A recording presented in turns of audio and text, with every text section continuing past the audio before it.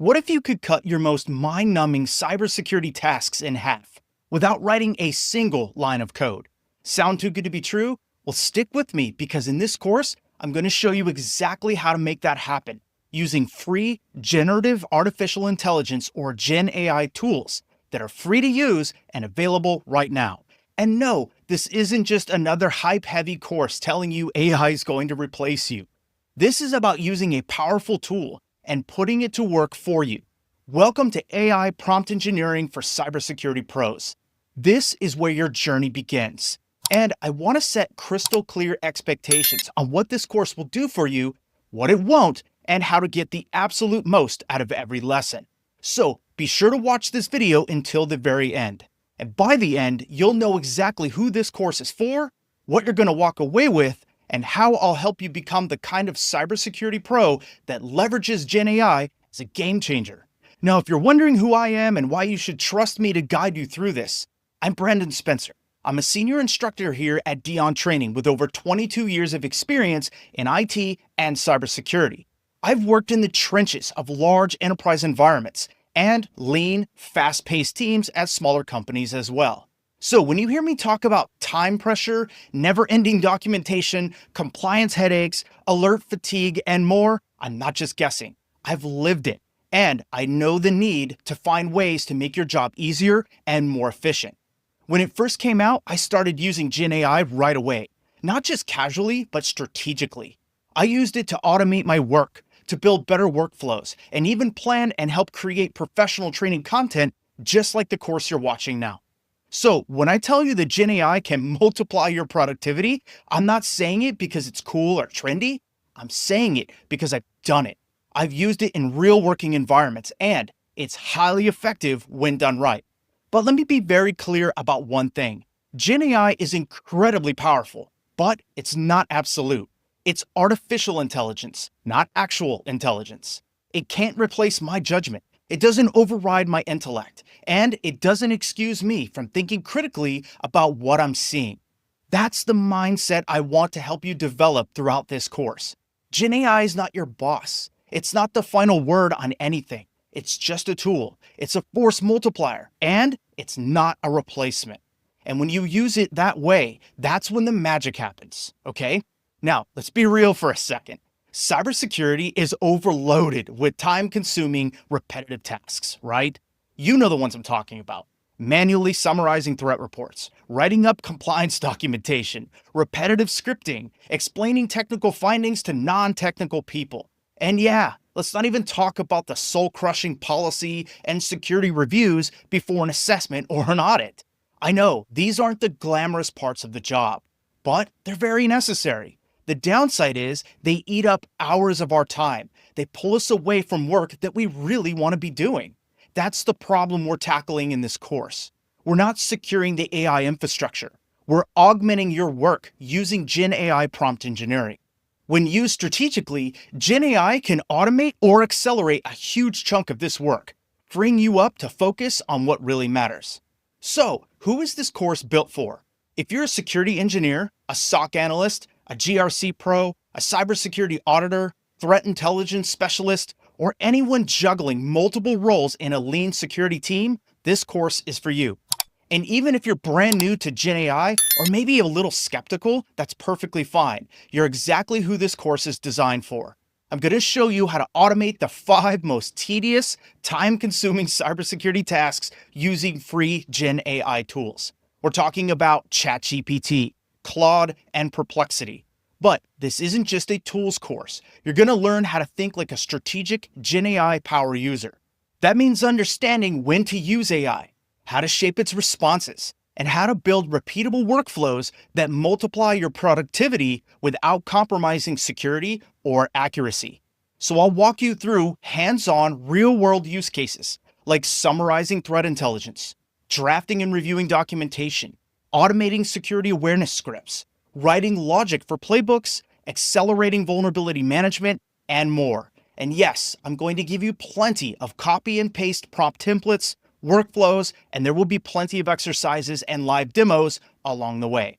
You'll also learn how to critically evaluate outputs, how to improve your prompts and prompt outputs, how to responsibly integrate Gen AI into your workflows without losing control, and more. And again, this is all about empowerment, not replacement. You will stay in the driver's seat at all times. That's how it should be. And just to be clear, here's what we're not doing in this course. We are not going to dive into securing AI systems. That's another course all in itself. This is about security with AI, not security of AI. We're also not going to build AI models. The models you use does not matter. In fact, you may see me using an older AI model than what's available right now. The output is what matters. The prompts I'm going to teach you will work in any model and get the output that you need. I'm also not going to teach you to blindly trust AI or use it to cut corners. In fact, I'll show you exactly how to challenge it, tweak it, and verify what it gives you. Again, I'm not promoting unsafe or unethical use of Gen AI in any way. There are no risky prompts, there's no pasting sensitive data into public tools or anything like that. And AI does not replace your judgment or your experience. If anything, it makes your judgment, knowledge, and experience even more critical. This course is all about responsible, professional-grade use of Gen AI in your work. You will also not be required to script, code, or wrangle any complex theories. And I'm not going to waste your time with AI trend slideshows or any empty hype. So if you want some flashy presentation, this isn't going to be it. But if you want real, hands-on skills that are going to transform your daily workflow fast, you're in the right place. Now, let me give you a sneak peek of what you can do with just one good Gen AI prompt. Imagine that you've been handed a 14-page threat intelligence report filled with technical jargon and MITRE attack references.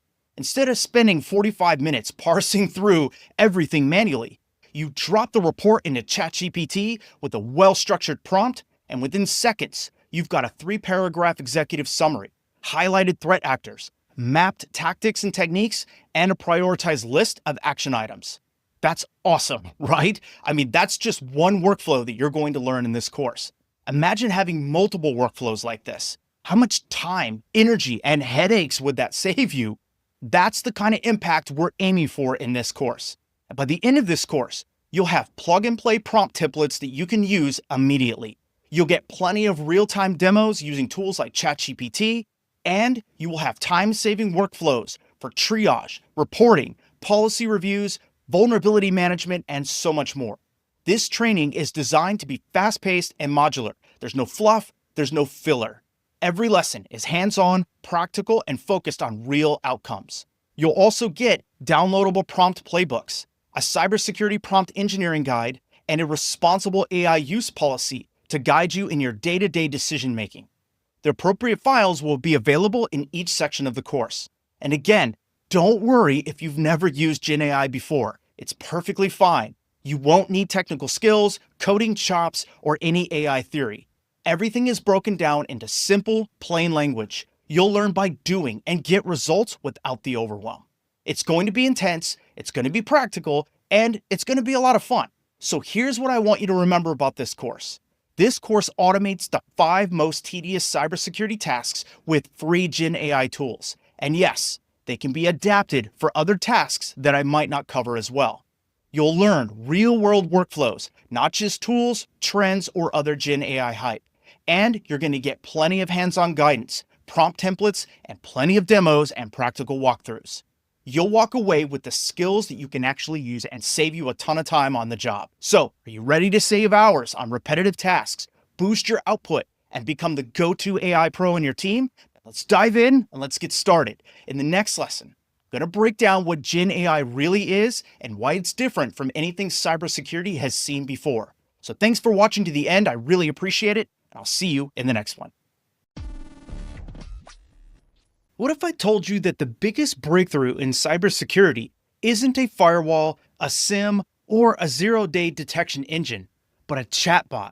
That sounds crazy, right? But that chatbot is actually powered by something far more powerful, which is generative AI. Gen AI is not just another buzzword. It can help you write code scripts, analyze threat intelligence, decode logs, summarize reports, and even teach you unfamiliar concepts, all in plain language. And it does it all without having you write a single line of code unless you actually want to. Now, here's the craziest part. It works completely different than the tools that you're probably used to. And in this lesson, we're going to pull back the curtain on Gen AI. I'm going to explain how it works under the hood and show you exactly why it's such a game changer. Especially if you come from a background that's rooted in scripting, machine learning, SOAR platforms, or even traditional automation tools. For years and years, cybersecurity professionals have leaned on scripting languages like Python, PowerShell, Bash, and more to build out repeatable workflows. We've set up logic trees, rules, playbooks, regex filters, similarts, and scheduled scans. And this all worked, and it still does to this day. But these systems have limitations. They're deterministic. That means they only do what you explicitly tell them to do. If X happens, then do Y. But what if you want to ask, what might a malicious attacker be trying to do here? Or can you summarize this alert in plain language for an executive? Or write me a phishing simulation email that matches this campaign's style. That's not easy to script, and that's definitely not deterministic. This is where Gen AI breaks away from everything else that you're used to. Gen AI is a type of artificial intelligence that can generate new content like text, images, code, and much more. And it's all based on patterns it has learned from massive data sets. Unlike traditional automation, which runs fixed instructions, Gen AI can produce flexible, creative, and context-aware responses.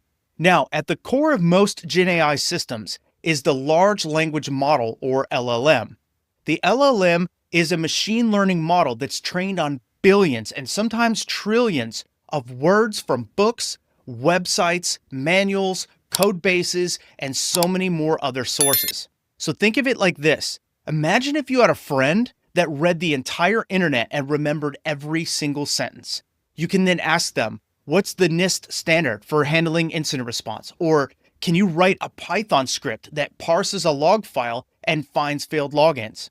Or ask them to translate this firewall configuration into something that I can explain to my boss. And instead of having to Google or click links or copy code, they give you the answer instantly. That's what an LLM does. Now, LLMs don't understand the world the way that we do. It's not thinking, it's predicting. It's predicting what the next best word should be based on your prompt or input. But the magic happens because the predictions are often shockingly accurate and useful. And while that's awesome, there is a catch. Sometimes LLMs can make stuff up. That's why we might need a second ingredient sometimes, and that is RAG. RAG stands for Retrieval Augmented Generation. It's a technique that helps fix one of the biggest problems with LLMs, which is hallucinations. A hallucination is when AI gives you a completely wrong but very confident sounding answer. RAG solves this by combining an LLM with your actual data. Here's how it works. 1, you ask a question, like, what's our internal procedure for handling ransomware? Then 2, the system first retrieves relevant documents from your knowledge base. Then 3, it feeds those documents into the context window of the LLM. And then finally 4, the LLM generates a response based on your data. It's like giving your friend access to your company's private procedures, logs, or documentation before they even answer. RAG is the secret sauce behind trustworthy Gen AI in cybersecurity. And soon, every SOC team will have its own private Gen AI assistant trained on their own data. Okay? Now, let's talk apples to oranges for a second. Traditional scripting is about clear logic. You write a script, it does exactly what you say, it's predictable and auditable, but it's also rigid. Gen AI is about probabilistic reasoning. It guesses the best response based on what it's seen before. It's flexible and conversational, but it's not always predictable. So here's a quick side-by-side to help. Scripting is great for known tasks, repeatable logic, and deterministic outputs. Gen AI is great for unknowns, creative tasks, summaries, explanations, and pattern recognition. Does that make sense? Now, let's say you want to write a Yara rule to detect a new malware strain. A traditional script can't do much here unless you already know the patterns and sit down to code them manually from scratch. But Gen AI, it can analyze the malware characteristics, it can cross-reference similar samples, and even suggest a draft rule structure for you, saving you tons of time and helping you spot patterns that you might have missed. So this isn't about picking one over the other. It's about pairing deterministic power with intelligent creativity. Script and Gen AI together, this is where the magic happens. So, where does Gen AI really shine in cybersecurity? First, speed. You can write and debug scripts 10 times faster by having an AI assistant. Understanding. You can ask for explanations of complex code, logs, or alerts all in plain language. Translation. It can help bridge technical knowledge to non-technical stakeholders. Pattern matching. Gen AI can compare artifacts, threat intelligence reports, or logs all in a contextual way. And then lastly, creativity. It can generate phishing simulations, write detection rules, and even draft remediation steps. For example, let's say that you're threat hunting and you want to use your endpoint detection logs to detect potential lateral movement across the network.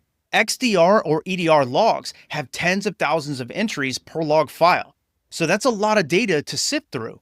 Normally, that would have meant building complex queries, manually hunting through anomalies, and cross-referencing system behaviors for hours and hours. Even using a SIM system, things can easily be missed just through exhaustion and complacency. However, if you drop the data into Gen AI, you can quickly summarize unusual remote access patterns, flag uncommon process relationships, and suggest high-risk hosts for deeper investigation. And you can do it all from the raw event log data. And in a matter of minutes, Gen AI can identify devices that showed suspicious use of tools like PowerShell and RDP connections that would have otherwise needed hours upon hours to uncover manually. That's the power of Gen AI. What would normally take you a day or two to review and analyze, Gen AI can do in minutes. Now, I know that sounds awesome, but I do want to pump the brakes for just a second. I want to be honest and clear about something. Gen AI is not magic. While it's incredibly fast and powerful, it comes with serious limitations that you need to understand, especially as a cybersecurity professional. One is hallucinations. It can confidently make up wrong answers. 2, lack of real understanding. It doesn't really know anything. It predicts based on patterns. No real-time awareness. It doesn't know your live network state unless you feed it that in context. Security risks. If misused, it could leak data or suggest insecure configurations. And auditability. It's harder to trace why it gave you a specific answer compared to a script. So, the rule of thumb here is very simple. Trust, but always verify. Always validate AI-generated outputs before acting on them, especially in a cybersecurity environment. And we'll dive more and more into the risks and ethics in an upcoming lesson. For this lesson, remember that Gen AI is not a script. It's a pattern-predicting, content-generating system. LLMs are trained on massive datasets and generate flexible, human-like responses. Traditional automation is about precision, while Gen AI is about context and creativity. RAG adds reliability by grounding Gen AI in your own private data. Gen AI is fast, flexible, and powerful, but it is not perfect. You always want to validate outputs before you use them, okay? The world of cybersecurity is changing fast, and Gen AI isn't just the new shiny toy. It's a new way of thinking and a new way of working. And now that you understand what it is and how it's different than the tools you've used before, you're ready to start applying it in real-world problems. In the next lesson, we're going to explore why Gen AI matters right now for cybersecurity and what you can do today to stay ahead of the curve. You're not just learning a new tool, you're upgrading how you think, how you solve problems, and how you deliver value in your career. So let's keep going, and I'll see you in the next lesson. Are you overwhelmed with your tasking, drowning in alerts, burned out staring at another 300-page compliance report? Or maybe you've gotten halfway through an incident investigation when another fire breaks out, and your team is short-staffed again. And if you've ever found yourself thinking, there's just not enough of me to go around, you are not alone. Most cybersecurity teams are being crushed under the weight of their responsibilities. And that's exactly why this lesson matters. In this lesson, we're going to break down why Gen AI isn't just a nice to have for security pros. It's quickly becoming a non-negotiable tool in your arsenal. And it's a skill that needs to be on your resume as well. So here's what we're going to cover in this lesson. We're going to talk about the reality of today's cybersecurity battlefield, how Gen AI is changing the rules of the game, where it can make the most impact right now, real-world use cases across SOCs, threat intelligence, pen testing, and audits, and the new role of cybersecurity pros in an AI-assisted world. If you've ever wished for a second brain or needed another pair of hands, you're about to meet your new assistant. So let's paint the picture of a typical day in cybersecurity. Maybe you walk into the SOC and there's a backlog of 3,000 alerts. Your SIM tool, like Splunk or Elastic, is yelling at you. Your EDR platform is eerily quiet, which is more concerning than if it were noisy. And oh, you've got a meeting at 11 a.m. with the CIO to explain why last week's threat report is still in progress. Meanwhile, another analyst is running on 3 hours of sleep, and your threat intelligence person just left because they got hired by a tech startup. That's a lot to deal with, right? And here's the truth. The volume of data we're expected to process sometimes is inhuman. The number of tools that we use has ballooned, and each of them has their own alerts, notifications, dashboards, and let's be honest, quirks. We're expected to not only detect threats, but to understand them, explain them to the business, and prove resolutions and compliance. Plus, we're doing this all with a skeleton crew and rotating personnel. And I won't even get into the other parts about hours, pay, and other issues. It's just not sustainable, and we know it. Our teams know it. Our companies know it too. And honestly, our adversaries know it as well. So let's not pretend that Gen AI is a magic wand, because it's not. But in the hands of a smart, strategic cybersecurity pro, it can certainly feel like one. So where does Gen AI actually help out? For one, it speeds up the work that's slowing you down. You know those repetitive tasks that eat up your day, right? Writing compliance documentation, summarizing security incidents and after-action reports, creating assessment and audit reports, parsing through log files. Yeah, Gen AI can eat these things for breakfast. You can use Gen AI to draft up security incident summaries in just seconds, to auto-generate playbooks from observed actions, and to write regex queries, Python scripts, or even PowerShell commands based on natural language. It can also help translate text speak into business clarity. Security pros often struggle with this translation.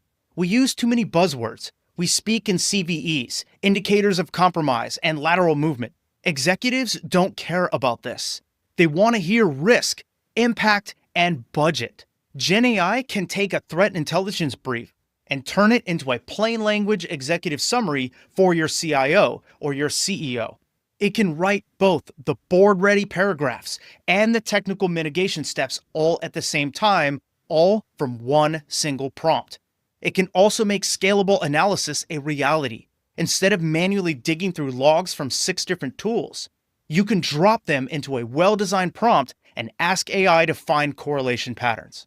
Want to compare findings from 100 vulnerability scans across 5 different regions? AI can do that for you too, in seconds. Plus, it catches what we as humans might miss. Human fatigue is a real vulnerability, and we are all guilty of it. When your SOC analyst hits their 9th hour of staring at alerts, something's gonna slip. But Gen AI doesn't even blink. It can continuously review data, summarize anomalies, and flag gaps, even if the human eye glosses over them. Now, let's walk through how different roles can supercharge their work with Gen AI right now. Not someday or in theory, but right now, today. Let's start with SOC analysts. Security Operations Center teams are the front lines. They face alert fatigue, triage pressure, and data overload. With Gen AI, analysts can paste raw alert payloads and ask, what is this trying to tell me? It can generate quick summaries of incidents for shift turnover, and it can automate Tier 1 triage responses using Gen AI paired with SOAR platforms. It's like adding an intelligent assistant who never gets tired and knows how to speak Splunk, QRadar, and Wireshark all at the same time. What about penetration testers? Red teams love creativity, but almost everyone hates writing reports. With Gen AI, you can turn raw notes into well-structured, evidence-backed executive summaries. You can auto-generate attack paths and minor attack mappings from test logs. You can also draft realistic phishing emails or payload scripts with just a concept prompt. It cuts reporting time in half, freeing up more time for actual testing. How about security auditors or GRC analysts? Both live in spreadsheets, GRC tools, and frameworks. With Gen AI, you can map your current controls to NIST, ISO, or CIS frameworks with natural language. You can analyze logs and summarize control effectiveness. You can also create plain language explanations for policies as well. It's like having a compliance consultant living inside your text editor. What if you work in threat intelligence? Intel folks swim in OSINT, threat feeds, and PDF reports. With Gen AI, you can summarize multiple news sources into one cohesive intelligence brief. You can translate foreign language threat reports instantly, and you can compare multiple indicators to known TTPs in seconds. Now again, it doesn't replace your analysis, but it can turn 8-hour mundane tasks into a near real-time insight engine. Now, let's bring it all home. Gen AI matters right now because it helps solve real problems that security teams face every single day. Here's what I want you to remember. Cybersecurity professionals are under siege from data, tools, time, and threats. Gen AI isn't a gimmick, it's a force multiplier. It saves time, reduces error, and frees you up to focus on high-value, human-only work. Across roles from SOC to auditing, Gen AI can immediately remove friction and increase impact. And those who learn how to use Gen AI now will have the edge. Those who wait will be left behind. The world doesn't need more burnt-out cybersecurity professionals. It needs empowered ones. And Gen AI is here. It's capable, and it's ready to help you do more with less and do it better than you ever could before. Now, in the next lesson, we're going to tackle something just as important: how to use Gen AI responsibly. Because with great power comes, well, you know the rest. So, I'll see you there. What if I told you that the biggest security threat in your AI workflow is, well, you? That might sound kind of harsh and maybe dramatic, but here's the truth. Gen AI is like handing a powerful weapon to a well-meaning but slightly reckless intern. It can do amazing things, but only if you know how to guide it, safeguard it, and take full responsibility for what it produces. That's why in this lesson, we're going to shift gears a little bit. Up until now, we've focused on the promise and potential of Gen AI tools like ChatGPT, Claude, and more. And it's pretty exciting, right? But in this lesson, we're going to talk about the dark side of Gen AI. Now, this isn't meant to scare you away or anything like that. It's meant to show you how to use it safely, ethically, and smartly. We're going to talk about the risks, the responsibilities, and the real-world implications of using AI in a cybersecurity context. What we're going to talk about are things like operational risks, like hallucinations, add bad prompts, security concerns, including data exposure and plugin vulnerabilities, ethical use guidelines that protect your credibility, and legal and liability boundaries that you must respect at all times. And I've also included a downloadable responsible AI use policy that you can adapt in your organization. Now, obviously, Gen AI is a game changer in our work, but it's also a black box. While it sounds confident with answers and it's lightning fast with its responses, it doesn't know truth from fiction. It doesn't know context from confusion or ethics from exploitation. That's why it's called artificial intelligence, not absolute intelligence or actual intelligence. And in cybersecurity, it can be very dangerous, catastrophic even if we trust it too much. For example, let's say that you use ChatGPT to draft a vulnerability report and you blindly go with the results. Then that report is passed up the chain. Decisions are made based upon it, and 2 weeks later, your organization gets breached. And come to find out, ChatGPT misinterpreted a prompt and it incorrectly downplayed a critical risk. Now that's bad, right? But here's the question. Who's responsible for that? Well, you are. It's not Gen AI. That's why we need to understand not just what AI can do, but what it shouldn't do without your oversight. Now, let's break down the responsible use of AI into 4 key areas: operational risks, security risks, ethical use, and legal and liability. So let's start with operational risks. One thing that catches people off guard is AI hallucinations. AI models sometimes produce outputs that are factually incorrect, but they're presented with confidence. And this isn't a bug or a flaw, it's how the language model works. They predict the most likely word sequence, not the most truthful or accurate one. If you're using Gen AI to summarize a CVE or explain a threat vector, you might get complete nonsense but wrapped in a nice bow. Why does this happen? Well, prompt errors can lead to bad outputs. A vague or misworded prompt can impact the entire AI decision-making process. For example, explain how to mitigate this vulnerability might trigger generic, outdated advice if you don't specify the environment or even the use case. Prompt engineering is your new skill set. Think of prompts as configuration files for your AI assistant. The better you are at engineering them, the better your outputs and the fewer hallucinations and misfires you'll get. In future lessons, we'll go deeper on this and I'll teach you how to prompt engineer like a pro. But from an operational perspective, how do you decide what kind of model to use to ensure that you get the best results? Well, you need to ask, is this data confidential, sensitive, or regulated? Does this model need access to internal tools or systems? And are you testing, prototyping, or deploying? So in general, you want to use public SaaS models like ChatGPT, Claude, Perplexity, and more for brainstorming, generic research, or external-facing comms. Now, the model you use does not matter. What matters is the output you get from it. You also want to use private or self-hosted models like Llama 3, Mistral, and Claude on-prem for anything involving protected data, proprietary code, or internal incident response. And you also want to use local models for maximum control, auditability, and compliance with regulations like HIPAA, GDPR, and FedRAMP. Now, what are the security risks of Gen AI? This is where we really put our cybersecurity hats on. And again, we're talking about security with AI, not security of AI. Protecting the AI system is another course all in itself. This is about prompt engineering. Now, these are some of the general best practices, and you need to follow your organization's governance and data protection when using AI.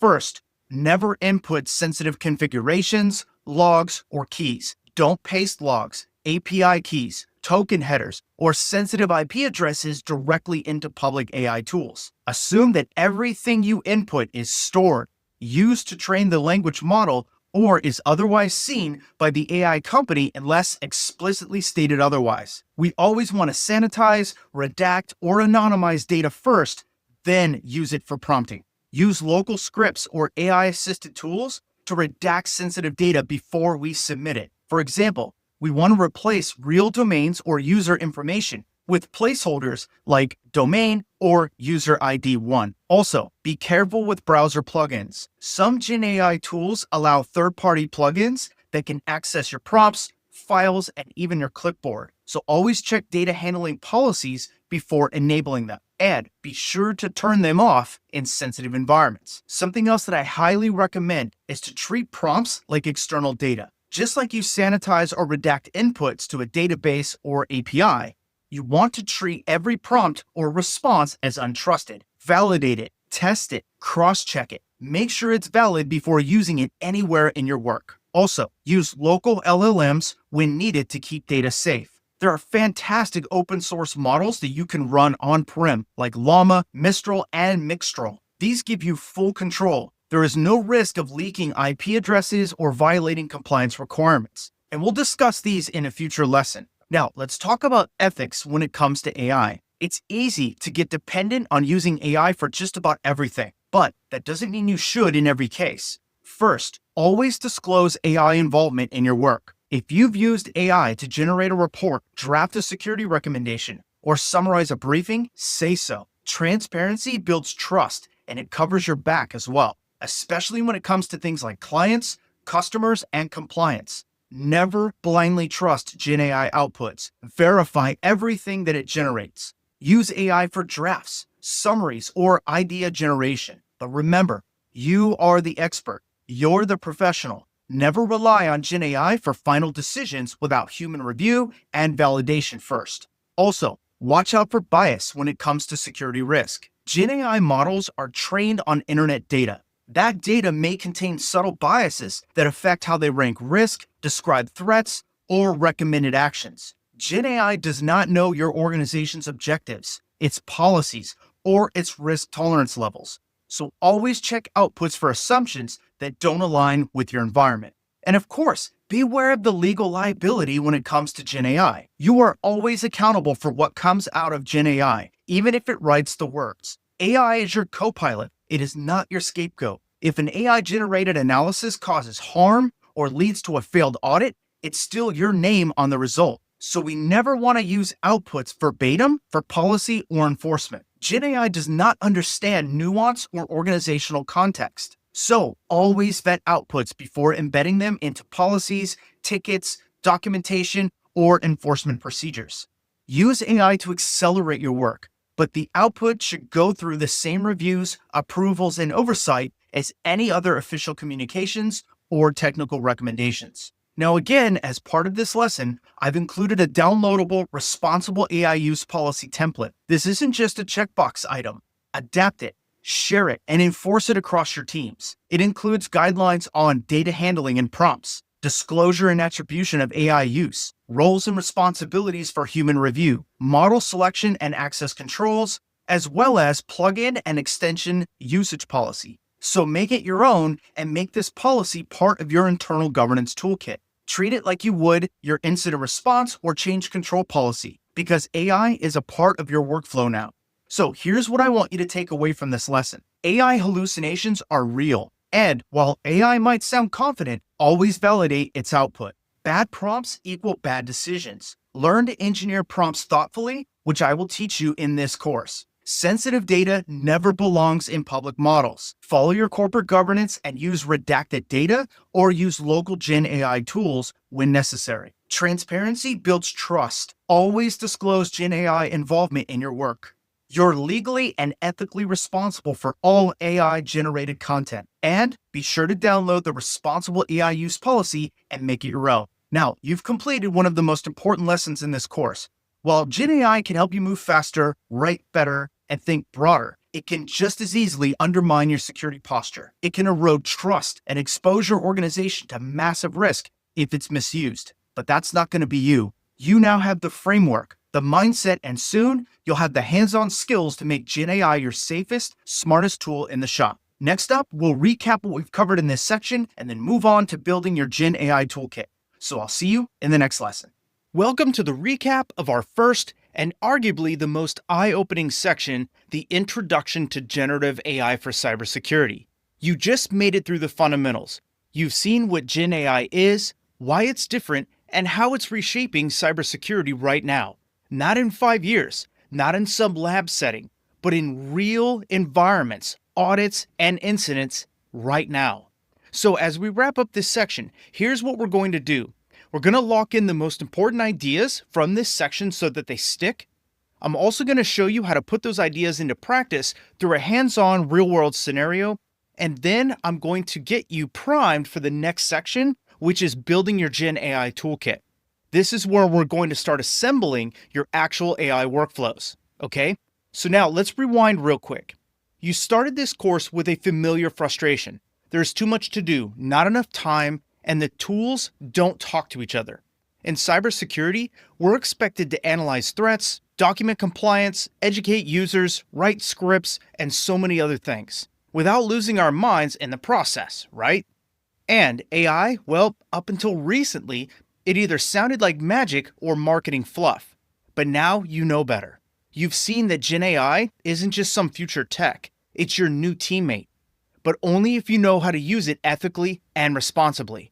But the truth is, Gen AI can accelerate your work or it can magnify your mistakes. It's not automatic, it's strategic. And that's what this section was all about, okay? Now, let's recap the 5 big ideas you should now own. First, Gen AI is not automation as you know it. It doesn't follow scripts, it predicts patterns. That means it's creative, flexible, and conversational, but it's also unpredictable. It can help you generate rules, write phishing simulations, and summarize logs. But it can also hallucinate and make confident mistakes. Second, it's a force multiplier, not a replacement. Gen AI helps you do more with less, whether you're in a SOC, working GRC, threat intelligence, or even red teaming. But you remain the decision maker. Third, prompt engineering is your new essential skill set. The way you talk to Gen AI is the configuration. Good prompts equal great outputs. Bad prompts equal misleading, risky, or just plain wrong results. Fourth, Gen AI comes with real risks. Hallucinations, data leakage, ethical blind spots, legal liabilities, and more. You are responsible for what it produces. That means validating everything, disclosing AI use when appropriate, and never pasting sensitive data into public models. And fifth, Gen AI is already practical. It can help summarize a 14-page threat report, translate a firewall configuration into business terms, or identify suspicious PowerShell activity in massive log sets. Okay? Now, let's say you're working as a SOC analyst. You've just been handed an incident report from a few days ago. Your manager wants two things from you by 10 a.m. for an important meeting. One, they want a short executive summary for the CIO. Two, they want a list of top action items the remediation team can work on. And oh, by the way, it's 9:40 a.m., leaving you 20 minutes to do this. So you need to act fast. And because you've taken this course, you know the fastest way to do this is have Gen AI help you. So step one is to open a browser window or a tab, go to ChatGPT or another Gen AI tool of your choice, and you can paste this prompt. You are a cybersecurity analyst. Summarize the following incident report into a 3-paragraph executive summary suitable for a C-level audience. Focus on risk impact, timeline of events, and current containment status. Then provide a prioritized list of 5 technical remediation steps for the IT remediation team. So what I'm going to do is go to my course artifacts, and I'm going to drop in that incident report sample.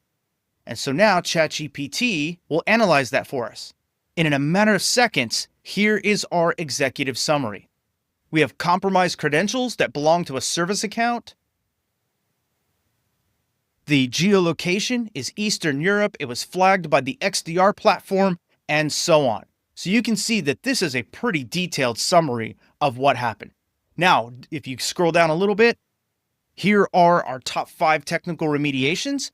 First, we want to enforce multi-factor authentication, audit and rotate credentials, perform full forensic analysis of the Jenkins server, harden the VPN gateway, and deploy continuous monitoring for lateral movement in seconds. This is a lot of information. Once this is done, step 2 is to evaluate the results critically. Does the summary make sense? Are there any hallucinations anywhere? Did AI leave out any critical details? That's where our judgment comes in. Step 3 is to edit and finalize the output. Remember, you are the editor here. You're in charge. So tell AI what you want to do. You can ask it to say something in plain language, tell it to research deeper, or update anything you see that might be questionable. This is where you add your own judgment or refine the wording based on your expertise. If you're not sure how to do that, I'll show you how to do this as we progress through the course. Step 4 is to be transparent. Write a sentence at the top of the summary that discloses AI involvement, something like, "This summary was AI assisted and has been reviewed for accuracy by whoever it is." Okay?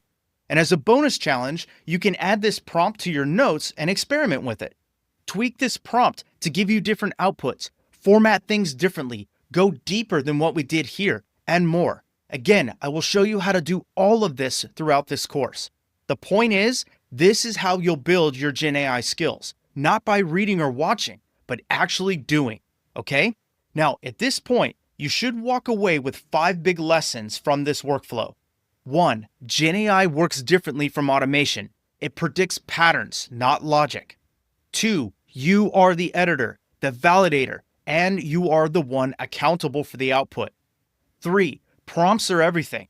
Better prompts equal better results. 4. Responsible use is non-negotiable, legally, ethically, and operationally. 5. Gen AI can already save you time today with the right mindset and the right setup. Now, this section was just the beginning. In the next section, building your Gen AI toolkit, we're going to move from theory to systems. I'm going to walk you through the essential tools that you'll want to have on hand for the rest of this course. You'll learn how to pick the right AI for the right task, how to plug AI into your existing security stack, and how to set up workflows that run faster with less effort and better results. So, as we close out this section, you are Gen AI ready, and your future workflows are going to thank you for it, okay? So, let's get into building out your Gen AI toolkit, and I'll see you in the next lesson. Did you know that the right Gen AI platform could make you 10 times more effective at your cybersecurity job? However, choosing the wrong one might leave you spinning your wheels. So, how do you pick the right one? If you want great results, you need the right tools, and you need to know when and how to use them. That's why in this lesson, we're diving into one of the most important decisions you'll make as a cybersecurity professional who works with Gen AI, and that is choosing your platform.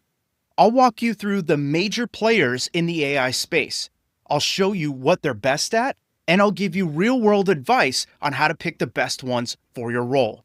We'll also cover the differences between cloud-based LLMs and local LLMs and why that even matters to you.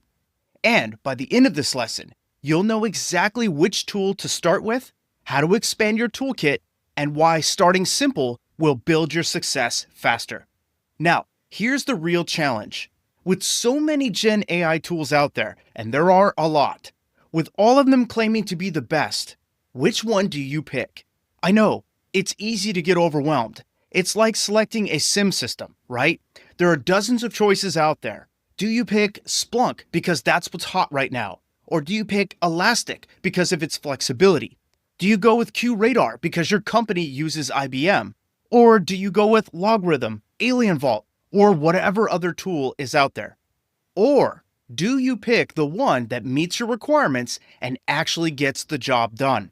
In cybersecurity, time is everything. Whether you're triaging incidents, writing reports, or analyzing threat logs, you need a Gen AI tool that fits your workflow, not one that slows you down. And if you pick the wrong AI tool, you'll waste hours struggling with a tool that's way too limited, too complicated, or too rigid, just like a SIM system. So let's cut through the noise and get crystal clear here. First, let's talk about the top cloud-based LLMs that I recommend for cybersecurity pros.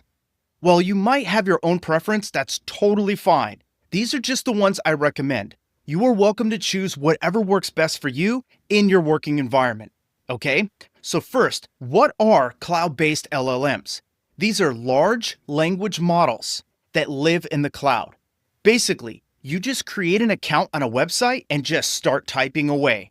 There's no heavy setup or anything else you really need to do. The first and most popular at this time is ChatGPT by OpenAI. This is your all-around Swiss Army knife.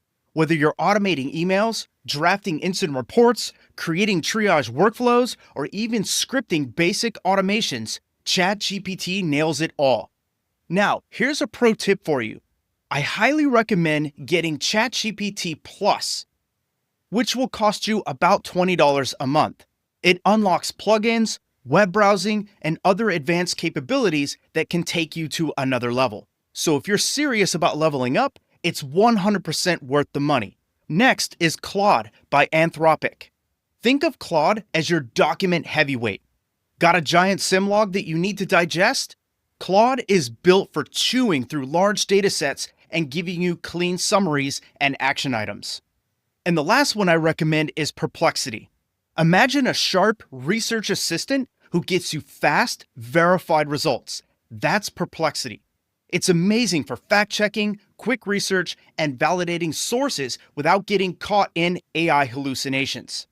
It's also great when you're writing policies, running audits, need citations, and more.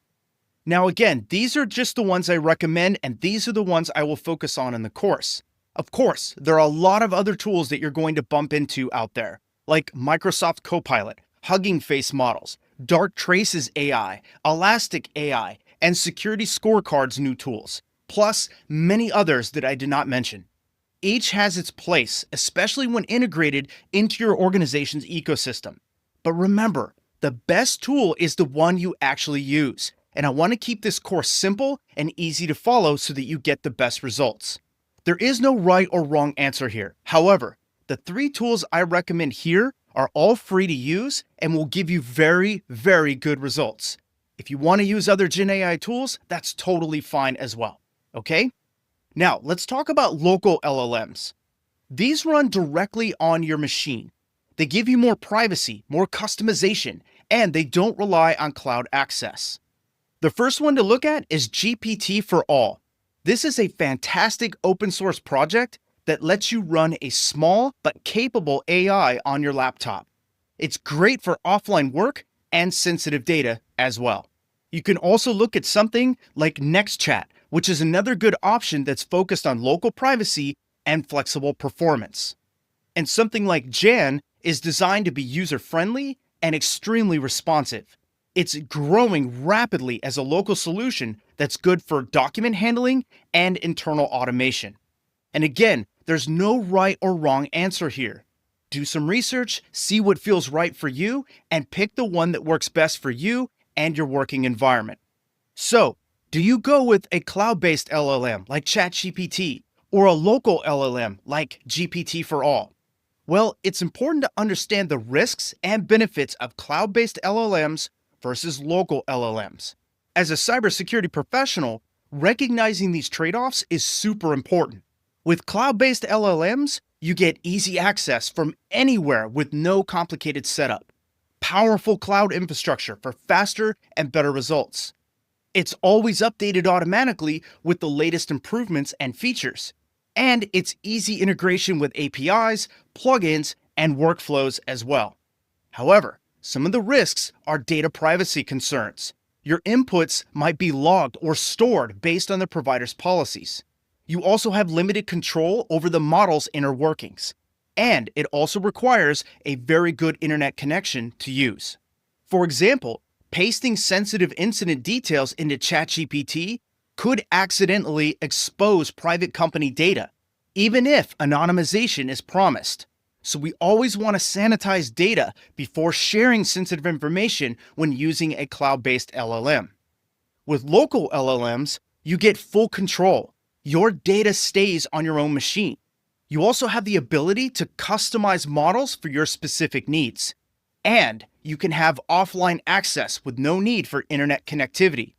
However, some risks are the technical complexity of it all. It requires strong hardware and setup knowledge. It also requires maintenance responsibility, so you must handle the updates, patches, and security. And performance might be a little slower compared to cloud-based LLMs. For example, running GPT for All locally lets you analyze private logs securely, but without regular updates, you might introduce new vulnerabilities. Now, with all of that said, which one should you choose? For me, I highly recommend cloud-based LLMs like ChatGPT, Claude, Perplexity, and more. These will handle most of your work because they're faster, smarter, and where innovation is happening the quickest. However, you need to be very careful about what you share inside these cloud-based platforms.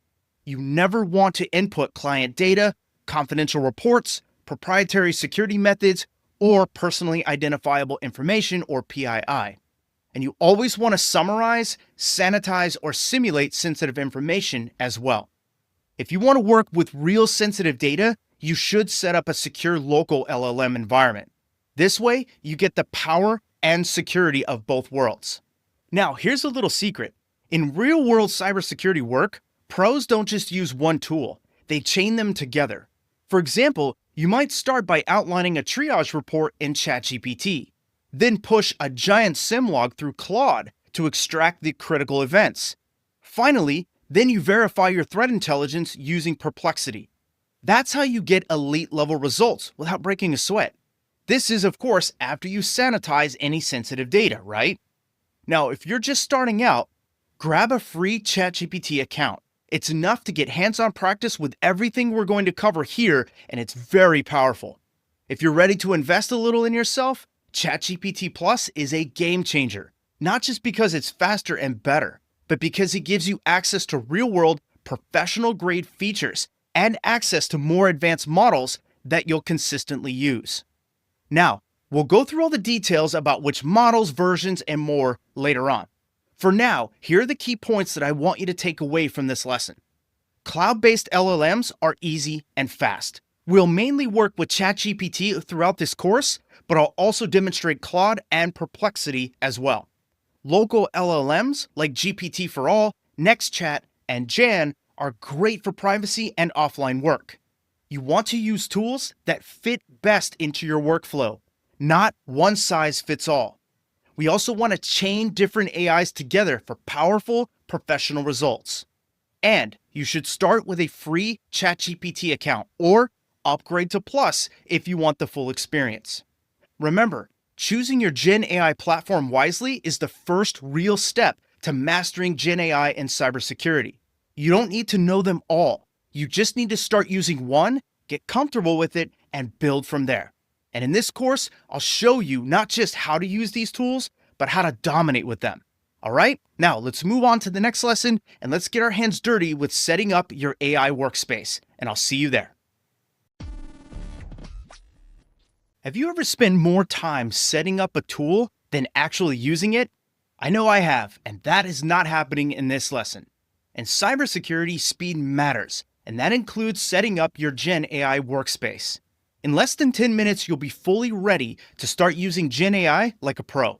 No tech headaches, no complicated installs, just pure focused setup so you can jump right into the good stuff.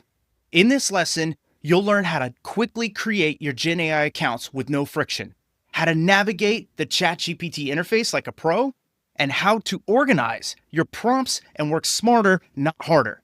We'll also talk about the simple security best practices that you must know when working with Gen AI, and also where to grab 2 powerful downloads that make sure you're secure and ready to go. Okay, now let's start with getting you set up fast and smartly. I know that there's way too many cybersecurity pros that get stuck at the starting line. They waste time fumbling through sign-up pages, bouncing between browsers, and feeling overwhelmed by features that they don't even really need. And to be honest, they get caught up in what's hot, trendy, and most recent. Meanwhile, the goal here is very simple. We need to get you operational fast, safely, and efficiently without turning all of these steps into another agile sprint. Because the faster you start practicing, the faster you can level up. 3 main accounts that you'll need. They're all free and web-based. Now, one tip I want to give you before we get started is to use a professional email address. If you're going to use these tools for work, you want to use a professional email address. This makes account management and security compliance much easier if you're ever questioned about using Gen AI for your work. Now, the first and most important is OpenAI ChatGPT. This is going to be the primary focus for the course. To create your account, go to chat.openai.com, and then you're going to sign up with an email address. And you can click this login button right here and you can see where it says ChatGPT. So you click on that, and then you can say sign up for free, and then walk through the steps to set up, whether you want to set it up with a private or professional email address, or you want to use one of your Google, Microsoft, or Apple accounts. And it's really that simple. You'll verify your email and phone number, and your phone number is just for account verification. OpenAI won't text you, call you, or anything like that. And right from there, you can start using ChatGPT for free. That's it. If you want to upgrade to ChatGPT Plus at this time, you can. This is optional, but it is highly recommended if you want better outputs and better results. And next is Claude. The easiest way to set up Claude is to go to https://claude.ai/login, and then you'll sign up with an email. And in this case, again, use your professional email, and you'll click continue and just follow the steps. It's very, very simple. Or you can use your Google account if you want to. You may also be asked to verify your age and some other details, but make sure you click Stay on Free Plan. And then you'll go through a few onboarding questions and get started, and that's it. Finally, there's Perplexity. The easiest way to set this up is to go to perplexity.ai. Sign up with your email address again, and you can click right here, or you can use Google or your Apple account. And remember to use a professional email. And that's it. That's all you need to do to get these 3 accounts set up. Now, I want to go back to ChatGPT. Once your ChatGPT account is live, let's get comfortable with it. First, the conversation window is where all of your prompting magic happens. You'll type your prompt at the bottom or in the middle like you see here, and ChatGPT responds above in the window. Also, conversation threads will automatically save into your history, which is on the left sidebar. For example, if I wanted to type this simple prompt, please explain to me why Gen AI is valuable to cybersecurity professionals. I'll hit return, and you can see ChatGPT automatically start responding. And once it's done responding, you will see it appear in this left sidebar. And you can see that it says that it accelerates threat detection and analysis. It enhances incident response. It speeds up cybersecurity training and knowledge sharing, assists with threat intelligence and reporting, improves security operations and automations, helps with red team and blue team simulations, closes the skills gap, and so on. There's a lot of information that ChatGPT just gave us, much of which I'm going to teach you here in this course. But as you can see, it didn't populate on the left. So what I'll do is I'll just reload this page real quick. And now you see that there's a chat thread here. And the more chats you have with ChatGPT, the more chats you will see on the left-hand side. One other thing is that you can set up custom instructions. This can boost both the effectiveness and efficiency of your conversation. Custom instructions allow you to set ChatGPT's context, who you are, what you're trying to do, your experience level, and how you'd like responses to be framed. For example, if you're a SOC analyst, you can tell ChatGPT to focus on SIM queries, log correlation, or threat intelligence summaries. And you can set that by clicking on the avatar right here, and you can say Customize ChatGPT. And when you do, you'll just follow a couple prompts, and then you can open this right up. To do that, you would click on the avatar here, click on Settings, then go to Personalization, and you can see custom instructions right here. And when you click on that, it will open the window, and now you can give it a nickname where you can say SOC analyst if you want, you can say security engineer, you can say whatever you would like. And then what we can do is we can talk about who we are, what we're looking for, and all kinds of different things. Now, again, I want to keep this simple, so we're not going to focus too much on creating these instructions now. I sometimes personally, I find it cumbersome when I'm looking back through conversation. And if you go down here to the Advanced tab, you can see that it will search web, it will do code for you, it'll break things out into a canvas, and it'll do advanced voices. All things that we'll talk about later on in the course, okay? Now, personally, I like to turn Canvas off. Canvas is a feature that lets you work on code or documents side by side with ChatGPT in a visual editor kind of thing. Me personally, I find it cumbersome when I'm looking back through conversations and I want to copy certain things. I prefer to see the entire conversation in the window, so I disable it. If you like it, awesome. Just know that it won't have any effect on your outputs from this course. It's just a personal preference setting. I've included a download with some examples of what you can include for customizing ChatGPT to make it easier for you, okay? Now, again, all of your conversations are automatically saved unless you disable this. And you'll see those, again, on the left side of the screen here. Now, let's talk about how to organize your prompts. Everyone will have their own preference on how to do this. And I'll give you a few suggestions here, and then we're really going to deep dive this later on in the course. A simple document or spreadsheet works great. Something like a Google Doc or an Excel spreadsheet. These are simple and effective options. You can also look at tools like Obsidian or Notion. These are free tools that allow you to save local files and keep things private. I don't recommend posting your operational prompts on SaaS products like Notion Online or any other tools like that. The point is, there's a ton of options out there, and there's no right or wrong way to do this. It's whatever tool works best for you and gives you fast access to your prompts. My only advice here is to keep it simple. Don't get bogged down and spend a ton of time worrying about the tool or the fancy features that they have. Worry about being able to find your prompts quickly when you need them. I recommend setting up a page, folder, or directory to organize your prompts, like operational prompts for prompts that are proven to work, working prompts for ideas and experimentation, and then prompt chains and workflows. And Create shortcuts or bookmarks so that you can quickly access your prompt library. Trust me on this one. Your future self will thank you when you have a prompt ready to copy paste instead of starting from scratch every single time. Okay? Now, there's one other thing that we need to take into account, and that is security best practices. This part is non-negotiable. Gen AI platforms are amazing, but they are not secure environments for sensitive data unless explicitly configured by your IT or security teams. We never want to paste things like live credentials, client or customer information, personally identifiable information (PII), internal security policies, vulnerability reports, incident response or breach reports, and so on. We always want to treat Gen AI inputs as if they someday might become public. If you need to test prompts with sensitive concepts, use fake data or redacted examples.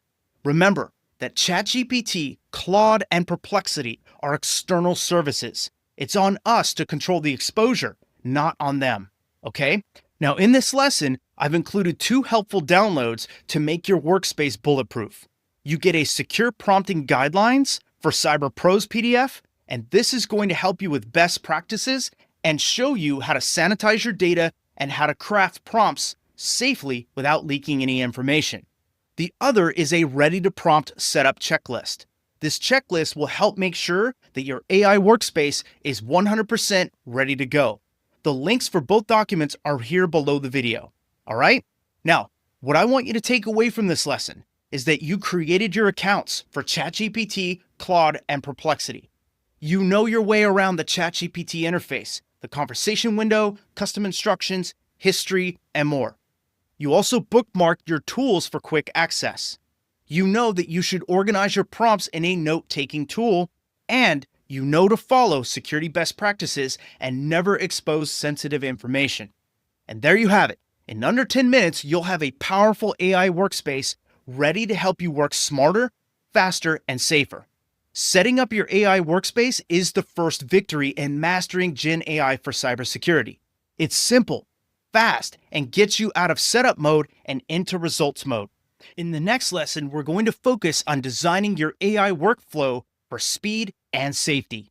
So get ready, because this is where the real power starts, and I'll see you there. As we start this lesson, I want to clear something up right away. You don't need a dozen Gen AI tools. You need a smart system that works for you. A lot of analysts and engineers get sidetracked chasing flashy extensions, new browser plugins, or the latest AI hack that's on social media. But the real game changer here is a repeatable AI workflow that fits your day-to-day job and doesn't break security rules. That's why in this lesson, we're going to build exactly that. We're not building a lab or a sandbox. Our goal is to build a lightweight, secure, and effective toolkit that you can start using right now.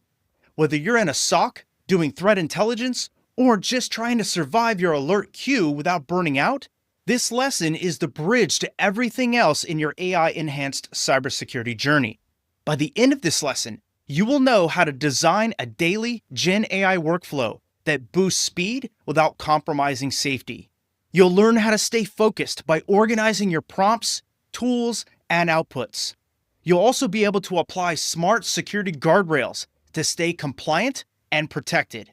And you'll also be able to build a personal system that gets better the more you use it. So let's start by grounding everything in what really matters, which is your daily work. We need to define a baseline workflow for cyber tasks. Whether you're in alert triage, threat hunting, or writing reports, the daily motions of cybersecurity are actually pretty repeatable. Here's where Gen AI fits in beautifully.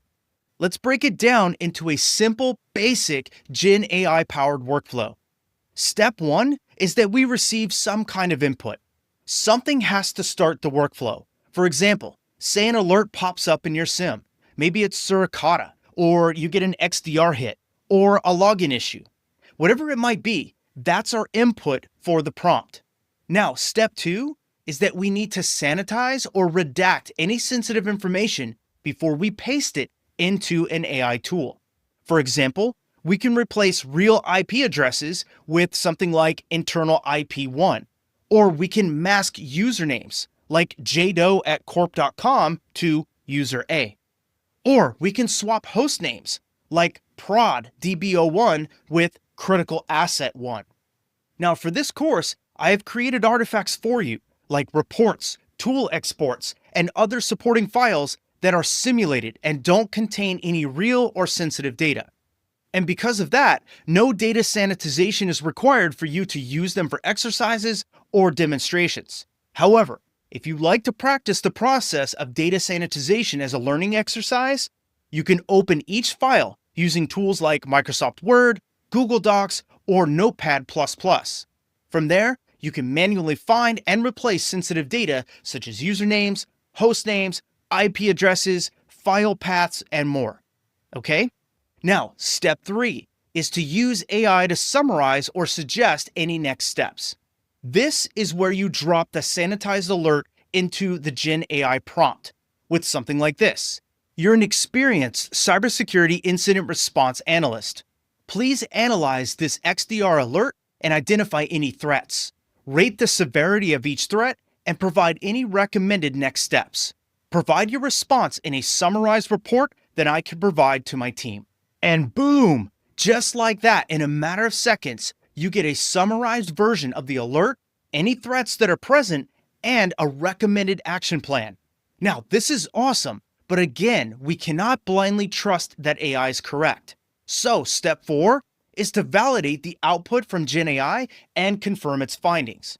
So, by comparing the raw log against what Gen AI discovered, you can quickly see if it's correct or not. So you can ask, what evidence supports this finding and risk ratings? Gen AI highlighted that for me, and I agree with those results. Perfect. So now the next step, step 5, is to store or share the result. You can update your case management or ticketing system, like Jira, ServiceNow, or the Hive, and document your findings. And your AI-generated report is clearly structured and communicates what is needed for any next steps. This is the exact loop we're going to refine and build on throughout the rest of this course. It's simple, it's scalable, and it keeps you in control. Pretty awesome, right? So that's straightforward AI workflow, and one that we're going to revisit all throughout this course. Now, let's talk about one of the highest leverage things you can do, which is to organize your prompts. If you've ever found yourself writing the same AI questions over and over, or trying to remember what worked for that CVE alert last week, you already know that pain. So what we want to do is create a personal prompt library, and here's how I recommend doing that. What I like to do is I like to create 2 main categories for my prompts. The first one is operational prompts.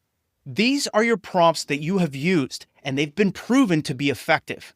For example, these are prompts that summarize this alert in MITRE format, or write shift notes from these events, or generate remediation steps for this incident. These are tried and true, and you can trust the output from these. Put those prompts in this category. The second category is experimental prompts. These are for exploration, learning, or testing.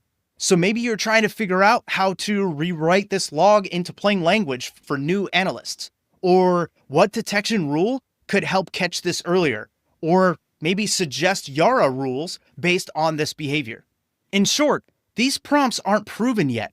They do give you consistent results, but they can't be trusted in an operational setting. Put those prompts in this category. And under both categories, operational and experimental, I have a directory or folder for prompt playbooks. These are multi-step prompts that simulate the analyst process, and I use these for all kinds of things. For example, let's say you have a playbook like this. Prompt number 1 is to summarize the alert. Prompt number 2 is what follow-up logs should I check? Prompt number 3 is to create a timeline of events, and prompt 4 is to generate a response plan. You'll have some playbooks that are proven to work, so keep those in operational prompts. But you'll also have some that you're working on, you're refining, and you're trying to get consistent, so those belong in experimental prompts. This ensures that you don't mix these up when you're actually doing real work. Now, you can name these however you like, but the point is to keep proven, working prompts in one place and test prompts completely separate to avoid any operational impacts.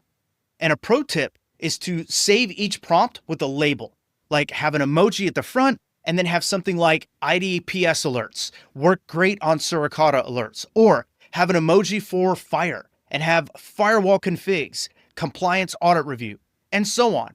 Over time, you'll build your own personal AI playbook that saves you hours each week.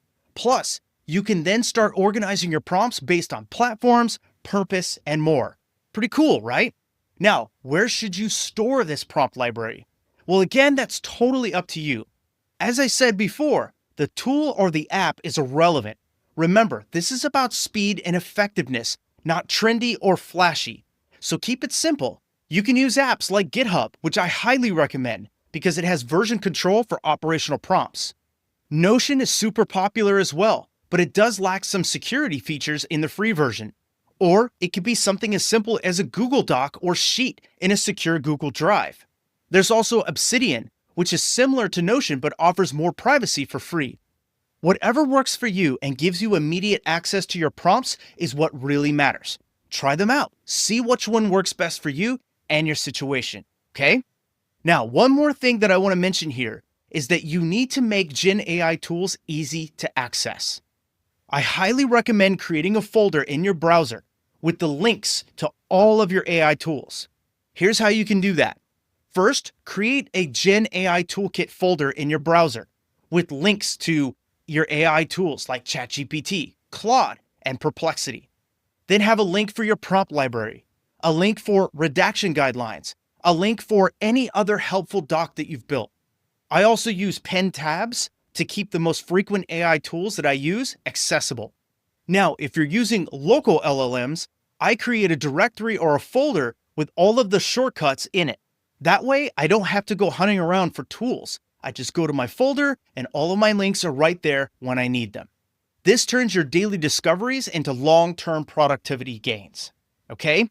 Now, before we wrap up, I definitely want to talk about AI safety because this is a non-negotiable topic, and I want to repeat it just in case you missed it earlier. If you're using Gen AI on real operational cyber data, you must follow these basic guardrails or basic security practices. Never input production credentials, private keys, internal domains, real asset inventories. Always use placeholder tags like internal IP1, user B, or asset critical 01. You also want to use different user profiles, browser profiles, or containers for AI tools versus sensitive internal tools. We want to keep the line clean between what's secure and what's experimental. We want to sanitize or redact any sensitive information before inputting that into any AI tools, especially cloud-based or SaaS-based versions. For example, before you might have like a source IP, a username, and a host name.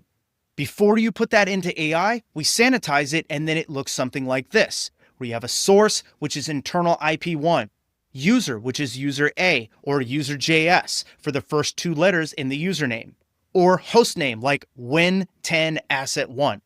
This is an important habit that keeps you compliant, private, and professional. Okay? Now, let's bring it home. Again, you don't need trendy apps, Chrome extensions, or command line AI Swiss Army knives. What you need is a repeatable, secure, and focused workflow that makes you faster, not frazzled. So here's what I want you to take away from this lesson. You need to build a simple, daily Gen AI workflow. Input, sanitize, prompt, validate, store. You also need to organize your prompts into categories: operational, experimental, and chained as well. And then also, we want to keep our tools at our fingertips. We want to use browser folders, pen tabs, and personal documents. And we want to apply strict security guardrails, no sensitive data, separate environments, and we need clear sanitization and redaction of sensitive information. And we also want to focus on tools that work, not tools that impress. Okay? Don't build a lab. Build an effective toolkit. One that you can use every day under pressure without compromising security or your sanity. Okay? Now that you've got your Gen AI workflow dialed in the next lesson, we're going to recap everything we learned in this section. So let's move on, and I'll see you there. If you opened up your laptop right now, do you have an AI toolkit that could help you write an alert summary, prep for an audit, or map a CVE to a response plan in under 10 minutes? If the answer isn't a confident yes, then this recap lesson is going to change that. Welcome to the final lesson of Building Your Gen AI Toolkit. This section was all about getting practical and choosing the right tools to set up your workspace and create workflows that make you faster without compromising security. But it's not just about tools, it's about turning them into something repeatable. So in this lesson, we're going to recap the key decisions you've made so far. We're going to walk through a real-world use case using your toolkit, and we're going to prep you for the next section, where we will dive into prompt engineering and unlock the full power of Gen AI for cyber pros. Okay, so why does a Gen AI toolkit even matter? Well, let's play out a real-world scenario. You're in the middle of a high-pressure workday, and a Suricata alert pings your inbox. It's noisy, it's unclear, and it landed right in the middle of your shift handover. You don't even have time to figure out which tool to use, where to find your best prompt, or how to redact sensitive information before even using Gen AI. This is where most people freeze, or worse, where they make a mistake. Either they copy and paste sensitive logs into the public model, or they waste 20 minutes trying to engineer a prompt from scratch. Why? Because they don't have the system that we just covered in this section. But now you do. First, you learned how to choose the right Gen AI platforms for the job, whether it was ChatGPT, Claude, Perplexity, or even local LLMs like GPT for All or Jan. Next, you set up your AI workspace in under 10 minutes with clean browser folders, secured login practices, and a fast way to switch between tools. Then, you built a lightweight, effective, and secure daily AI workflow that mirrors real-world security tasks, like receiving input, sanitizing and redacting sensitive information, using a tailored AI prompt, validating the output with your own judgment, and storing, sharing, or escalating the result. And finally, you learned how to organize your prompt library into two core categories, operational and experimental, with multi-step playbooks for recurring workflows. And we also talked about creating a folder for chained prompts as well. This isn't theory anymore. It's your actual system. Now, let's put that toolkit to work right now, and let's see how good it works for you. So here's your real-world challenge. You're a GRC analyst preparing for an ISO 27001 compliance check. You just received a draft of an access control policy from a teammate, but it's super long, inconsistent, and missing clear language for end users. You have 15 minutes before the review call. Your job is to use your Gen AI toolkit to rewrite the policy summary into plain, actionable language that is suitable for a company-wide distribution email. Now, here's how to do it. If you recall from the lesson on designing your AI workflow, the first step is to receive input. That starts the workflow. And in this case, the policy draft is your input, and you can find a link to a simulated policy right here below the video. The next step, or step 2, is to go through the policy draft and replace any internal names, system IDs, or user data with placeholders. And again, this is simulated data, so I've already done that for you. But if you want to practice that, you can change Entre Group Finance Admins to Access Group A, or any other data that you want to change. Then, step 3 is to prompt Gen AI to analyze the policy. So, you want to use a prompt from your operational library, and it looks something like this. And I'll paste the prompt right here so you can see it. You are a cybersecurity compliance analyst. Rewrite the following policy summary into clear, concise language suitable for non-technical employees. Focus on what actions users need to take, why it matters, and any do's and don'ts, and keep it under 200 words. And so what I'll do now is I will upload the policy to ChatGPT, and it will analyze this for us. And as you can see, ChatGPT is now processing this and created a nice summary for us. Step 4 is for us to validate the output. We're going to check the AI response against the policy and make sure nothing critical is lost or misrepresented. So, What we need to do is open the document, take a look, and then also look at the output.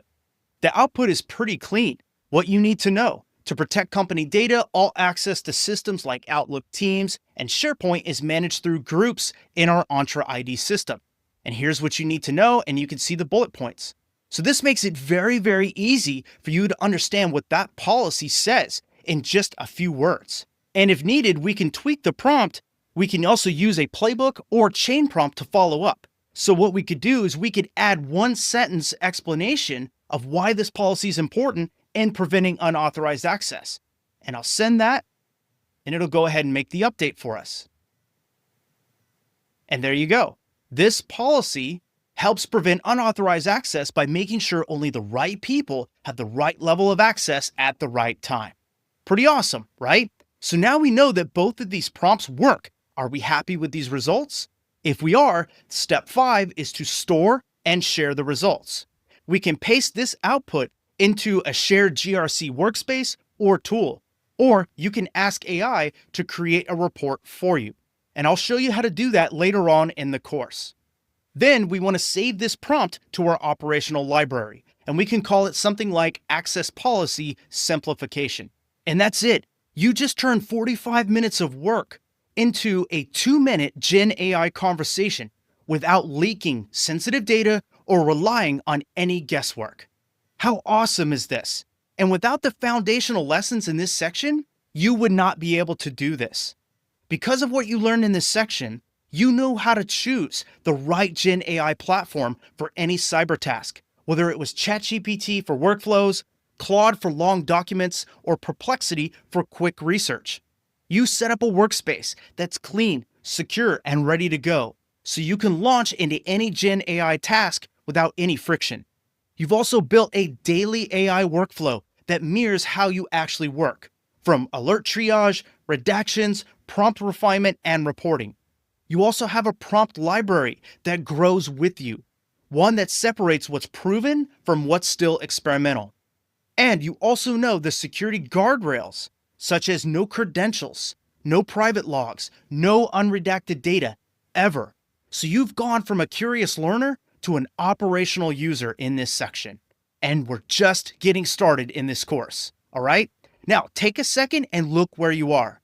You don't just understand Gen AI anymore. You're starting to use it like a pro, responsibly, securely, and efficiently. In the next section, you'll learn how to take full control of the AI engine. You're going to learn prompt engineering for cybersecurity professionals. We'll cover how to craft prompts that consistently produce accurate, secure, and useful results. Not just for simple tasks, but for deep investigations, technical summaries, malware analysis, and even simulated red teaming. This is where you become not just a user, but a true AI operator. So let's build on what we've created in this section, and I'll see you in the next section. Have you ever typed a prompt into ChatGPT, hit enter, and gotten back something so vague, so generic, or just so plain wrong that you thought, what in the heck is this? Well, here's the hard truth. Oftentimes, the problem isn't Gen AI. It's the prompt that you're using. In cybersecurity, where accuracy matters more than anything else, a sloppy prompt is like deploying a firewall without any rules. It looks like it's working, but it's dangerously ineffective. And in this lesson, we're going to transform the way that you write prompts. Specifically, I'm going to teach you how to engineer prompts for cybersecurity tasking. You'll learn how to design prompts that get sharp, relevant, actionable results, especially for demanding use cases in cybersecurity. We'll cover a simple but powerful structure for writing effective prompts, break down real-world examples, and walk through the anatomy of a great prompt using a well-known RACE framework. We'll also cover the 3 golden rules of prompt writing, the anatomy of a high-performing prompt, the RACE framework for prompt design, why poor prompts are risks in cybersecurity, and I'm going to show you some real-world examples, both bad and good prompts. And by the end of this lesson, you'll be writing prompts that are precise, powerful, and built for complex realities of cybersecurity work. Okay? Now, let's be honest about something. Most AI prompts are bad. They're vague, they're missing the point, they're not specific enough, and worst of all, they waste your time. Poor prompts can lead to irrelevant or shallow answers, missed security issues, over-reported false positives, and endless follow-up prompts to clarify what you really wanted in the first place. In cybersecurity, this isn't just annoying, it's risky. You could easily overlook a misconfiguration in a firewall or misinterpret threat intelligence just because the AI wasn't told what to focus on. That's not just inefficient, it's dangerous. So, how do we fix this? Let's start by mastering the 3 prompt rules every cybersecurity pro should follow. Rule number 1 is to be specific about the task. Don't just say, analyze this. Tell the AI exactly what you want it to do. Are you asking it to find misconfigurations? Are you asking it to summarize an incident or identify anomalies? Be clear and specific. Rule number 2, provide context. What's the system? What's the asset? What role does it play in the environment? Gen AI needs a background to make accurate judgments, especially in cyber, where one port open on a test system might be fine, but on production, that's an incident waiting to happen. And rule number 3 is define the output format. Is it going to be a table, a summary? Do you want it in JSON? Do you want an executive briefing? Or do you want a long-form analysis? If you don't tell the Gen AI what kind of output you want, it'll guess for you, and guessing leads to garbage. Now, to make it even more actionable, I want to talk about the RACE framework. It's a well-known framework in the Gen AI space, and it's a great place to start with prompt engineering. Here's how it works. R stands for role. Tell Gen AI who it is. Is it a senior SOC analyst? Is it a red team operator? Is it an incident response consultant? A stands for action. What exactly do you want it to do? Do you want it to analyze, summarize, compare, explain, or visualize? C stands for context. What does it need to know to make an informed decision? This includes system information, threat models, policies, standards like CIS and NIST, or environmental factors. And lastly, E, that stands for expected output. What should the final product look like? Should it be a table, an executive summary? Should it be in JSON code? Is it a numbered list with explanations? That makes up the RACE framework. Now, let's bring it to life. Think of your prompt like a cybersecurity brief. First, it needs to include an input. What are you feeding the AI? Are you giving it a firewall configuration, a CVE, syslog entries? Don't make it guess. Tell it what input it is and what to focus on. Then apply the RACE framework. And that starts with roles. You need to assign AI to play a role. So when you say you are A, the AI shifts modes and aligns in tone, depth, and thinking to match that specific role. Action. What is the job? Do you want it to identify gaps, summarize findings, or translate for executives? Context. What background info does it need to do the job correctly? We want to mention what kind of system or firewall it might be, its purpose, the stakes, or policies that it should align with, and the expected output. We want to clearly define the deliverable. Do you want a list, a table, a bulleted summary, or JSON code that you can plug into another tool? Let's look at 2 examples to compare. Here is a pretty generic prompt. Check this firewall configuration and tell me if anything's wrong. List any of your findings in a table.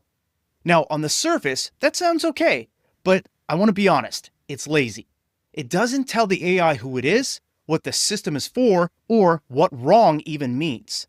This might get you some results, but it's going to require a lot of follow-up to really get what you want here. On the other hand, when you use the RACE framework, you get much better results with a prompt like this. You are a senior network security engineer specializing in firewall hardening and secure architecture for enterprise environments. Review the provided firewall settings and identify any security misconfigurations, overly permissive rules, or deviations from best practices. This firewall is deployed at the edge of a corporate network and is responsible for filtering both inbound and outbound traffic. The configuration must align with CIS controls and NIST guidelines. Present your findings in a table with these columns: rule ID, concern, recommended changes.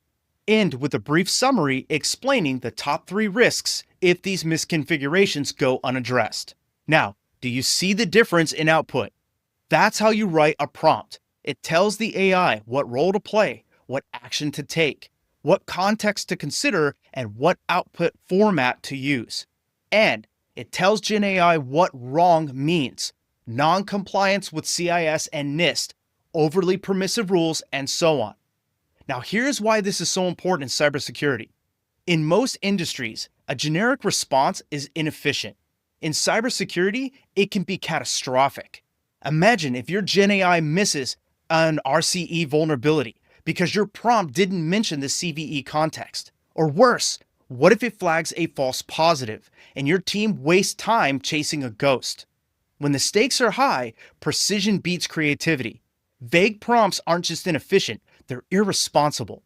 Now, don't worry if this seems like a lot to remember. We're going to cover this all throughout the course, and I've put together a downloadable guide called the Cybersecurity Prompt Engineering Guide as a quick reference for you. It includes prompt templates, the race checklist, output formatting cheat sheet, and examples by use case. You'll find the link below this video or in the course resources section. So here's what I want you to take away from this lesson. When it comes to prompts, be specific. Always clarify the task. Add context, system type, use case, security framework. It all matters when it comes to your prompting. Define the output format. Tell it the role, action, context, expected output. This is your formula going forward. Writing better prompts is a cybersecurity skill now. The better your prompt is, the better your intel, analysis, and decisions. Now, in the next lesson, we're going to talk about avoiding hallucinations, lazy output, and risky prompts.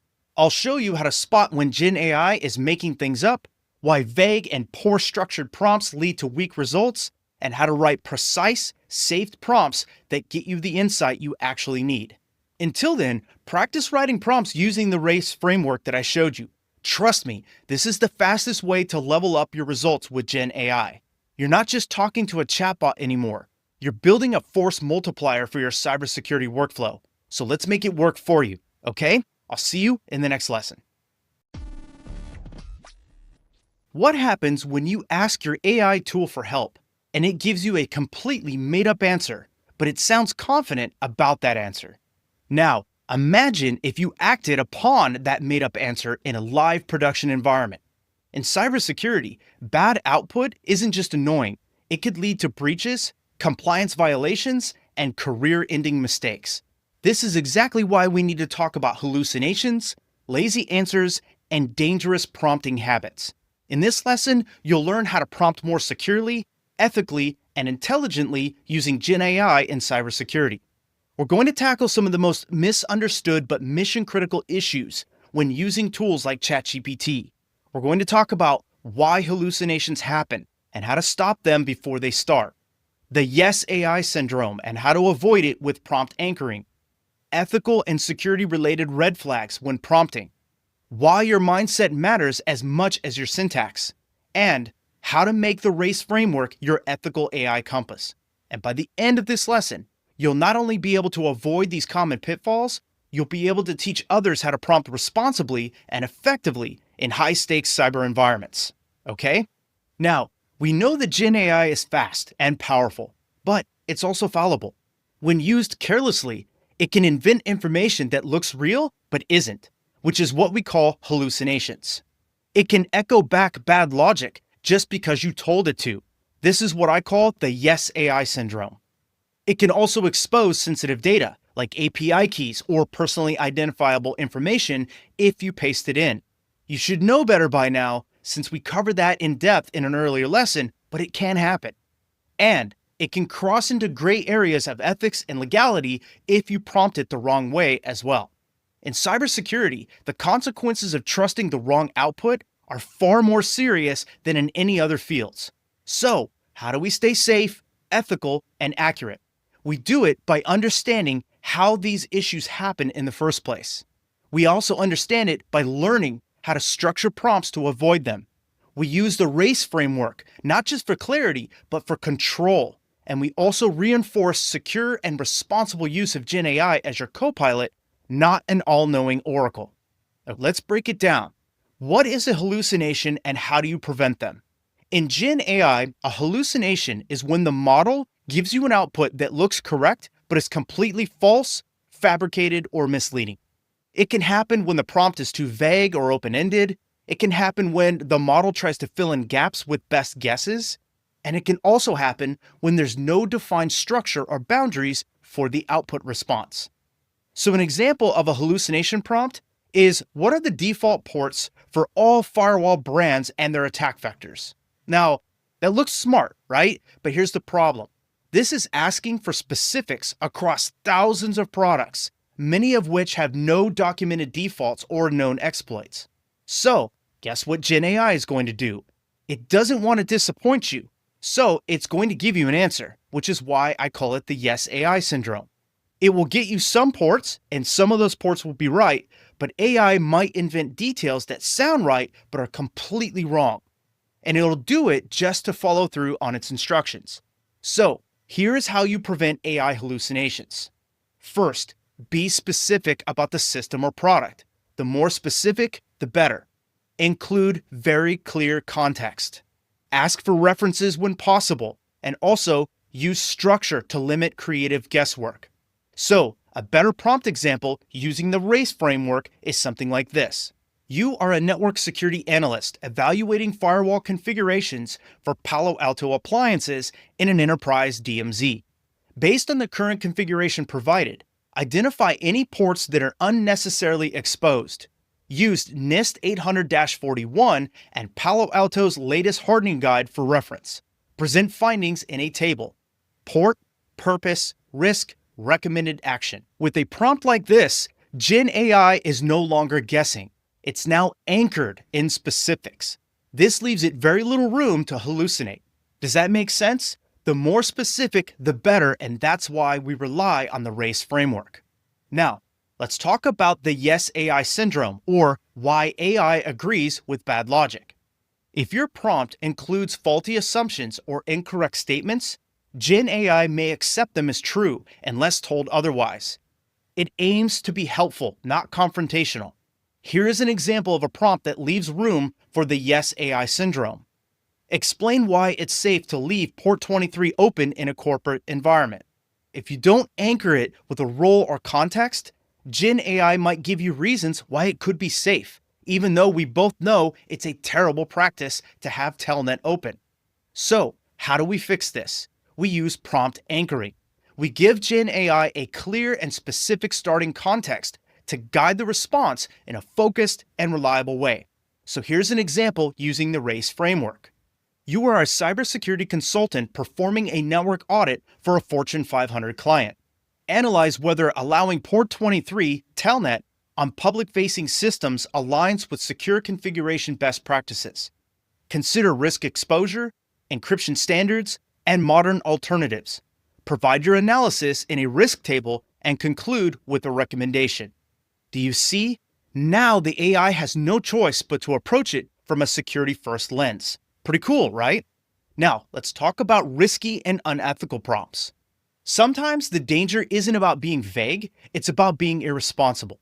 Examples of risky prompts are things like, show me how to bypass MFA in Office 365, or generate a phishing email template that looks real, or simulate a malware payload in Python. Even if you're a red teamer or you're doing this in a lab, Gen AI doesn't know that. And what's even worse is you're now teaching the model these behaviors in your interaction history. So the ethical line here is clear. Don't simulate or ask for exploits, bypasses, or real-world attacks using Gen AI. Keep that work inside approved tools and frameworks like Metasploit, Cobalt Strike, and your sandboxed lab. If you're doing red team work, focus your prompt on education and analysis. So here's a much safer prompt to use. You're a red team operator preparing a risk report for executives. Summarize the most common techniques used in credential phishing campaigns and suggest 3 detection strategies SOC teams should implement. Use MITRE ATT&CK references. And again, I want to drive home the point that you need to protect sensitive data by practicing good prompt hygiene. Never paste real credentials, API keys, encryption secrets, or PII into your prompts. Ever. Even if the session seems private, your inputs can be stored, logged, or retrieved depending on the AI platform settings. Also avoid pasting internal company documentation, proprietary configuration files without redactions, and sensitive intelligence like customer data or breach details. Do not paste these into Gen AI for any reason. Instead, sanitize or redact what's sensitive. Use representative examples like I showed you in the previous lessons. Or use a localized LLM or a self-hosted Gen AI model when working with real data. Okay? Now, to drive this lesson home, remember that Gen AI is not your boss, it is your assistant. That means that every piece of output should be verified, validated, and filtered through your expertise. Gen AI can suggest, but you decide. It can summarize, but you verify. It can draft, but you verify. When you treat Gen AI as a co-pilot, not an authority, you can reduce risk. And by using the RACE framework, you can avoid hallucinations, lazy output, and risky prompts. Remember, role, define who the AI is, like a SOC analyst, a security auditor, and so on. Action, what task is being performed? Are you asking it to analyze, summarize, or evaluate? Context, what background does it need? Does it need a threat model? Does it need an asset type? Or does it need a specific framework? And expected output, what form should the result take? Should it be in a document, a table, a summary, or a PDF brief? And by embedding structure and specificity, you can eliminate confusion, reduce hallucinations, and keep your prompts ethical and precise. To make this easier to remember, I've included all of this in the Cybersecurity Prompt Engineering Guide. It covers red flags to watch for in prompts, the do's and don'ts for cybersecurity use, a checklist for secure ethical prompting, prompt templates for safer AI use. And I've also included the link here below this video, or it's in the course resources. Whenever you're in doubt, use this guide as your prompting firewall before things go sideways. So let's lock in what to take away from this lesson. Hallucinations are caused by vague prompts, and structure will destroy that. Yes, AI syndrome is caused by unanchored logic, so we want to use roles and context like the RACE framework to fix that. Risky prompts create red flags, and we want to avoid any offensive or unethical asks of Gen AI. We never want to paste sensitive data into Gen AI. We want to treat prompts like public code. The mindset matters. Gen AI is your co-pilot, not your compliance shield.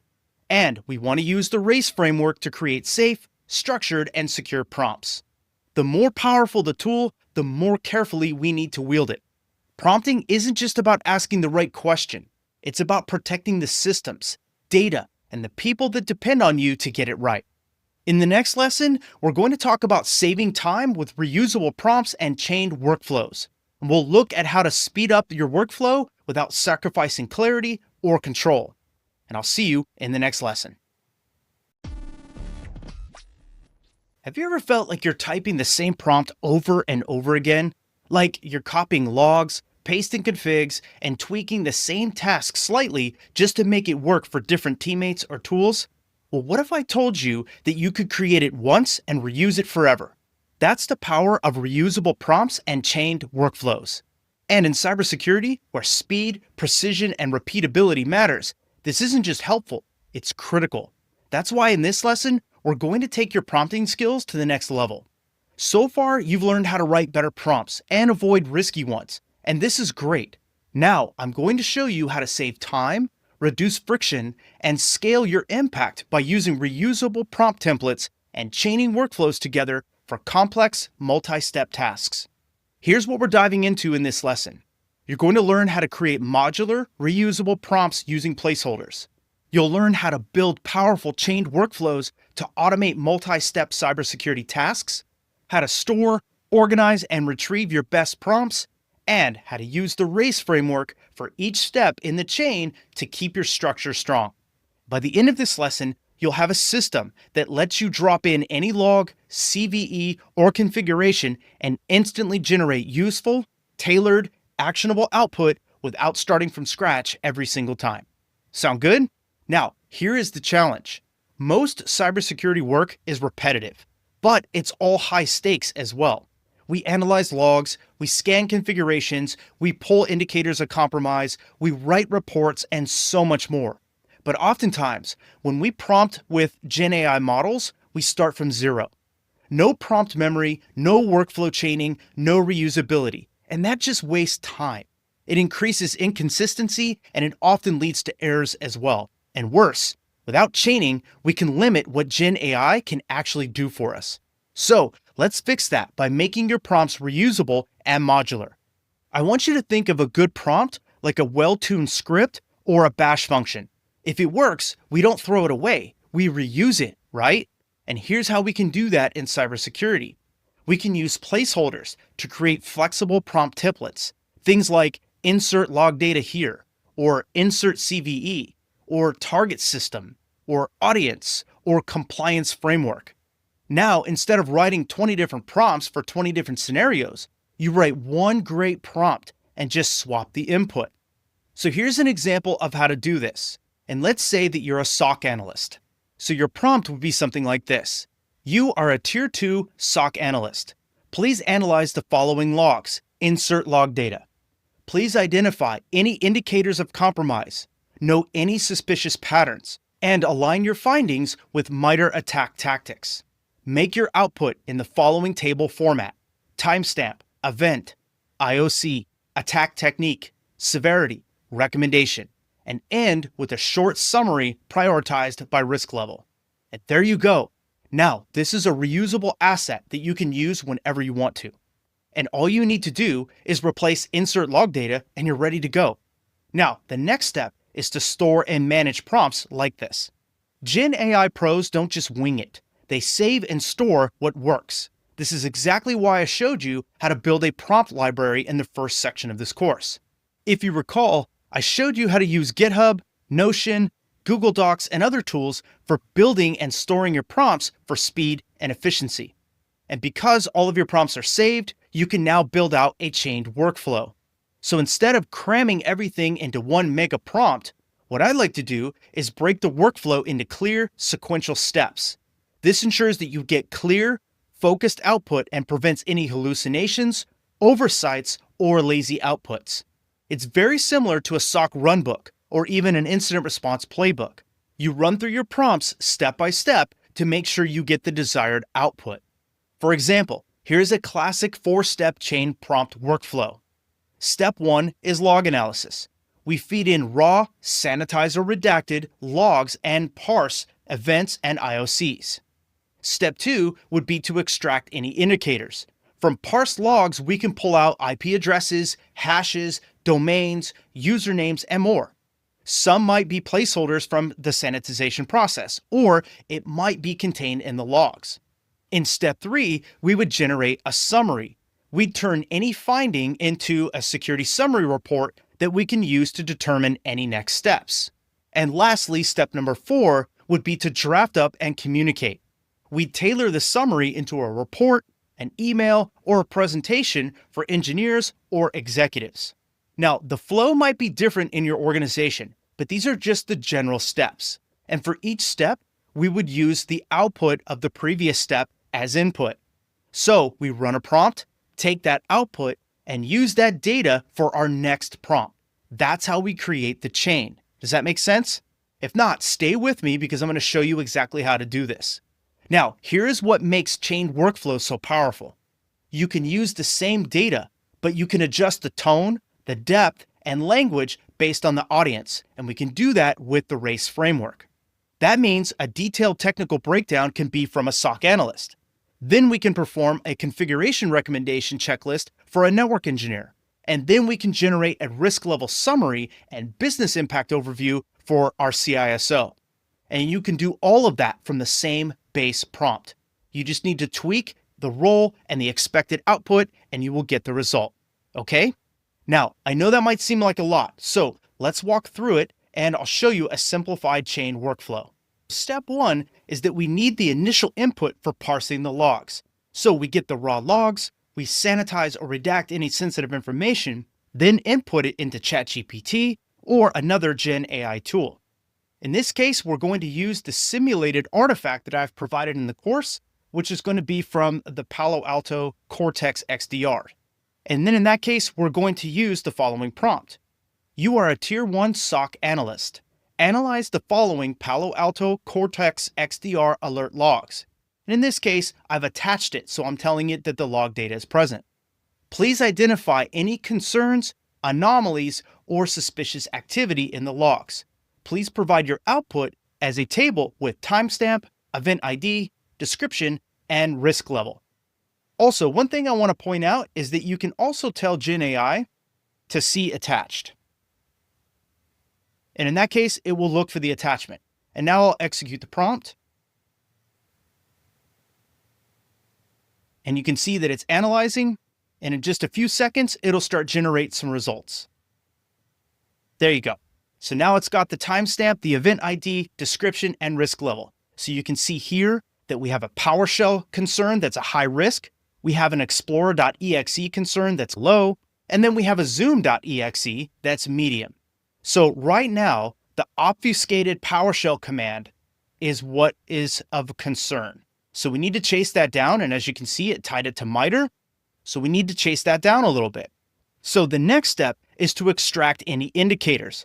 Once you have the analysis output like you see here, we can switch roles from a SOC analyst to a threat analyst to look deeper into the findings. So in that case, I'll go ahead and paste this prompt from my prompt library, and it goes like this. You are a cyber threat intel analyst. In the above log table in the previous chat, please extract any relevant IOCs, IP, domain, hash, and note any that match known threats, and use MITRE attack tags where applicable. Please provide your output as a table with timestamp, event ID, description, MITRE attack tags, and risk level. So I'll go ahead and execute that. And in a few seconds, we'll get some results, and then we can move forward. And as a part of the analysis, you see here that ChatGPT says, it seems like I can't do more advanced data analysis right now. Please try again later. This can happen from time to time with Gen AI tools. This is why I prefer to run one prompt at a time so that I can get the outputs that I want. So in this case, all you're going to do is click this edit message and then resend it. And it could be a network issue. It could be a server issue on their end. It's really hard to say, but sometimes you might run into this. And as you can see, it's still struggling to run that advanced research. But here's a question to take note of. Would you like me to do that? So what it's asking me to do is, I can help you manually identify potential indicators of compromise and MITRE attack mappings from the earlier table using the visible data. Would you like me to do that? And I would say, yes, please. And we'll execute that. And then it will go ahead and go through it again. And so now it's going to give you the findings and some of the commentary that goes with the findings. And as you can see here, here's some findings and commentary where it found a specific IP address that we need to take a look at. It's related to the PowerShell finding that we had from earlier. And there's also something tied to the Zoom usage, which you can see is a 198.51.100.10 address. So in that case, the next step is to generate a summary report. And for that, we're going to switch roles again. And so I'll copy a prompt out of my library, and we'll use this prompt right here. You are a blue team lead writing a threat detection report based on the above IOC analysis. Using the IOCs and log summary, please create a summary report for each of the findings for our internal records. Start with an analysis overview, then highlight each finding one by one and identify any key behaviors, entry points, risk levels, and recommended fix actions based on industry best practices. Please provide a reference to each industry reference as well. So I'll go ahead and execute that. And look how fast it responded. And now you can see that it's generating an actual report for us. And you can see the analysis overview. You can see that there's finding one, where it's an obfuscated PowerShell execution with external connection.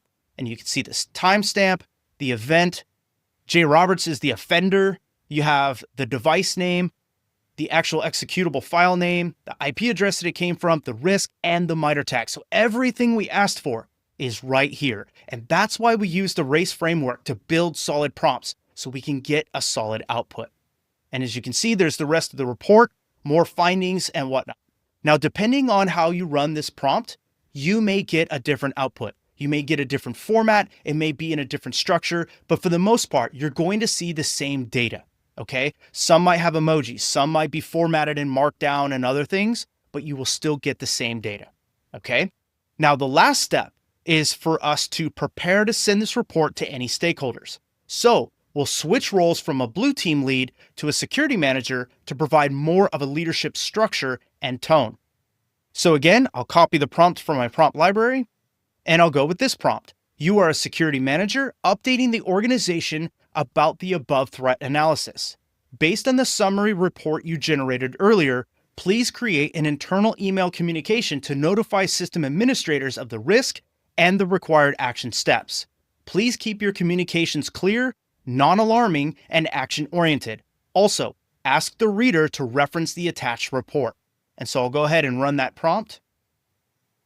And as you can see, it quickly generates the result. And here is your communications. You have a subject line, to, from, the date, the attachment, and everything. And you can see it's a very simple email that gives you a quick summary, a summary of the findings and a bullet list, and the required actions, where we want to isolate that device, review recent activity, correlate this activity with any other logs, ensure antivirus and endpoint detection systems are up to date, and verify soon meeting activity.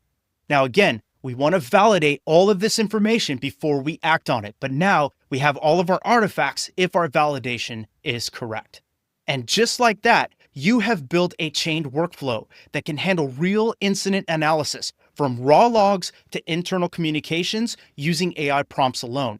And you also saw some errors that can happen along the way and how to possibly handle those. Pretty cool, right?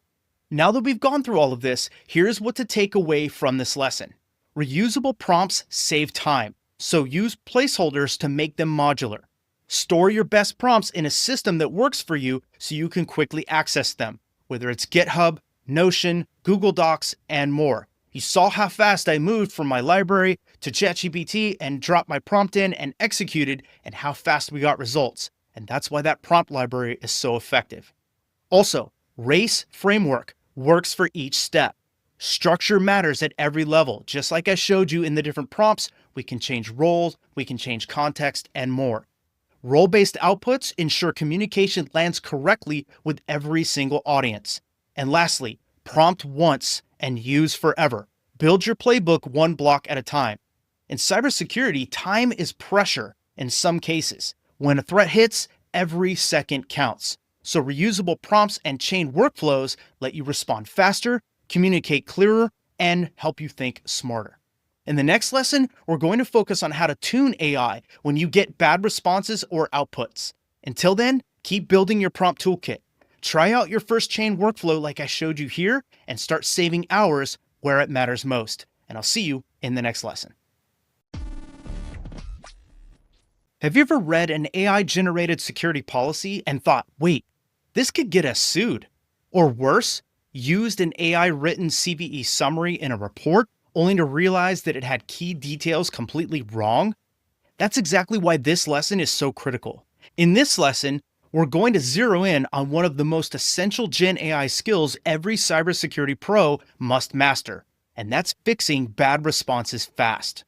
You'll learn how to take a piece of AI-generated content, like a firewall remediation plan or an executive briefing, and course correct it like a pro without starting over from scratch. We're going to cover a full workflow, from diagnosing why the output went sideways to tuning it step by step to building a toolbox of reusable prompt modifiers that make you faster and more precise every single time. Now, here's the uncomfortable truth. Gen AI gets things wrong, and it gets things wrong often. That's why it's called artificial intelligence, not actual intelligence. It can be vague, it can be misleading, it can certainly be overconfident, and it can be dangerously incorrect, especially in cybersecurity where precision and context are everything. And if you accept these flaws at face value, you're going to introduce technical, reputational, and even legal risk. Imagine authorizing a firewall rule change because Gen AI seemed pretty sure about it, or just copy-pasting a security policy that subtly contradicts regulatory requirements. The biggest danger here is thinking that Gen AI is right just because it sounds confident. That's why you need to stop being a passive prompt user and start acting like a Gen AI operator, someone who is actively managing, guiding, and refining the outputs that you get. So let me show you how to do that step by step. And we're going to use a real-world example to make this hands-on and actionable for you. So let's say you're in ChatGPT and you ask it to write a summary of CVE 2024 12345 for an executive audience, and you hit enter. And all of a sudden, ChatGPT is going to go ahead and start generating some content. A new cybersecurity vulnerability has been identified, and so on and so forth. Here's your risk to the organization down here. And then here are your recommended actions. Okay, cool. That sounds great. But as you can see, it's a little vague and it's not very technical either. So what we want to do is fix this. So first, we're going to audit the output. We want to start with a critical evaluation of it. And we want to use what I call the FACT-R framework. First, we want to look for factual accuracy. Are the technical details correct? Does it match the NVD or vendor disclosure? So in that case, we need to go over to MITRE CVE and see if it matches. So what I'm going to do is I'm going to go and I'm going to look, is there a CVE 2024 12345? And it looks like there is, and you can see that right here. So I'm going to click on that, and you can see right here that this is the title of the CVE. So when we go back to ChatGPT, you can see here that there's no mention of that title at all. So we have no way of knowing if this is legitimate output from ChatGPT or if it's hallucinating. Second, alignment. Does it match your intended audience, the C-suite, SOC analyst, or compliance? In this case, it obviously doesn't. Clarity. Is the language plain, readable, and logically organized? In this case, it's okay, but we could probably make it better. And then what about tone and format? Is the output professional? Does it follow your reporting or communication standards? Probably not. And lastly, risk lens. Does the output downplay or exaggerate the security risk? And in this case, we're not really sure because we're not sure if this is an actual CVE that ChatGPT found from MITRE. So just by using the FACT-R framework, we can see that there's a lot wrong with this particular output. So the next step is to diagnose the prompt failure. Now, go back to the original prompt and ask yourself, why did Gen AI get this wrong? In most cases, it's one or more things. One, it's lack of context. We didn't use the race framework, so we didn't include any links, we didn't give it any specificity, so it just kind of made us some assumptions. We also did not define the role. We didn't tell Gen AI who the audience is. You are a cybersecurity advisor briefing executives or SOC analysts. And it was way too vague and open-ended. We didn't really ask for a specific output like a non-technical business impact analysis. So here's how you might reframe that prompt and get a way better result. So I go back to my ChatGPT window and I input this prompt. You are a cybersecurity advisor briefing senior executives. Summarize CVE 2024 12345 in plain language. Focus on what the vulnerability is, which system it affects, potential business impact, and urgency for action. Use information from cve.mitre.org. And so then I'll go ahead and execute that. So now once I run this prompt, it should be going directly to MITRE now to collect this information. And you can see here, just by specifying to go to MITRE and look for the information, you can see this gbo.aspx. Then when we go over to MITRE, you can see clearly right here that gbo.aspx is directly coming from MITRE. So we can basically trust this output to an extent. Okay, so now we can dig a little further and we can see some other data that we recognize from the CVE. So we can start to trust this a little bit more, certainly, than our previous prompt. Now, let's say you're happy with the results, but maybe you don't like the wording or the language or a certain sentence here. This is where you can start tuning the output even more to get actionable information. For example, you can add a prompt like this. Please simplify the language so that even a beginner will understand this. And when you execute it, ChatGPT will now summarize this into very easy to understand terms. And just like that, you have an output that's very easy to understand. A newly discovered software flaw affects a tool used in some business systems. It allows someone on the inside of the network to overload part of the system by entering specially crafted data. So this is definitely a concern. I can also go to my prompt library and grab a prompt like this. Please add a summary paragraph that answers why should a CISO care about this? And when I execute that, it'll recreate everything we just talked about, and it will add why should a CISO care? While this vulnerability doesn't enable data theft or remote hacking, it poses real operational risk. If exploited, it can take internal tools offline and disrupt team workflows. So this is obviously a concern for us. So the key here is that we're using iterative loops. We're tuning one aspect at a time. We're looking for clarity, accuracy, and structure. And each pass through should get you closer to the ideal output that you're looking for. And again, as you see here, I'm not restarting the prompt from scratch. I'm steering it in the right direction.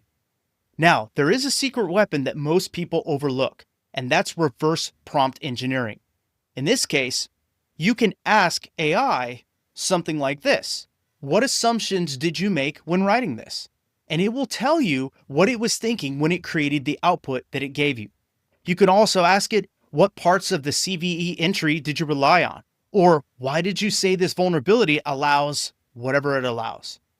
And sometimes when you see the model's thinking, you can often spot hallucinations, outdated data or references, or misunderstood context. And it's like shining a flashlight on all of its blind spots. Then you can correct the assumptions and refine even further. Now, something else to add to your prompt library are tuning modifiers and prompts like you saw here. Over time, you're going to notice that you're often making the same corrections, and that's where your prompt library comes in. Build a set of reusable prompt modifiers, like tone modifiers. For example, you can change the tone to formal executive briefing, or you can make it plain and friendly for end users. You can also add structure modifiers, like begin with an executive summary, follow with bullet point risks, and end with next steps. You can also talk about format modifiers, return the response as a one-page memo, or use markdown format with headers and bullet points. So think of these like Lego bricks. You can stack and combine them to shape your output with speed and precision. And when you put this into action, you can get laser-focused results from Gen AI.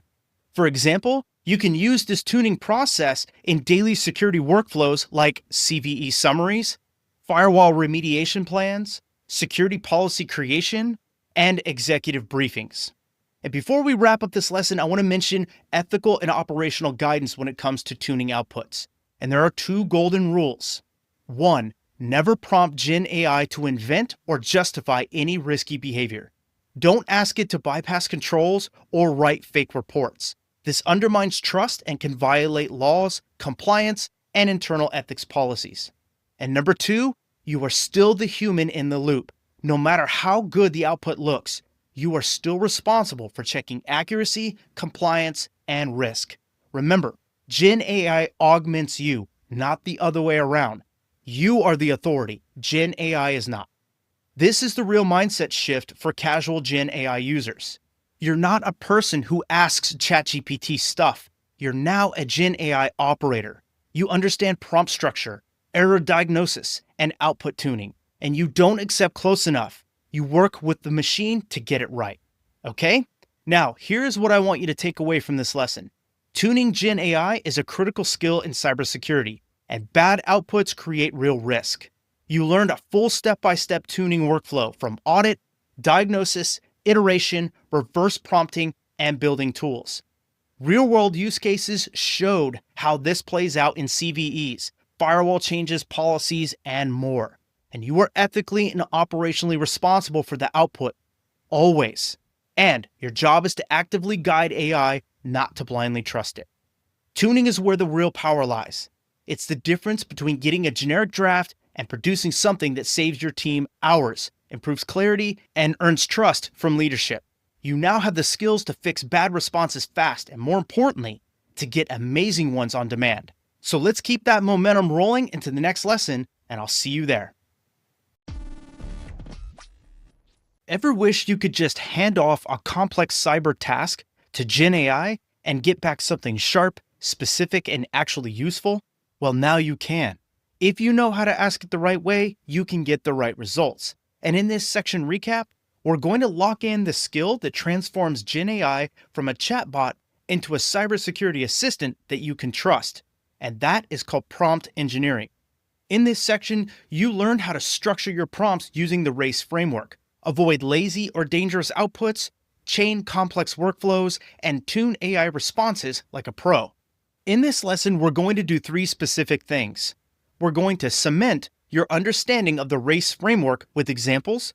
We're going to walk through a hands-on simulation using everything you've learned here. And we're going to set you up for the next section where we will apply these skills to vulnerability management and risk prioritization. Okay?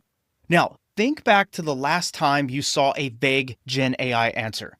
One that looked polished but completely missed the mark. When it comes to cybersecurity, that is very risky. Poor prompts can lead to a hallucinated attack vector, false positives in alert triage, or policies that don't comply with your frameworks. You've seen how generic prompts like analyze this CVE and give me a summary ends up wasting more time, or worse, it creates misleading recommendations. But when you use structured, role-driven prompts, you guide Gen AI. You own the output. So let's lock in the key tools you now have at your fingertips, which is the RACE framework: role, action, context, and expected output. This turns vague prompts into laser-focused instructions. Prompt anchoring. You've learned how to stop yes AI syndrome by rooting prompts in specific roles and standards like NIST, CIS, and MITRE. Reusable prompts and chained workflows.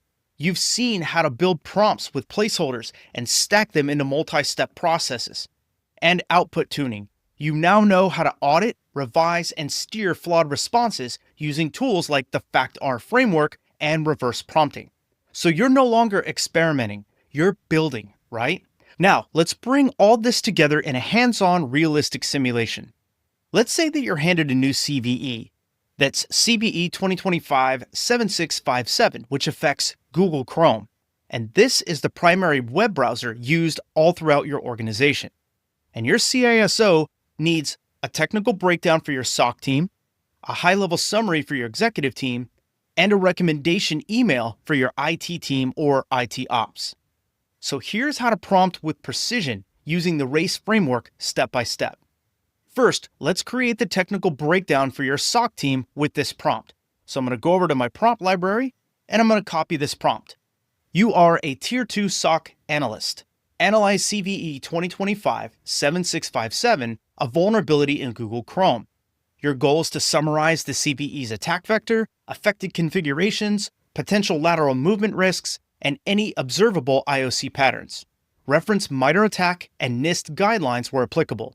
Present your analysis in a structured table: attack vector, vulnerable config, impact, detection opportunity, and MITRE mapping. So I'll go ahead and fire that off. And you can see that it's searching, and now you have some output. So what it's showing is that this is a use after free vulnerability in Chrome's WebRTC component. So the attack vector is remote. The vulnerable config is obviously going to be Chrome. The impact can lead to arbitrary code execution, and so on. And you can see that it's clearly mapped to the MITRE ATT&CK framework with the ID numbers. Pretty awesome. Here's some NIST and remediation notes, some lateral movement risk like we asked for, and some indicators of compromise, and some recommended actions as well. And look how fast Gen AI did that and how good that looks. It's pretty awesome, right?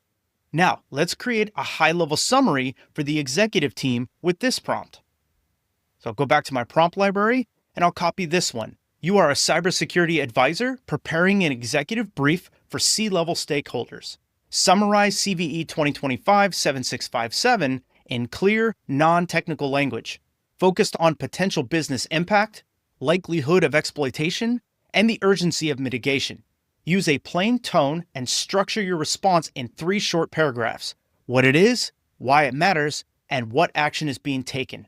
Reference industry alerts from CISA or NIST if available. So we send that off. Might take a few seconds, but here you go. what it is, and now it explains what the security flaw in Google Chrome is, why it matters. This vulnerability puts businesses at risk of targeted attacks, data theft, and system compromise. And then what action is being taken. Google has released an emergency update that fixes the issue. And CISA, sometimes called CISA, has included this vulnerability in its public alerts. Look how different the language is versus the previous prompt, because now you know how to properly ask it. So Gen AI knows how to create executive level results in a matter of seconds. And lastly, let's create a recommendation email for your IT or IT ops team with this prompt. So I'll go to my prompt library and I'll copy this prompt. You are a cybersecurity lead drafting an internal email for the IT operations team. Based on CVE 2025-7657, write a notification instructing the patching of all affected servers and workstations. Use concise language, list the remediation steps, and clearly identify the impacted assets. Include a link to the CVE advisory and remind the team of the internal deadline for remediation. Keep the tone professional, action-oriented, and non-alarming. So we'll send that off, and in a matter of seconds, we're going to get our email.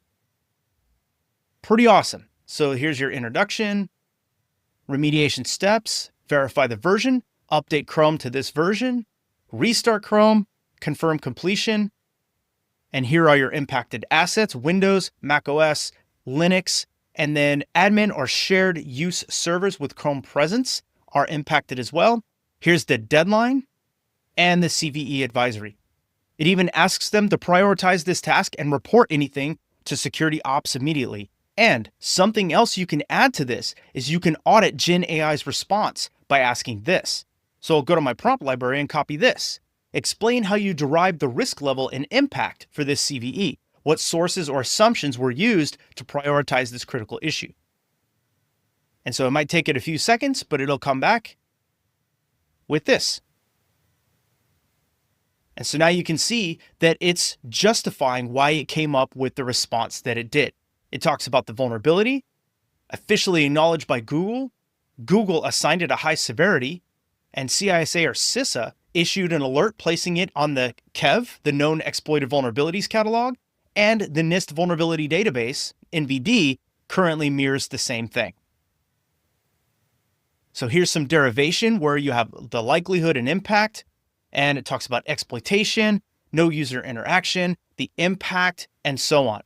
And it even talks about the framework and some assumptions and a conclusion as to why it prioritized it as critical. There's active exploitation, low barrier to trigger, high value impact on business assets, and broad attack surface. So that's pretty amazing, isn't it? So here are your big wins from this section. You've mastered the RACE framework to write role-driven, high-clarity prompts that deliver real results. You can now prevent hallucinations and the yes AI syndrome by anchoring your prompts in reality. You've built reusable prompts and chained workflows to reduce workload and increase consistency. You now know how to audit and tune outputs so that even when Gen AI gets it wrong, you can fix it without having to start over. And you are now an operator, not just a user. You guide Gen AI and you own the results. And now that you're armed with real prompt power, it's time to put it to work. In the next section, you're going to learn how to break down CVEs for different roles, how to map vulnerabilities to MITRE ATT&CK, how to prioritize remediation based on risk and not just severity, and also to generate audit-ready documentation from AI outputs. This is where prompt engineering becomes your secret weapon in threat management and operational defense.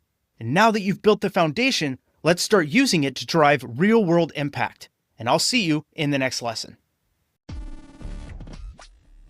Have you ever stared at a CVE description and thought, okay, great, but what does that actually mean? If you have, you're not alone. Most cybersecurity pros, even sharp security analysts, see a scary-looking CVE, glance at the CVE score, and jump straight to the severity. But here's the problem with that. The number doesn't tell the full story. If you can't explain what a CVE actually does, then you can't prioritize it, defend against it, or even communicate it effectively. And in today's fast-paced threat landscape, That's a serious gap. But here's the good news. Gen AI can break CVEs down into plain human language, and it can do it fast. There's no more decoding cryptic vectors or wading through dense technical jargon. So in this lesson, you're going to learn exactly how to do that. This lesson is all about breaking down CVEs, or common vulnerabilities and exposures, into plain language using Gen AI. You'll learn why understanding CVEs matters beyond the score, how CVEs are structured and where Gen AI can help, how to prompt Gen AI to translate CVEs for different audiences, how to turn CVEs into easy-to-read tables, and how to avoid common pitfalls when using Gen AI for vulnerability analysis. Now, this isn't just theory. These are hands-on tactics that you can use right now to improve your threat triage, communicate risks clearly, and take smarter action in your cybersecurity workflows. But here's the challenge. CVEs are often written for machines or deep technical engineers. They're not really written for human analysts trying to make fast or smart decisions. Let's say you pull in a fresh CVE from one of your feeds and you see this, CVE 2025-6170, which is a stack buffer overflow in XMLint interactive shell command handling. That's it. There's no context, there's no clear explanation of what the attack looks like, how it happens, or what the real-world impact might be. And even worse, when you try to explain this to compliance, leadership, or even your patching team, you're met with blank stares or overloaded inboxes with more and more questions. So here's the truth. If we can't communicate vulnerabilities clearly and quickly, then we can't take action, and that's where risk multiplies. So let's fix that. We'll break this down into 5 clear steps you can follow to become a CVE decoding machine using Gen AI as your assistant. First, let's break down the format of a CVE. Everyone follows the same naming structure. You'll see the CVE here at the top, which stands for Common Vulnerabilities and Exposures. You'll see the year, in this case it's 2025, and then you'll see the unique identifier, which is 6170. Pretty simple, right? Now, let's look at what type of data typically comes with a CVE entry, especially when it's from MITRE or the NVD, the National Vulnerability Database. First, you'll have a description. You'll see the description, and as you notice, it's pretty vague. It'll just tell you what the vulnerability is, and that's about it. You'll see the CVSS score right down here, and you can see that it's a 2.5, which is low. Low doesn't mean safe. Low just means it's a low severity, but we still need to investigate it and figure out what's going on. You'll also scroll down, and it'll talk about the product status, and these are the affected products from the CVE. You'll see references like Red Hat and also Bugzilla, and then obviously they're recognizing somebody who reported this issue. Now, here's where Gen AI shines. It can easily rewrite this wall of jargon into something humans like you and I can understand. So let's say you find the CVE and you want a quick, understandable summary. So I'm going to go over to my prompt library and I'm going to grab this prompt and drop it in right here. And as you can see, it is pretty long. So I'm not going to read the whole thing, but you can see it here on the screen. And you can also get this from the course resources as well. You can drop this into ChatGPT, Claude, Perplexity, whichever tool you prefer, and then go ahead and run it. So as you can see, it starts to parse through it real quick. And you can see the CVE here.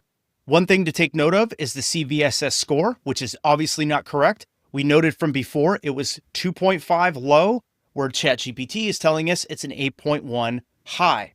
So again, this goes all the way back to the discussion on hallucinations. ChatGPT is hallucinating in this case. It thinks it's right, it thinks it's solid, and it's telling you that this is the score, when we clearly know that is not the case. Now, there's a lot of other data here. It talks about what's a stack buffer overflow, and what does this vulnerability allow an attacker to do. So it simplifies a lot of things for us. And again, I'm not going to go through all of that here, but you can see what data we get when we just use a good, effective prompt. Then as a follow-up, we can start chaining prompts to get the best results. We can ask Gen AI to pull out key insights like these, the attack method in plain language.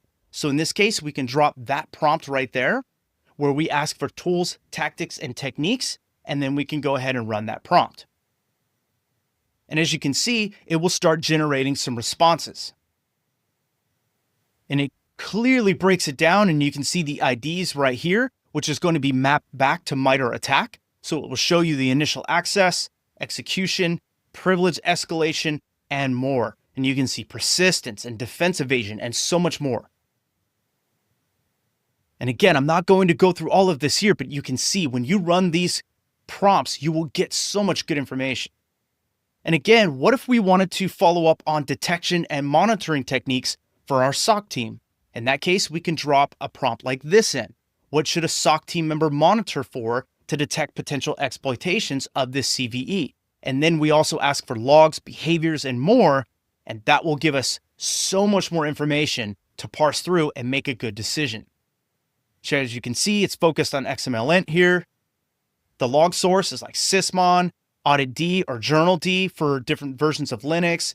There's EDR or XDR tools like CrowdStrike, SentinelOne, and so on. And there's so much more that we can find from this. Look at this summary, and then you have a summary of all the IOCs. It'll give you recommendations for detection rules, and we can go deeper on that with more prompts. There's so much more that we can do here. Something else important to us might be the impacted systems. So we can also ask ChatGPT what systems are affected, and we can use that prompt right there. And as you can see, the most vulnerable systems are Linux-based developer workstations. Anything running XMLint is going to be vulnerable. CI/CD pipelines, scripting environments, and more. And again, it goes through all this detail for you and breaks this all down in simple, easy to understand terms. Now, let's get down to what we really care about as security professionals. How do we mitigate or remediate any findings from this CVE? And in this case, we're going to ask it to comply with ISO 27001. And we want technical and long-term hardening strategies. So in this case, I run that prompt. And now you can see that we obviously want to patch affected systems. We want to disable or restrict the use of XMLint. We want to monitor for exploitation attempts, audit the system for misuse, and it goes through everything in detail for us. And then some of the long-term hardening strategies is to use least privilege for development tools, secure the development and code environment, and actually do some code review as well. Implement software allow listing and application control. And then you also have conduct regular vulnerability scans, user awareness training. Something else I'd like to see in here is maybe something like supply chain. So you can just follow up with a simple question. What about supply chain risk management, right? Great question. That's very crucial, why it matters, and so on and so forth. Now it'll start giving us some more information about supply chain and why that's related to this CVE. Pretty awesome, right? And this prompt chain can go on and on. We can ask it about risk context, test and assessment, organizational impacts, training, and more. Anything that you would ask of a human or an administrator or anything, you can ask Gen AI. That's super awesome, right? Now, let's go a level deeper. While the prompt chain is super cool, not everyone in your organization needs the same level of information. And Gen AI can shape the same CVE details into different outputs depending on who you're talking to. To do this, we can pull from an earlier lesson where we discussed a placeholder for sanitized data. But in this case, we're going to use it to make the prompt universal. So we only have to grab a single prompt from our prompt library and add the details. So I'm going to drop the prompt here in the window. And you can see right here that this is the prompt. Let me scroll down a little bit so you can see. And so you can see that we have placeholders like role, analysis focus, and target audience.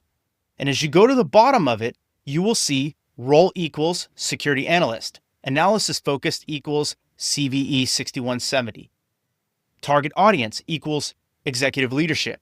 So in this case, all I have to do is change security analyst to security engineer or security officer, security manager, whatever I want that to be. And I can also drop additional CVEs as an analysis focus. And my target audience could be a SOC team, it could be a patch team, it could be executive leadership, and more. So now you have a universal prompt that you can just replace these roles, and you can create multiple versions of this as well. You can run this prompt as a different role, or targeting a different audience each time you run it. Does that make sense? Now imagine using all of that in a single meeting. You've just become the translator between risk, operations, and strategy. And that is highly valuable in any organization. It's amazing, right? Now, one other thing you can do is turn multiple CVEs into structured tables. So what we can do is we can use a prompt like this. Please extract and summarize the following CVEs into a table with columns, and then you list out the columns that you want to see. And notice that I have CVE 2025-6170, but I have some other CVEs that might be related or similar. Maybe it's a similar platform, a similar attack vector, whatever it might be. So I'm going to couple these in, and then I'm going to run this through ChatGPT. And it's going to grab all of our data for us, and then it's going to formulate our response. And as you can see, it starts creating a table that we can now work with. And notice that we have a buffer overflow, a buffer overflow, a buffer overflow, and a buffer overflow. So these are very related in terms of the vulnerability and the potential exploit that could happen. So now we can couple these together, and then we can start working with this data to formulate a plan to address everything, not just one CVE.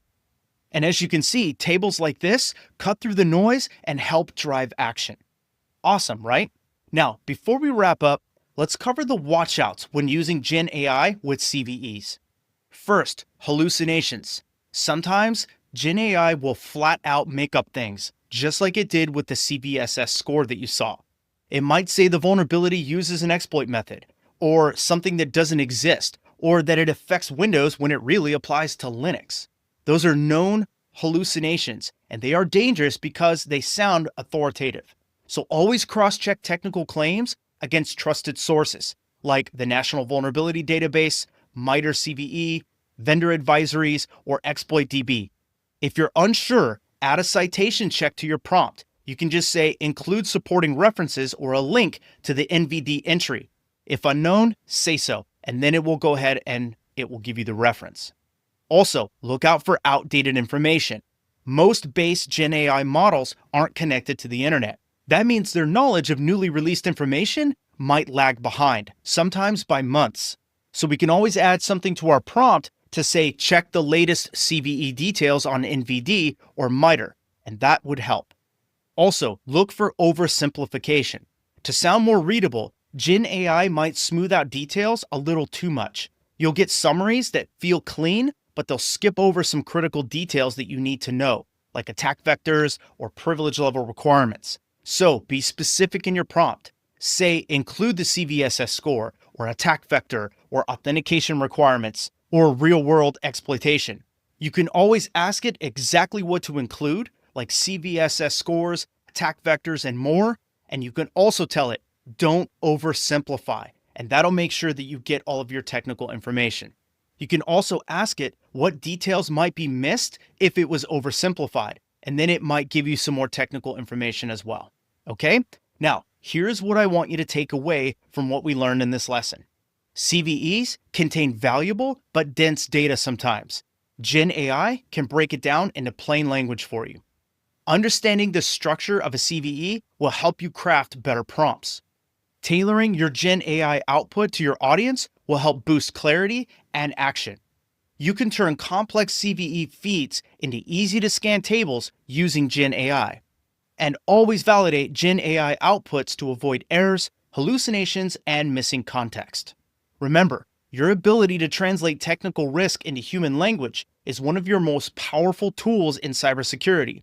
And now, with Gen AI by your side, that superpower is easier to access than ever before. So the next time a fresh CVE drops into your feed, don't just look at the score. Ask what it actually means. Then use ChatGPT, Perplexity, or Claude to help tell the story so you can clearly and confidently understand it. In the next lesson, we'll take this a step further by learning how to prioritize risk based on real context, not just the raw CVSS scores. You're building serious muscle here, so keep going, and I'll see you in the next lesson. Have you ever looked at a vulnerability report and thought, there is no way we can patch all of this? Where do we even start with something like this? Well, I know I have, so I know you're not alone. In fact, this is probably one of the biggest challenges in cybersecurity today. CVSS scores are everywhere, And while they're useful, they don't tell the whole story. You wouldn't treat a vulnerability on your domain controller the same way you would treat one on a lab test box, even if they both have the same CVSS score. And yet, that's exactly what most vulnerability management programs do. That's why in this lesson, we're going to fix that. I'm going to help you understand why CVSS scores alone can't drive smart decisions, how to identify the context factors that truly impact risk, how to prompt Gen AI to analyze and prioritize vulnerabilities based on your actual environment, how to compare static scoring to contextual prioritization, and how to avoid common pitfalls when using Gen AI for risk analysis. We're going to break this down in plain language, walk through real-world use cases, and show you how to level up your prioritization game using Gen AI, and we're going to do it all step by step. So let's start with the problem. Most vulnerability management tools rely on CVSS scores to rank risk. That's a decent start, but it's also dangerously incomplete. CVSS is like one size fits none. That's the scoring system. It tells you how dangerous vulnerabilities could be in theory, but it doesn't tell you what that vulnerability means in your environment. And here's why that matters. Imagine this. You've got two systems. One is a domain controller facing the internet. It supports your authentication infrastructure. The other is a development machine on an isolated subnet that's not even connected to your production environment. They both get hit with the same CVSS score of 9.8. Are you going to patch both of those systems with the same urgency? Of course not. That would be a waste of time and energy. But that's exactly what static CVSS-based prioritization does. And it's how teams end up drowning in patch backlogs and chasing the wrong fires. Now, let's walk through how to prioritize risk based on real context with help from Gen AI. Now, before we can teach Gen AI to prioritize effectively, we need to understand what context actually matters. So think of it like layering reality on top of CVSS. Here are the most important details that you need to add. One is asset sensitivity. Is the vulnerable system holding sensitive data? Is it a domain controller, a payment processor, or a customer-facing app? The exposure level. Is the system on an internal network? Is it in a screened subnet or DMZ? Is it in a public subnet? The more exposed, the higher the risk. Threat activity is the next one. Is there known exploitation in the wild? Are attackers actively scanning or targeting this CVE? And also patch feasibility. Can we patch this quickly? Or does it require downtime, testing, or a maintenance window?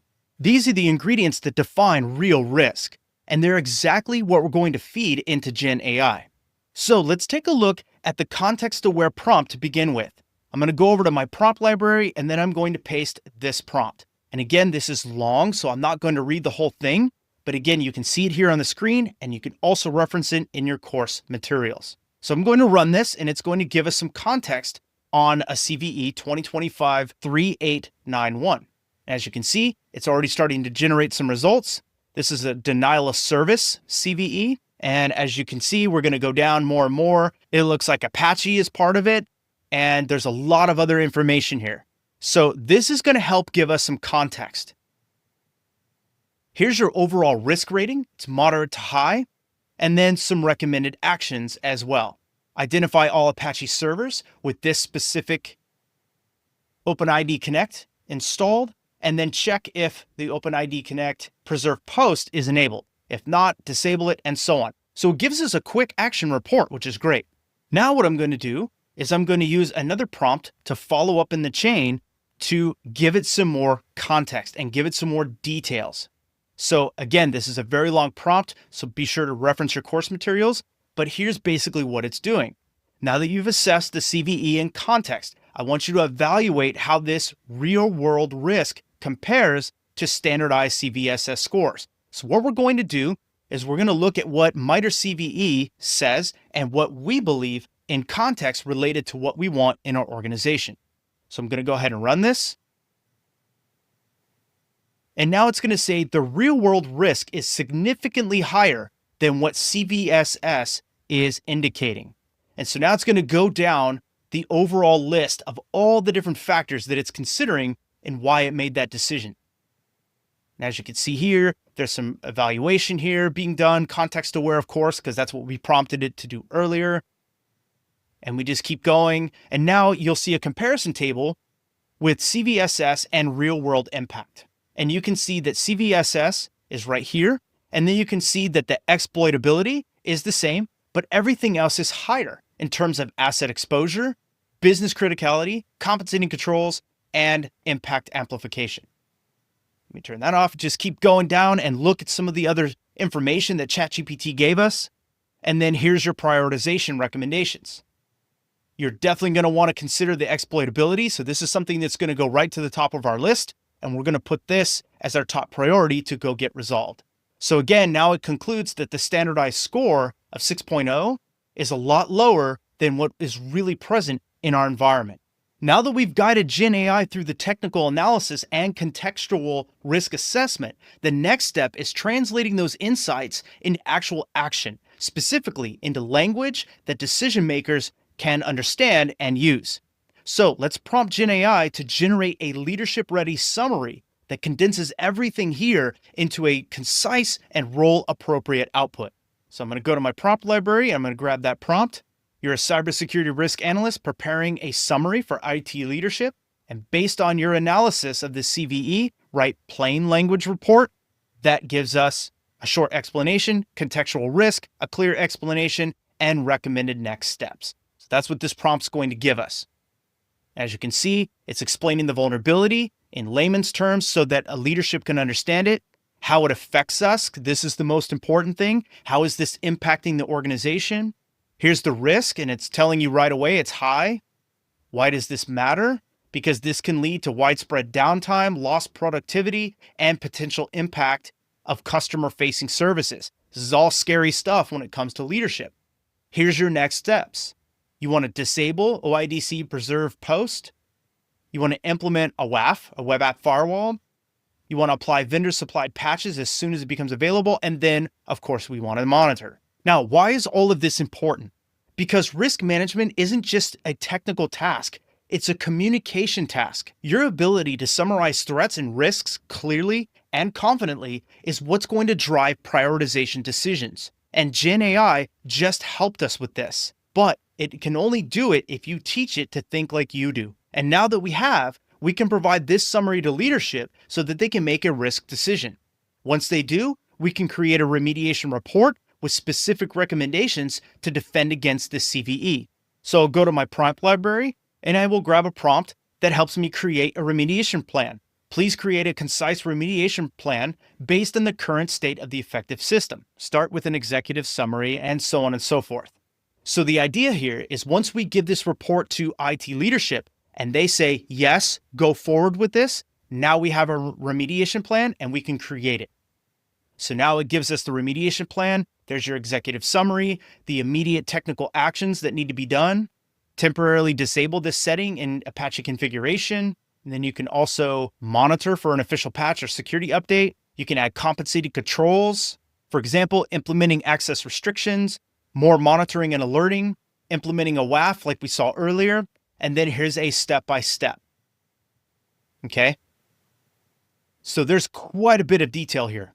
In just a matter of a few minutes, we moved straight from a generic CVSS score to a contextual risk-based judgment and a remediation plan to address the CVE.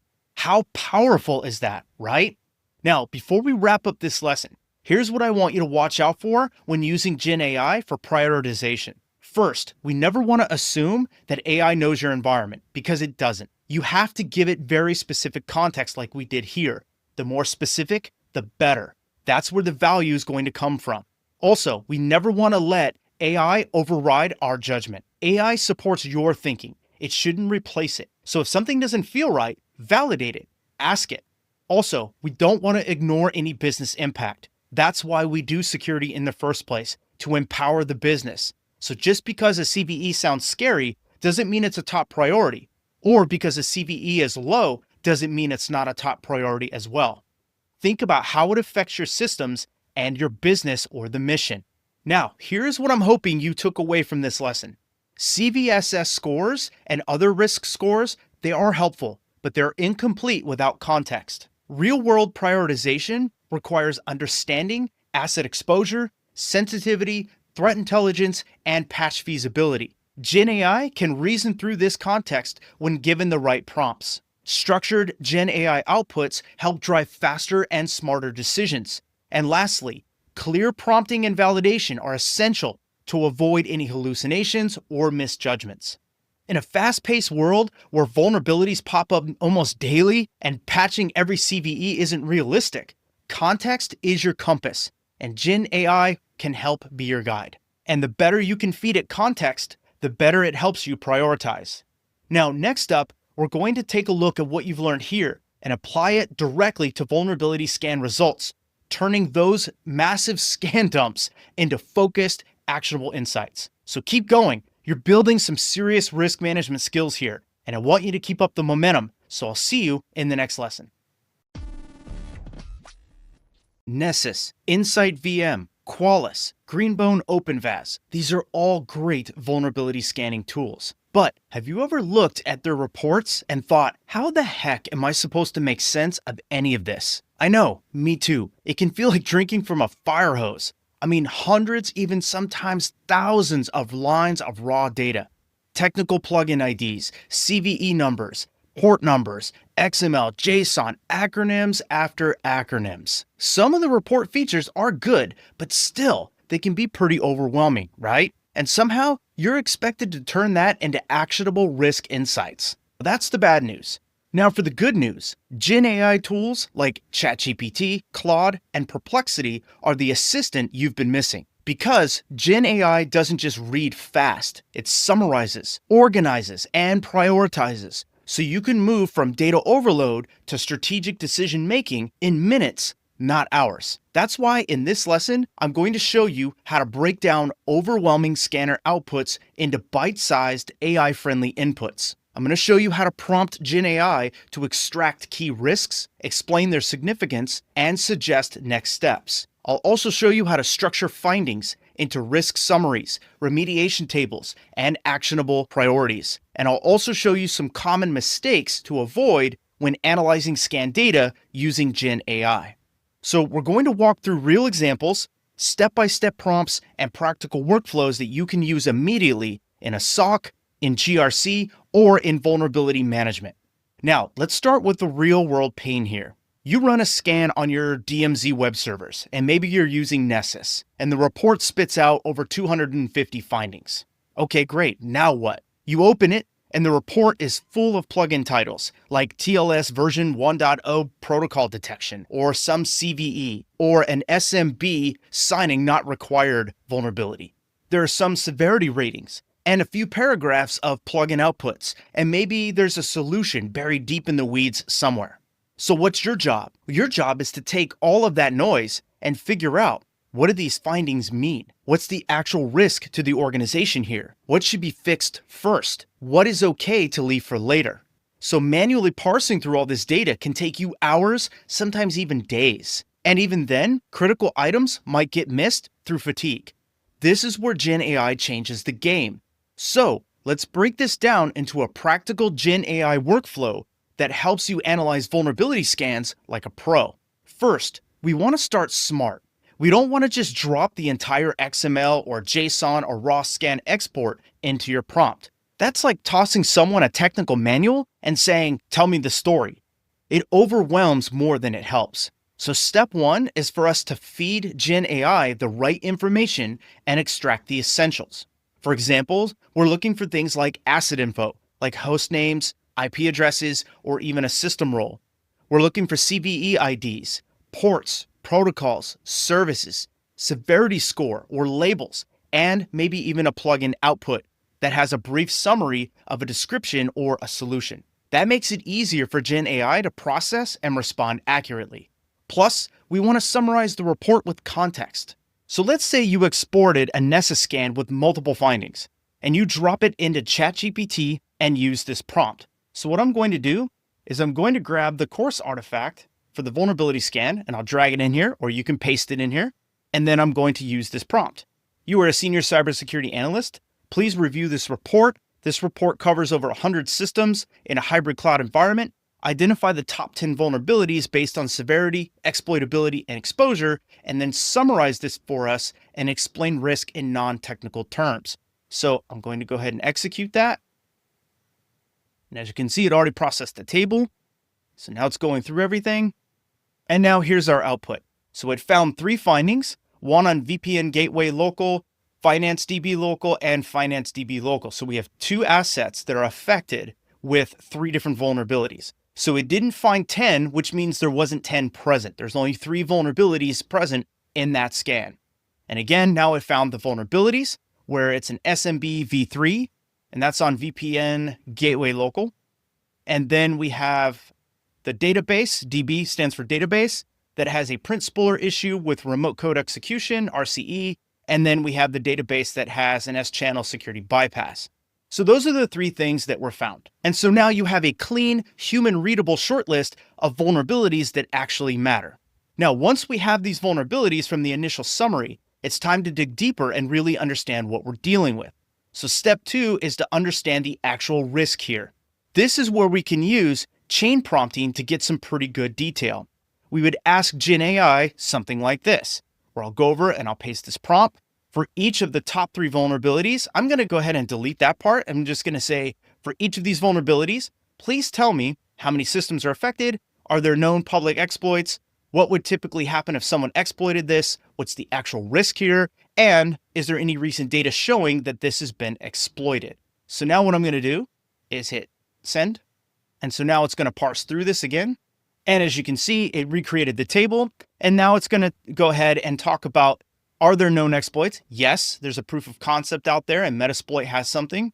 There's a typical outcome if exploited, actual risk of exploit, active use in the wild, and so on. Okay, now I'm not going to take time to go through all of this, but you get the gist, right? It printed all of this out for you in very easy to understand terms. So you can clearly understand, is this a risk or not? And this right here is your biggest indicator, known exploits. If there is, we have a risk, right? Known exploits, yes. And then on this one, known exploits, yes. So all 3 of these are vulnerable to exploit. And then here's a quick summary table that it created for you, which is awesome. This helps you really dial in what's going on, and this makes it really easy to copy and paste into reports, emails, and more. Now let's bring in what really matters, and that's your environment. So step 3 is to add business context to prioritize even smarter. So what I'm going to do is I'm going to drop this prompt in. You are an enterprise vulnerability analyst. Here's a list of our most critical systems and the servers they run on. Prioritize the vulnerabilities based on this. If any of the top ones affect these systems, bump them up in risk. So what I'm going to do is go over to the course artifacts, and I'm going to drop in our inventory list that I created for you. And then I'm going to go ahead and run this. And as you can see, it's starting to parse through and analyze all the data. And here we are. And so now it shows that FinanceDB Local, VPN Gateway Local, and FinanceDB Local, the same server, were found in this list. Now we can see the updated top priorities with critical system weighting. So now this pertains specifically to us. And now we know that there's an adjusted score because we're elevating this to a critical priority because we do have this system and it is vulnerable. We're vulnerable to the SMB ghost and we're vulnerable to the S-channel security bypass. So everything that was found, we need to take care of. Pretty awesome, right? Now this is important because this helps you understand that not all vulnerabilities are equal. Now the next step is to spot the patterns that others might miss. So I'm going to use this prompt to look through the full scan results as a security operations analyst. Do you see any trends or repeated issues? Are there specific operating systems or server templates where the same problems show up? And so now we're going to go ahead and run that. And as you can see, it's having some trouble displaying the visualization. That's totally fine. That doesn't mean that it's not parsing through the data. It just means it can't show the table. So now it's going to go ahead and do an analysis. And now there is no systematic vulnerability repetition that's detected. Despite scanning over 100 systems, no single vulnerability was found across multiple operating systems or templates. So what that means is we have a single instance of an issue that's spread across the environment, okay?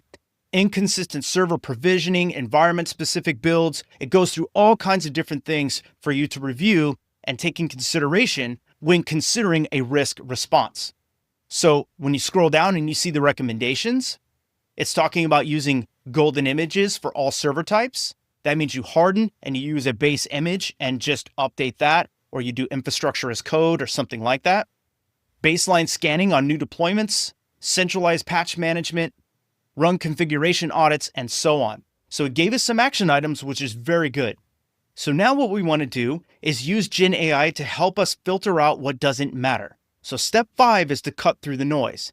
In this case, we're using a very simple example, but if you're dropping hundreds and hundreds and hundreds of hosts in here, these kinds of prompts will be very helpful. So in this case, I'm going to post this prompt. Some of these vulnerabilities might be false positives. Based on the results, which ones should I double check? For each, tell me why it might be inaccurate and how I can confirm it.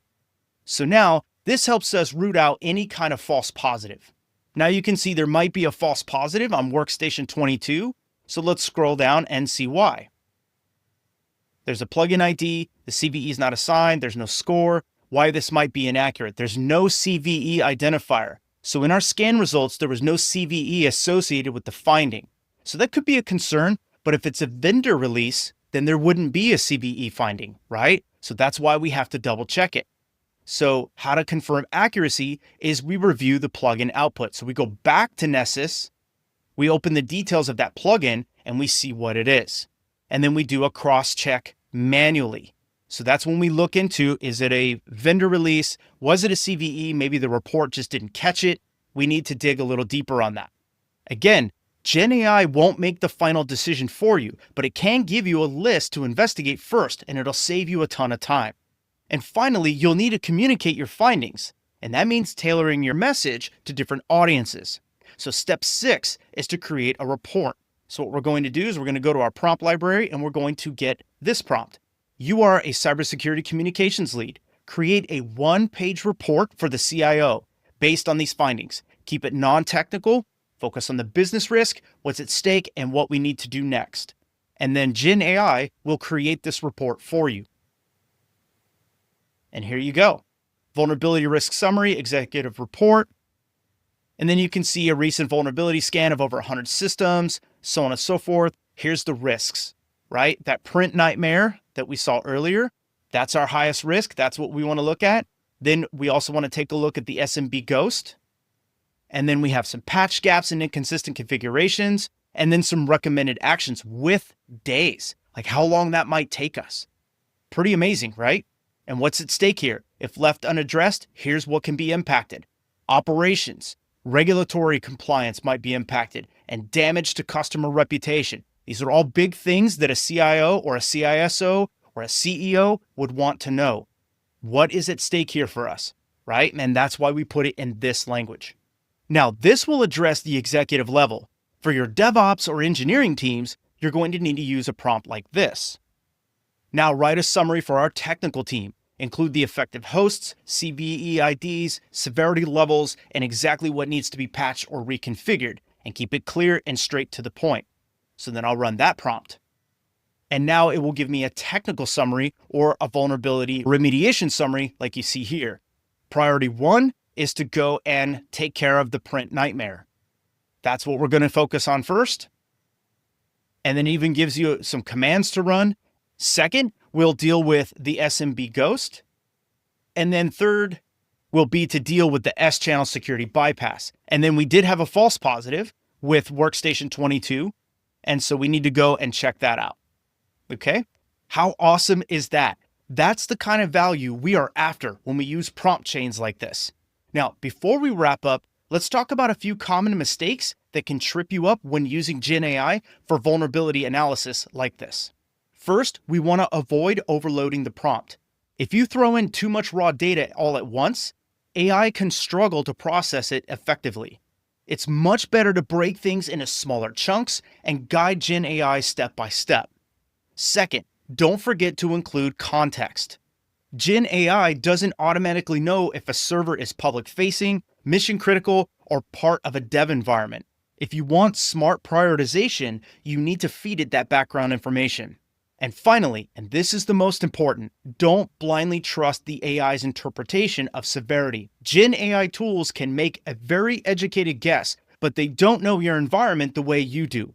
So always cross-check CVSS scores, validate exploitability, and factor in your own critical assets.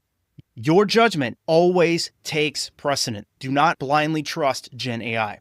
So here's what I'm hoping you took away from this lesson. Vulnerability scan data is dense and overwhelming, but Gen AI can help make sense of it.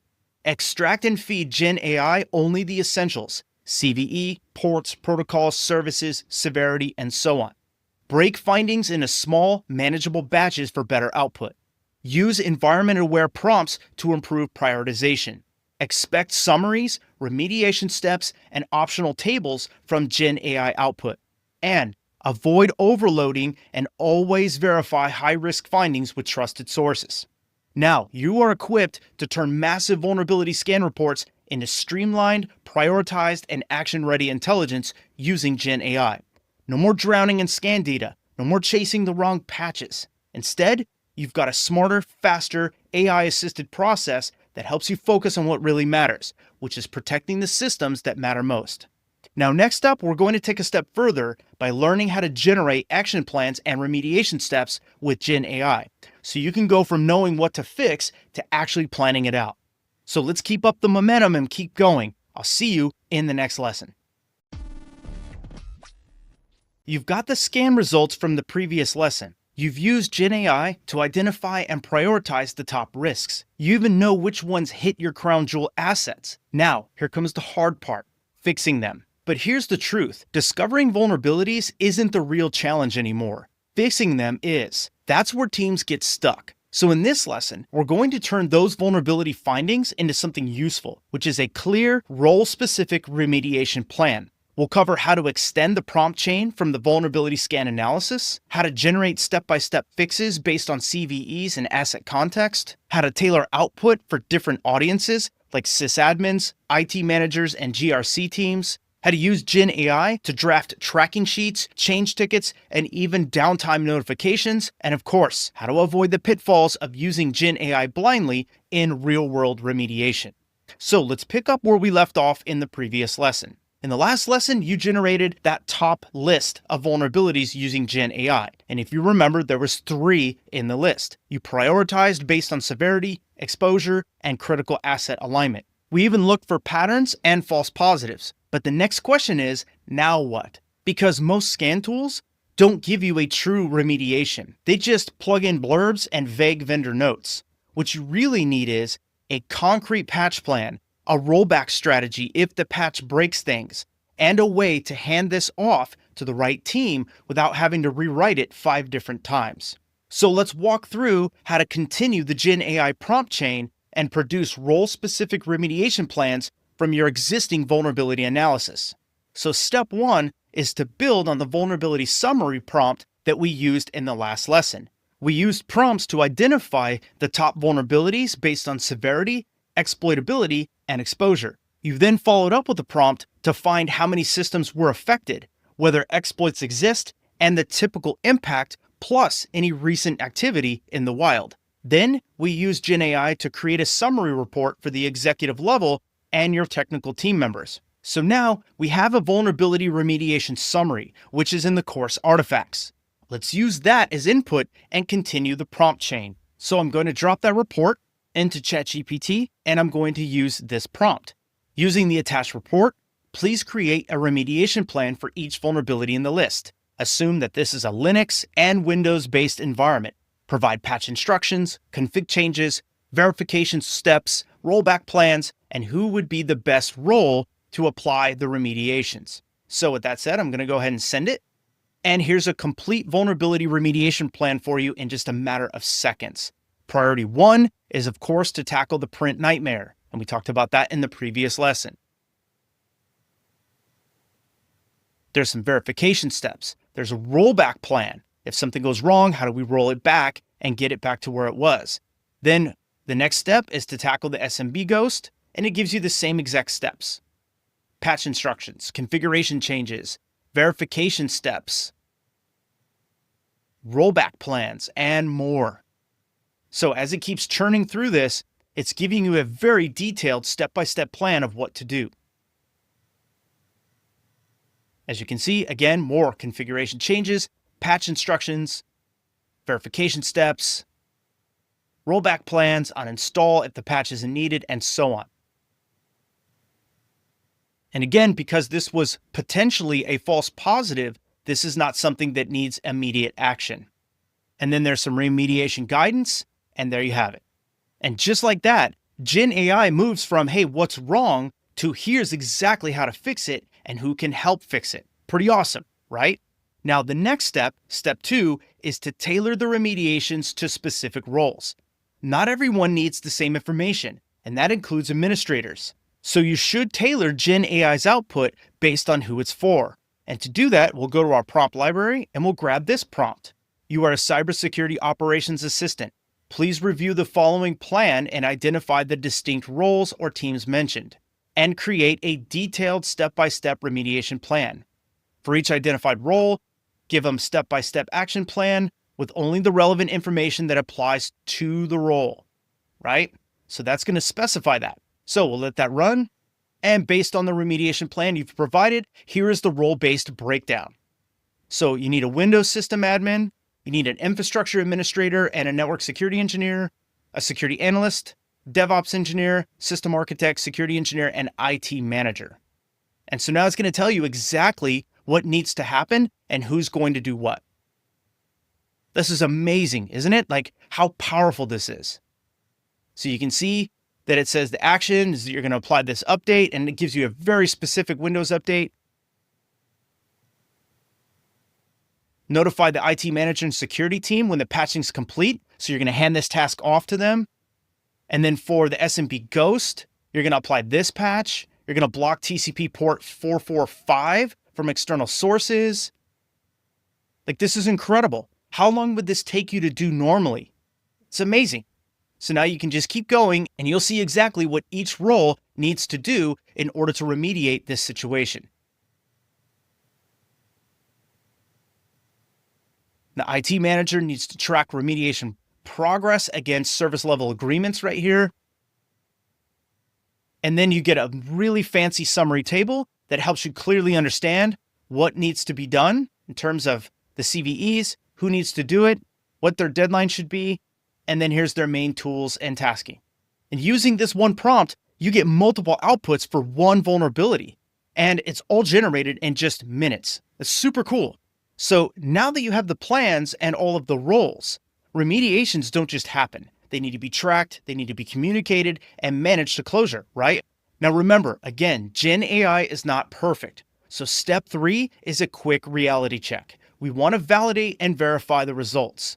Gen AI might suggest restarting services that can't be restarted during business hours, or patches that aren't yet tested in your staging environment, or even fixes that skip important dependencies. So we always want to follow up with a prompt like this.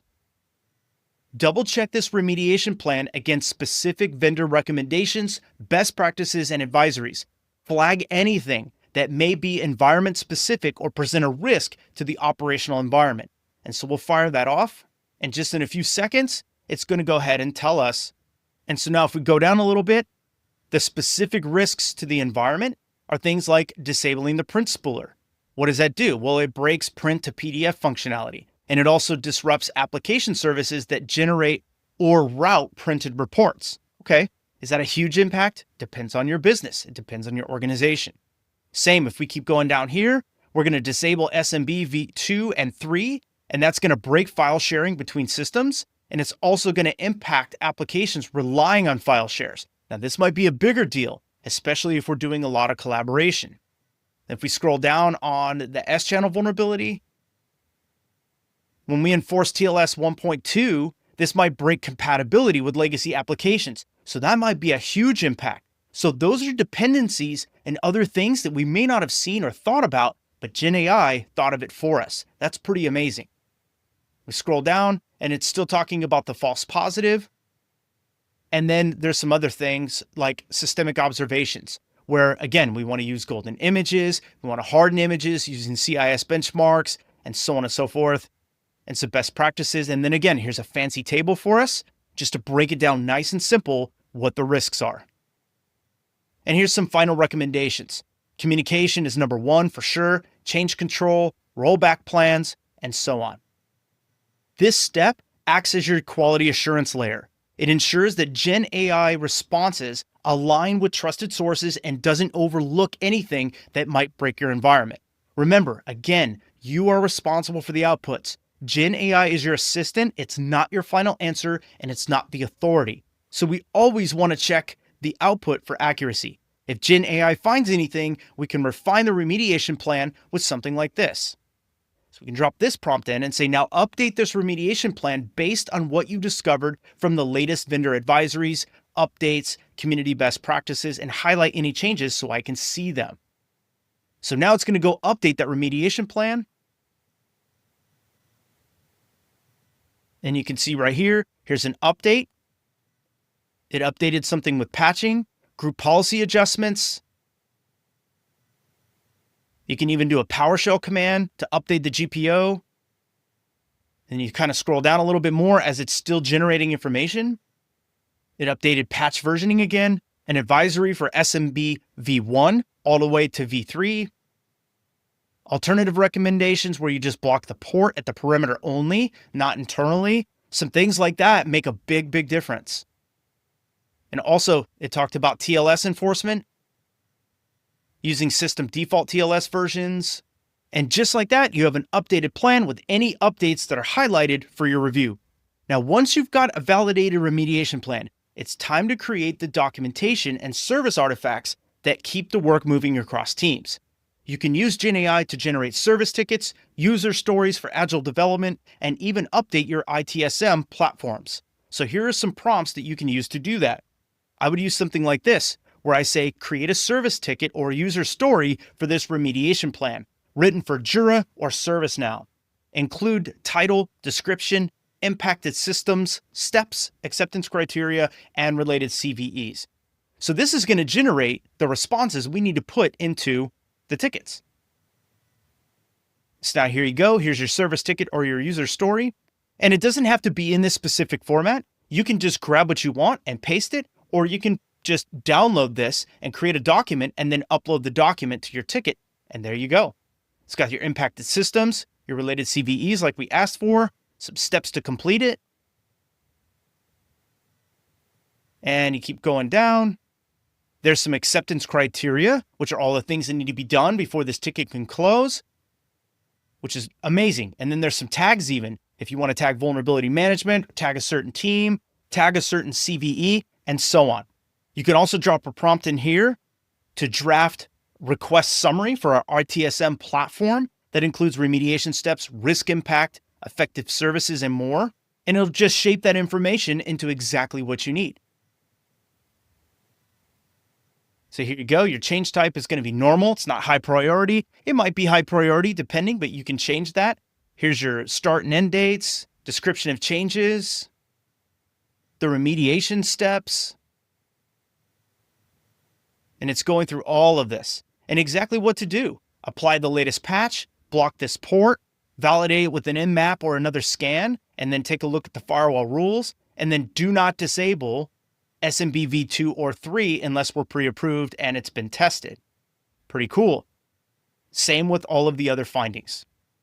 And here's your risk and impact analysis, where you have RCE and wormable vulnerabilities. You have disabling print spooler or TLS enforcement, port 445, and also these false positives might result in unnecessary work. So again, we want to go confirm that false positive before we actually input this into the system. This is amazing. Look how much detailed information there is here in just a matter of seconds. And again, here's your approval checkpoints and a communication plan. And here's one last prompt you can use, where we write a communication brief for stakeholders to announce patching timelines, possible downtime, and expected outcomes. So this is what we would send before we start doing some work. Now you can see that it's going to generate a subject line for you, and then it's going to start putting together a summary.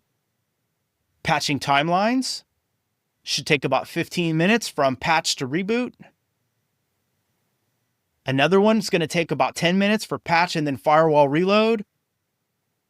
This one should take no time. There's no downtime, no impact. And then gold image updates is offline, so it's not going to impact any running systems. And then it'll talk about the scope of work. You have the possible service disruptions. And really, the one you're worried about is the finance database. That's the biggest thing. And then your expected outputs, and then some support information. Here's an email alias to send your email to, or maybe you put a phone number in there for your network operations center or whatever it might be. And there you go. And everything's generated for you in just seconds. It's crazy, right? This turns Gen AI into your project assistant, writing templates, tickets, and change notes that you would normally spend hours and hours on. Isn't that amazing?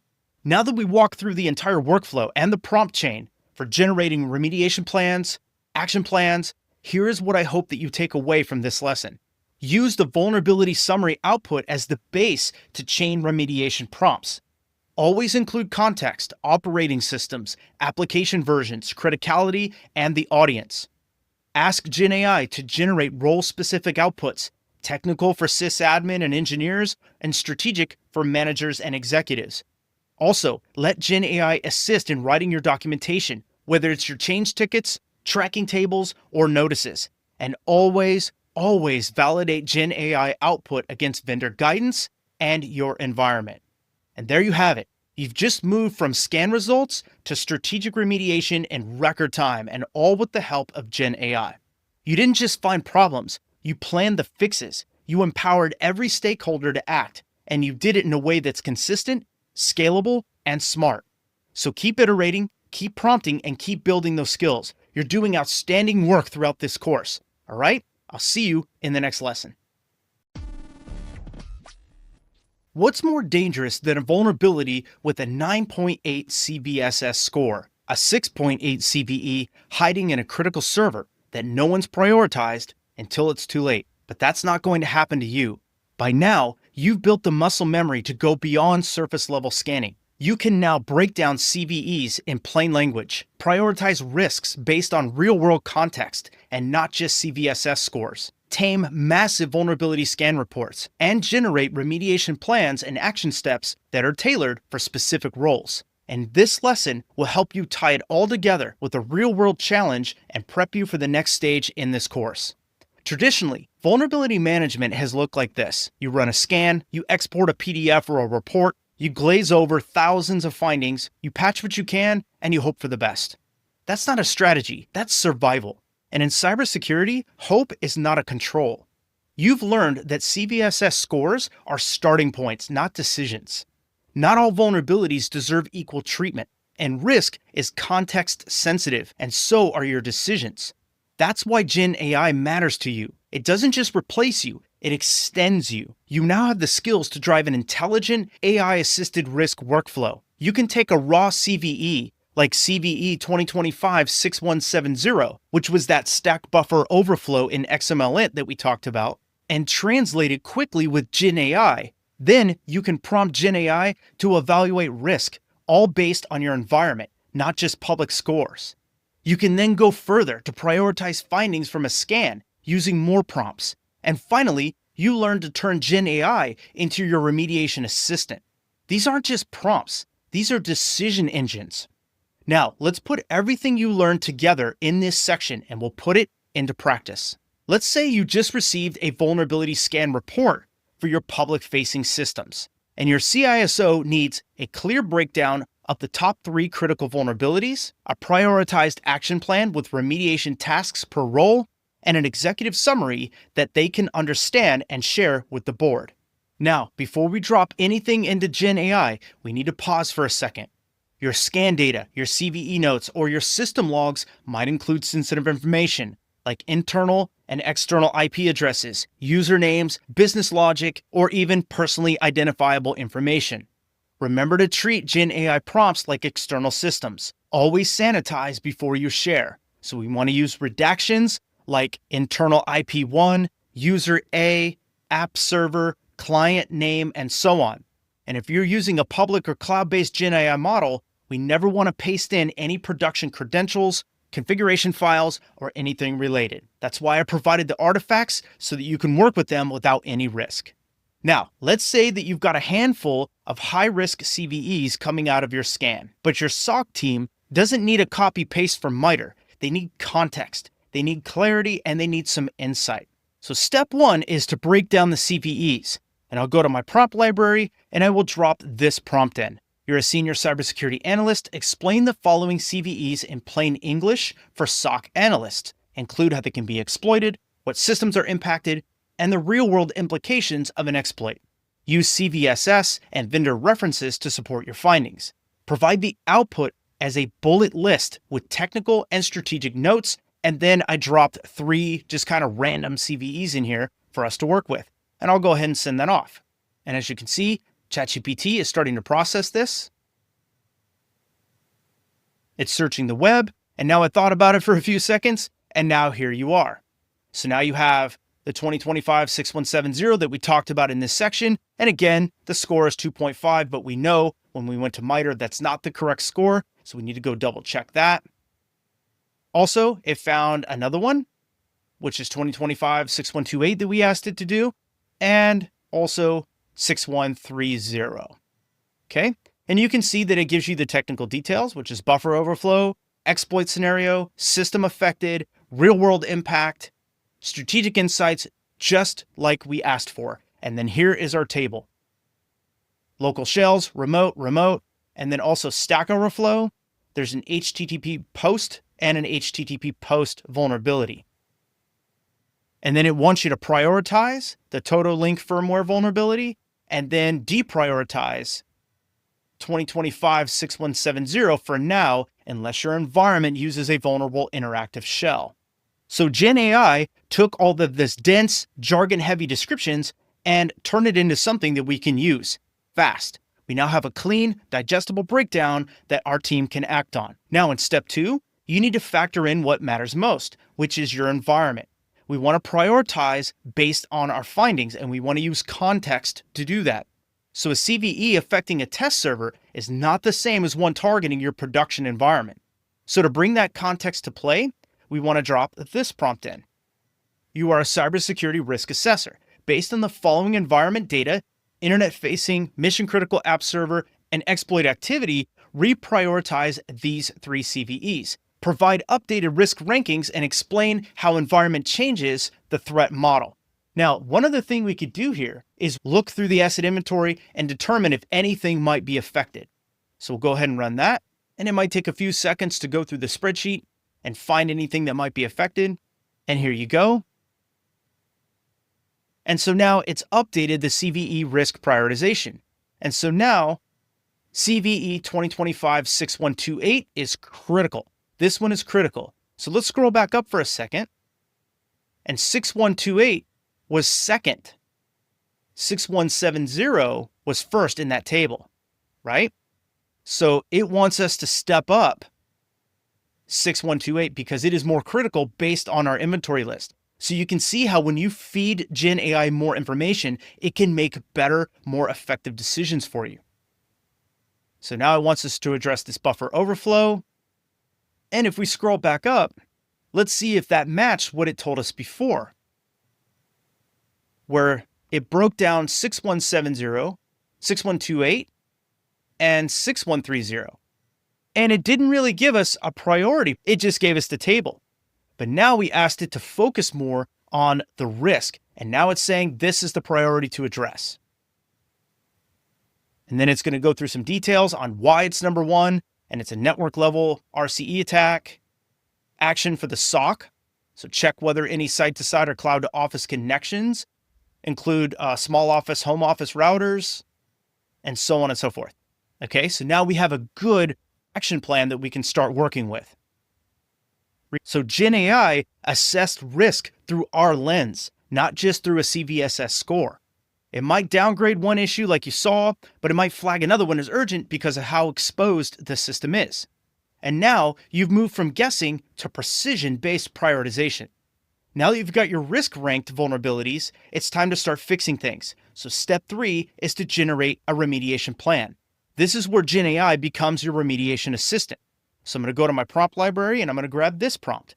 You're a remediation planner. For each CVE, create a step-by-step fix for sysadmins. Include patch steps, config tweaks, validation commands, rollback guidance, and any change control flags, and format it in a table like we asked before. So I'm going to go ahead and send that. And here's your remediation table. And it's going to take a few seconds.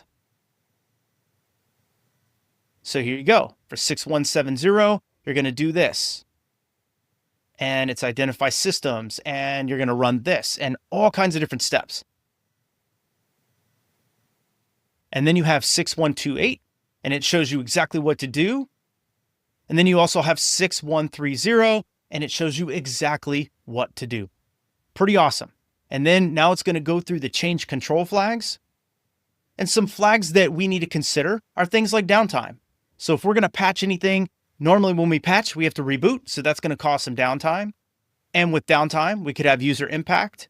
We need an emergency change window. If we're going to make the change now, we need to make some notifications and let everyone know this is an emergency and to expect some downtime. Now, this gives you a clean table that you can drop into Jira, ServiceNow, or even a remediation worksheet. But there is one thing that I didn't see. I didn't see a rollback plan. So that's not included. So I'm going to ask ChatGPT, please include a rollback plan. Something real straightforward and simple. And then it'll regenerate all of this for us, giving us a rollback plan. So now there's your action steps, your verification. And if I scroll over a little bit, you can see the rollback plan. Rollback trigger, factory reset, all kinds of different things like that. Okay. And then again, here's your change control reminders and so on. Pretty awesome, right? You go from chaos to clarity in just one move. Now, the final step is to package everything up with an executive summary. The CISO doesn't want technical details. They want to know the big picture. What's the risk? What's the exposure? And what's the plan to keep the business safe? So in this case, we're going to go to our prompt library. We're going to use this one last prompt. You are a cybersecurity leader writing for the board. Summarize the findings and risk in 3 paragraphs. The vulnerabilities, the exposure, and the fixed timeline. Use clear, non-technical language. And we'll fire that off, and it will take everything we found to this point and convert it into something very simple for our executives to understand. As you can see, here's our vulnerabilities, lays it all out. Here's the exposure, lays it all out. And here's the fixed timeline. Pretty awesome, right? You can even go so far as to ask, create a bullet list, create a table, and so on. So it's something easy for the executive to see. So you could ask ChatGPT, please also include a quick, easy to read table for the executive audience. And as you can see, now it's going to generate a quick table that we can drop in there. Here's your risk level, impact if exploited, exposure, fixed timeline. And now your executive can quickly see what's going on. Because let's be honest, do we really want to have a talk about an XML tool that's a low impact? Or do we really want to focus our efforts right here? And that's what your executive needs to know. Pretty awesome, right? Now, if you want to go the extra mile, you can follow up with other prompts to rewrite the summary into a short email so you can send it off and so on and so forth. But with just a few prompts, you've taken raw CVEs and turned them into clear analysis, tailored the fix to each role, and created updates for both your SOC and your C-suite. And all of this was done using GenAI with the RACE framework for your prompts. Now, here's what I want you to walk away from this section. CVEs are more than ID numbers. They're stories. So learn to translate them with GenAI. Context is everything. Risk lives in your environment, not in a number. Scan reports are data, but GenAI will help you turn them into decisions. Fixing vulnerabilities requires clarity across teams, and GenAI helps tailor the plan for each of them. And you are the operator. AI is the assistant. So use the RACE framework to generate your prompts, validate the outputs, and own the process. And with that, you have just crossed a major milestone. You've learned to analyze, prioritize, and act on vulnerabilities like a pro. Now, what we're going to do next is we're going to shift our focus from long-term risk to real-time response. In the next section, we're going to focus on using GenAI to triage alerts. And you're going to learn how to cut through alert fatigue with GenAI-powered triage. You'll learn how to summarize alert payloads into actionable insights. You'll learn how to escalate or dismiss alerts using structured AI workflows, and you'll also learn how to reduce time to response without compromising accuracy.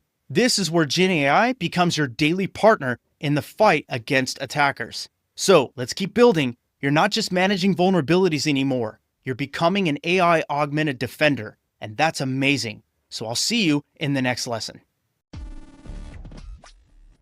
Ever feel like you're drowning in alerts, jumping from one blinking red light to the next, and by the end of your shift, you're not even sure if you actually solved anything? I know I certainly have in my career, and I'm sure you have as well. So let me hit you with this. The average Tier 1 SOC analyst investigates thousands of alerts per day, and many of them are false positives. That's not just inefficient, it's dangerous. Real threats hide in the noise. So imagine if you had a partner who never sleeps, never gets burned out, and could constantly look through the mess to tell you what matters and what to do about it. That partner is Gen AI. In this lesson, we're going to dive into how you can use Gen AI to not only just triage alerts, but go one step further to generate real-world, actionable remediation steps. So we're going to walk through why alert overload is killing analyst efficiency, how Gen AI can help you identify root causes faster than ever, how to use Gen AI to auto-generate action plans that are customized for your environment, and practical prompt examples that you can use today to lighten your workload and make smarter decisions. This is where everything we've learned in the previous lessons come together. Because once you've triaged an alert, you don't just want to know about the issue, you want to be able to fix it and fix it fast. So let's say that you're a Tier 1 SOC analyst. Your SIM is pinging every few seconds. Some endpoint alert, then a firewall hit comes in, then a suspicious login, and again and again and again. You bounce from Splunk to CrowdStrike to Microsoft Defender, juggling tabs while just trying to figure out, is this real or is it just another false positive? Is it urgent? And what do I even do about it? Welcome to what I call the triage nightmare. You're looking at dozens of noisy alerts, tons of context shifting between tools, overwhelming ratios of false positives to real threats, and a race against time, knowing that one missed alert could be the one that impacts your business. And when you add this up over days and weeks, the result is analyst burnout. Not just mental exhaustion, but operational risk. The constant fire hose of data that trains your brain to ignore alerts rather than to investigate them. That's exactly what attackers are betting on.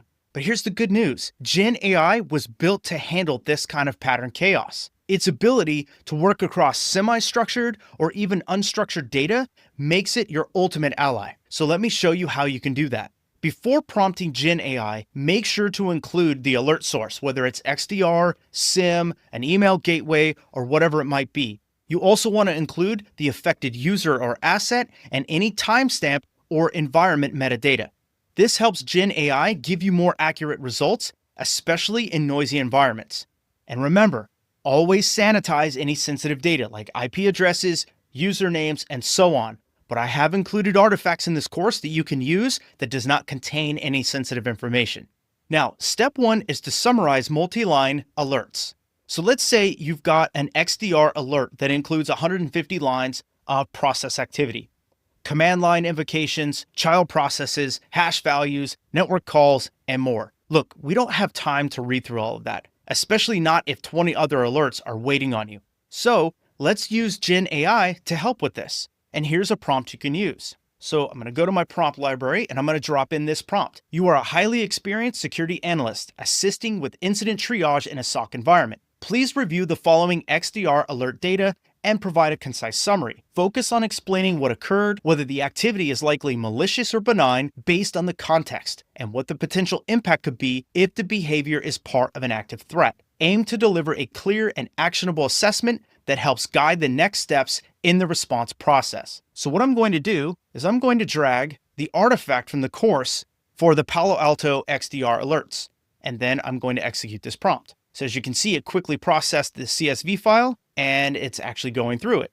And here's an initial triage summary of the XDR alerts. So you can see there's an alert ID, there's a device, there's a user, a process, and MITRE techniques.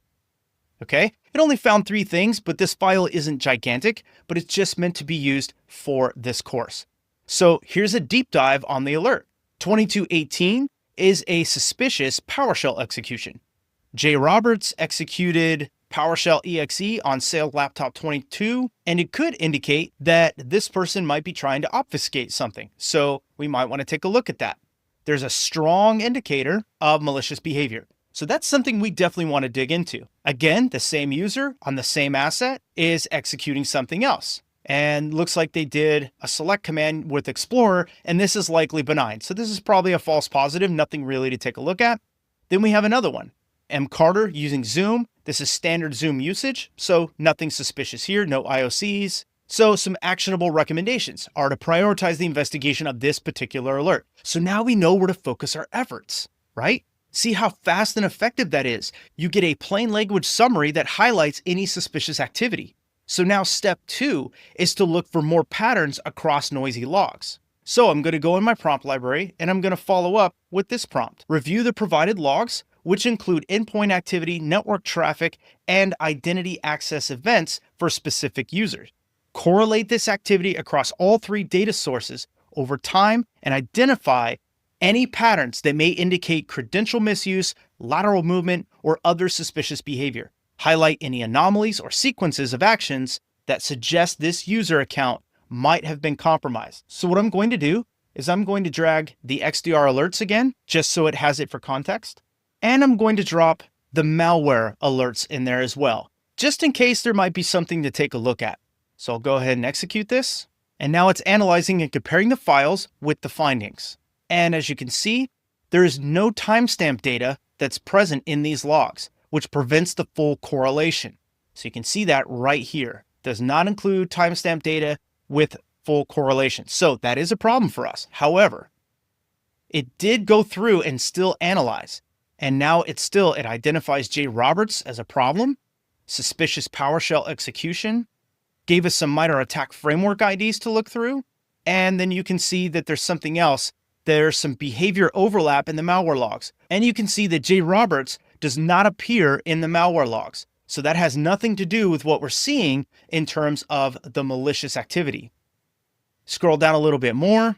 It gives you a statement that says the malicious payload likely deployed as a Java archive or something like that. So we might want to look into that a little deeper. Then there's some indicators of credential misuse where there's no direct logs provided, so we can't really dig deeper on that. But here's a summary of all the suspicious behavior that we've detected to this point. It's pretty awesome, right? Now here's some next recommended steps to isolate the affected endpoints, decode PowerShell, collect memory and registry artifacts, do some threat hunting here, reset credentials, and correlate with any other logs that we have. Now, what if we want to turn some raw logs into clean, actionable checklists? In that case, we can use a prompt like this. Based on the alert data provided, generate a structured incident summary that includes suspected attack type, relevant MITRE ATT&CK techniques, risk priority, affected systems or users, and recommended next steps, and use bullet points or a table for clarity. So we'll send that off, and here is your summary report. So you can see that it is a suspicious PowerShell execution, phishing via weaponized Word documents, and also the risk priority is high. Then you could see Jay Roberts, the asset involved, the other affected hosts that might be involved from lateral movement. Then you see the relevant MITRE ATT&CK techniques, where you have the technique ID, and that correlates with PowerShell, another ID that correlates with phishing, and so on and so forth. Then when you go down a little bit more, you have a summary by host. And so it walks through pretty much giving you a chain of events where someone opened a Word doc that triggered the PowerShell, and the macro that executed was based on these 2 MITRE ATT&CK IDs. And then there was some navigation right after that to explorer.exe. And then that related to IT Test 08, and that related to this laptop as well. So the risk assessment is the likelihood of compromise is high. So we have a very big problem here. Data exfiltration risk is very possible. So C2 is present. Command and control is present here. Lateral movement has been detected, very likely. And also credential misuse risk is probably pretty high, and detection gaps. There's no identity logs present for confirmation. So our recommended next steps is to immediately contain things and then start forensics and analysis perform some threat hunting like we talked about earlier, perform some more network analysis, and conduct user awareness and reporting. How incredible is that? This is how you remove ambiguity and generate structured response actions that you can actually follow. Now, let's auto-generate remediation steps for any of these findings. This is step number 3. Once you've confirmed a threat, you need to act fast and act precisely. And you can use this prompt to do that. So I'll go over to my prompt library and I will copy this. Using all of the data above, please create a detailed remediation plan, including immediate containment actions, communication steps for the user, detection enhancements, and follow-up investigations to identify potential secondary compromise. And so as you can see, it's starting to think about it, and here is your plan. The remediation plan is, first, we want to isolate the affected systems. Then we want to look at credential protection. So we want to force a password reset for Jay Roberts. Any user account with recent login, and we want to revoke any active tokens or sessions. We also want to disable any malicious processes or artifacts as well. Then in terms of communications, we want to notify end users. We want to also notify internal teams like our SOC, the IT help desk, incident response lead, and legal and compliance if any data exfil was detected. We also want to create a management brief. And then when we come to detection and prevention, we need to deploy new detection rules. We want to do some network monitoring, harden that email gateway, and follow up investigation with a timeline reconstruction, a secondary compromise assessment, a threat hunt across the environment, memory and disk forensics, and more. And then you can see the post-remediation actions as well, where we want to re-image the endpoints, validate restored systems, and so on. How incredible is this? How powerful is this to use? Your Gen AI assistant responds with exactly what to do.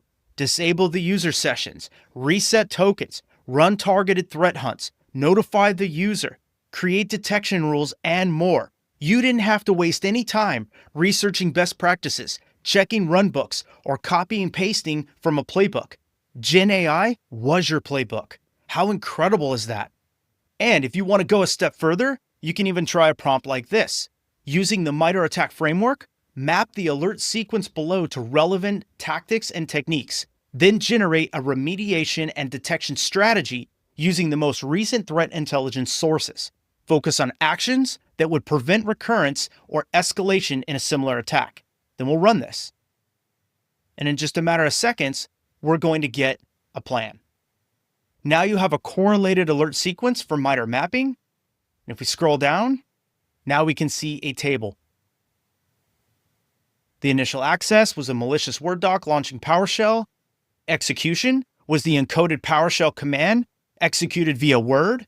The defensive evasion was the use of base64 encoded PowerShell. Persistence, discovery, C2 or command and control, more C2, execution, user action, and lateral movement.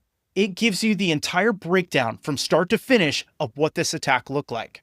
And then it gives you a threat profile based on the latest intelligence like we asked for.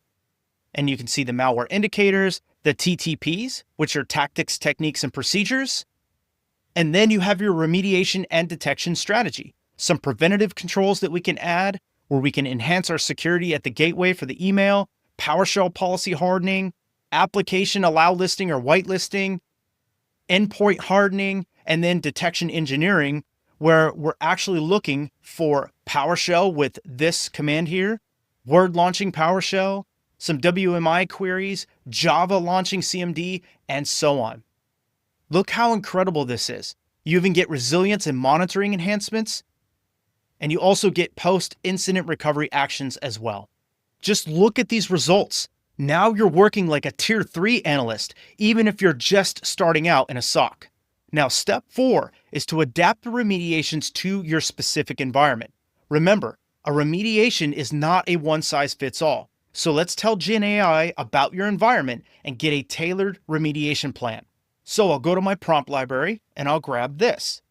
Given that our environment includes Okta, Google Workspace, and CrowdStrike, create an environment-specific remediation plan that includes identity management actions, endpoint validation, session revocation, and follow-up hunting across cloud systems. And then I'll run that. And here is your targeted remediation plan. Your environment-specific remediation plan now includes Okta, Google Workspace, and CrowdStrike Falcon. And so now it tells you what to do in Okta.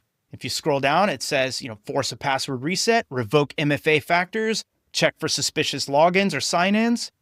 Here's some precautions to take as an administrator. Then on the CrowdStrike end, you're looking at isolating these hosts using Falcon's network containment, some investigation steps that you can do, and preserving forensics if you want to do a deep forensic investigation. And then also, here's some more Okta and Google Workspace directions, email trace and quarantine, and some follow-up threat hunting using CrowdStrike Falcon. Just look at all of this data that you get back just by using a solid prompt. And here's a summary of actions by platform. So on Okta, we want to reset the credentials or creds, revoke MFA, terminate sessions, audit privileged access. Go into CrowdStrike, isolate the endpoints, trace the process trees, hunt for IOCs, and preserve memory and registry. Google Workspace, revoke OAuth access, remove malware emails, and audit drive and login sessions. And some final recommendations are to create Okta behavior rules.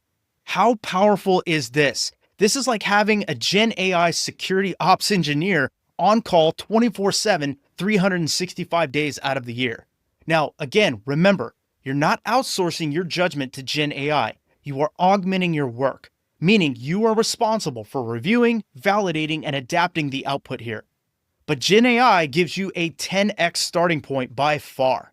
So instead of spending all of your brain power Googling commands or digging through past notes, you're using that energy to make good decisions and not sifting through or digging through lines and lines of alerts. Pretty awesome, right?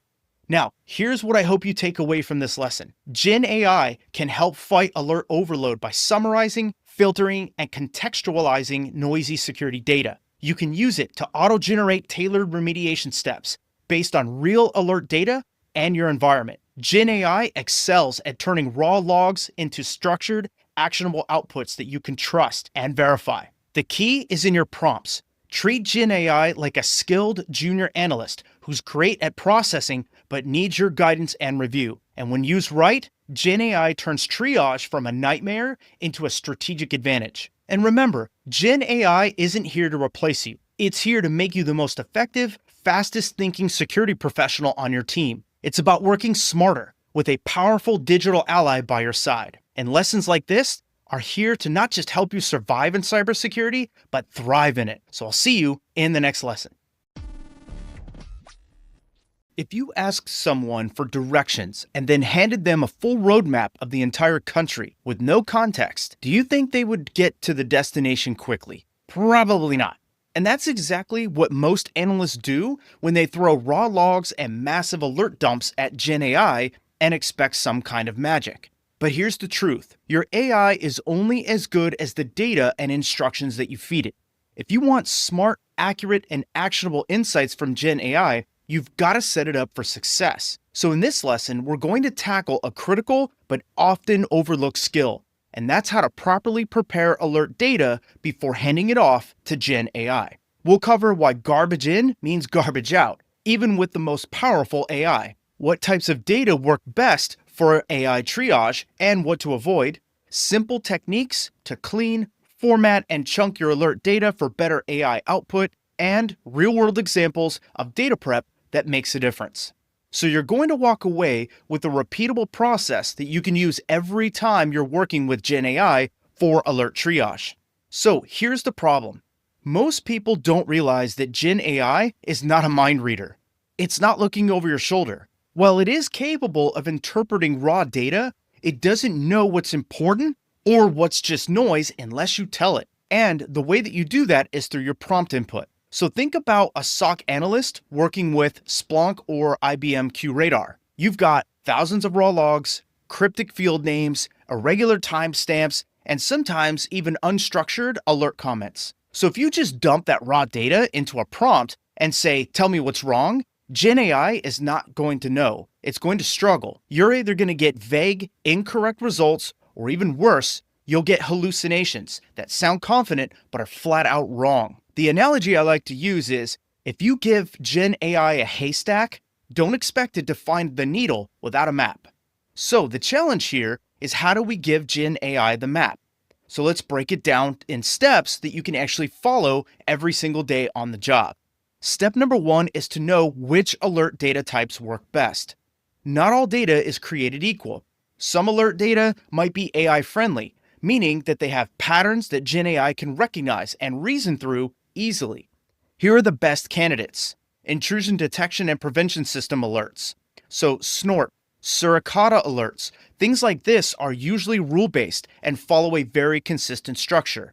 For example, you might see something like this. Now, this is gold for AI because it includes clear fields like classification, priority, protocol, and IP addresses. SIM logs from Splunk, Elastic, QRadar, and more are also good. These tools normalize logs, making them more digestible for Gen AI. Here's an example of a Splunk event that you could feed it. This is easy for AI to parse through and summarize into security event narratives. Gen AI can also handle firewall or endpoint alerts as well. They all vary depending on the platform, but what's most important is that it's specific, pattern-rich, and clear. So these are exactly the kind of bite-sized data chunks that Gen AI can interpret and evaluate. You can also try other logs as well from other platforms to see if you can gain any intelligence. Now, step 2 is to clean up the data. We don't want to just data dump here. Gen AI isn't a log parser. It's not built to digest a 500-line SIM export or a giant CSV or Excel table. So don't tell it, here's a JSON file with all of our suricata alerts for the week, analyze it. Instead, we can give it a prompt like this.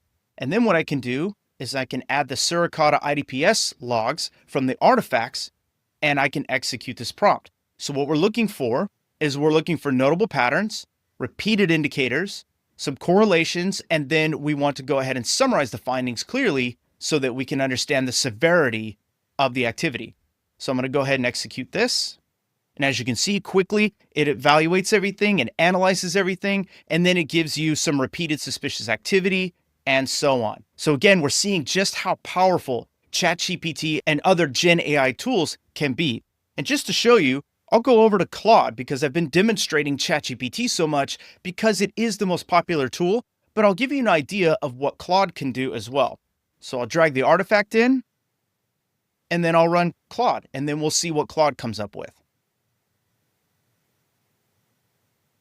And so what we'll see is network reconnaissance, DNS enumeration, SSH brute force, and so on. So what we could do is we could test both tools and then compare the results. Pretty awesome, right? Now what I'm going to do is go back to ChatGPT, and then I'm going to follow up with another prompt. And I'm going to say, based on the alerts provided, evaluate whether there's any evidence of beaconing behavior or data exfiltration attempts. And so we'll run that, and let's see what ChatGPT comes back with. So there's some indicators supporting beaconing. There's strong evidence, in fact, of beaconing from this particular IP address. So this is internal to the network, and it looks like it's a command and control alert. So it is something we need to take a look at. Again, we can look for the conclusion. There's no direct evidence of large-scale data exfil, so we're not so concerned about that. So we want to take a look at beaconing, and then here's your summary and some next steps. Pretty amazing, right? Now, we can't discuss all of this without talking about redacted sensitive information. So step 3 is, before we do any kind of inputs, we definitely want to sanitize the data. Yes, Gen AI is powerful, but you still need to be responsible. Never paste production IPs, real usernames, or internal asset names into Gen AI without redacting them first, especially if you're using a cloud-based Gen AI tool. And remember, all of the artifacts I've provided are all simulated data, so no redaction is necessary, but it is a very good habit to get into. And then when inputting the data, you can always tell Gen AI in a prompt that all sensitive data fields have been redacted using placeholder labels such as internal IP1, user A, and critical asset 1. Please include these in your response where applicable to maintain context. And that way you stay compliant and responsible, and you still get the value that you need from it. Okay? Now, step 4 is to provide context where needed. Again, we don't want to make Gen AI guess at what it's looking at. So what we want to do is go to our prompt library and copy this prompt. The following IDPS alerts were triggered by Suricata within a 10-minute window. Analyze the alert data to identify signs of suspicious behavior, such as internal to internal IP, SMB traffic, RDP activity, and other things, and then summarize your key findings and explain whether they align with known lateral movement techniques and other things, okay? So I'll drag that artifact back in here for Suricata, and I'll execute this command just to see what kind of results we get. And as you see, it's already done the analysis, so it comes back with SMB traffic or the Eternal Blue exploit, and then you have some RDP activity, things we talked about earlier, but this is just a different way to look at it, okay? And then there's an internal host with multiple alerts, so this is definitely a problem machine that we need to take a look at. You have Nmap scanning, suspicious outbound DNS going on, some potential SSH activity, like a lot of stuff that we probably want to take a look at, and so on. And as you go through, it will give you more and more information about what to do, and then finally, here's some recommendations. And you can also do this with Windows Defender logs, Journal D or Audit D logs, and more. This guidance goes a long way toward improving your output. Now, here's a cheat sheet to take away from this lesson. First, we want to feed AI properly. Structure and clarity will beat raw volume every single time. The best alert data types are IDPS, SIM logs, firewall, and EDR alerts. Stick to structured, pattern-rich sources and you'll get good results. Also, we want to clean up our input.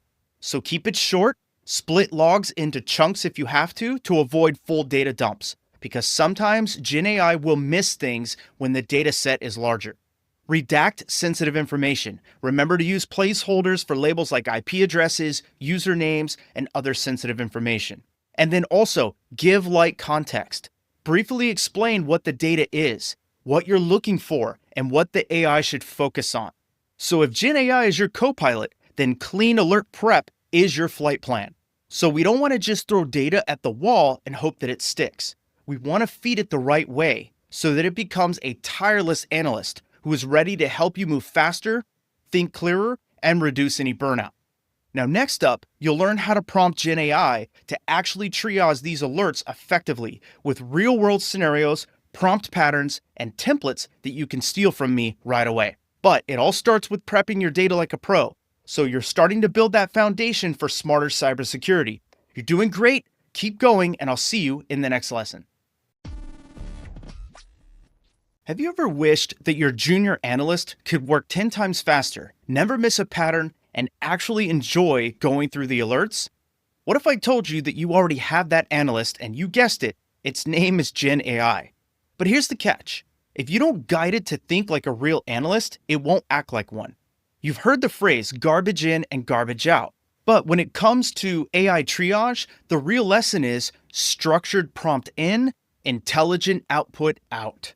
In this lesson, you're going to learn exactly how to take what you learned in the previous lesson and prompt Gen AI to triage alerts the way a real Tier 1 analyst would. What we're going to cover here is how to guide Gen AI through logical triage steps, formatting output so that it's instantly useful, customizing prompts for different alert types, and chaining prompts to go from detection to action. And by the end, you'll have a library of practical prompt patterns that will reduce your workload and improve your decision-making speed. Now, let's talk about the SOC daily grind. You get an alert, maybe it's a brute force login, and you start asking yourself, what's the source IP address? Is it external? Is it internal? Is it persistent? Was it successful? What account did it target?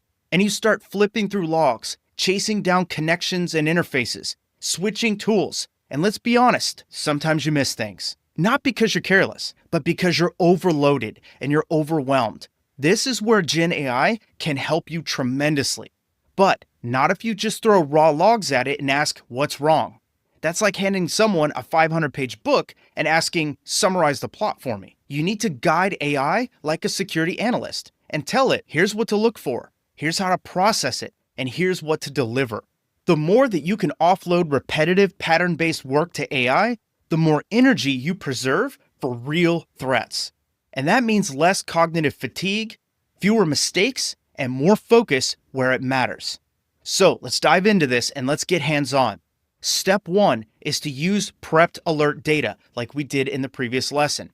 In the last lesson, you learned how to clean, chunk, and sanitize your alert data so GenAI isn't overwhelmed by noise or buried in junk. You also learned that clarity beats volume every single time. So now that you've got well-prepped alert data, whether it's from Suricata, Splunk, or even CrowdStrike, what do you do with it now? This is where you give GenAI a mission. Not just look at this data, but how to act like a tier 1 analyst, identify bad behavior, and rate severity and give you some recommended next steps. So step 2 is to structure your prompts like an analyst. So let's turn that alert into a structured analysis using the RACE framework. Remember, that stands for role, action, context, and expected output. So I'll go to ChatGPT and I'll paste this prompt. You are a tier 1 security analyst. Please review the following alert data and describe the observed behavior. And you can see that it goes on to explain that we're looking for anything benign, we're looking for suspicious or malicious, and explain why it detected that behavior. So what I'm going to do is go over to my course artifacts and I'm going to grab that Suricata data, IDPS alerts that I created for you, and I'm going to execute that prompt. And now you can see that it has recognized some observed behavior. So you have some in-map activity, you have some suspicious DNS like we found in the previous lesson, some SSH brute force, and so on. So I demonstrated this in the previous lesson, but now we're going to dive deeper into this. So you can see that it found quite a bit. Some threat categorization, there's some analysis being done here, and then here are our recommended response actions. So a lot of great data here. So now I want to follow up and make this usable. So step 3 is to format the output for speed and clarity. So I'm going to go to my prompt library and I'm going to ask ChatGPT to format the output from your analysis as a table with columns for timestamp, user, host, and more. And each cell should be concise and focused on key triage details. So now I'm going to send that. So here's our table, and you can see that it organized everything. You can see, again, this is our problem host for sure, 10.10.5.15. So that's something we definitely want to take a look at. And it organized everything via timestamp, so you can see kind of the audit trail of what's going on here. There's no user involved, and you can see the observed behavior. So let me click that off so I can get over here, and I'll scroll over, and then it also shows the severity and some recommended actions for each step. But let's take it one step further. Step 4 is to customize the prompt for specific alert types. So what if we want to observe this alert for a CVE? So I'm going to go over to my prompt library and I'm going to copy this. You're a SOC analyst reviewing an alert for CVE 2024-4567. And now I'm going to review that data against this CVE and see if anything flags. Now it's asking for the exploit signature and traffic data. So that means that it just doesn't recognize the file anymore. So what I'll do is I'll go ahead and drag that file back in and I'll type, here is the file for your analysis. And so now it's going to analyze that file and see if there's any CVE alerts to pay attention to. So as you can see, it did an analysis and there's a lot of data here. So it's asking, does the behavior align with known exploitation patterns? Yes, it does. As you can see up here, I kind of skipped through it. It does have an alert for 2017-0144. That's for Eternal Blue. And then it also says it could target the CVE that's in concern. So let's look down a little bit more. Some severity. If this is unpatched, then it's exploitable. And so now it gives us a response plan of what to do. So we want to verify all servers and endpoints for that vulnerability exposure. That means we have to go off, research that CVE, and we can go back to previous lessons and do that research and then tie it back to these alerts. Interesting. Okay, so now would you like me to generate a SOC incident report table? Not yet. Let's keep analyzing this a little bit more. So I'm going to go back to my prompt library. And now what I want to do is I want to review this data for login events. That's what I want to look for now. So then we'll run that. And so again, it doesn't recognize the file. So we'll just drop that file back in and tell it, here is the file. And so now it'll read it. And in this case, we might want to also provide something from like Microsoft Entra ID, AWS, or Microsoft Azure that might have more login data. But what I want to demonstrate here is that it can even find some login patterns just from your IDPS alerts. It can also find it in various other alerts as well. So as you can see, it went through it a little bit. And there's really nothing of huge concern that I'm finding. It's just more or less require MFA, investigate things. There's nothing significant in the IDPS alerts that would let us know that we have some login issues or anything like that. So now what I want to do is I want to review any traffic between internal IPs, because if you recall, that 10.10 address is local, it's internal. So with that said, we might have some lateral movement coming off of that IP address. So we want to take a look at that. So again, I'm going to drop that file in just to avoid any errors. And let's see what it comes up with. So yes, there's that 10.10 node that we were looking at earlier. That one definitely has some issues. And so if you go down a little bit, lateral movement indicators right here, we have an SMB exploit, and that points to possible lateral movement. And then you also have RDP activity, which could indicate administrative access attempts as well. And so if you keep scrolling down, there's a response plan that it created for us and more. So we get a lot of data just from one single prompt that's analyzing that file. And the possibilities here are endless. So now that you've found what you're looking for, step 5 is to chain prompts together to extend this investigation. So what I'm going to do is I'm going to put this prompt in.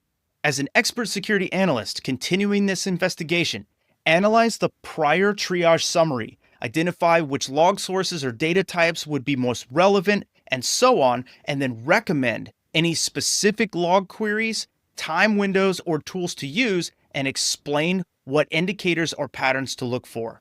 So it's going to analyze this entire chat and then tell us what to do next. So here you go, where the firewall or IDPS logs are something we need to look at, Windows event logs, DNS logs, proxy and web server logs, email logs, EDR logs, and then if we have any PCAP data, right, packet captures. So with that said, we want to go and get these logs and bring them in and then correlate all this information, and then we can run these prompts again. And here's some examples of what to look for and so on. And then here's some patterns and indicators to look for, where maybe you're looking at reconnaissance, lateral movement, command and control traffic or C2, persistence, and data exfiltration or data exfil. So these are important things for us to go and take a look at. So I'm going to follow up with yet another prompt and keep the chain going. So in this case, now you're an expert cybersecurity engineer creating defenses based on prior investigation results. So now we're going to go ahead and start creating defenses for this. So we're going to go ahead and run this command. And so now it wants us to go ahead and start defining some rules. And you can see that it wants us to look at things like source IP, destination IP, destination port, signature, protocol, timestamp, and more in our firewalls. And it wants us to do the same in DNS logs, Windows logs, and everything else. Then it's got some match criteria that it recommends we do, some correlation rule logic, thresholds to reduce false positives, all kinds of things. And then it even gave us a SIM query that we can drop right into Splunk and start getting results from. That's incredible right there. Some recommended actions, and then also your next steps. And then it's asking, do you want me to create 3 additional correlation rules tailored for outbound DNS, repeated RDP, remote desktop protocol, and then HTTPS post activity that might indicate data exfiltration. And if you want to go just one step further and make this even easier, because I know there's a lot of information, you can ask a very simple question. Can you please summarize my next steps in plain language? And now it'll tell you step by step, here's what you need to do. Add the new SIM correlation rule, set up additional log checks, whitelist or allow list known safe systems, run test queries, create an incident response workflow, and consider adding more rules. That's incredible, right? It just gave you a quick punch list and told you exactly what to do. And there you have it. You've just triaged and investigated SOC alerts using Gen AI, and now you have your next steps. So what I hope that you took away from this lesson is to use cleaned and prepped alert data to set Gen AI up for success. Structure prompts using the RACE framework to guide logical analysis. Ask for results in clear, structured formats for speed and ease of use. Adjust prompts based on alert types for more accurate outcomes. And stack prompts to evolve from triage to investigation and prevention. And don't be afraid to ask ad hoc follow-up questions. So remember, you're not just feeding Gen AI your alerts, you're giving it a mission. When you prompt it clearly, consistently, and with purpose, you turn Gen AI into a powerful security assistant that's right by your side. Now, in the next lesson, I'll show you how to validate AI-generated triage results, filter out false positives, and build trust in your AI workflow without losing your analyst edge. So let's keep going. You're doing some amazing work here, and I'll see you in the next lesson. Have you ever been handed an output from Gen AI and felt that pit in your stomach say, something's not right here? That's the feeling that you need to listen to. This is the crossroad that every security professional hits when they start using Gen AI for anything, to include triage. Here's the truth about it. Even the best AI outputs are only as good as your review process. If you don't validate what it says, you're not augmenting your decision making, you're gambling with it. So in this lesson, you're going to learn how to turn Gen AI from a high-speed guesser into a trusted triage copilot that you can stand behind. And by the end of this lesson, you'll be able to cross-check Gen AI outputs against raw data and contextual knowledge.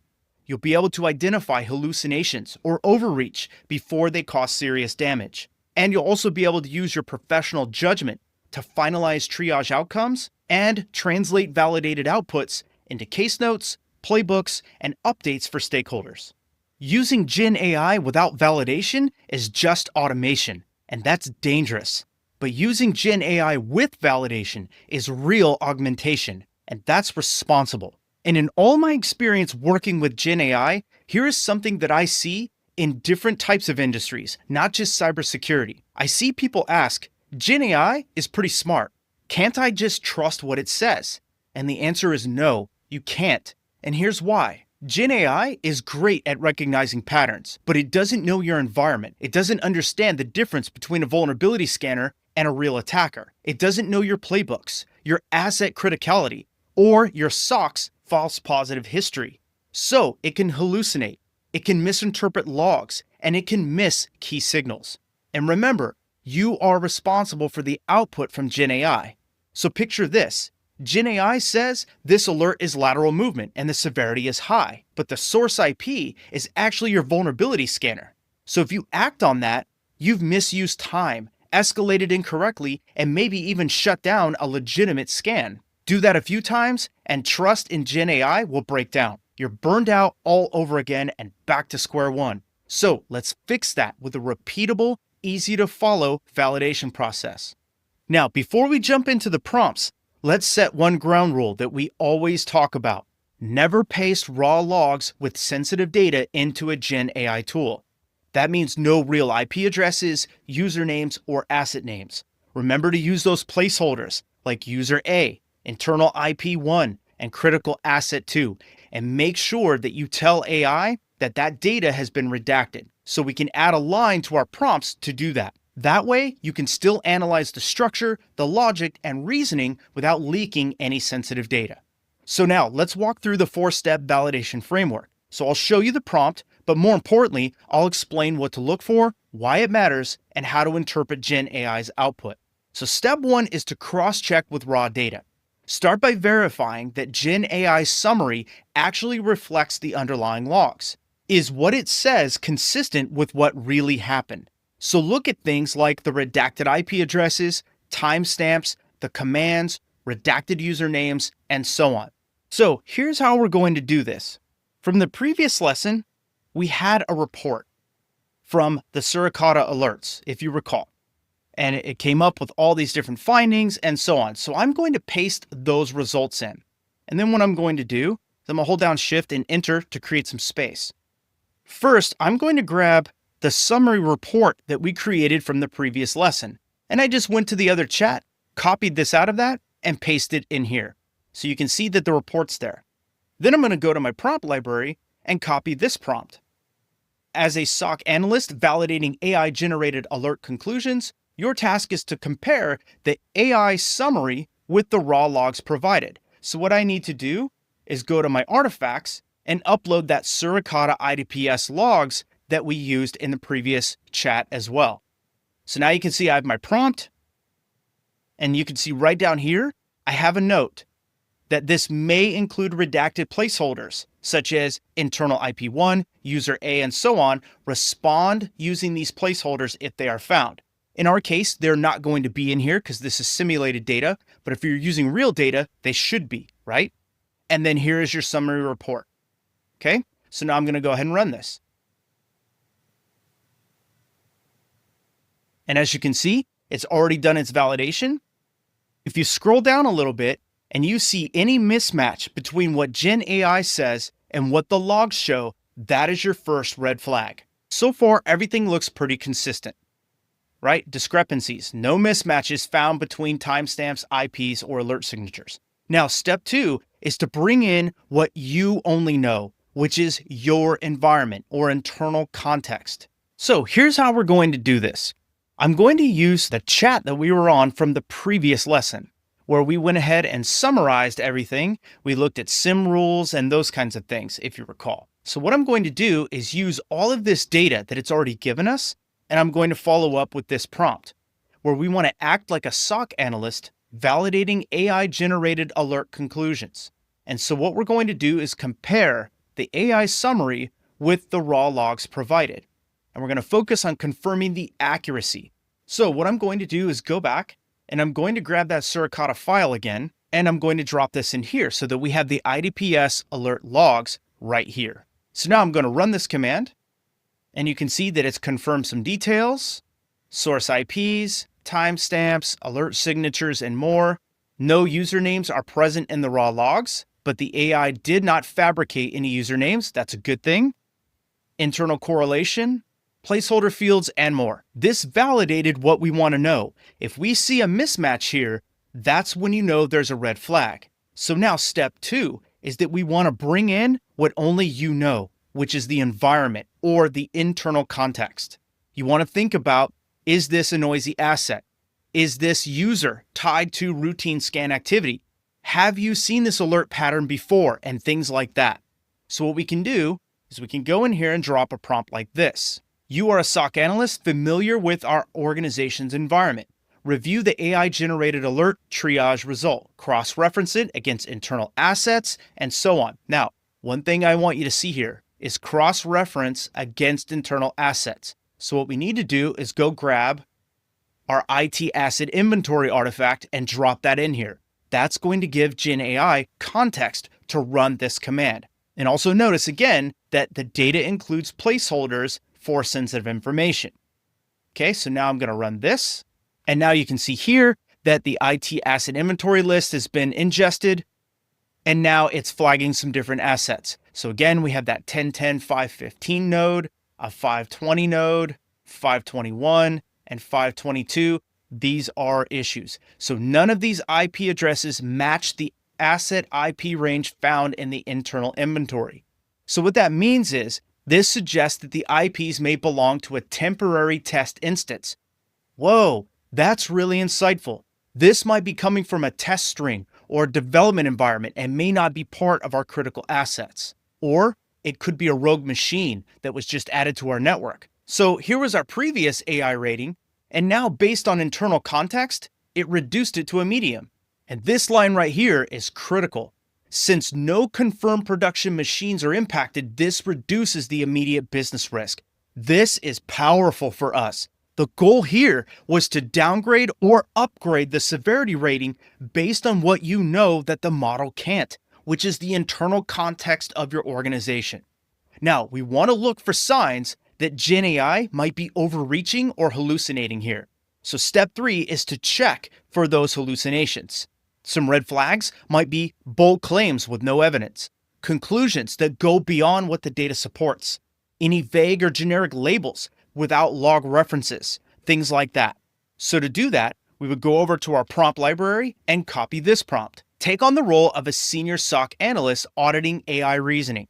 review the AI's triage output and identify any conclusions that lack direct log evidence, and determine whether AI has made assumptions or extrapolations not supported by raw data, and so on. Okay? And then we want a summary stating the assessment at the end. So we're going to run that. And now you can see real quick, below is the breakdown of AI conclusions compared to the raw log files. And this is verified. So 10.10.5.15 is verified. The evidence of SSH brute force is partially verified. Eternal Blue is partially verified. Command and control is verified. HTTP post is unverified. Okay. And then we have that multiple internal hosts are compromised or scanning simultaneously. That is partially verified. Then we have some assumptions and extrapolations that an active compromise based on Eternal Blue attempt, which logs only categorize as attempted administrator privilege gain. Okay. Extrapolation means to predict or infer or basically kind of guess. So we're taking a guess that there's an active compromise, or we're predicting that there's an active compromise based on this vulnerability. And then trustworthiness of AI assessment. Here's some strengths, some weaknesses that AI sometimes escalates suspicion.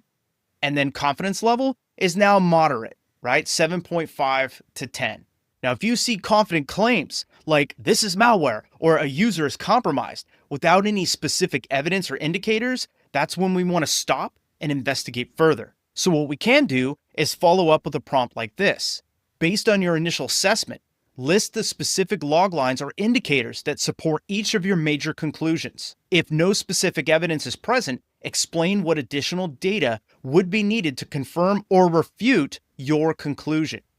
So now we're making AI defend itself. And so now it's going to give you some support. And see, you can see some support coming straight from the logs. Here's a line in the logs that it's basing its decision on. So we can go back to the logs and confirm that. Here's another line from a log that supports the SSH conclusion. The Eternal Blue exploit, and there's a line that justifies that. The command and control beaconing, HTTP post, and the lateral movement as well. So now, user compromise is there's none provided in the logs, and so we don't have any kind of user compromise at this point. And if we want to go forward with that, we need authentication logs, whether it's from Entra ID, SAML, Okta, OAuth, and so on, or we provide some other authentication logs. So this prompt encourages AI to justify its claims using traceable data, identifying any gaps, and recalibrating its confidence levels. And these are all critical skills for real-world SOC validation. So finally, in step 4, let's push back a little on anything that doesn't seem right. We want to ask AI to explain why it rated an alert a certain way, or ask it what might be missing, or ask for an alternate interpretation. So here's an example of a prompt that you might ask. Please analyze the rationale Gen AI provides for classifying this alert as high severity. I'm going to change that to these or any alerts as high severity. For each conclusion, list the supporting evidence found in the logs and so on. Okay, so let's run that. So if there's any high severity logs that we found, we want some justification as why. So here you go. The C2 beaconing was high. Why? Because communication with no malicious domains strongly suggests active compromise or malware infection. Beaconing activity also indicates command and control. So that's pretty severe. So that's why I rated it, and that's why it's telling us that. So if we want to dig further, we need to go get some additional data, like network packet captures or PCAPs, and input that as information for AI to go through. Or if we want to add some EDR logs, we can do that. And we have an artifact for that. So if we want to go further, we can drag that artifact in and test that theory, okay? But for the sake of this lesson, I'm going to keep moving. So also, the Eternal Blue was high, and it explains why. The SSH was high, and it explains why, and so on. So if we don't agree with any of these, we can push back even more. And so now you have a summary of the findings. So strongly supported as high severity. So this means that AI believes it has enough data to justify this. And then partially supported are these three. So one other thing we can follow up with is to follow up with an alternative explanation. So please provide an alternate explanation for the activity and then reassess the severity rating if necessary. So let's see what it says now. So now it's going to go back through, and now it has an alternate explanation as what might be going on. And it still doesn't agree. It likes high. So this is a serious thing that we need to look at. This command and control vulnerability is our top priority now. The eternal blue, it's medium high, so it adjusted it down a little bit. The potential SSH, it adjusted it down based on the context and the alternative explanation. And same with the suspicious HTTP post. The in-map scanning activity. All of these got moved down based on an alternate theory that might be going on. So how amazing is that, right? And then it gave you a little summary table to show you exactly what's going on. So again, this is definitely our top priority right here. And all in a matter of seconds, you have this information at your fingertips. Now, once you've validated the AI's assessment, the next step is to operationalize this. So let's map our results to the MITRE attack framework and our own internal playbooks. By aligning observed activity with known tactics and techniques, you strengthen the quality of your alerts and your threat intelligence while helping other teams improve in detection coverage. So a prompt that we can use for that is something like this, where we want to use validated triage output below or attached. I'll say above in this case, because we're not pasting it. Please map observed behavior to relevant MITRE attack tactics and techniques. And so we're going to run that. And so now it's going to come back and it's going to show the exact IDs that we need for MITRE attack. So you can see that there's a tactic is reconnaissance, the technique is scanning, and the sub-technique is scanning IP blocks. And it will go through all of them and give you all of this information. Now this is incredible right here, because this makes our job 10 times easier. And then here's a playbook update that we can add to our incident response playbook, or even if we needed to create a new one. Now that's amazing. Now let's translate this into ticketing or case notes. Every triage result that's been validated needs to be logged for continuity and traceability, whether it's your SIM or SOAR platform, or even just a shared document. A clear, complete ticket helps everyone, from analysts picking up the queue to managers doing the incident reviews. Now, these notes should summarize what happened, how it was validated, and what action was taken. So here's a prompt that will help you do that. You are writing an incident ticket for SOC case management. Use to confirm AI triage findings, generate a structured summary that includes the threat type and so on, and ensure that it's concise and suitable for both technical review and managerial audit. So that covers both bases. Now we'll run that. And as you can see, it just created an incident ticket for us, threat type, severity, affected users, current status. Now right here in actions taken, we would want to confirm that this work has been done or update it to reflect it. So in this case, maybe these are the steps we want to take, and maybe host containment is done, but network controls is in progress, threat hunting is in progress, and so on. And then our current status is that it's ongoing. So again, these haven't been done. So there's a little confliction here with what AI is suggesting. So now we know we have the data and we can just change it to meet our needs. And if we need to transition this case to the next shift lead in the SOC, here is a prompt that can do that. Write a 4 to 5 sentence summary of the validated threat activity, including context, what's been done, and what's needed next.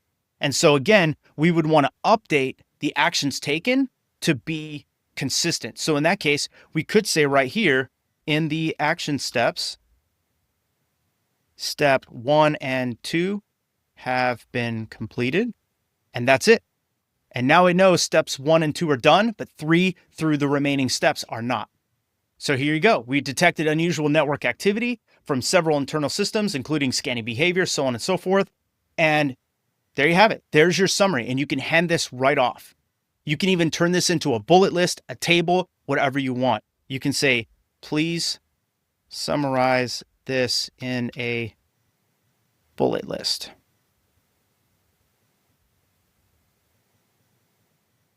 And now it'll take that information and make it super simple, right? Step 1, effective systems have been quarantined. Firewall rules have been updated. No confirmed data loss. Next actions are to review endpoint and DNS logs and provide ongoing updates to management. Like, this is incredible, right? So remember that throughout this entire process, You are the decision engine, not Gen AI. Always keep logs of prompts and responses. Redact or sanitize sensitive inputs. Validate all conclusions before actions. And ask, does this make sense based on what I know? Blind trust is not security. Disciplined validation is. So here's what I want you to take away from this lesson. Remember that Gen AI can hallucinate. Always validate before action. Follow the 4-part checklist. Cross-check your raw logs, apply internal context, flag vague or unsupported claims, use follow-up prompts to verify reasoning, and then operationalize your results by mapping to MITRE, populate case notes, and communicate clearly for handoffs and updates. Also, create workflows, save your prompts, and build that habit. Remember, you are the analyst. AI is your assistant. And now that you've learned how to validate and act on Gen AI triage, it's time to go even deeper. In the next lesson, we're going to recap everything you learned in this section. And in the next section, I'm going to show you how to use AI to break down complex threat intelligence and turn it into clear, actionable insight in minutes. Triage is just the beginning, and strategy lives in intelligence. So I'll see you in the next lesson, and let's keep building. If you ever felt like alert fatigue is just part of the job, or like you're always reacting and never getting ahead, this section showed you how to reclaim your time, reduce burnout, and still respond faster than ever, all by making Gen AI your smartest teammate. And the lessons all throughout this section proved exactly that. And now we get to tie it all together. In this section recap, we're bringing everything home from our deep dive into using Gen AI to triage alerts. We're going to zoom out a little bit, look at the big picture, and make sure that you walk away with some practical, repeatable process. And you'll see how all the puzzle pieces fit, from preparing data, to prompting, to validating AI output like a pro. You'll even get a hands-on challenge to apply what you've learned. And by the end of this, you'll not only understand how, but you'll be ready to do it on the job, starting today. Now, let's go back to the start of this section. Modern SOCs are flooded with alerts, hundreds or even thousands a day, depending on where you work. Most of them, false positives. But some of them are potentially devastating, and that's the trap. When everything screams urgent, your brain stops and it starts listening. You start defaulting to dismissal, or even worse, burnout. And here's the kicker. Real threats don't yell, they whisper. They blend in with all the noise. And without help, they slip through the cracks. So how did we fix this? You don't need more hands. You need one brilliant assistant who never gets tired, and that's where Gen AI comes in. But only if you use it right. So let's walk through the playbook that we've built all throughout this section. First, you learn the importance of prepping your alert data. Raw logs, no context, that's like handing a map to someone blindfolded. That's not good. You learned how to chunk up the data to ensure that Gen AI gets exactly what it needs. You also learned which alert types play best with Gen AI, like Suricata events, SIM summaries, and even XDR or EDR logs. And most importantly, you learned how to clean that data, removing sensitive information and replacing it with placeholders. Next, you learned the magic of good prompting. Not vague, not lazy, not just, hey, what's wrong with this? But real quality prompting. So instead of saying, please analyze this alert, you learned prompts like this. You went from generic to expert in one sentence. Then you learned how to customize prompts by alert type. You used prompts like this for brute logins. And for lateral movement, you use prompts like to review normal traffic for potential lateral movement, analyze host-to-host communications, and more. Next, we talked about validation because Gen AI isn't infallible. It hallucinates, it makes mistakes, and it assumes at times. That's why we worked on prompts like this, where we had AI validate itself to make sure that the alert analysis was correct. You even learned how to operationalize the results and turn them into MITRE mappings, case summaries, and handoff notes, all using the same principles: structured prompts, contextual logic, and human judgment layered on top. And through it all, you weren't just feeding data into Gen AI. You were training it to think like a real analyst. Now, let's put everything into practice using a real scenario. Let's say it's Monday and you just started your shift. Your queue lights up with alerts from your SIM. One has a repeated outbound connection, another failed login attempt at 2 o'clock in the morning, and you even suspect some beaconing behavior. And so here's what I want you to do. You're going to start with this prompt. You are a SOC analyst reviewing potential network threats. Analyze the attached alerts, identify any repeated patterns or indicators of beaconing, such as regular intervals, new external IPs, and other things. And then also note that there is some sensitive data, and they might have some placeholders like internal IP1. So I'm going to go over to my artifacts, and I'm going to drop that Suricata IDPS log in here so that we can analyze that. And just like that, it's already analyzed that, and you have some alerts. So here's some observed patterns. There's regular activity from internal IP1, which is what we're going to call 10.10.5.15, and so on. There's a potential exploit activity.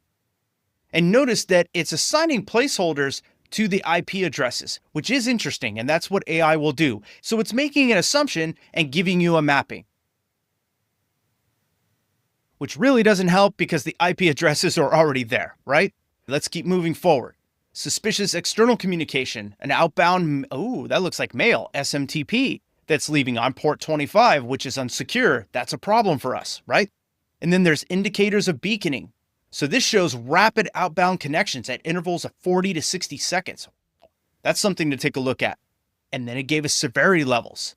So the high severity are the indicators of compromise that's happening on this IP, eternal blue, like we talked about in an earlier lesson, and also brute force SSH that we talked about in a previous lesson. There's some medium severity and low severity. And then of course, it gives us some recommended actions. And that's awesome. So what we want to do next is I'm going to go into my prompt library and I'm going to grab a prompt so that we can validate that output. So as a SOC analyst, verifying an AI generated summary, cross-check the output with the original logs provided. So if you remember from a previous lesson, we want to confirm whether AI's conclusions about timing, frequency, and suspicious behavior match the raw data. So we're going to have AI double check itself here. So we run that. And in a matter of seconds, we can see that it's verifying itself. Here's the claim, here's the log check, and the timestamps are correct. And then we just keep going down, look at the claim, the check, and the findings. Suspicious behavior assessments are accurate. So far, AI is checking out.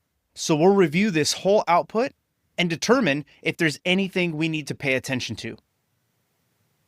And right off the top here, I'm not seeing anything, but I would do a deeper dive just to make sure. But for the sake of this lesson, let's keep moving forward. Then what I taught you in this section was how to operationalize this. So to map everything back to the MITRE ATT&CK framework. So we're going to validate alert findings for MITRE ATT&CK. And so we're going to run that. And as you can see, now we have the mappings.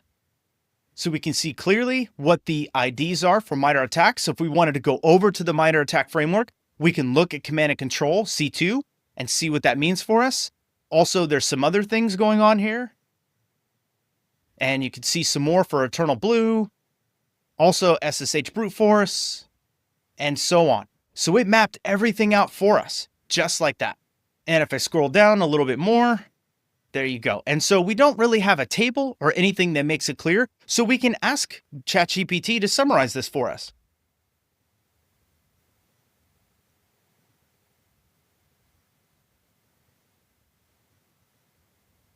And there you go.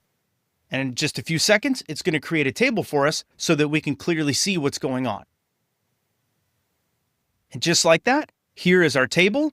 And so now we can see that we have the beaconing attack and some concerns, and that's related to command and control. Here's the technique. Here's the detection. And it did that for every single finding here. And we can scroll over a little bit and go back up so you can see if you have a playbook, you want to add something new to your incident response playbook. And we can even ask it for Splunk rules, Suricata rules, and so on. That's how powerful all of this is. So if you do this, you would have walked through the entire Gen AI triage process from confusion to clarity. And you did it without burning out. Look how simple that was. And once you've validated the Gen AI's output, and turned it into a structured summary, we don't want to stop there. We want to drop that analysis into some real-world tools. That can mean pasting it in a Jira ticket for the incident response team, or logging it in the Hive as part of a case file, or adding it directly into Splunk or Sentinel workflows. The point is, Gen AI doesn't just help you analyze, it helps you deliver, discover, document, and deploy. So think of it like an instant teammate that speaks SOC language and works across your whole stack. Now, here's a quick recap from this entire section. Gen AI won't save you unless you feed it clean, focused alert data. Make sure that you use the RACE framework: role, action, context, and expected output for every prompt. Follow-up prompts are okay, you don't have to follow RACE, but for the initial prompts, you always want to use RACE. And we want to validate like a pro. We want to compare AI summaries with logs, add internal context, and flag any hallucinations that we see. We also want to format everything so that we can take action. We want to turn results into tables, bullet points, or ticket notes like I showed you all throughout this section. You're not just getting help anymore. You're leveling up your speed, your accuracy, and your impact. And that's the secret behind Gen AI. That's not automation, that's augmentation. So you're not outsourcing your brain, you're amplifying it. And this is just the start. In the next section, we're going to take things to the next level. We're going to learn how to break down threat intelligence reports using Gen AI, turning pages of indicators and narratives into immediate insight and action. So it's time to go from responding to strategizing. So let's build your next skill set, and I'll see you there. Imagine this. It's 4:57 p.m. You've got two tabs open, a 17-page threat report from CISA, and your ticketing queue. Your team's waiting on shift turnover. Your manager's pinging you for a summary, and your brain is fried from the day. You don't have time to read the whole report, extract key intelligence, and write it in plain language, and even log it into a ticket before you walk out the door. But what if Gen AI could do 80% of that for you in seconds? It can. In this lesson, I'm going to teach you how Gen AI can be your personal threat report translator. That means it can summarize long, technical PDFs into usable, structured briefs.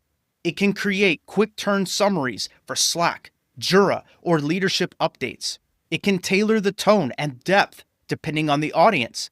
It can safeguard sensitive data before feeding reports into public LLMs and iterate on prompts when the results aren't quite right. This is more than just speeding up your workflow. It's about turning information into intelligence at the speed operations demand. Now, let's be honest.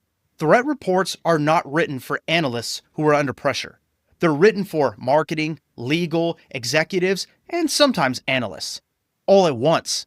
That means that key intelligence is buried inside bloated paragraphs. MITRE mappings and IOCs are mixed with corporate fluff. There's no consistent structure, and you lose time translating what matters from what doesn't. Now, this slows down incident response briefings. It adds friction to ticketing, and even worse, it creates blind spots in your situational awareness. So, let's train Gen AI to do the heavy lifting for you, but not with just a single copy-paste prompt. I'm going to train you to think and operate like a prompt engineer for cyber intelligence. So, step one, as with anything, is to sanitize your input. Before you paste anything into ChatGPT or Claude, you want to sanitize the content. Even if you trust your AI platform, you still want to treat it like a public-facing system unless it's fully private and secured. So we want to use a redaction tool or even like Notepad++ to replace real host names, to mask any IP addresses, and remove usernames, ticket numbers, credentials, and so on. One other thing to take note of is replacing directory or folder locations as well. After you've done that, your input is now safe to drop into Gen AI. Just be sure to follow your organization's policy on data sharing and data privacy, okay? Now, step two is to start with a role-based summary prompt. So this time, I'm going to use Claude to demonstrate this lesson. So what we're going to do is we're going to go over to our prompt library, and we're going to use this first prompt. You're a cybersecurity threat analyst preparing a briefing based on a threat report. Review the report and summarize its findings. Focus on the identified threat actor, targeted sources, and more. And then output in clean markdown, which means headings and clean formatting for easy sharing with the SOC or leadership teams. So what you're also going to want to do is go over to your artifact pack and grab the threat report. Now Claude has loaded it, and so now we're ready to execute this. So just take a few seconds here.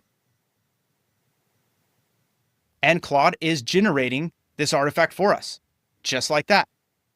You've got MITRE attack IDs, indicators of compromise. Let me scroll back to the top for you.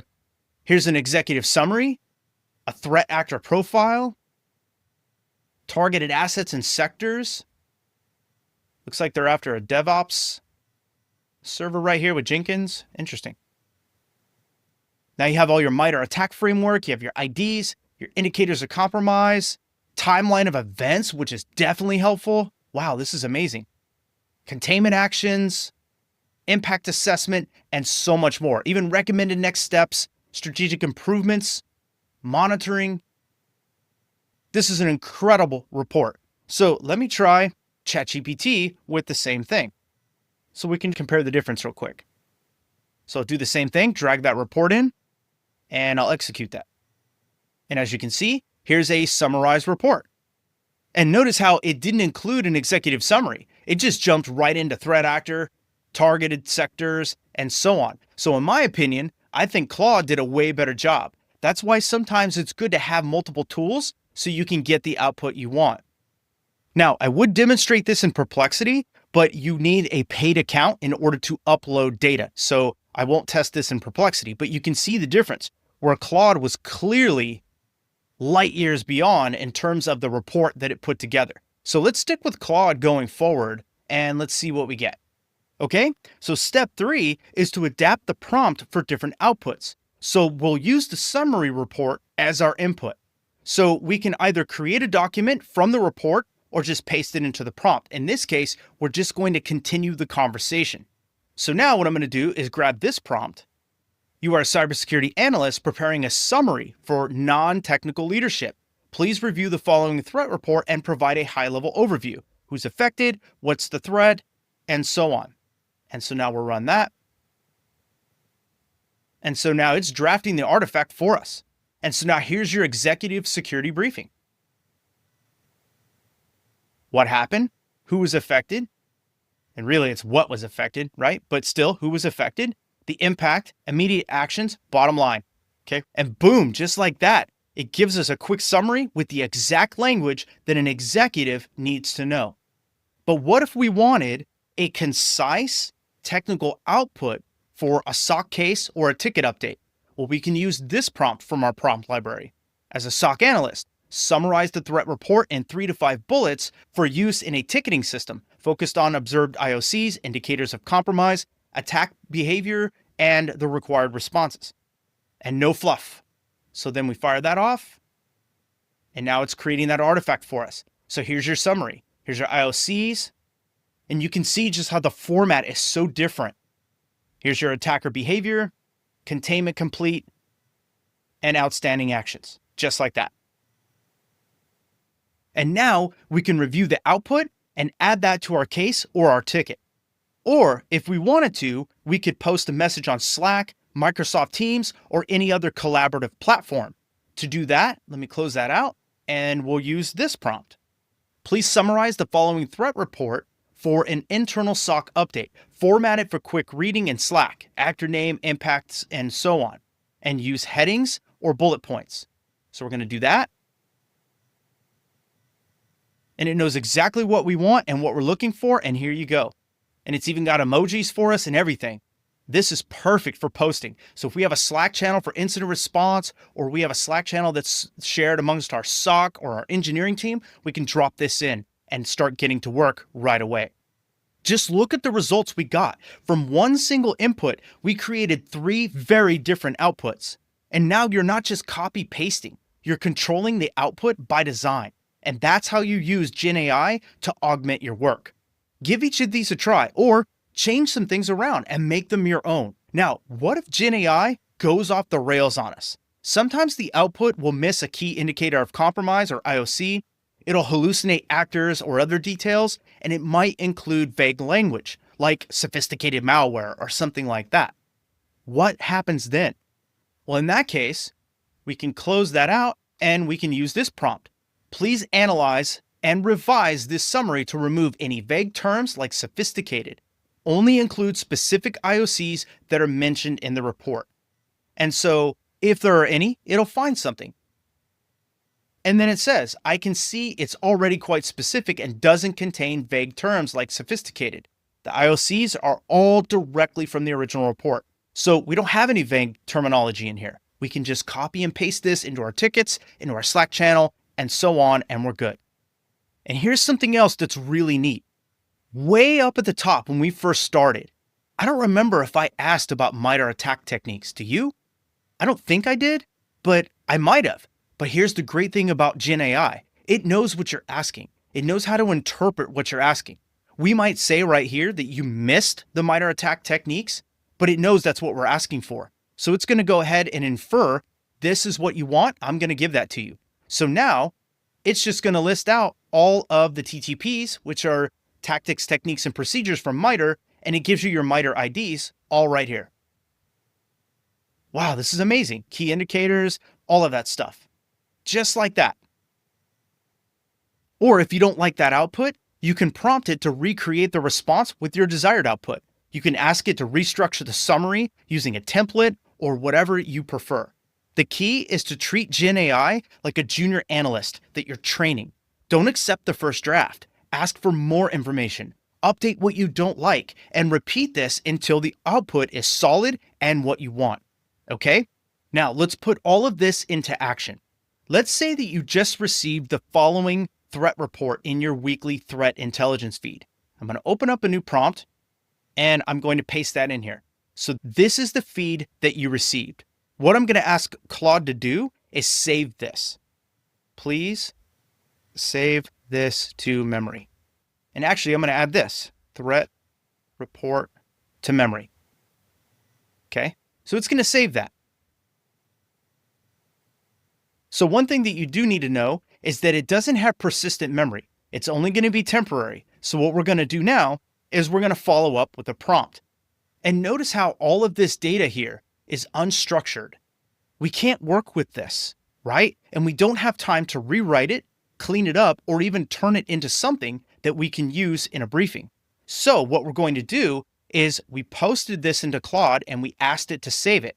So what I'm going to do now is follow up with a prompt and ask it to do something with it. So I'm going to say, you are a cybersecurity threat analyst preparing a briefing based on a threat report. Please review the report below, and I'm going to say above in this case, because I got this from my prompt library. So I'll change this, the report above, and summarize its key findings. You can also say, report I asked you to save to memory.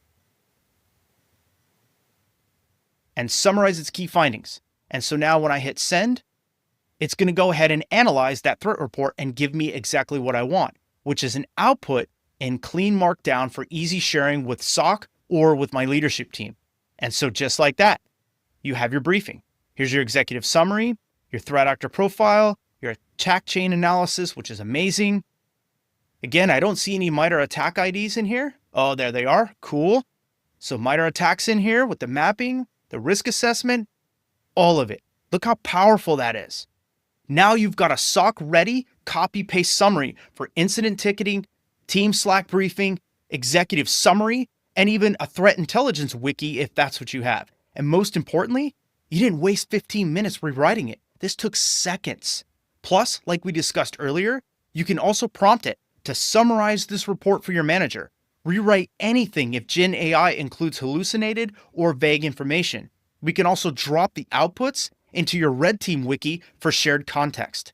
That's what Gen AI does best when you prompt it right. Now, you're not just using Gen AI, you're operationalizing it like a pro, okay? Now, here's what I want you to walk away with from this lesson. Gen AI can summarize threat reports in seconds, just like you saw, but only if you prompt it with precision. You want to make sure that you stick to the RACE framework: role, action, context, and execution. We also want to tailor outputs by audience, executives, SOC, wiki, ticketing, case management, and more. We want to redact your input before using public LLMs. That's always important.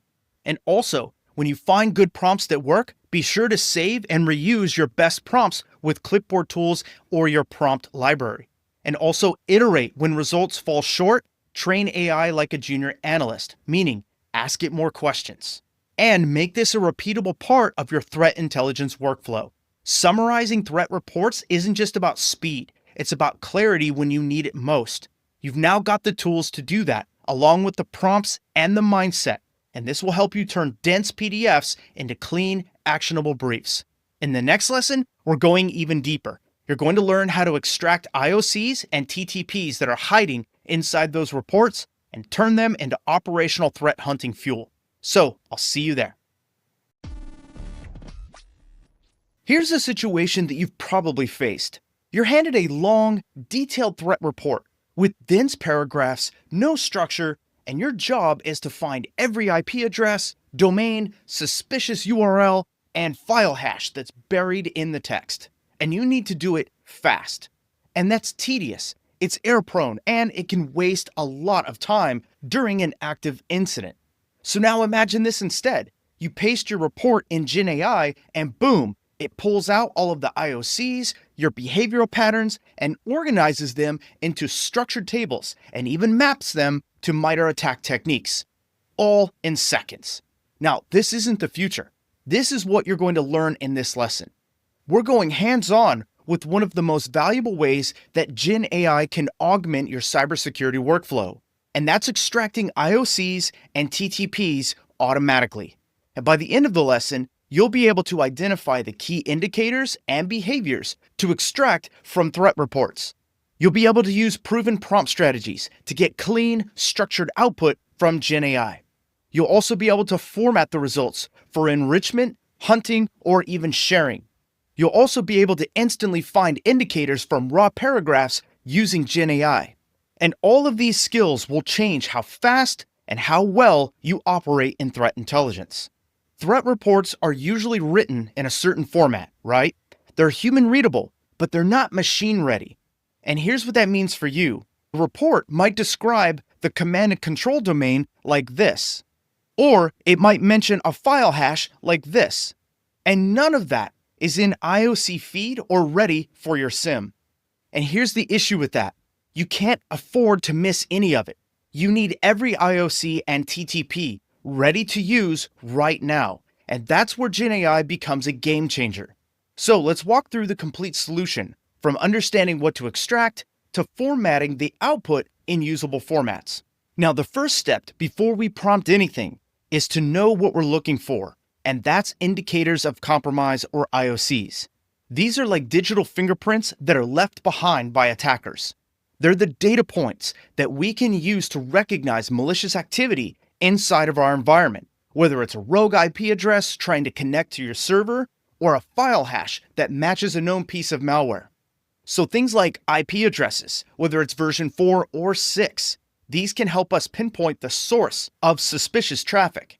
Domains. Attackers often obfuscate these to avoid detection, so they use formats like example.com to trick automated filters. URLs. These are full links that often contain a delivery path for malware or phishing payloads. File hashes. Think of these like unique digital signatures for files. If a file's hash matches a known malicious sample in a threat intelligence feed, then you can quickly confirm it's malicious without even having to open or execute it. We also need TTPs, tactics, techniques, and procedures, which includes things like behavioral patterns, tools or malware families, and also MITRE mappings as well. So think of IOCs as the what and TTPs as the how. They're often the first clue that something bad is happening or is about to happen. So by identifying and acting on IOCs, you can isolate affected systems, update detection rules, and prevent any intrusion from escalating into a full-blown breach. So the next step is to input sanitized or redacted data into GenAI. Remember, we want to remove any IP addresses, usernames, or any kind of PII to ensure that we are not compromising any sensitive data in the organization. The next step is to extract the IOCs first. So I'm going to go to my prompt library and I'm going to paste this prompt, and then I'm going to grab the threat report sample and upload that. And then we'll go ahead and let Claude do its thing. And as you can see, it's already done analyzing. And so now it's got some indicators of compromise. You can see that there's a threat group, it's APT41. Threat sector is manufacturing. The region is Southeast Asia, and so on. And you can see the initial vector, which is supply chain compromise. That's really helpful. You've got a lot of great information here. And there's even some mappings to minor attack. Now, some things to take note of are what's missing. And those are things like there's no IP addresses that are present. There's no domain names, URLs, hashes, or anything. So we have a little bit of data to go with. And then there's some recommendations in terms of what we need to do next. So the next step is to extract the TTPs. So I'm going to grab this prompt. And we're going to go ahead and extract the TTPs and map them to MITRE ATT&CK framework. So we'll let Claude do its thing here. And as you can see, it's going to go ahead and map all of that out for us. Here's your tactic, your initial access, your technique, which is supply chain compromise. And then you have a description and some evidence in where it found it in the report. So you can see that we have a pretty good profile already built. And of course, there's some discrepancies that were noted. The report lists MITRE ID T1050, which appears to be outdated or incorrect. And then it shows us what it was replaced with. So what we need to do is cross-check that. Maybe there was an error in the report, so we'll go ahead and chase that down. Now, these two prompts right here will cover 80% of your use cases. And you want to save these into your prompt library, and that way you can reference them whenever you need them. Now, step 3 is to format the output for real-world use. GenAI can turn these results into formats that are tailored for your specific need. We can either create structured tables, we can create JSON output, we can also create paste-ready IOC blocks that we can use for our incident response tickets, Slack channels, and email. So for example, let's say you want a markdown table. So I'm going to go to my prompt library, and I'm going to grab this prompt, where I want to take the extracted threat intelligence, specifically the IOCs and TTPs, and reformat it for use. And so we'll go ahead and run that. And then it will go ahead and create this table for us. As you can see, here is the table. So let me drag this over a little bit. And so let me scroll up so you can see. And again, it put it into pretty much the same format we had before, but this is more specific. So now we have our TTPs, we have all of our information right here. We have some malware and infrastructure things to take note of. And then there's also a JSON output if we need it as well. Then if we want to go ahead and use it for a ticket or a chat update, here is the text that we can copy and paste. And then also it created a cool hunting checklist where maybe we want to deploy some detection rules. We want to review the supply chain security controls for sure. And then we can assign it to a SOC team lead or whoever we want to assign that to. And just to drive this point home a little further, let me show you a real world demo of all of these prompts. So I'm going to go to my workbook and I'm going to copy this prompt. And this is just an output from a threat report. Okay. So we have that.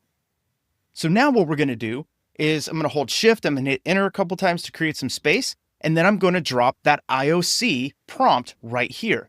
And I wanted to go ahead and review the following threat report and extract all IOCs and classify them by type like domain, URLs, and so on. So I'm going to go ahead and run that. And it will give us a table that looks something like this. So as you can see, it started to go ahead and create the campaign overview. It talks about the APT, the attack vector, and then it breaks down the hash. Here's the domains right here. Here's the URL that it found, the IP address, and so on. And here's some IOC summary for enrichment as well. Let me expand this a little bit so you can see it. Some detection signatures, some defanged indicators, hunting recommendations, and so on. Look how powerful that one prompt is just when you feed it the data that it needs and prompt it the right way. Okay, so that was pretty cool. Now let's go ahead and extract the TTPs. So now I'm going to drop that TTP prompt in here, and I'm going to ask it to map everything to MITRE ATT&CK, and then I'm going to run this. And we're going to get back something similar to what we did earlier, but this is going to be specific to that particular threat report for APT Zebra. And as you can see, it's starting to create it right here. And you can see the mappings. So initial access, execution, more execution, defense evasion, command and control or C2. So there's a lot. And then there's some additional context as well right here, where it talks about the delivery vector, the payload format, and so on. Threat actor sophistication assessment. So now we can look at the sophistication level here on the right of what the threat actor is capable of doing. So they're actually pretty good at social engineering according to this threat report. And everything else is medium, but then command and control is a medium high. So that's something to take note of as well. Then there's some detection and hunting guidance for us, some defensive tactics, and also some attribution indicators and notes for any analytic work. So as you can see, it did a pretty good job breaking all of this down for us. So this is pretty awesome, right? Do you see how this gives your team an immediate jumpstart on things? The value here isn't just speed, it's integration into a real workflow. This allows you to enrich IOCs in VirusTotal or ThreatFox or any internal threat intel platforms. It also helps confirm if those IOCs have been observed in real attacks. It expands on their context, like the geolocation or the malware family. And it also helps you decide if they're benign, suspicious, or malicious. It can also help you feed TTPs into detection engineering backlogs. That way, you're improving coverage for known attack techniques without waiting for another incident to happen. It can also help you identify exposure points for purple team or even tabletop planning. This is one of the most effective ways to test and tune your defenses using real-world threats, and also using the MITRE mappings to build your threat profile. This allows you to model threat behaviors, identify gaps, and prioritize your activities like EDR tuning or cloud policy updates or what have you. Now, to do everything that I just explained, we can go to our prompt library and copy this prompt. As a security operations planner, take the following extracted IOCs and TTPs and recommend how they can be operationalized. Suggest specific enrichment steps using public intel platforms, identify potential detection rule updates, and highlight how your findings could inform red team exercises or threat modeling efforts. And then we want to structure our output with enrichment, detection, purple team planning, and threat modeling. So I'm going to run that, and it's going to take all of that data and put it together for us in another artifact. So I'll scoot this over a little bit. And as you can see, here's some IOC enrichment, and then it's referencing all of the public intelligence platforms that it can find. So you can see like VirusTotal, PassiveTotal, domain tools, lots of things going on here. And I won't go through all of this, but you can see how rich all of this data is that's coming back. Here's your threat actor profile. Here's some detection engineering that we can do with our SIM or even our EDR or XDR. Here's our host-based detection rules for our IDPS systems or even EDR. There's email security rules, hunting things, all kinds of stuff in here. And here's our purple team planning, where it even broke down a red team exercise and designed it for phase 1, which is initial access. And then here's your actions: craft spear phishing emails, deploy macro-laced documents, simulate user interaction. And then here's your blue team focus on this side. And then here's your success criteria or your metric. How long did it take you to detect it? And was the user aware when they got maybe a spear phishing email? Things like that. I mean, how powerful is this, right? Here's some atomic red team tests that you can do using MITRE. Then there's also some purple team scenarios. This is loaded with really, really good advice to give us a great starting point to start looking at how to resolve that threat report. You have a structured, categorized report directly usable for team briefings, SOC handoffs, or even sprint planning documentation. And here's a bonus tip. If you have multiple reports to process, you can also use document splitting, like copy pasting by section, or batch prompts with dividers, like end of report 1 to speed up your day. Let me scroll down to the bottom here, and I'll go ahead and close this out. And I'm going to go to my prompt library and paste this. As a threat intel analyst, you are reviewing multiple threat reports for a security briefing. For each report, extract IOCs and TTPs and summarize the results in separate tables. Use markdown formatting and insert end of report between each section to maintain clarity across the inputs. And so I'm going to run that. And so what it's going to do is it's going to process everything that we've talked about here in this chat. Now, here's something interesting that I want you to see. I understand that you'd like me to analyze multiple threat reports and extract IOCs. However, I only see one threat report in our conversation, which is the APT Zebra report. Now, this is important for AI because this lets you know that it's not remembering what we talked about early on. So what I'm going to have to do is drag that report back in here and then ask Claude to do this again. So what I'm going to do is grab that threat report and say attached is the other threat report. And so now it will compare the threat report we just uploaded with APT Zebra, and then it will go ahead and execute the prompt. So there you go. So now it's drafting up an artifact again. As you can see, it's churning through a lot, and I'm going to open this up so you can see it. So as you can see, it started with APT Zebra, and now it's doing its magic, finding IOCs, TTPs, and so on, some key findings. And then as you can see, there's the break. And now it has report 2, which was the file that we uploaded. And that's APT41. And it has the same thing, report summary, the IOCs, the TTPs, the key findings, and an end of report. And it even provided a comparative analysis summary for us, where we're looking at APT Zebra here and APT41 here, and it's comparing it. So we're using this to make our next decision. And here is what GenAI is recommending, that we take care of APT Zebra IOCs, that we do supply chain security review for APT41, and that we enhance email security posture. And if you scroll down a little bit more, here's our risk assessment. And now you can see clearly why I don't agree with the plan of action. APT Zebra is only medium-high risk, and APT41 is a high critical risk. So to me, what I would be focusing on, what we can take care of first, that's going to give us the biggest impact against these APTs to prevent any future incidents. Now, I know we covered a lot, and we covered a lot of prompts in this lesson, but here's what I want you to take away. IOCs include things like IP addresses, domains, URLs, and file hashes, and you want them structured and clean so that GenAI can process them. TTPs describe the adversary behavior, and they should map to MITRE whenever possible. We also want to use the race formatted prompts for consistent AI output like you saw here. We want to match the format to the task. JSON for automation, Markdown for documentation, raw blocks for tickets.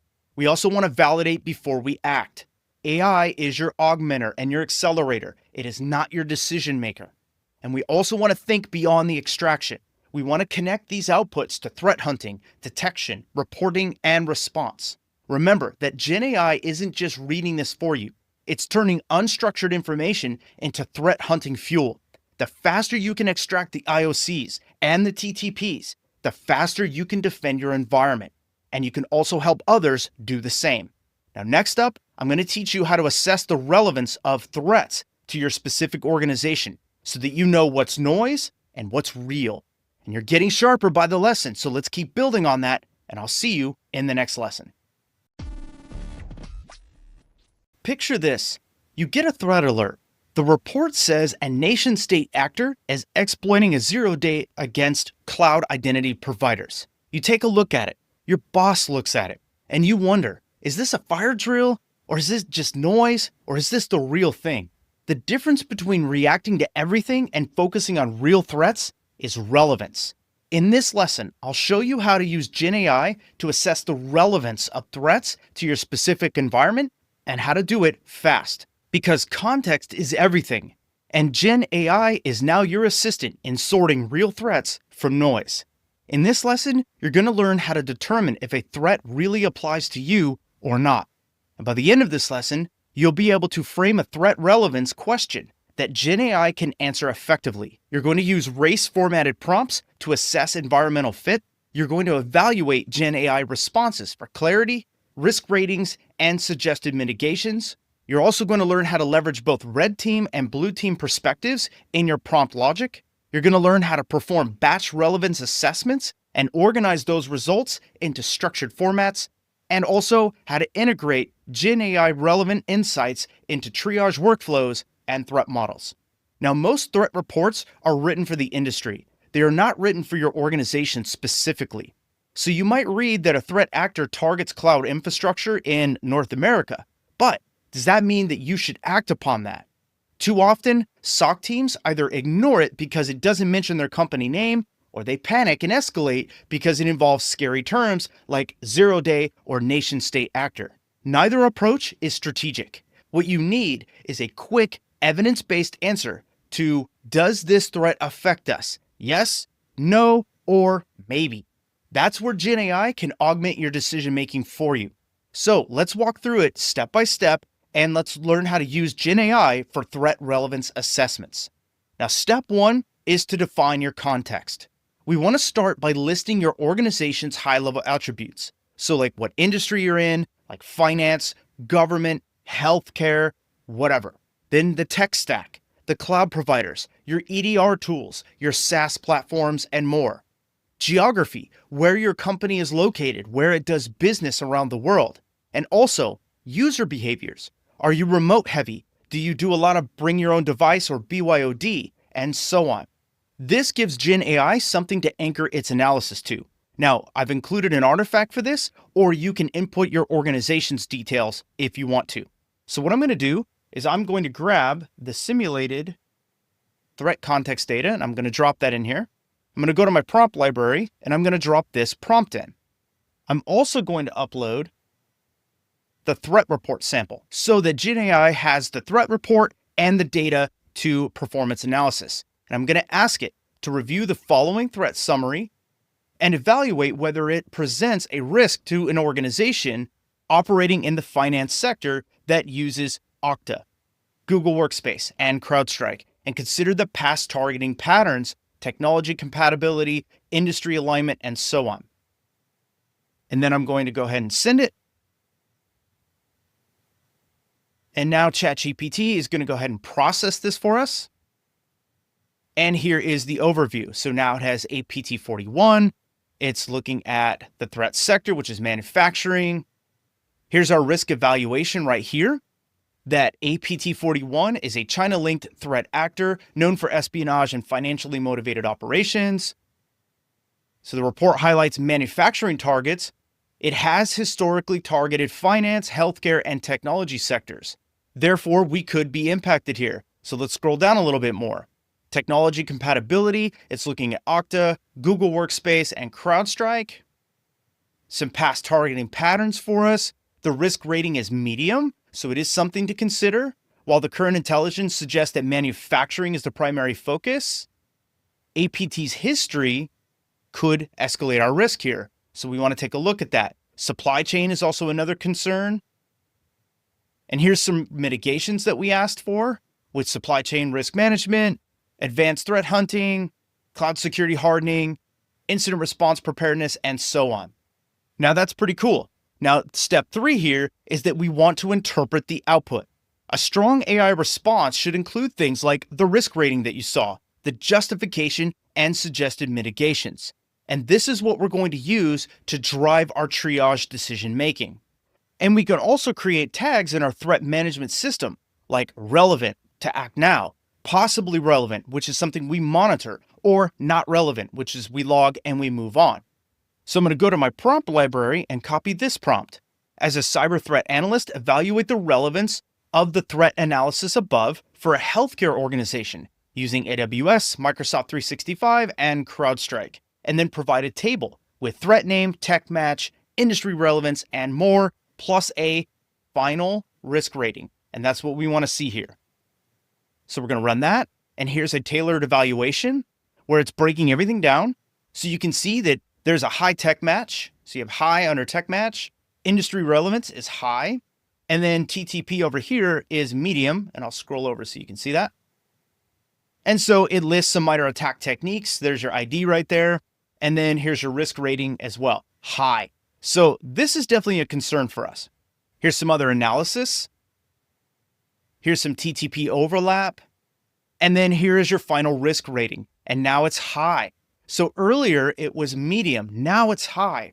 So this definitely gives us some cause for concern. But do you see how this turned what used to be some manual grind of going through reports after reports into a minute, 2 minutes of analysis and a review session, and now we have something actionable that we can take the next step. So now step 4 is that we want to use AI to look at this from a red team, blue team perspective, or offensive, defensive. To analyze this from a red team perspective, I'm going to go ahead and drop this prompt in. And this one's a little longer, so I'm not going to read the whole thing, but what you're asking for is an advanced threat emulation to conduct red team reconnaissance exercises. And then what we want to do is we want to tie it to TTPs that are in circulation, and we want to look at initial attack vectors and more. And now you can see the step-by-step attack path. Here's your initial access, the likely vectors for that. Then you have the execution and foothold. Here is the methods that are used to do that. Some privilege escalation, lateral movement, exfiltration or impact, and then your attack path example. So here is an end-to-end simulation of how we would do this. We would start with reconnaissance, get into initial access, focus on persistence, priv escalation, lateral movement, EDR evasion, exfil, and then impact. Then here's your estimated difficulty level. So the initial access would be medium, persistence would be medium high, and so on.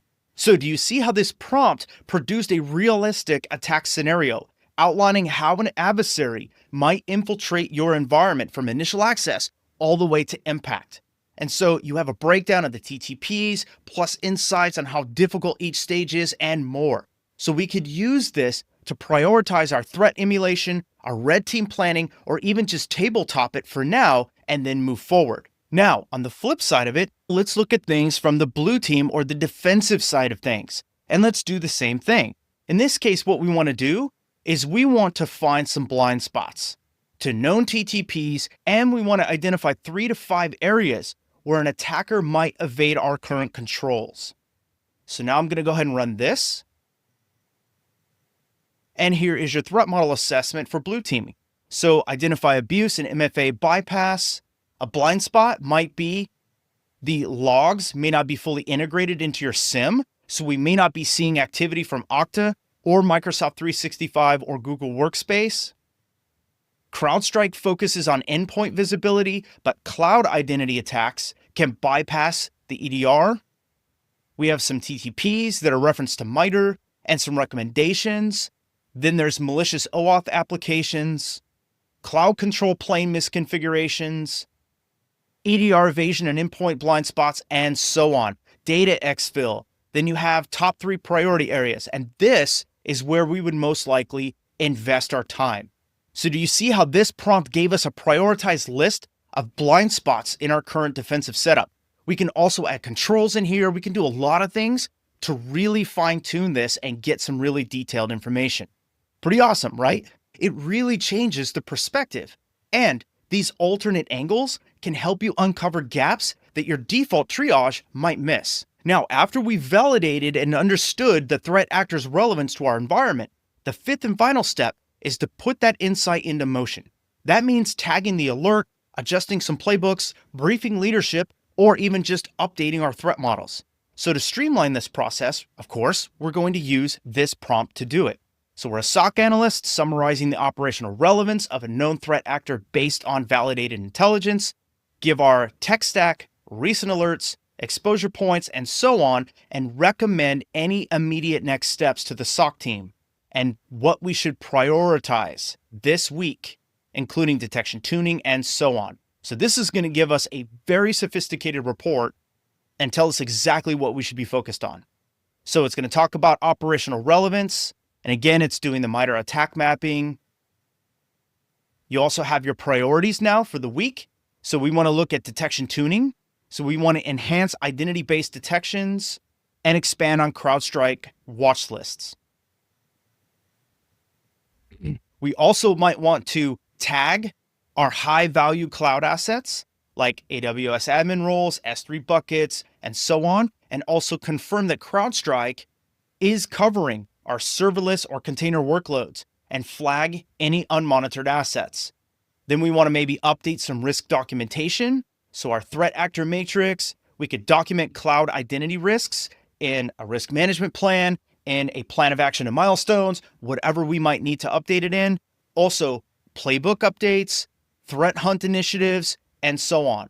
And then for the leadership side of things, we want to recommend to prioritize identity-centric security investments. We want to increase cross-team visibility and schedule a tabletop exercise to simulate this APT threat and see how we do. How helpful is this? I mean, this is really awesome, right? Now, here is what I want you to take away from this lesson. GenAI can help you answer, does this apply to us, with speed and structure like you saw here. You always want to provide organizational context in your prompts, whether it's tech, the sector, geography, and more. We want to use race prompts to get risk ratings and actionable justifications. We want to use tabular or batch formats to assess multiple threats fast. Red and blue team lenses will help reveal blind spots or alternate threat angles that we might have missed otherwise. And we want to use relevant scores to drive tagging, action planning, and documentation. Remember, you don't have time to chase every headline or every threat that's out there. With GenAI, you can triage relevance in minutes, not hours or days. And now you're not just reacting, you're responding with context and with clarity.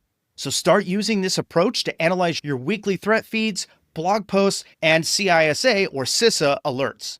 Now, next up, we're going to operationalize all of this intelligence by mapping threats to your controls using MITRE ATT&CK framework and NIST. So let's keep sharpening that edge, and I'll see you in the next lesson. Understanding a threat actor's TTPs is one thing, but turning that knowledge into action, that's an entirely different challenge. How many times have you read a threat report, stared at the MITRE technique names, and thought, okay, that's cool, but now exactly what do I do with this? Well, the good news is that you can use GenAI to bridge the gap between theory and action, or between what the attacker does and what you should be monitoring, blocking, or reporting. And with the right prompts, GenAI can turn reported threats into framework-aligned insights, and they can plug directly into your detection stack, your control mapping, and even your risk register. By the end of this lesson, you'll be able to prompt GenAI to map threat behaviors to MITRE ATT&CK techniques and ideas. You'll be able to translate threat activity into security control mappings, like the NIST SP853 or CIS controls. You'll be able to generate actionable insights for detection engineering, visualize attack paths and kill chains with AI-assisted breakdowns, and you'll be able to use all of the above to support security architecture, compliance, or incident response. This is where intelligence meets engineering, so let's get into it. Now, here's a typical situation. You've got a threat report that says a threat actor sent phishing emails with macro-laced documents. They used PowerShell to establish persistence. They laterally moved using WMI, and they exfiltrated data over HTTPS. Okay, great. That all sounds technical, but how does it translate into MITRE technique IDs for your threat matrix? Or control gaps that you should be reporting? Detection rules that your SOC should prioritize and implement? This is the problem that most of us run into. Frameworks are powerful, but only if you connect them to your day-to-day operations. And GenAI can be your assistant in that translation layer. So let's break this down end to end so that you can start applying this immediately. Step 1, let's use GenAI to map to MITRE ATT&CK. The MITRE ATT&CK framework is the global standard for mapping threat behavior. So you're aiming to convert narrative descriptions into structured mappings. To do that, we can go to our prompt library and use a prompt like this. As a cyber threat analyst, analyze the behavior descriptions from the threat report and more. So what I'm going to do is I'm going to grab the artifact for the threat report, and we're going to go over this again, but we're going to look at this from a different angle than we have previously. So I'm going to send this off, and ChatGPT is going to start processing this, and here you go. So again, like we've talked about in the previous lessons with this report, we have a pretty good breakdown. We know there's a supply chain problem, initial access, compromise of trusted supply chain, and so on. And there's your MITRE ATT&CK technique ID. And then you can see some of the other things as well. Here's some key notes. This indicates that threat actors are using compromised third-party software. That's an issue. We have some ingress tool transfer, service installations, and so on. Okay, so that just gets us started. So next what I'm going to do is I'm going to link the TTPs to security controls. So we're going to map these to the NIST 853 controls, the ISO IEC 27002 controls, the CIS controls, or even your own internal policies or custom controls. So I'm going to go in and I'm going to grab this prompt, and I'm going to say, as a cybersecurity governance analyst tasked with compliance alignment, review the provided MITRE ATT&CK technique IDs, and then map them to the most relevant CIS critical security controls. So in this case, we're going to look at the CIS controls, and then you can change this. You can make it NIST 853. You can make it ISO IEC or whatever other controls that you want. For the purposes here, we're going to map to the CIS critical controls. So I'm going to run that. And now you can see it's already done its analysis. And as you can see, this MITRE ID maps straight to the CIS control 15.1. It also maps to CIS control 2.1. And then it even tells you what it maps to.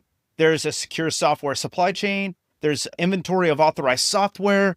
And then T1105 maps to CIS control 6.2. And it also maps to 13.2 and so on. So you can go down this list, and now you have a matrix to trace between the MITRE ATT&CK framework and your control set. And some key observations that were made are listed right here, and so on. Now, if we want to do this for the NIST SP 853 controls, we can just change it and run this prompt. Same exact thing, we just change it to NIST, and then we'll see what it says. So as you can see, now it's creating the matrix, and you can see that T1195 for supply chain maps to SA12, it'll map to SA19 and SR1. And so now we can go back into the NIST catalog and start looking at how we can implement these controls and then start tracing down the governance, risk, and compliance path to implement these and mitigating any threats. Now, here's why this matters. This crosswalk supports compliance reporting, it'll support gap analysis, and even audit readiness as well. Just remember, we always want to validate the AI-generated mappings with our internal control owners and our framework documentation, okay? Now, step 3 is to support detection engineering using AI.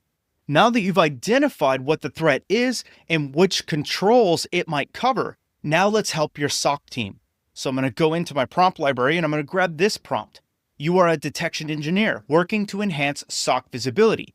Given the list of MITRE ATT&CK technique IDs, analyze each one and determine the relevant log sources and corresponding basic detection logic that should be implemented. So now we're looking at implementation that can apply back to the controls that are going to map back to the MITRE ATT&CK framework. So I'm going to execute that. And as you can see, now it's going to create another table for us. And now you can see for T1195 for the supply chain, the relevant log sources should be things like EDR logs or XDR if you have XDR, software inventory, so our asset inventory, application install logs. Then we have the basic detection logic right here. Detect unauthorized or unexpected software installation or updates. Alert on installation of unsigned binaries. Compare installed software against approved baselines, and so on. So now we can end up working with an architecture team, an engineering team, and come up with some implementations to make this possible. Does that make sense? Then there's some key detection enhancements, correlation of events, baseline comparison, dynamic DNS monitoring, and so on. Okay? Now, step 4 is to visualize the attack path. So what we want to do is explain the attack flow to executives or even during like a tabletop exercise. So with that, I'm going to run this prompt and keep the chain going. As a security strategist preparing for a briefing for executives, analyze the described threat scenario and outline the attack sequence using Lockheed Martin's Cyber Kill Chain framework. Your goal is to translate technical TTPs, that's tactics, techniques, and procedures, into a narrative that aligns with each phase of the kill chain and provide a clear picture of attacker progression for strategic planning or tabletop exercises. Now, this is a powerful prompt here. I want to run this. It's going to take everything we've talked about and map it to the kill chain. And so now you have a breakdown of the scenario, and then you have the kill chain phases, where you have reconnaissance, weaponization, delivery, exploitation, installation, command and control, or C2, and actions on objectives. So if we start up here, it will literally walk you through the translation of what's happening at each step according to that threat report that we provided earlier on in our chain. So our prompt chain is still going, and now we've turned this into even more actionable information. This is incredible. Then you have a strategic takeaway for the executives, where supply chain is going to be our biggest focus. There's some visibility gaps between HTTPS and dynamic DNS. Trust me, executives are not going to care about that, but what we want to tell them is there are some technical gaps, and here they are, and we will take care of them as the technical side of the house. Then there's persistence focus, and then there's also proactive measures that we can be taking. Okay, really awesome stuff here. Now, step 5 is to connect all of this to your defensive stack. And here is how the whole workflow plays out. We want to identify TTPs from a report, then map them to the MITRE ATT&CK framework. Crosswalk that to CIS or NIST controls. Generate detection guidance, then visualize everything with the kill chain. This can now feed into detection backlogs, purple team exercises, compliance audits, security architecture reviews, CISO briefings, and more. But remember, we want to validate AI suggestions when mapping to controls or writing any detection rules. AI is your co-pilot, it is not your compliance officer, okay? So here is what I want you to take away from this lesson. Use GenAI to map behaviors to the MITRE ATT&CK TTPs. Prompt GenAI to cross-reference TTPs to CIS, NIST, or other controls for audit and architecture planning. Get detection logic fast with log source suggestions and sample rules. Use GenAI to narrate and visualize attack sequences for stakeholder briefings. And validate outputs before implementation, especially when they are tied to compliance or automation. This is how you build defensible, transparent, and prioritized security programs. And now you don't have to do it alone. With GenAI, you have a co-pilot who can read, map, translate, and even draft rules, leaving you to focus on what really matters. And that's the strategy, leadership, and action. So start using these workflows in your own environment. Test them, tune them, and make them your own. Use this workflow during incident response, threat modeling, tabletop exercises, or even quarterly security control reviews. The future of cybersecurity isn't just powered by AI. It's led by professionals who know how to use it wisely. You're one of them now, and I'll see you in the next lesson. Have you ever read a 20-page threat report and thought, what do I actually need to do with this? Well, after completing this section of the course, you should know the answer to that now.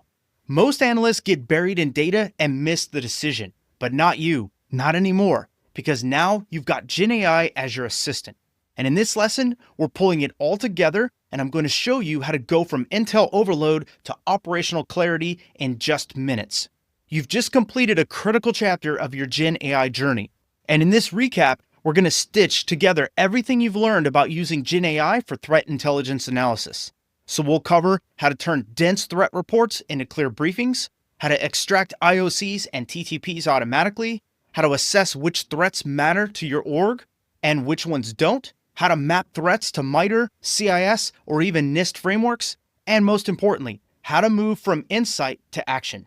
And by the end of this recap, you will have a field-ready framework for using GenAI on real-world threat intelligence. Now, threat intel is powerful, but only if you can process it fast enough to use it. And every day, our inbox fills with reports from CISA, from Mandiant, from all these other places. and they're full of acronyms, hashes, TTPs, and vague remediation advice.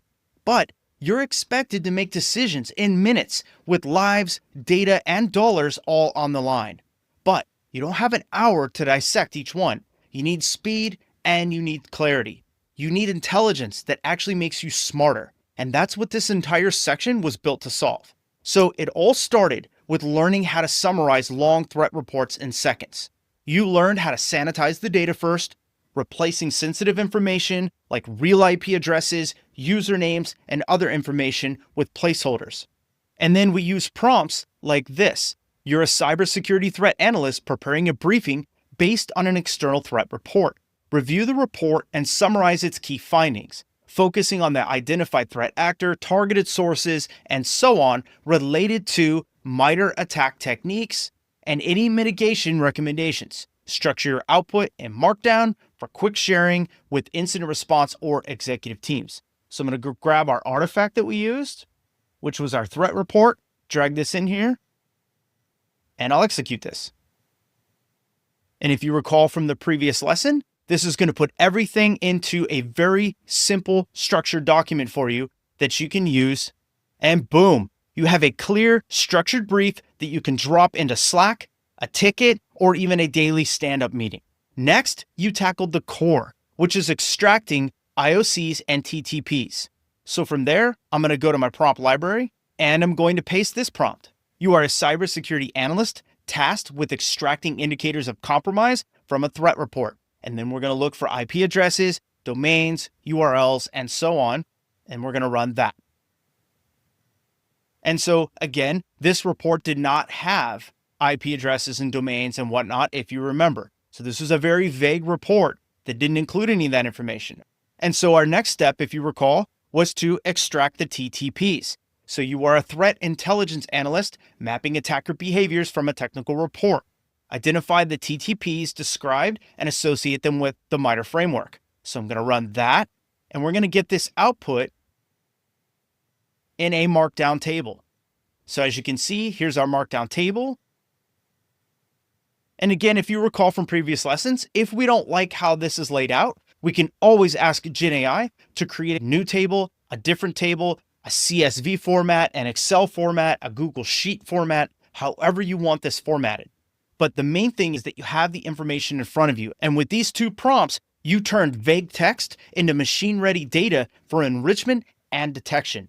And from there, now you want to answer a question that just about every SOC asks on a daily basis. Does this threat apply to us or not? So we're going to go and we're going to grab this prompt. You are a cyber risk analyst assessing threat relevance for a financial organization using Okta, CrowdStrike, and Google Workspace. Analyze the described threat and determine its applicability to this environment. Provide a risk rating, justify your assessment, and outline key mitigation recommendations, and structure your output in a concise report format. Now, one thing that we did in the lesson, if you recall, is that we added some context. So I'm going to grab that simulated context. So I'm going to input the simulated cybersecurity threat context artifact so that GenAI knows the context in which it's going to respond to. So I'm going to execute that. And so now it's got its report. Here's your threat relevance, your risk rating, which is moderate, justification, key mitigation recommendations, and more. Pretty amazing stuff. Now, again, we didn't stop at just analysis. We learned to operationalize this intelligence. And so we used this prompt to map the TTPs to the MITRE attack framework. And we executed that. And as you can see, it creates a table for us and maps the technique straight to the MITRE IDs. You can see those right here.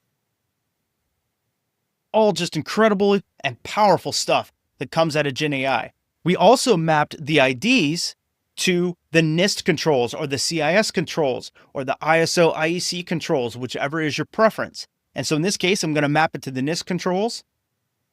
And you can see that the output is going to be yet another table that gives us some really good crosswalk between the MITRE attack IDs and the controls that may apply to our authorization to operate. And then from there, we helped our detection engineers as well with a prompt like this. You are a detection engineer building coverage for recent threats, using the MITRE technique IDs provided, identify suitable log sources, and propose basic detection logic that can be implemented in a SIEM. And then we're going to go ahead and run this. And then you can see the table and what it recommends to do for each individual MITRE attack ID. Pretty amazing. We even use prompts to create the full cyber kill chain for executive briefings and transform technical jargon into strategic stories as well. So what you saw all throughout this section is the real value of GenAI becomes clear when you embed its output directly into your daily security workflows. Then we take our validated AI-generated summaries, mappings, or recommendations and plug them into the systems that our team is already using, like Jira for incident tracking, the Hive for case management, or your SIEM dashboards for real-time alerting. When GenAI becomes part of your delivery pipeline, it stops being just a research tool and starts becoming a force multiplier. So here's your playbook from this section. Use GenAI to summarize long reports into actionable, structured briefs. Extract IOCs and TTPs for use in detection, threat sharing, and hunting. Tailor relevance using your org's tech stack and the sector that you operate in. Map threats to frameworks like MITRE, CIS or CIS, and NIST to support compliance and engineering. And lastly, turn insights into operational outputs like playbooks, detections, and executive briefings. So, what's next? You've just unlocked a massive capability, transforming threat intelligence into action using GenAI. But there's still one piece most organizations overlook, and that is security policies and configurations. That's where attackers hide, that's where misconfigurations live, and this is where risk becomes real. And in the next section, you're going to learn how to use GenAI to audit, review, and even generate policy and configuration insights faster than you ever could before. So let's turn your policies into protection, and I'll see you in the next lesson. Have you ever stared at a wall of firewall rules or identity and access management policies and thought, there has got to be a better way to catch all of these mistakes? I know, I have too, and I know you're not alone in this. Security configuration review is one of the most mind-numbing, high-stakes tasks that we have in cybersecurity. One missed line, one overly permissive rule, and we are looking at a potential data breach. Now, imagine if you had a tireless, always active assistant that could read configs in seconds, point out weak spots, and even suggest stronger settings. Welcome to the world of GenAI, right? And that's why in this lesson, we're going to dive into how to use GenAI as a powerful tool for reviewing security configurations like firewalls, IAM policies, endpoint tools, and more. In this lesson, you'll also learn how to prompt AI to identify risks, rate their severity, and recommend some best practices.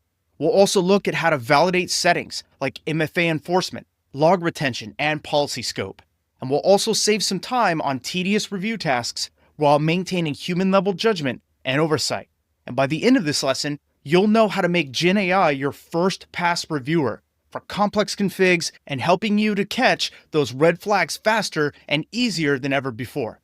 Now, let's face it, manually reviewing security configurations is time-consuming and it's also error-prone. Firewall rules are often hundreds and hundreds of lines long. IAM policies can be deeply nested within multiple layers of permission scopes, and group policies might span dozens of security settings across different domains. It's not just about understanding what each of these settings mean. It's about spotting what's missing, what's too broad, and what could open a door to a potential compromise. And this is where GenAI steps in. Again, it's not to replace you, but it's to help you move faster and spot issues that you might have overlooked after a long day of work. Now, let's look at some common config types that you'll want to review using GenAI. We'll go one by one, and I'll show you what to look for and exactly how to prompt AI to get help. So let's start with firewall rules. Think Cisco Firepower, Firewall D in Linux, Palo Alto, and even AWS security groups. You can task AI to look for things like, is the default deny rule in place? Or are there overly open ports or broad IP ranges that I need to be worried about? Now, because firewall analysis can be quite involved, you're going to need a very good prompt to do this. So let's hop over to ChatGPT. I'm going to go over to my prompt library and I'm going to copy this prompt. And it's a little long, so I'm not going to read through everything. But basically, you're a network security engineer and you have expertise in perimeter defense and zero trust. And you're going to look at all of the different things in the config. You're going to look for default deny rules, overly broad subnets, the use of non-standard or unnecessary open ports, and so on. So what I'm going to do is I'm also going to grab the Palo Alto firewall config artifact that I've provided, and I'm going to run this prompt. And so as you can see, it quickly already looked at the file, and now there is no default deny rule. So the issue is the configuration does not include a global deny by default rule. That's a problem. It explains why it's a risk, the recommended remediation. There's some overly broad outbound rules in the config, so we need to look at those. And again, there's a use of broad IP ranges. And yes, these are pretty broad, but they are private IPs, which means they're internal to our network. So we'll want to look at those. Then there's missing segregation for sensitive zones, lack of application and service restrictions, and some next steps. So as you can see, it went through the firewall configuration and gave us some pretty good information about how to start taking a look at things to try to improve and harden this firewall. Pretty awesome, right? Now, what if you want to review your identity and access management policies like AWS IAM, Azure Entra ID roles, or even Google Cloud permissions? These all govern access, and misconfigured ones can lead to privilege escalation or even lateral movement. So I'm going to go to my prompt library and I'm going to copy this prompt. And this prompt will allow us to analyze an AWS IAM policy that we provided. Now you can say provided below and paste it, but in this case, I'm going to attach the artifact and Gen AI will know exactly what you're trying to accomplish, and then it will execute. So now here is a review of the policy. You can see that there's some wildcard permissions, why it's a risk, and then it even gives us a severity level, which is great. So it lets us know we really need to pay attention. Then you have some read-only policies that are overly broad. So we need to look at that and why it's a risk. Then there's also some role policies that we need to look at. And this is low to medium. So this is probably a lower priority, obviously. Then there's a lack of resource level restrictions, missing IAM guardrails, and then some next steps. So as you can see, this was really helpful. Just a matter of seconds, it went through this file and told us exactly what is wrong. That way, we get clear, actionable advice that helps us strengthen our cloud security and even avoid accidental overpermissioning. So what if we wanted to analyze our EDR or XDR or even our antivirus settings? So think of this like CrowdStrike, Microsoft Defender, and even SentinelOne. So maybe you want to check, are threats set to block, alert, or ignore? Are logs retained long enough? Or are signature updates enabled? So here's a prompt that we can use for that. So I'll go to my library and I'll paste this very simple prompt. And this simple prompt will scan the EDR settings and call out any weak spots like missing threat detections, outdated signature policies, or even unconfigured alert thresholds. So I'll go and I'll grab the artifact. I'm going to drop this Microsoft Defender config in here and we'll run that prompt. And so quickly it reviews it. Here's some general settings. And here are some gaps that it identified. Incomplete attack surface reduction rules. No mention of automatic updates or signatures. That's really scary. Alerting and reporting gaps. And then here's some recommendations. Then there's some other things like device-specific observations, why these are risks, cross-platform and operating system coverage, some gaps there, XDR and automated response, and so on. So you can see that this output is very detailed and gives us very specific directions on where we need to focus our attention. Imagine how much time you could save with a prompt like this, right? Now, what if you wanted to review your group policy objects or GPO configurations in your Microsoft Windows environment? Maybe you want to look for password complexity settings, account lockout thresholds, or even RDP restrictions. Well, in that case, you can use a prompt like this, where you want to assume the role of a Windows security auditor and review the GPO. And I'm going to go to my artifacts and I'm going to drop the GPO configuration file in there and I'm going to run this. And so now you can see it quickly reviewed the file, and ChatGPT quickly processed this, and now here is our feedback. Here's the current config, the assessment. It is in alignment with NIST SP 863, which is good. Some recommendations: keep the minimum length 12, evaluate removing a forced 90-day rotation, enable password history. Here's your account lockout thresholds, some recommendations. So you want to implement that lockout duration and consider using Windows Defender Smart Lockout or even Azure AD Active Directory, which is now called Entra ID, to lock out protections. Then there's our RDP restrictions, some recommendations, and some additional security recommendations as well. So this is really powerful. In just a matter of seconds, we clearly understand what's going on in our GPO configuration. This is pretty awesome stuff, right? Now let's look at one last configuration check. Let's analyze a YAML or JSON configuration file. These files are human readable and they're used to define structured data. You'll see these in Kubernetes, Terraform, and other infrastructure as code tools for cloud deployments. They are often nested and they're very easy to misconfigure. So we have a prompt for that. So what we'll do is we'll go to our prompt library and we'll paste this prompt, where we're going to act like a DevSecOps engineer. We're going to review the provided Kubernetes YAML configuration file and identify any kind of security issues in this file. So let me go over to my artifacts. I will drag this over, and here is our file. And so we'll go ahead and run that. And here is the result. So the containers are running without security context. That's an issue. Here's the risk, which is really great. And then it even gives you a recommended update to the YAML file. So we could just copy and paste this in if we agree with this, right? We need to review this and make sure this is good for our environment before we just accept AI's output. There's a lack of resource limits and requests, use of latest image tags, missing readiness and liveness probes, no network policies, no pod security standards, and so on. And again, just in a matter of seconds, we have all of this information at our fingertips that we can use to start hardening this file. So as you can see, Gen AI can digest all of these formats just like a human would, but faster and with less fatigue. And with the right prompt, it gives you not just the answers, but structured, actionable feedback.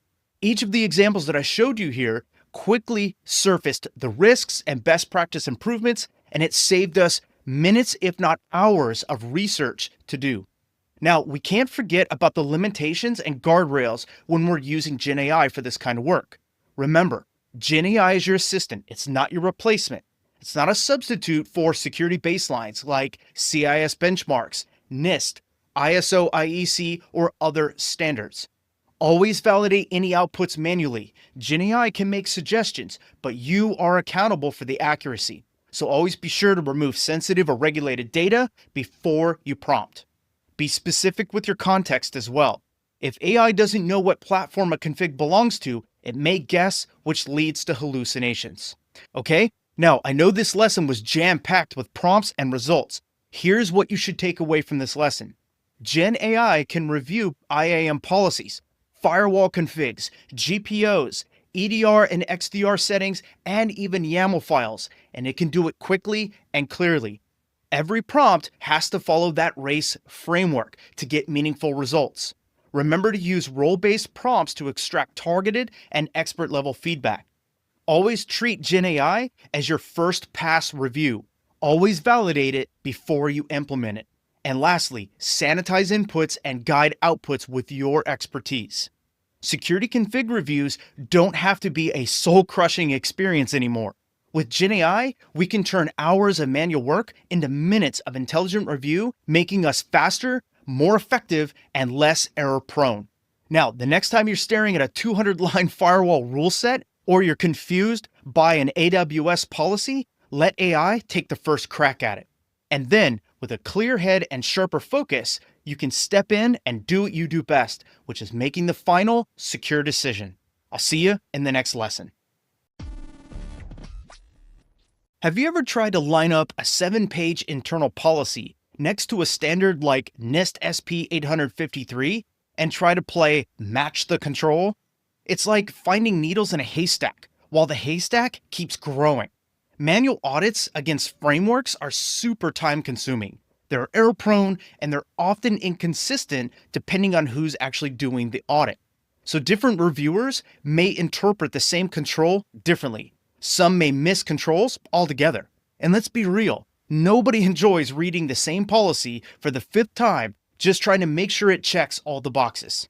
Now imagine this. You paste your internal policy into an AI prompt, and seconds later, it tells you which NIST SP 853 control it meets and which one it doesn't, where it's weak or completely missing.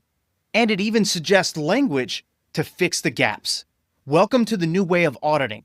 In this lesson, we're going to walk through how to use GenAI to audit your internal security policies against industry standards like NIST, CIS controls, ISO IEC, and PCI DSS. You'll learn how to feed internal policy documents into GenAI and ask for gap analysis against specific standards.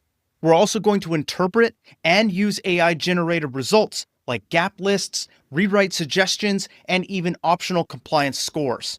And we're going to learn how to work faster and smarter while still making final human judgment the call that matters. And I'll also show you how to build prompts that drive high-quality results, and we'll also chain prompts to guide GenAI through multi-step audits. And by the end of the lesson, you'll never approach a compliance audit the same way again. Now, let's say that you're handed a new password policy from your human resources department, and your manager asks, does this meet NIST SP 863B requirements? And like most professionals, we would end up going to NIST's website and we would look for the NIST SP 863B standard. Then we would line that up against our policy, try to interpret each control, and make a judgment call on alignment. And then we document gaps, make suggestions, and then maybe even debate the interpretations with our team. Now that's hours and hours of work. And if you miss one key detail, like failing to discourage password hints or require a minimum password length, then you're going to be out of compliance. GenAI can take the heavy lifting off your plate and become your second set of eyes. Now, to make GenAI work for audits, you need to know what kinds of documents and frameworks work best. Policy types like acceptable use policies, password policies, incident response plans, BYOD policies, and access control policies are all perfect. Frameworks like NIST 853, NIST 863, the CIS critical security controls, ISO 27002 controls, and also PCI DSS are also perfect. You don't need to paste in the entire standard. GenAI already knows these public frameworks, so all we need to do is reference the specific section that we're auditing against. Now, here's where most people go wrong. Vague prompts lead to vague answers. So if you want useful results, you have to be specific. That's why we use the RACE framework: role, action, context, and expected output. So let me walk you through a few examples, and I'll break down what each one of them does so that you can clearly understand what's going on. First, let's look at a CIS control gap analysis. Let me go to my prompt library, and I'll post this prompt. You are a cybersecurity policy analyst. Review the attached group policy object and compare it against the critical security controls 5 and 6. Notice that we're being very specific about what we're looking at. Identify any missing requirements, configuration gaps, or areas for improvement. So I'm going to go over to the artifacts and I'm going to drag the group policy object over, and Claude is going to do its work. So as you can see, it's already finished. And so now you can see it analyzed the GPO. Here's our password policy, account lockout, audit logging, firewall, and then here is our gap analysis. So now against CIS Control 5, account management deficiencies. There's no automated account provisioning. There's a lack of account inventory. There's no dormant account identification. And there's missing service account management controls. Ooh. And then what about 5.2? Access control weaknesses. Here's some gaps. There's no privileged account management controls, and so on. And so as you can see, it clearly breaks down the control and tells us exactly what's wrong. Now, it doesn't mean that this is incorrect. The GPO may not have all of the controls implemented, so we might have to use another policy. We might have to use another document or something else to verify it. But this gives us a lot to go chase down to see if our GPO is compliant or not. And then there's Control 6 for access control management. And so we don't have any good RBAC defined. We don't have regular access reviews is missing. So again, because it's a technical file, it may not catch it all. So let's go back to ChatGPT. I'm going to run this same exact prompt and drop this in so we can see if ChatGPT might give us better results. So I'm going to run that. And here is our review. And so here's the strengths. Here's a gap. Again, no mention of password history enforcement. That's a problem. The maximum password age. And here's some recommendations for Control 5. Add your password history, enforce MFA, implement lockout, add automatic disabling, and so on. Now, notice how Claude was very specific about things outside of the file. So this gives us a much deeper analysis in terms of outside factors that can influence the configuration of the file. So we want to keep working with Claude because we're getting better results. Now, what if you want to perform a NIST password policy audit? Well, here's a prompt to do that. And so I will drag the GPO back in here, and I will run this same prompt against that GPO. So now instead of looking at it from CIS, we're looking at it from a NIST perspective. So again, it's going to break it down. I'll open this up a little. And you can see that it clearly broke down the policy, and it's saying, here's what's compliant. Here's what's non-compliant. So now we need to take a look at password complexity rules. Ooh, that's an issue. And we keep going down. Here's some missing critical requirements. We don't have a blacklist or dictionary checking.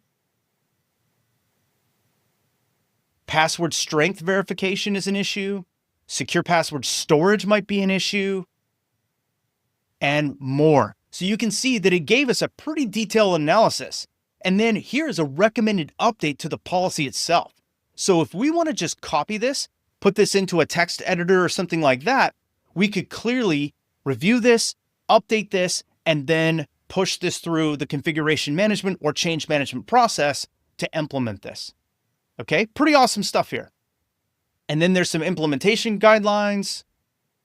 So we got really specific for us. Wow, this is incredible. Just going to keep scrolling so you can see exactly what, this is amazing. And just a matter of seconds, we got all of this information right at our fingertips so that we can start securing that GPO file. Now, let's look at performing an ISO IEC 27001 alignment audit. So I'm going to go to my prompt library. I'm going to open a new chat, and I'm going to paste this prompt. As an information security compliance specialist, review the acceptable use policy below, or in this case, it'll be attached. Compare it against the ISO IEC 27001 Annex A, specifically these requirements, and identify any gaps or misalignments. So I'm going to grab the acceptable use policy, and I'll drag this in, and I'll send this off. And in just a matter of seconds, we've got our feedback. So here we go. So it's doing an analysis, which is great. There's an executive summary. It has significant gaps when measured against these specific controls.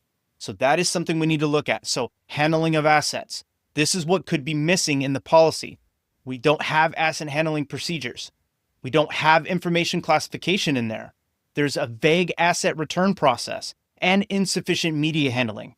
So these are our gaps. And then on this other control here, the use of privilege management rights, these are our gaps as well. There's no privileged access allocation, missing privileged account monitoring, absent regular privilege review, and no segregation of duties. So these are issues for sure.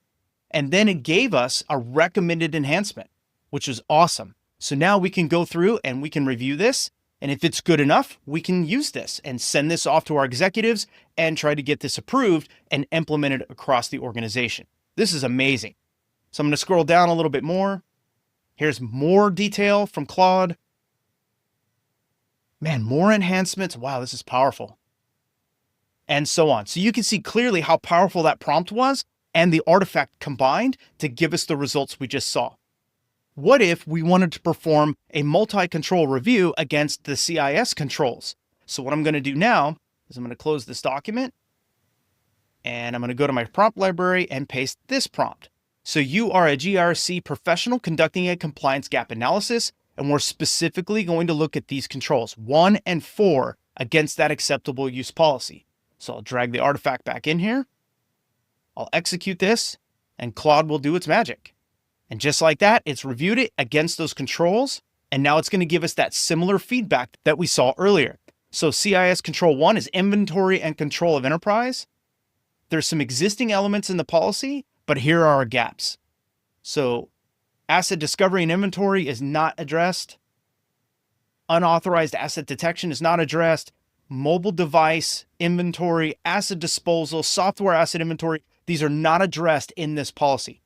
Now, this very well could be addressed in another policy in the organization. So that's on us, the human, to go and chase this down, right? So I'm going to scroll down a little bit more. Software configuration of enterprise assets. And here's control 4, the secure configuration of enterprise assets and software. So we have secure configuration standards, which is kind of referenced. Then there's configuration baselines, which aren't mentioned. So nothing is really covered for this control in the acceptable use policy. So in that case, we go and we update the acceptable use policy, or we reference another policy we have in the organization to ensure coverage and compliance. So now once we have AI's feedback, we don't want to just stop there. This is where we start to prompt chain. So in my experience, Gen AI works best when you use it like a junior analyst. You give it one task at a time and then build upon that. So let's stick with CIS compliance and let's follow up with this prompt. Let me close this out, go to my prompt library, and I will paste this prompt. As a cybersecurity auditor reviewing policy documentation, assess the acceptable use policy provided below for alignment with CIS controls. Identify any compliance gaps and suggest specific policy statements that can address those gaps. So why am I doing this? What if 1 and 4, controls 1 and 4, were not really appropriate for the acceptable use policy? Maybe I got the numbers wrong. Maybe I misunderstood, right? Now I'm going to go a little bit higher and I'm going to review the entire control set and see what Claude finds for me. So I'm going to run this. And now it performed its review. And it's giving us a full audit report of that policy against the CIS controls. Now this is incredible right here. Let me open this up a little bit. Here's a detailed analysis. It went through control 1 and it told us the current compliance level is 20%. Then it went through control 2. We're 15% compliant. Control 3, 40% compliant, and so on. And it gives you all of the gaps and the findings. And then it even tells you the risk level as well of non-compliance. So here's 4, which was one of the controls we looked at earlier. Here's 5 for account management. It's only 30% compliant. Control 6, 8, 17. So another thing I want you to see is how it's jumping around controls. AI is smart enough to know the document you gave, it knows exactly what you're looking for. So it's not going to give you controls that don't apply to this particular document or this artifact. It's going to give you exactly what you're asking for. And again, that's why we use that race framework. So let's go down here. And now it's given us some recommendations for our updates, which is awesome. Oh, this is crazy how powerful this is. So you can see it's addressing every single control. You can see right here that it's addressing every control and giving you what you need to update to this policy to become compliant. So what we could do is update the policy, re-upload the document, and run this check again. And then it will give us another score and we can keep refining until we are compliant. Pretty amazing, right? Plus, you can always request a different format of the output as well. We have a report here, but what if we want all of this in a table, or we want this in a gap list, or we want to rewrite something in there, or we just want a compliance score report? AI can do all of that. So I can just go over here and I can say output the response as a markdown table and hit enter. And now we'll go through and it will update this artifact and give us a table instead of text, which is really incredible. And this is helpful too, because then we can upload this to Google Sheets or create an Excel document or upload this to any tool that we might be using as well. This is awesome, right? You get to choose how the results are packaged because the better the format, the easier it is for us to take action on the feedback, right? Now remember, AI can hallucinate, it can make stuff up, and it can misinterpret vague content. So your expertise and oversight is still required here. So remember to always review AI output manually. Don't treat it as certified compliance. Sanitize those inputs, remove internal names, systems, and sensitive information. Check AI's control references. Confirm that they match your framework version as well. And always treat AI as your powerful research assistant, and you are still the final reviewer of everything. Okay? So here's what I want you to walk away with from this lesson. GenAI can audit internal policies against frameworks like NIST, CIS, and ISO IEC and save you hours and hours of comparison work. Remember to use the race formatted prompts to ensure structured, relevant, and actionable feedback. You can chain prompts. First identify gaps, then ask AI to rewrite things to give you the output you want. Request outputs in structured formats like tables, bullet lists, or even redline ready language. And always apply your expertise. AI gives you a draft, but you certify the result. Okay? Policy audits don't need to be slow anymore. GenAI can now help you bridge the gap between policy intent and standard alignment. It can give you clarity, speed, and confidence. In a world where compliance and security frameworks are growing faster than ever, this is your new secret weapon. Now, in the next lesson, we're going to talk about GenAI for peer reviews and compliance quality assurance to help us catch blind spots before our team members do. So I'll see you in the next lesson. Have you ever proofread a document 5 different times and still missed something totally obvious? I have, and I know plenty of my team members did as well. We've all been there. You put in the hours writing or updating a policy, only to have a peer spot a typo or a conflicting section or some confusing language, and that opens the door to compliance gaps. And that's if you're lucky enough to have a peer that's available with time to review it all. Now imagine this. You finish your draft, you paste it into a prompt, and Gen AI comes back in seconds with flagged inconsistencies, suggestions for clearer enforcement wording, and even tone improvements for audit readiness. That's not science fiction. That is AI-assisted policy quality assurance, and it's available right now using Gen AI. In this lesson, I'm going to show you how to use Gen AI as your always available peer reviewer for security documentation. So whether you're working on a new access control policy, an onboarding checklist, or updating your incident response plan before an audit, AI can act like a second set of eyes for you. In this lesson, you're going to learn how to simulate different reviewer roles using Gen AI, like a GRC peer, an auditor, and more. You'll learn how to use properly formatted prompts to check clarity, coverage, tone, and consistency. And you'll learn how to apply Gen AI during the pre-publication QA phase so that you can tighten up documents before they go live. And by the end of this lesson, you'll have a new documentation workflow, one that never sleeps, never gets tired, and helps you spot the little things that make the big difference. Now, let's talk about what happens when documentation goes out with mistakes. Because errors create risk. Typos can make your team look careless, irresponsible, and vague enforcement language can leave policies open to interpretation and debate. Inconsistent terms across multiple documents can create confusion or even a contradiction during an audit. For example, you say system owner in one paragraph and then data steward in another, but they mean the same thing. You say should enforce MFA instead of MFA must be enforced, creating ambiguity. Or you forget to include account deprovisioning in your onboarding checklist, something that a compliance auditor will absolutely find. Manual QA takes time, it takes effort, and it takes multiple human reviewers. But Gen AI can give you a faster way to clean up the mess before it happens. And here's the cool part. You can instruct Gen AI to take on different viewpoints to give you varied feedback. So let's say you want feedback from a peer who really knows security governance. You can try this prompt. I'll go to my prompt library and I'll paste this. act as a cybersecurity GRC analyst, review this draft incident response policy, and suggest improvements related to containment steps, reporting timelines, and so on. So what I'm going to do is I'm going to go over to the course artifacts, and I'm going to get an incident response policy. I'm going to drop this in here, and I'm going to let Claude review this for me. And so now it's doing its job, and here you go. Here's your executive summary, some critical improvement areas, containment steps. There's some vague language right here. There's no decision matrix. It's missing automated containment triggers, some recommended improvements right here.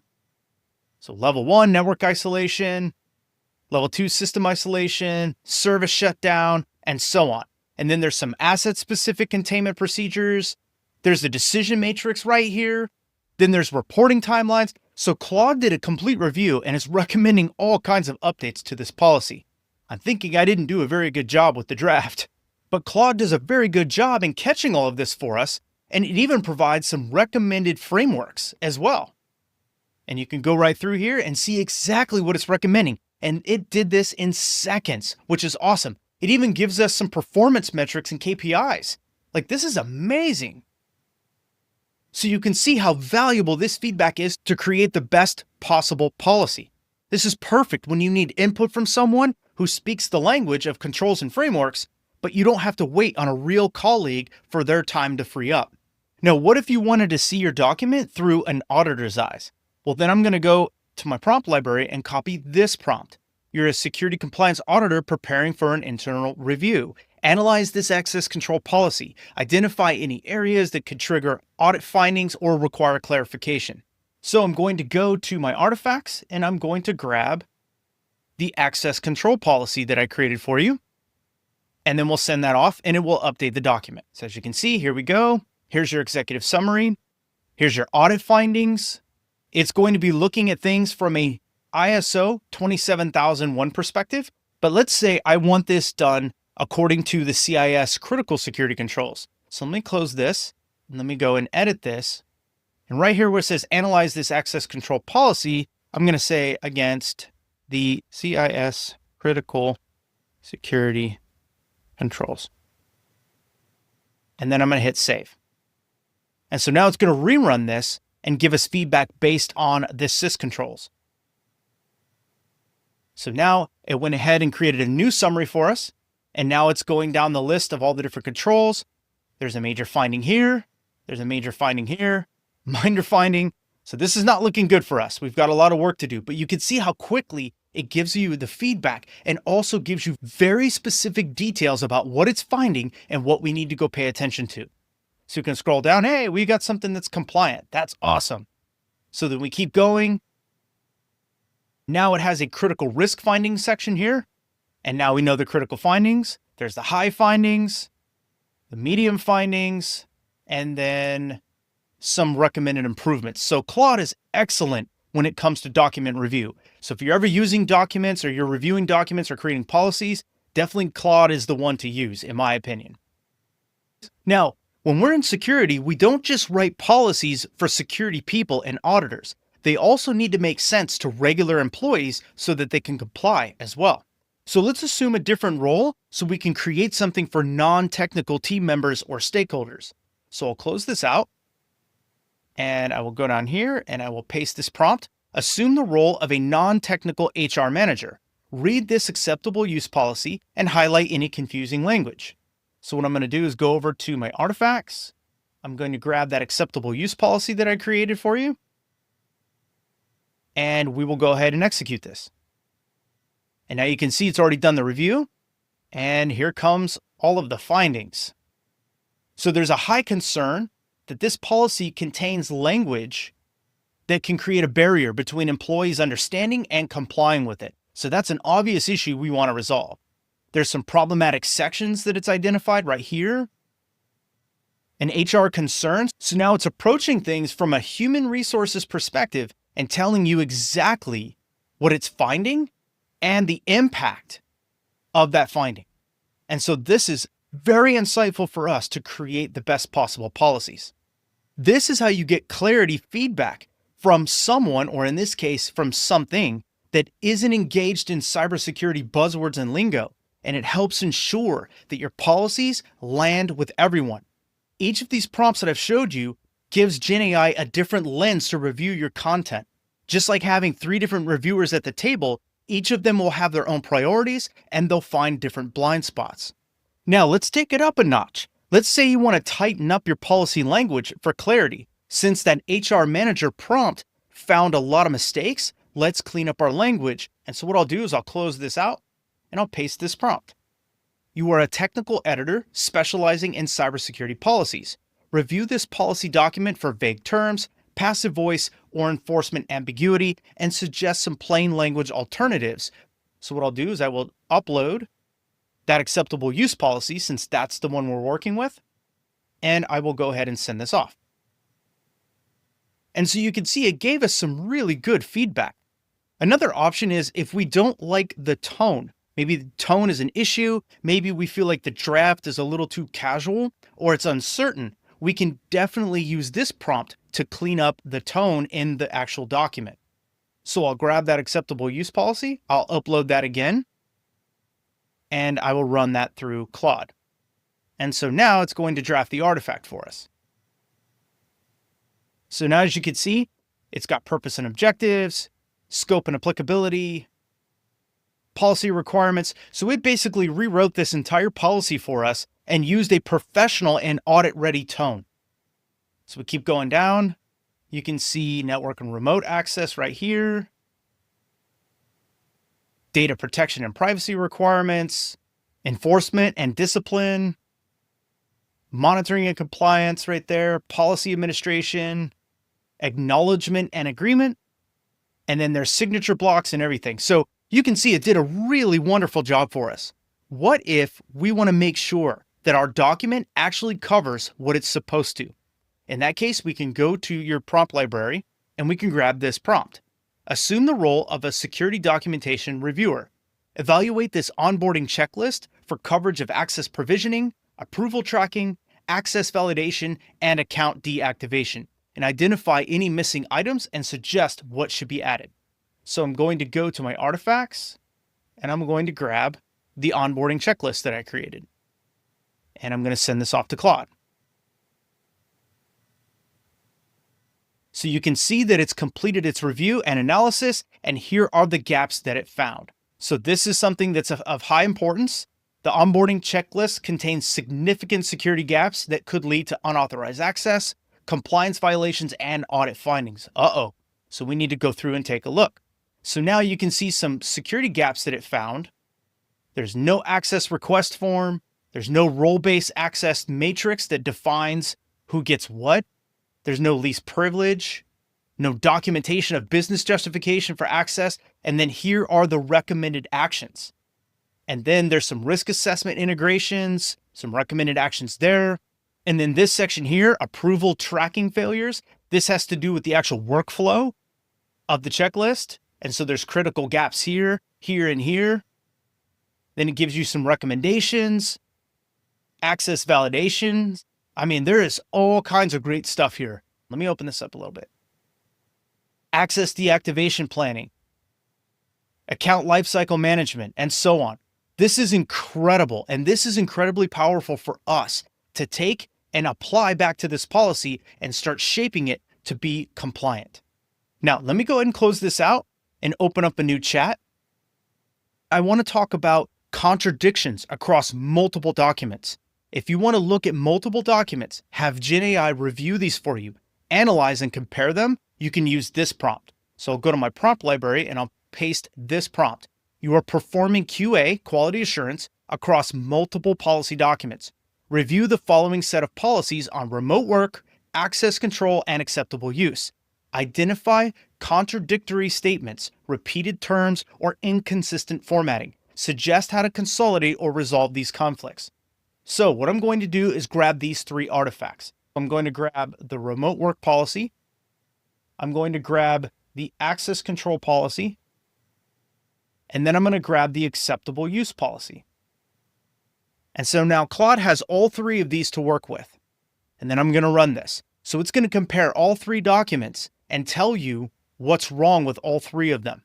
And all three of these documents should be in sync with terminology and other things. So as it went through, it looks at some of the key contradictions. Password change requirements, data access and storage rules. And so you can see how it breaks it down. The remote work policy says this, but the access control policy says this.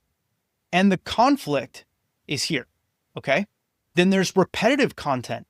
So there's duplicated system asset lists, there's overlapping security requirements, redundant scope statements, and then there's formatting inconsistencies as well. And then there's policy gaps and enforcement issues, conflicting ownership. Look at all of the awesome stuff that this just found for us, because you know as well as I do, I might work on one policy while my teammate's working on one and my manager's working on another. And we never really get them synced together to understand what's conflicting, what's overlapping, and then what we might have missed, right?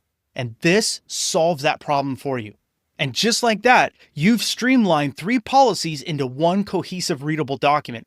Now, I want to walk through one last prompt. So I'm going to switch over to ChatGPT because Claude can start limiting us when we're using too many prompts and we're asking for too much information.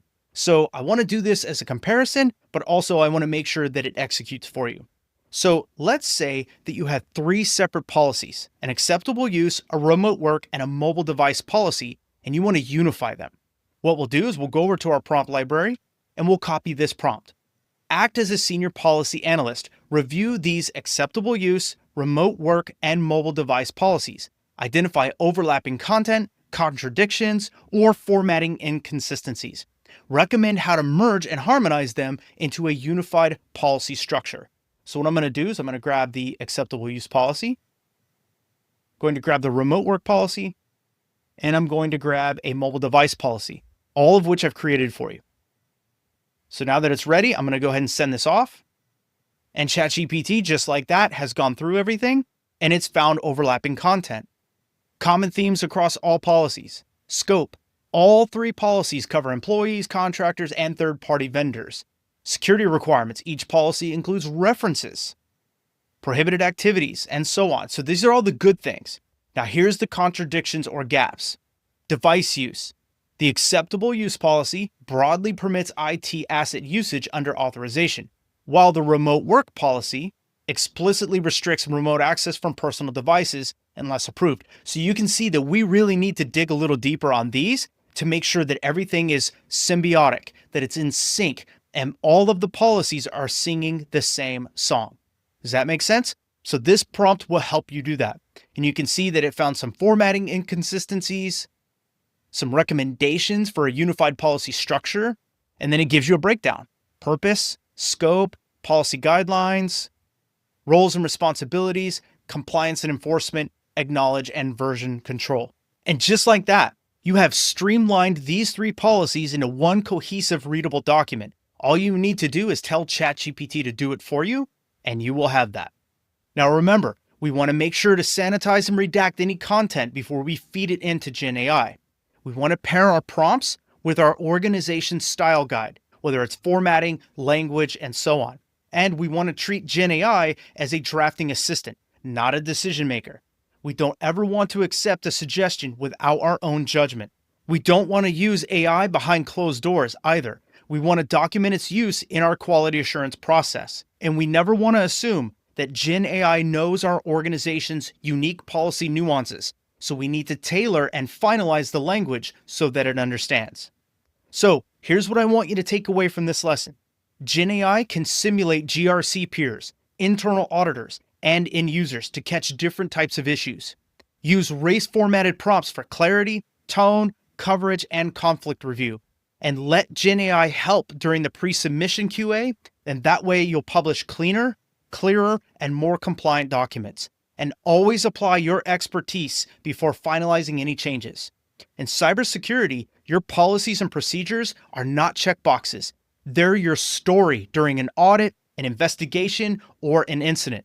And like any good story, they need clarity, consistency, and credibility.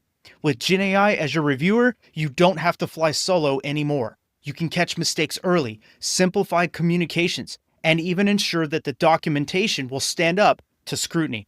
Now, coming up next, I'm going to show you how to generate and update policies using Gen AI, where I'll show you how to go from a blank page to a draft policy in just minutes, and I'll see you there. Be honest, how many times have you stared at a blank screen trying to start a security policy from scratch? I know, it's painful, it's slow, and most of the time, it feels like guesswork. Updating policies isn't any easier. Adding a few lines about cloud storage and suddenly your enforcement section contradicts your scope. Now the whole document becomes a mess. But here's a better way. You ask Gen AI to write a policy for you. Say a security awareness policy for a healthcare company with under 500 employees.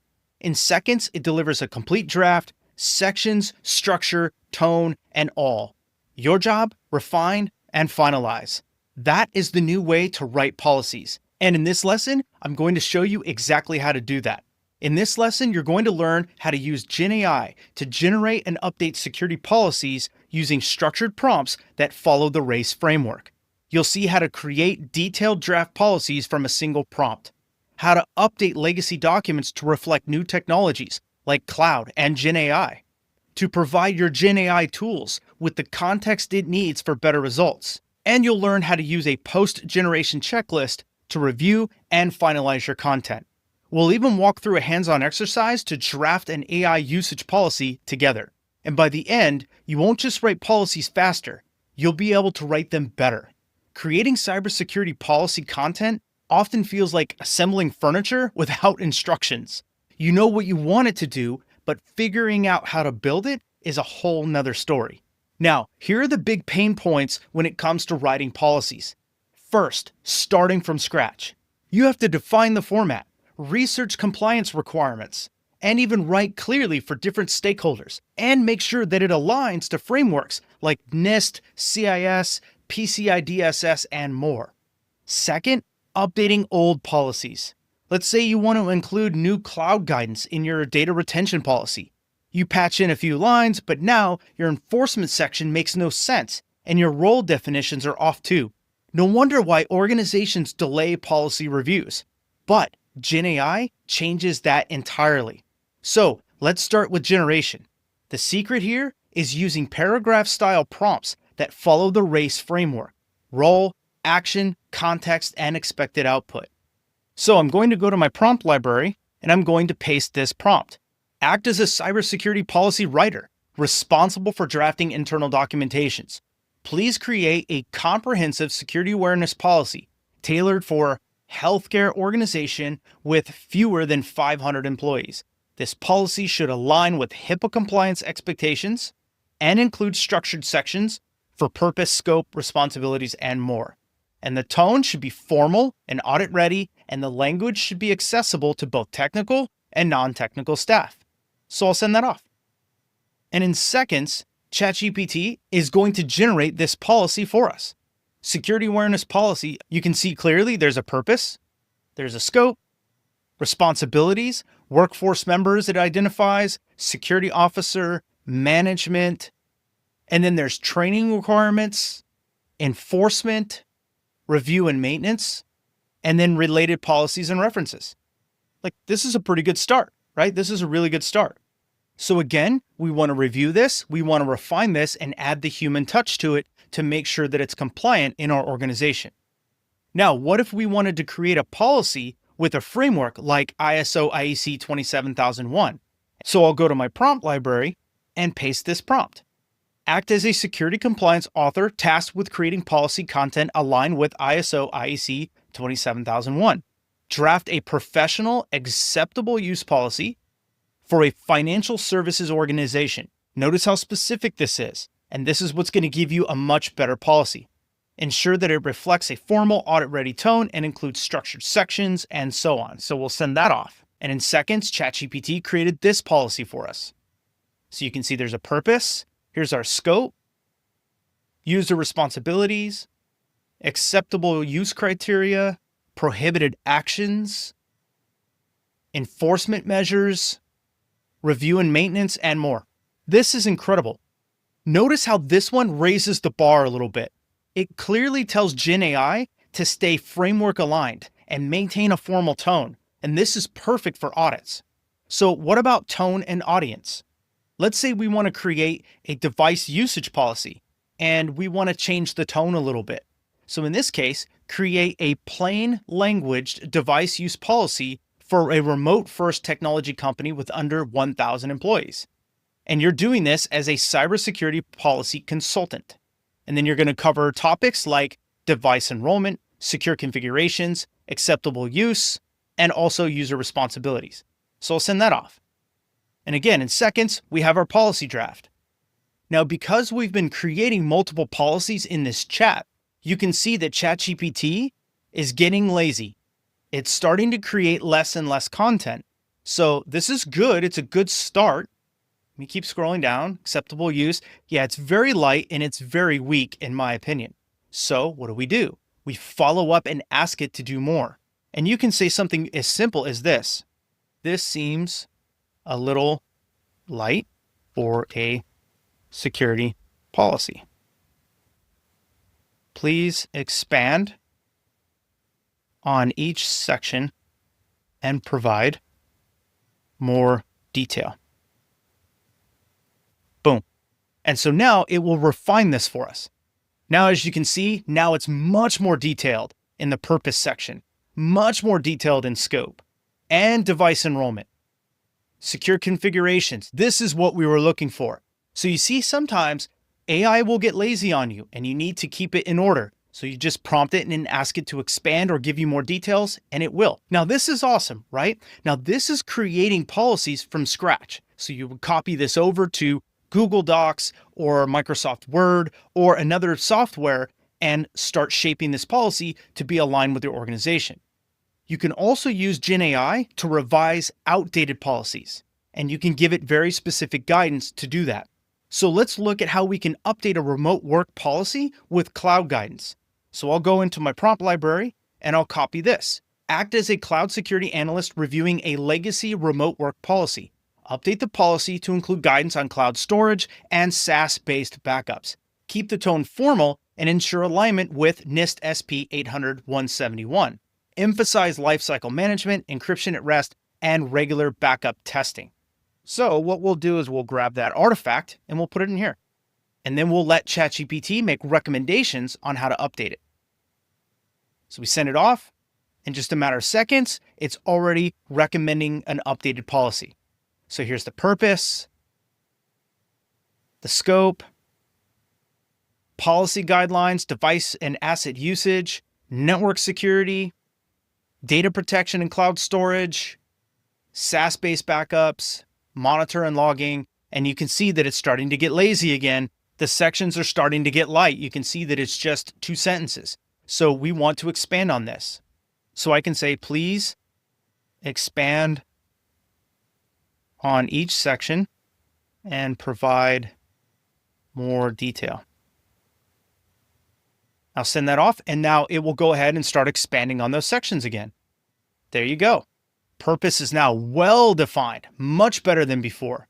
The policy is much more well defined. Device and asset usage looks better. Network security looks about the same. Data protection is certainly better. SaaS-based backups is good. Monitoring's better. So you can see how now it expanded and we have a better policy overall. And we can continue to do this. And we can even say, please expand on section 10. And it will give you a much more defined section 10. And there you go. Employee acknowledgement requirements, key user commitments. It broke it down in real detail. 10.3 says compliance tracking and records. 10.4 says consequences of non-acknowledgement. Like, that's incredible versus this, just 2 sentences, right? And that's all just by prompting AI to do exactly what you want it to do. Now, what if we want to update our acceptable use policy? In that case, I'll go to my prompt library and I'll copy a prompt like this. You are a cybersecurity GRC specialist revising an outdated acceptable use policy. Expand the scope to include employee-owned smartphones and tablets that store corporate data. Include clear language around device registration and so on.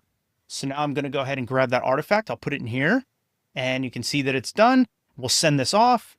And then ChatGPT has now updated this policy. And so now you can see it's got a purpose, a scope, device registration and management, acceptable use of mobile devices. So it added exactly what we asked: prohibited activities, enforcement and compliance, acknowledgement, and so on. And if we want to get even more precise, we can ask GenAI to identify missing cloud-related controls in this policy, or to rewrite the data storage section to address those gaps and align it with the CIS controls. That's how you use GenAI, not just as a writer, but as a policy analyst. Now, let's talk about inputs. Better prompts mean better outputs. Make sure that you include these elements, like industry. Are you in healthcare, government, finance, education, training, and so on? Risk tolerance. Is your organization conservative or is it flexible? Frameworks. Are you aligning to NIST, ISO IEC, CIS, HIPAA, and more? Control objectives. Spell out specific controls, behaviors, or requirements. And then tone. Is the policy formal? Is it friendly? Is it instructional? And all of these inputs will ensure that you get the best possible output that meets the needs of your organization. For example, I'll go to my prompt library and I'll grab this prompt. And this is really specific about what we want from a policy. We want to act as a security policy author, tasked in developing a bring your own device or BYOD policy for a mid-sized financial institution. Align the policy with CIS Control 4 and NIST SP 800-124. The tone should be formal and risk-aware. Include structured sections for device enrollment, acceptable devices, secure configuration, monitoring, and remote data wiping. And then when I run this, it will create the exact policy that we're asking for. Now, I won't walk through it. I just wanted to demonstrate how specific the prompt needs to be. So as you can see, it clearly outlines that. There's your scope, device enrollment, acceptable devices, secure configuration, and more. And again, if we want it to expand, then we ask it to expand, but we tell it exactly what we want it to expand about. Does that make sense?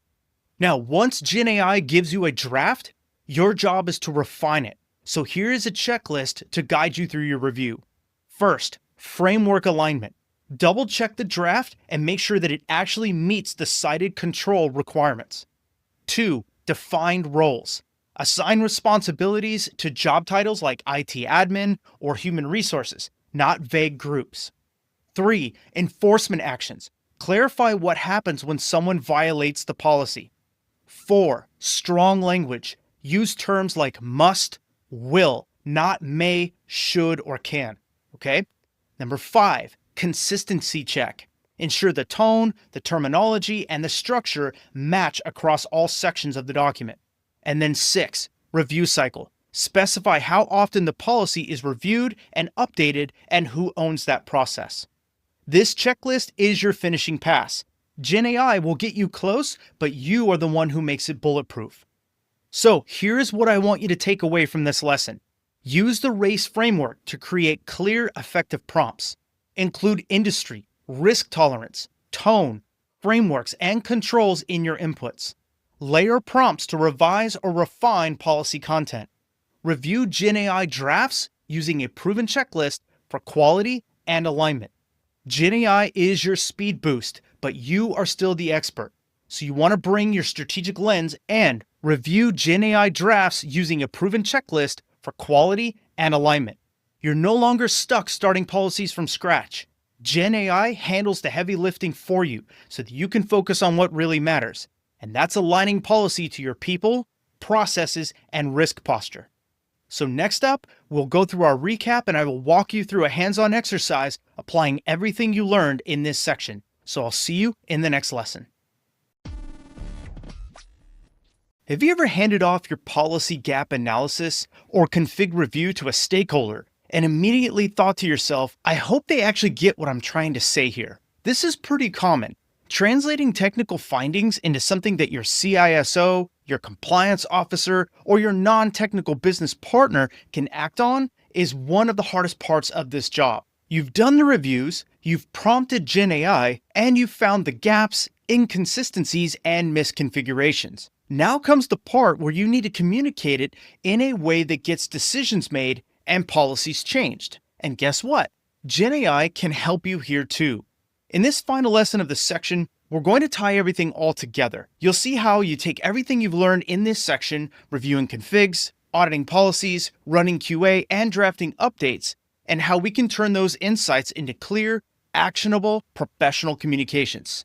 In this lesson, you'll learn how to write clear summaries of GenAI findings, structure executive briefings and stakeholder emails, create audit-ready tables and markdown summaries, use prompts to translate findings for different audiences, and finally, you'll get a chance to test your skills with a real-world hands-on challenge. So let's jump into this. First, let's talk about the problem. We spend hours reviewing firewall configs or updating BYOD policies, but when it's time to report it, we fall into one of two traps. We either copy-paste raw AI output into a document and hope that it makes sense, or we rewrite everything manually and lose the time-saving benefit that GenAI gave us in the first place. And neither of these are ideal. The reality is, the value of your review work is only as strong as your ability to communicate it. If a stakeholder can't understand the risk, or if a reviewer misinterprets your findings, your analysis might as well not even exist. So here's the solution. Use GenAI not as your reviewer, but as your communications assistant. Let's walk through how you would do that. Let's say that you need to review an AWS identity and access management policy. So instead of reviewing it manually, we would sanitize and redact any sensitive data, open up our favorite GenAI tool like ChatGPT, and use the following prompt. You are a cybersecurity analyst with deep expertise in AWS cloud environments and identity and access management. And we want it to review the policy that we provide below. Your goal is to identify any overly permissive elements like wildcards, overly broad resources, and more. And then we'll ask it to rate the severity, propose safer alternatives that align with least privilege, and other things. So then I'm going to grab my artifact and I'm going to drop it in here, and then we will send this off. And so now you can see that ChatGPT has done its analysis and it's going to give us some findings. So we have an admin policy issue that's granting unrestricted access. That's pretty severe. So we want to take a look at this. And we have a read-only policy with wildcards. We have role policies that has a wildcard. We have a lot of issues with this particular policy. So here's our recommendations: to audit all roles and users, to implement AWS IAM Access Analyzer, to introduce some restrictions, and use some SCPs. So that's what we found with this file. Now comes the time that we need to brief a cloud architect or a compliance lead or someone like that. So in that case, we can use this prompt to change this language into something that's a little bit more reasonable for that audience. So we're going to say summarize this policy for mixed technical and compliance audience. Include the key risks, severity, a recommended action plan, and a one-sentence impact summary for executives. And then we're going to go ahead and format it. So I'll go ahead and send that off. And here we go. So now you have exactly what we asked for. We have the key risks, and it shows exactly what it is: overly permissive admin policy, excessive use of wildcards, role policies, unrestricted log group creation. Here's the severity ratings. And now we're looking at the admin policy is the most important one we should be looking at. Then we have the mediums, lows, and our recommended action plan. And then down at the bottom, we have our executive impact summary. Unrestricted administrative access could allow total account takeover. Broad read-only permissions may leak sensitive metadata from EC2 or S3. Ooh, that's bad. And then refining policies and enforcing least privilege will reduce both insider and external attack surfaces. So in seconds, GenAI gives you a concise, cleanly formatted summary with plain language and technical depth. You can copy this into an email or even a presentation, and then your meeting gets cut in half because everyone already understands the context. Now let's look at another scenario. Let's say you provided this to the executive level, and your CISO wants to know if we're compliant or not, and they want to know quickly. Well, here's a prompt you can use to do that. So I'll go to my prompt library and I'll paste this prompt. Act as a GRC reporting analyst. Please convert your analysis above into an audit-friendly table against ISO IEC 27001. In the table, please include and then we give it what we want in the table. So then I'm going to send this off. In just a matter of seconds, we're going to know where we stand according to ISO 27001 and the findings from that IAM policy. So access control policy is not met. Privilege management is not met. Least privilege and need to know are not met. Access to source code and system data is partially met. Monitoring activities partially met, and so on. And you can also see that GenAI only gave us the controls that apply specifically to the policy. It didn't lay out every single control or requirement from 27001. It just told us exactly what we need to know so that we can report back to our CISO and tell them where we stand. Pretty awesome, right? Now, what if we want to step this up a notch and maybe we want to change the language or how the table feels? So what we could do is go to our prompt library and paste this prompt. Based on the above table, generate a 1-paragraph summary explaining overall compliance alignment, key deficiencies, and next steps for remediation. Target the tone for an executive audience. So now what we're going to do is take that table and put it into a single paragraph that our CISO can clearly understand based on all of our results. So we'll send that off, and just like that, we've got it back. And so now here is our paragraph. And just like that, you've got a full communication package, a table for your auditor, and a paragraph summary for your executive. Or if you even want to bulletize this, you can do that using GenAI. This is where GenAI really shines, not identifying problems, but helping you report them and shape them for the different audiences that we have to work with. Now, let's turn this into a hands-on challenge so that you can practice everything you've learned in this section. So here's the exercise. Imagine you're working in a mid-sized healthcare organization, and you've just reviewed a BYOD policy against CIS Control 4, and you've done this using Gen AI. And the AI output gave you this. You have 3 gaps. Gap number 1 is no enforcement of MDM or remote wipe capabilities. Gap 2 is no mention of security patching requirements. And gap 3 is devices not required to use encryption. It also gave you some recommendations. So your task in this challenge is to create a short executive summary and a policy remediation plan that can be handed off to the compliance and IT teams. To do that, we'll go over to our prompt library and we will copy this prompt. Act as a cybersecurity GRC lead. Using the findings below, draft a 1-paragraph executive summary followed by a structured action plan for remediation. Tailor the summary to an executive audience and the action plan to a technical implementation team. And then what I did is I included the control gaps that we just talked about. So what I'll do is I'll send that off, and ChatGPT will quickly give us our summary, and then it will create our action plan for remediation. So you can see right here that we want to implement MDM with remote wipe. We want to enforce device encryption and governance and continuous monitoring. And there's our action steps, the owner, the timeline, and so on. Now, what if we wanted to create a summary slide for the board of directors and have 3 bullets, some plain language, and focus the output on business impact? We can go to our prompt library and use a prompt like this. Now rephrase the above for a board of directors summary slide. No more than 3 bullets, plain language, business impact focus. Boom. We'll fire that off and it'll take everything and put it into 3 bullets for us. Unmanaged devices and data risk, as you can see right here. Patch delays equals higher threat exposure and business impact. And this is what the board is really going to care about, the business impact. And that's why this language is so important. So in just a matter of seconds, we got all of this information right at our fingertips. And now we can brief our executive level in the company and let them know exactly what's going on. You want to practice this over and over, because the more that you use GenAI this way, the more influence and clarity that you can bring to your work. Now, here are your key takeaways for this section. GenAI can help you translate complex findings into clear, actionable reports.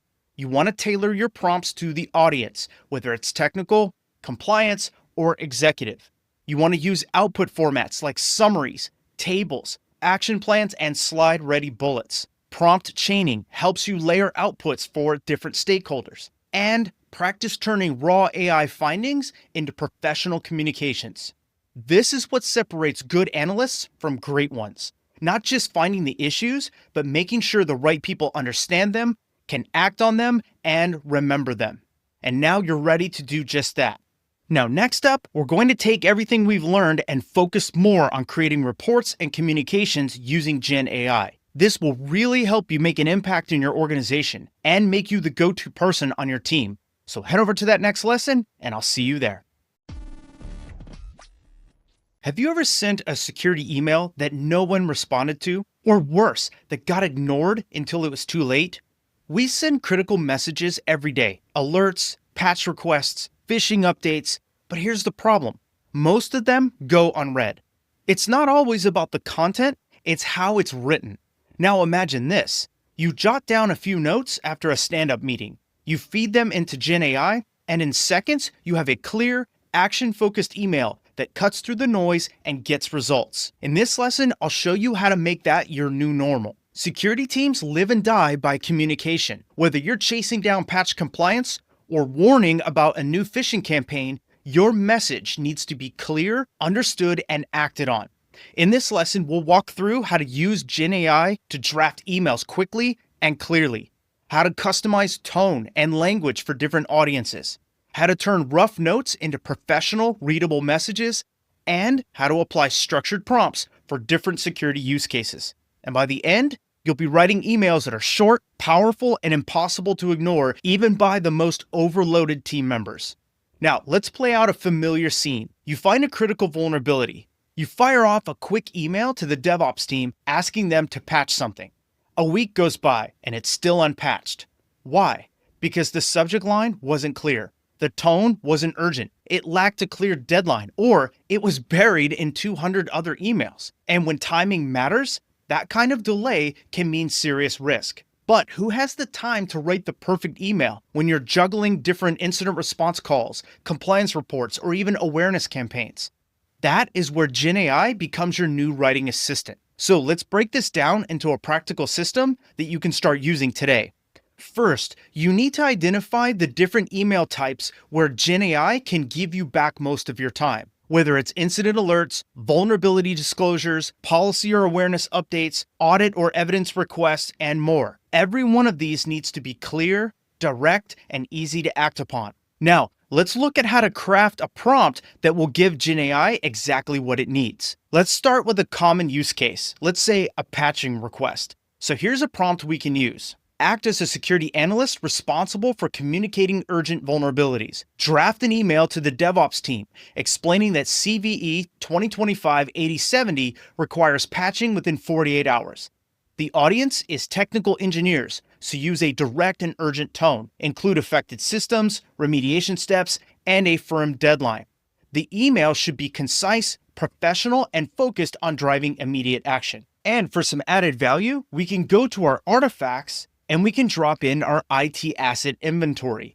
Gen AI is smart enough to look at that inventory and go and look at this CVE to see if there are any affected systems and the remediation steps for it. So let's go ahead and send this off. And then there's your asset inventory list. Okay, now just like that, here are the affected systems for this particular CVE. So we have a storage node, an application node, a firewall, and so on. Now, there are some interesting findings. For example, firewall and CentOS 7. I hardly think that CentOS is our firewall, but we need to double check that. So we can go through and take a look. Okay, so we have some systems and we have everything that we asked for. And then here is an email that we can send right to the DevOps team and ask them to patch all of these. And what will most likely happen is they'll come back and say, hey, firewall 3 is not affected, or the finance database is not affected, and so on. But we want to leave that to them because they are the technical subject matter experts.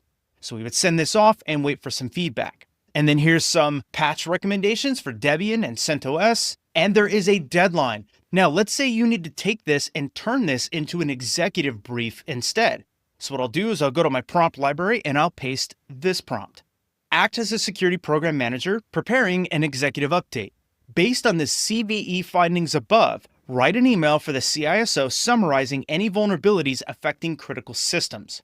Focus on business risk, impact, and the estimated remediation timeline. Avoid jargon, and the tone should be calm but serious. So we'll send that off, and then ChatGPT is going to take everything that it's found and put this into an email that we can send to an executive. We've identified that CVE, a high severity vulnerability affecting several critical systems, including our finance database server and key infrastructure assets. The finance database is at risk, the firewalls and application servers are at risk, and the data center and cloud assets are at risk.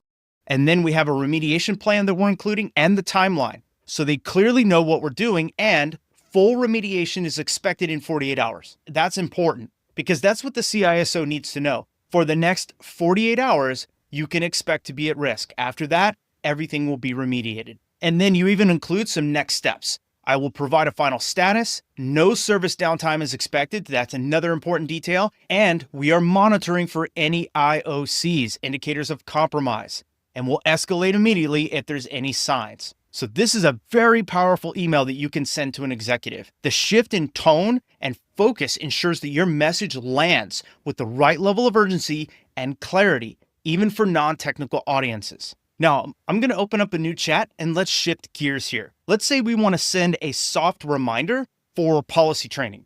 Here's a prompt we can use to create an email for that. So what we're going to do is we're going to say, act as a cybersecurity awareness lead.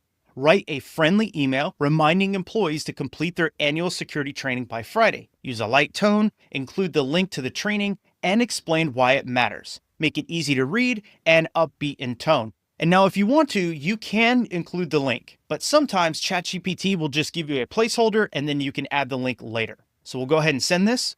And here is a friendly email that we can send. Hey, don't forget, complete your security training by Friday. Hey team, just a quick reminder, so on and so forth. And again, here's your placeholder for the link. Let's finish strong, keep our workplace safe and secure, and so on.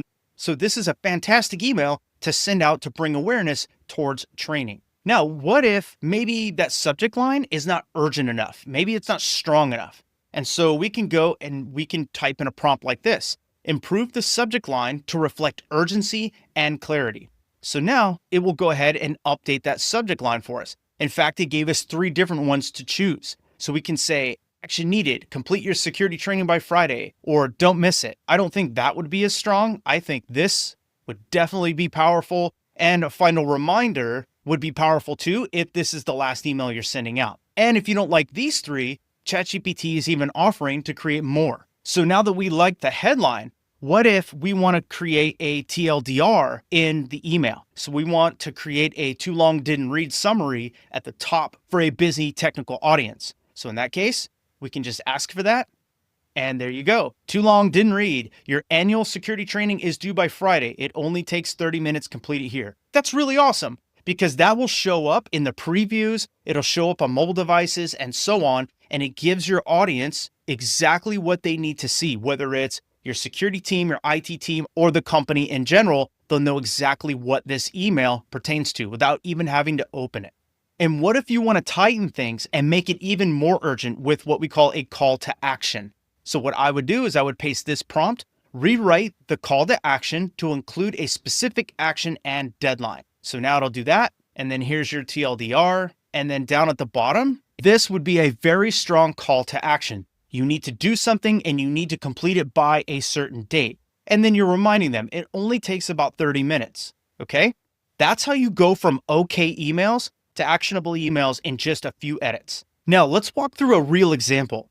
Let's say you're in a meeting and you jot this down on your notepad after a team call, and it's something to do with DevOps needing to fix the Log4 shell vulnerability in production apps. It needs to be done by this week. It's being actively exploited. We have a policy breach risk if it's not patched. The last time this happened, we got flagged in an audit and so on. So what we can do is go over to ChatGPT and we can paste this prompt. Act as a security engineer, turn the following notes into a clear and urgent email to the DevOps team. Highlight the risk, required action, and deadline. Use a direct tone. And as you can see, here are the notes that I took. So I'll go ahead and send this off. And just a matter of seconds, here is the email that we can send with our notes converted into action items, deadlines, and more. So that was amazing right there. This is clean, it's urgent, and it's clear. And you didn't start from scratch. You focused on what mattered here. Now, as a bonus, what if you were to anticipate some executive questions ahead of time? So before we send this out to a CISO or a leadership team, we can ask AI this. We can say, what follow-up questions might an executive have about this issue? And as you can see, it's going to generate several different questions. It's going to say, from a risk and impact perspective, an executive might ask, how critical is this vulnerability to our business operations? What's the worst case scenario? Are we exposed to any kind of data breach for sensitive data? Have we seen any suspicious activity or indicators of compromise from a current status? Which applications or services are impacted? Have we already applied a temporary mitigation? And so on. So what I would follow up with is, what would be the top 5 questions an executive might ask? So now it'll go through all those questions and tell us what the top 5 is. And so now, what is the actual risk to the business if it isn't fixed? Are we already exposed or compromised? Which systems, applications, or services are affected? What is the timeline for full remediation? And how are we preventing this from happening again? So what I would do is follow up with, generate brief answers to each question suitable for an executive audience. And this is going to give us answers to those questions. And here are the top 5 answers. So now, if unpatched, attackers could exploit this vulnerability. Are we already exposed? There's no evidence of exploitation found so far. We would definitely want to go confirm 100% if that's true. The vulnerability is present in all of the production apps. What's the timeline? Full patching and validation will be completed by Friday, end of day, right? And then how are we preventing this from happening again? We're tightening our patch management processes and so on and so forth. So we would go through these answers and make sure that they are speaking to exactly what we're doing. And if you want to add those questions to your email, you can use a prompt like this. Please update the email and include the top 5 questions and answers as a TLDR at the beginning of the email. So as you can see, the subject line, urgent. We have a vulnerability, immediate remediation required. And then we show the TLDR. What is the risk if not fixed? Are we already exposed or compromised? Which systems are affected? What's the remediation timeline? And how will we prevent this in the future? And here's your action required, deadlines, and so on. And then we say this is a critical and time-sensitive priority. Look how effective that email is right there. And just like that, you have created an actionable email that can go out to your team and explains exactly what they all need to know. Now, here's what I want you to take away from this lesson. Gen AI, as you saw, can turn rough notes into clear, professional emails fast. We want to use the RACE framework to define the role, action, context, and expected output. And then we want to fine-tune tone, call to action, subject lines, and summaries with follow-up prompts. You can use Gen AI to tailor the content instantly for executives, GRC teams, or even engineers. And as you saw, Gen AI can help you anticipate and prepare for stakeholder questions in just seconds. Unread emails lead to unresolved risks, but with Gen AI, you no longer have to choose between speed and clarity. Now, you can communicate clearly, confidently, and quickly, even during high-pressure moments. Now, coming up, we'll explore how Gen AI can help you write technical security reports that stand up to scrutiny without drowning your reader in a bunch of jargon. You're doing great. Let's keep going, and I'll see you in the next lesson. Have you ever stared at a blank page after an incident and thought, where do I even start with this? Writing technical reports can feel like the most thankless task in cybersecurity.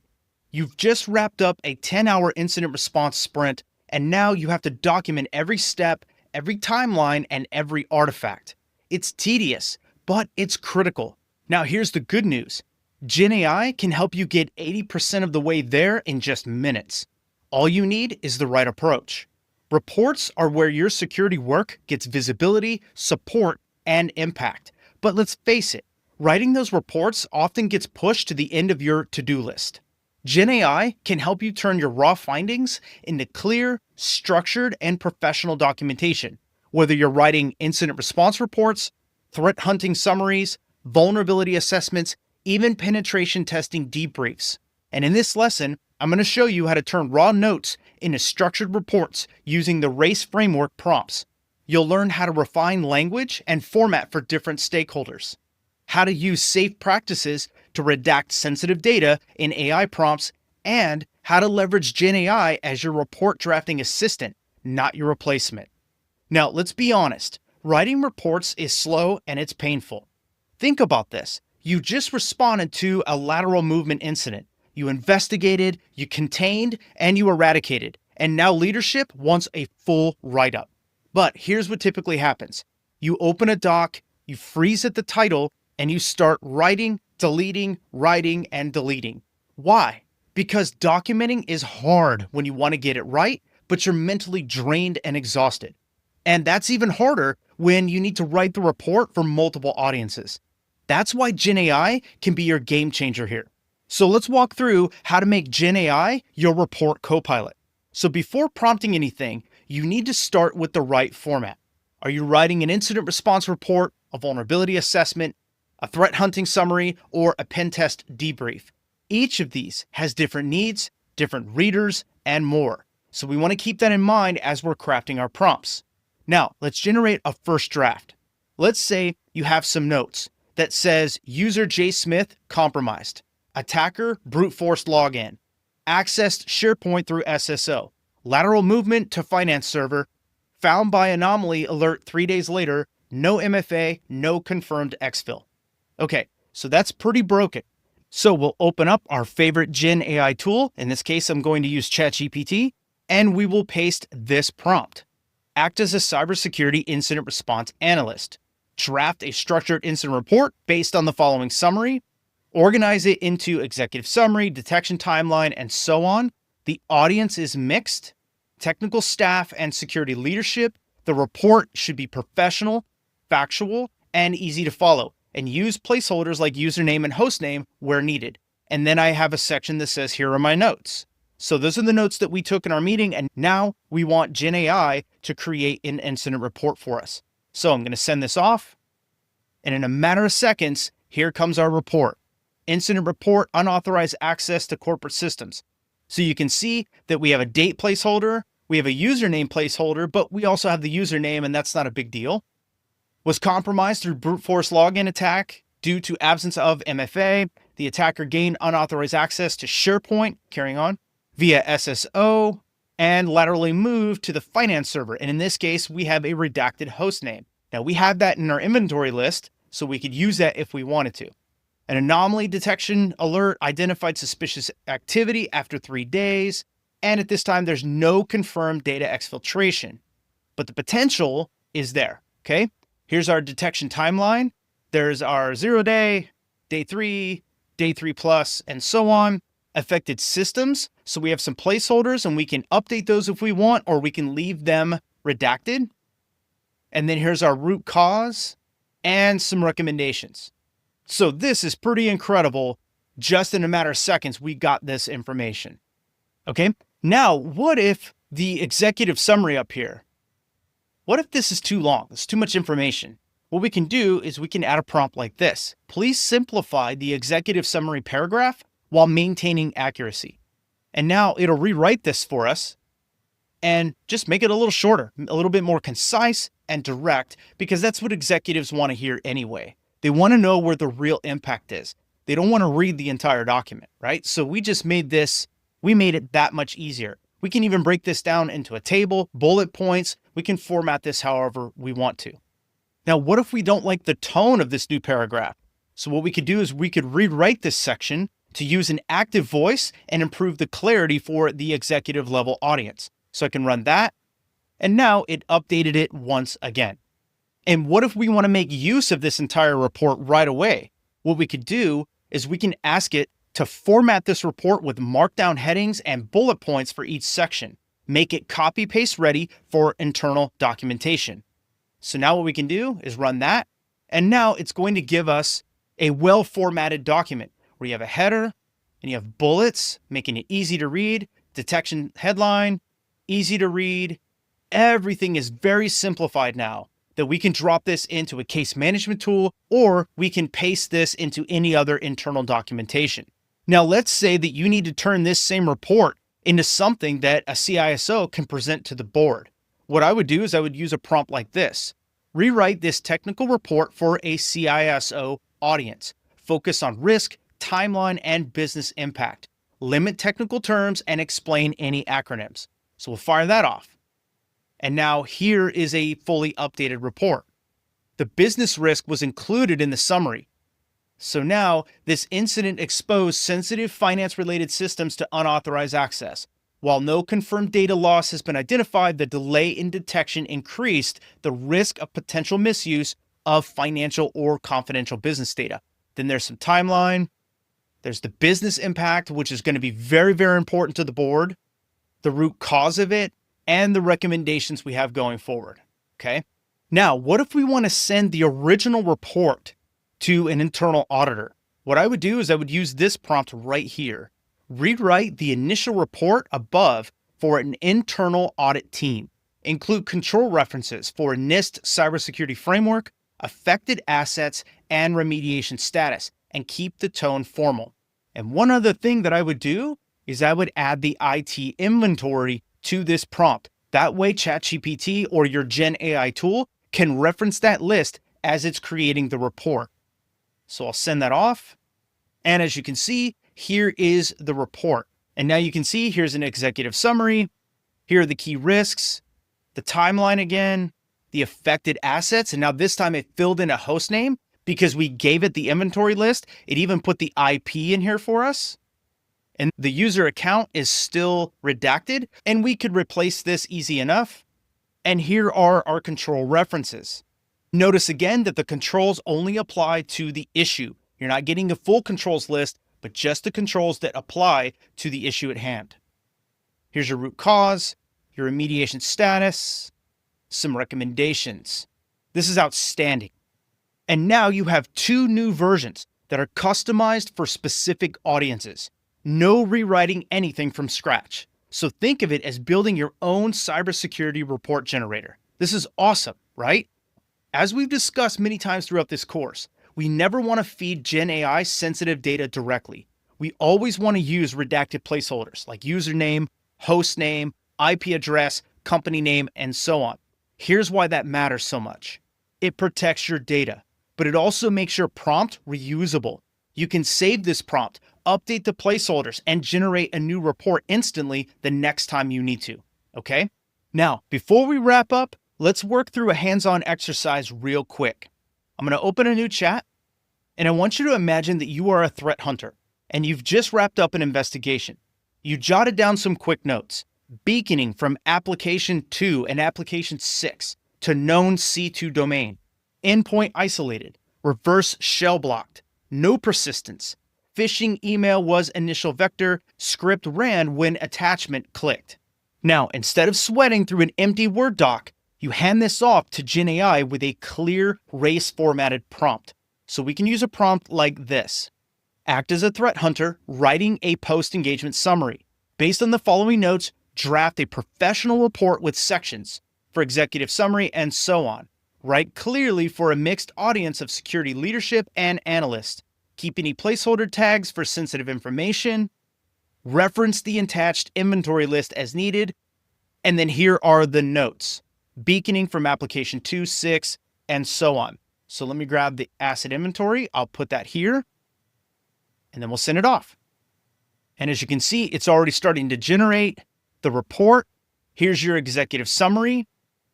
Malicious beaconing activity was detected originating for application 2 and 6, which are both part of our application server environment. And it knows that because of the inventory list. The activity is linked to known command and control, or C2. A phishing email containing a malicious attachment was confirmed as the initial attack vector, and so on. And then here are the details. One thing to take note of is that ChatGPT realized there's application 02, but application 6 seems a little fishy. We want to verify that host name and asset ID. So what if that was a temporary node that was stood up as part of the initial attack? We'd have to do some investigation, right? So there's some indicators of compromise here, the initial vector, detection method, and more. And then here are our response actions. Here's the root cause, our lessons learned, so user awareness, patch management, and so on. So this is incredible. In just one prompt, we created all of this from our notes. This is how you turn half-scribbled field notes into a polished report in just seconds. See how each of them is clearly structured, it's easy to read, easy to scan, and it avoids drowning the reader in technical jargon. That's the kind of clarity that drives decision making, not confusion. And remember, all it took was one solid prompt to get going, okay? Now here's what I want you to take away from this lesson. Format your reports using Markdown, bullets, and clear headings. Always redact real data with placeholders to protect sensitive information and also to build reusable prompt templates. Tailor your reports for executives, engineers, or auditors with follow-up prompts. GenAI can get you 80% there, but your job is to add the final 20% that reflects your expertise and the factual information. You weren't hired to spend your day formatting timelines or rephrasing passive voice. You were hired to detect, respond, and protect. So let Gen AI handle the first draft so that you can focus on what matters. In our next lesson, we're going to look at how to write complex content for different audiences, from analysts to boardrooms. You're doing great. Let's keep building your skill set, and I'll see you in the next lesson. Have you ever written a security update that left someone more confused than informed? Or maybe you provided a vulnerability report to leadership and got nothing but blank stares in return? It happens more often than you think, because here's the reality. One-size-fits-all communication in cybersecurity doesn't work well. Different audiences have different needs, they have different language preferences, and they have different goals. And that's exactly where Gen AI can help you shine. As cybersecurity professionals, we don't just need to understand technical details, we need to explain them clearly and effectively. That means turning a finding into a boardroom update, rewriting a misconfiguration report for engineers, or even translating incident response notes into audit documentation. Each audience cares about different things. So in this lesson, you're going to learn how to identify what your audience actually wants to know. You're going to use Gen AI to reshape technical content for executives, engineers, and compliance teams, and we'll walk through real examples from start to finish. So let's dive in. Now picture this. You discover that an AWS S3 bucket is misconfigured. You write it up and you send the same report to your CISO, a DevOps team, and an internal auditor. Here's what happens. The CISO asks about business risk. DevOps wants to know which settings to fix, and audit wants to map it to SOC 2 controls. The same finding, but 3 completely different answers. If your message doesn't speak their language, you'll waste time explaining it 3 more times. That's where Gen AI becomes your communication sidekick. So let's take the same finding and walk through how to tailor it for 3 different audiences using Gen AI. Here's the original summary. We discovered an S3 bucket named Data Public Prod with full anonymous read-write access. The bucket contained internal company documents and was indexed by public search engines. Over 400 anonymous requests were logged. The bucket has now been secured. Now, let's break this down and reshape it for each key audience. First, let's focus on executive leadership. They care about risk, exposure, and timeline. They don't care about configs or any technical jargon. So here is a prompt that we can use. Act as a cybersecurity communicator preparing an executive summary. Rewrite the following cloud storage misconfiguration summary into a 2-paragraph summary for the CISO. Emphasize business risk, potential data exposure, and the remediation timeline. Use plain language to avoid technical jargon. And then down below is the summary. So I'm going to go ahead and send that off, and here we go. So here is your 2-paragraph summary. We identified a serious security issue involving a cloud storage bucket that was publicly accessible, and so on and so on. And again, we can format this paragraph to be whatever we want it to be. From the previous lesson, I showed you how to break this down into bullets, markdown formatting, and more, so we can work with this format as we see fit. If I were to deliver this to a CISO, this is way too wordy. I would break this down a little bit more. So what I might do is use a prompt like this. Please break this down into easy to read paragraphs and include a 5-bullet summary at the top. So now it'll reshape this for us. Key points: cloud storage bucket containing internal documents was publicly accessible. Over 400 requests were logged. The bucket was indexed by search engines, immediate action was taken, and so on. And then here is the summary again. Okay, so this broke it down pretty easy. This I would deliver to a CISO because it gives exactly what they need right up front. Sometimes we call this bottom line up front. And then you have the executive summary right here. Okay, now this is a lot better because it shifts focus from configuration details to the bigger picture, which is business risk and resolution. Now let's focus on the team that's actually fixing the issue. This could be engineering, DevOps, or even a site reliability engineer, an SRE, and more. These are the folks that need specifics, not summaries. So here's a prompt we can use to do that. So what I'll do is I'll paste this. Act as a cloud security engineer, documenting a storage misconfiguration for DevOps. Rewrite the finding using specific configuration details and recommended actions. Use technical language and keep it concise. So here we are. And now you can see we have our finding and we have our recommended actions right here. So this covers everything that a DevOps team would need to know about fixing this S3 bucket. Notice how this version removes any fluff and delivers straight up actionable steps. That's exactly what DevOps engineers would need in this situation. And finally, let's turn this into something for the compliance audience. In that case, we can use this prompt. Act as a GRC analyst, documenting a cloud misconfiguration for audit readiness. Rewrite the finding to include compliance impact for SOC 2 or even ISO, affected asset, timeline of exposure, and so on. In this case, what I'm going to do is I'm going to narrow this down to just SOC 2 so you can see exactly what it creates. So we'll run that. And now here you go.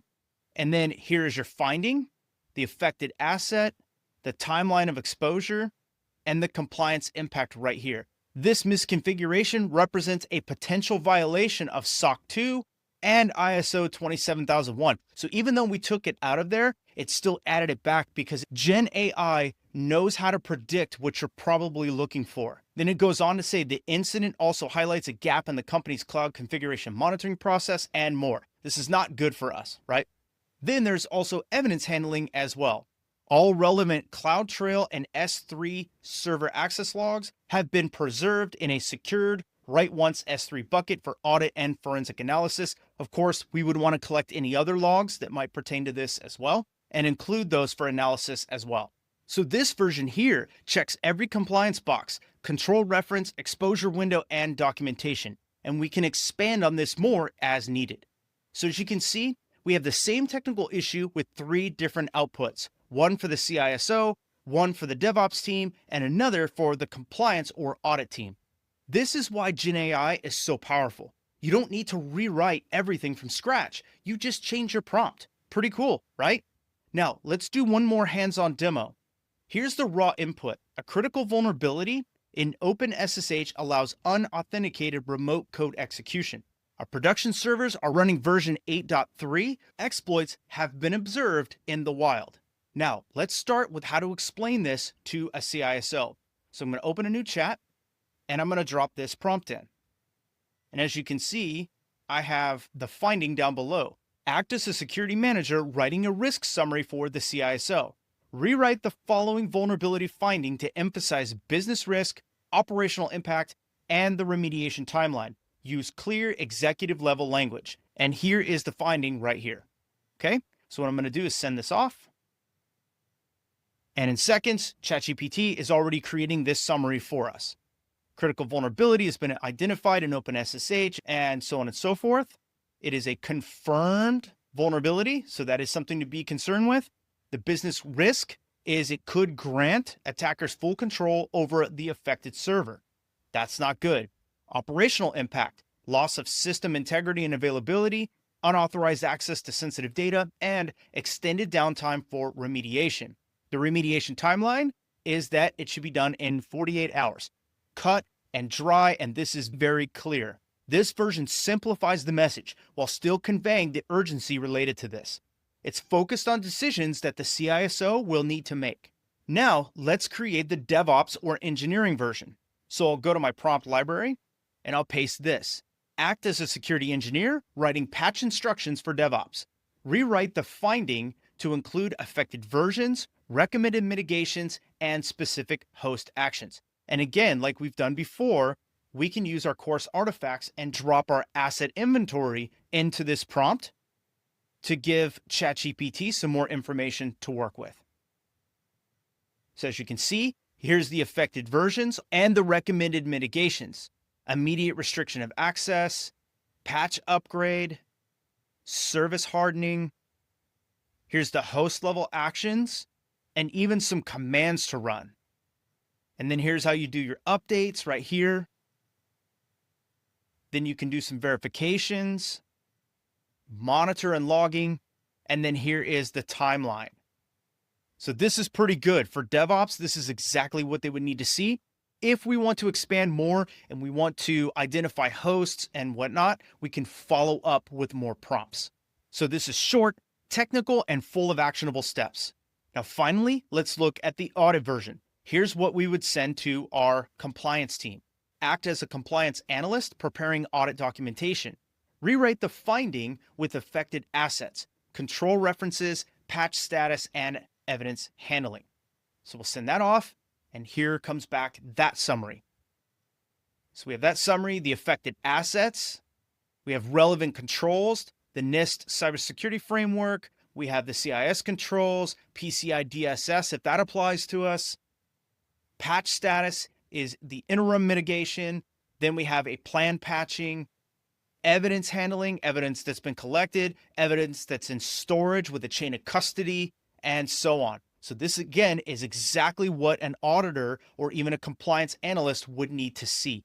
Do you see the difference in these different outputs? You've got reporting clarity across the board, and you can always ask follow-up questions that a CISO might ask, a DevOps engineer might ask, or even a compliance analyst or auditor might ask as well, such as, has any data been exposed? What's the worst case scenario here? How long was this in our environment?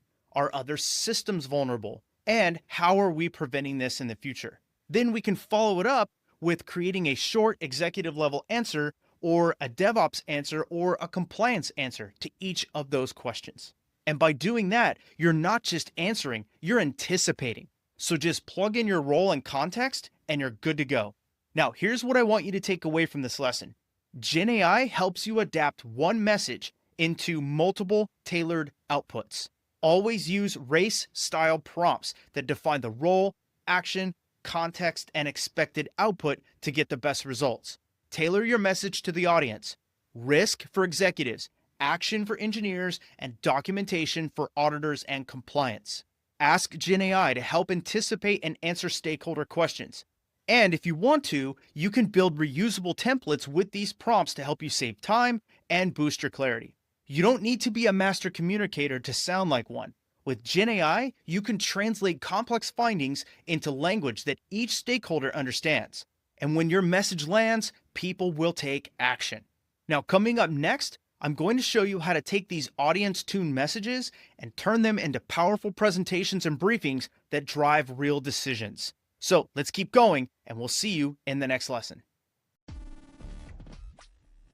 How many times have you opened PowerPoint to build a security briefing only to spend hours just staring at the first slide? I mean, you have the data, you know the story, but turning it into something coherent, executive-ready, and visually engaging, that's the tough part. Here's the shift. GenAI can help you storyboard, script, and structure your briefings in minutes. That way, you focus on your insights and not the formatting. At some point, presenting is a part of your job in cybersecurity, whether it's after an incident, during an audit, or while making a case for some new tools. But security professionals often lose hours building decks from scratch. The good news, GenAI can help you draft full presentation outlines. It can help you generate clear speaker notes and summaries, recommend visuals and diagrams, and tailor your message for any audience.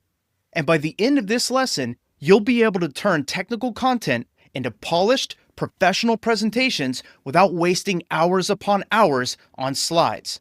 For example, let's say that you just finished an incident response, and your manager wants a 5-slide executive briefing by tomorrow. Instead of focusing on the message, you get stuck wondering, what should each slide cover? How do I explain the technical content clearly? And what visuals do I need? That's the trap. The content is in your head, but formatting and structure is what gets in your way. That's where Gen AI can help you. So let's start with a solid outline. So let's say that you need to brief leadership on a threat report. Rather than starting cold, here's a really good prompt that you can use. Act as a cybersecurity communicator preparing an executive briefing. Create a 5-slide outline to present the threat from the attached threat report and include the required mitigation steps to be taken. The audience is the executive leadership team. Focus on high-level risk, impact, response, and forward-looking recommendations. Each slide title should be clear and geared for non-technical stakeholders. So what I'll do is I'll go to my course artifacts and I'll drag in that threat report sample. And now, Gen AI will create a presentation for us. So here's our outline. Slide 1 is the targeted cyber threat. Here's what you need to know. Then slide 2 is what's at risk, the potential business impact, which is what really matters for executives. Slide 3, how the attack works. Here's a simplified view of it. And then slide 4, the immediate response actions that are needed. And slide 5, the long-term recommendations. So just like that, we have a slide presentation ready to go, and we can expand on this if we want to. This outline gives you the structure instantly, and we didn't waste any time staring at blank slides. Now let's fill in the content and add some speaker notes for each of the slides. Here's a prompt you can use. Act as a cybersecurity presenter. Create 3 bullet points and write speaker notes for each of the slides that explain the technical and procedural mitigations needed to address the threat in the report. The tone should be professional and concise. So we'll send that off. And just like that, ChatGPT is going to create the slides for us. And if you notice, it started with slide 4 because that's where our mitigations are going to be. So here's our 3 bullet points for our mitigations. Here are the speaker notes that we can touch on each one of the bullets. And then it also updated slide 5 as well with 3 bullets, speaker notes, and it even recommended a slide 6 as an option for executive actions needed. So if we need a decision to be made or we need authority to take action, this might be a slide to add to our presentation so that we get the required direction from the executives. Okay? Now to complete the presentation, let's fill out the remaining slides with this prompt. Please create 3 bullet points and speaker notes for the remaining slides.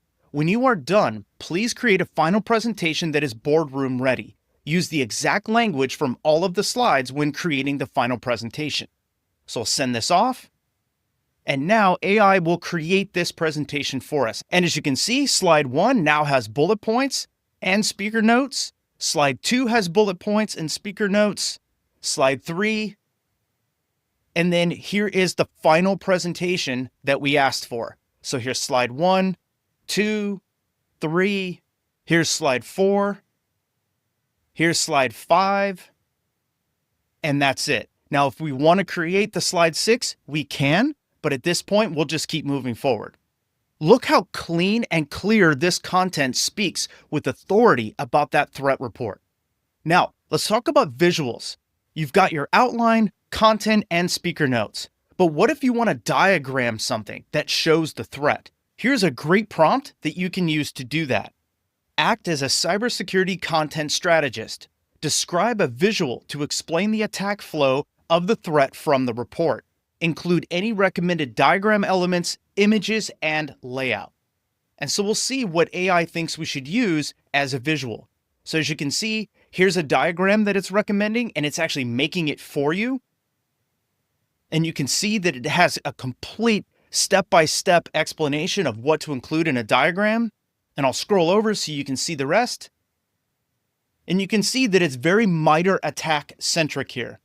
And then we'll scroll down and there's some detailed explanations of each stage. So for compromised vendor and supplier, it recommends an icon of a factory or office labeled trusted vendor.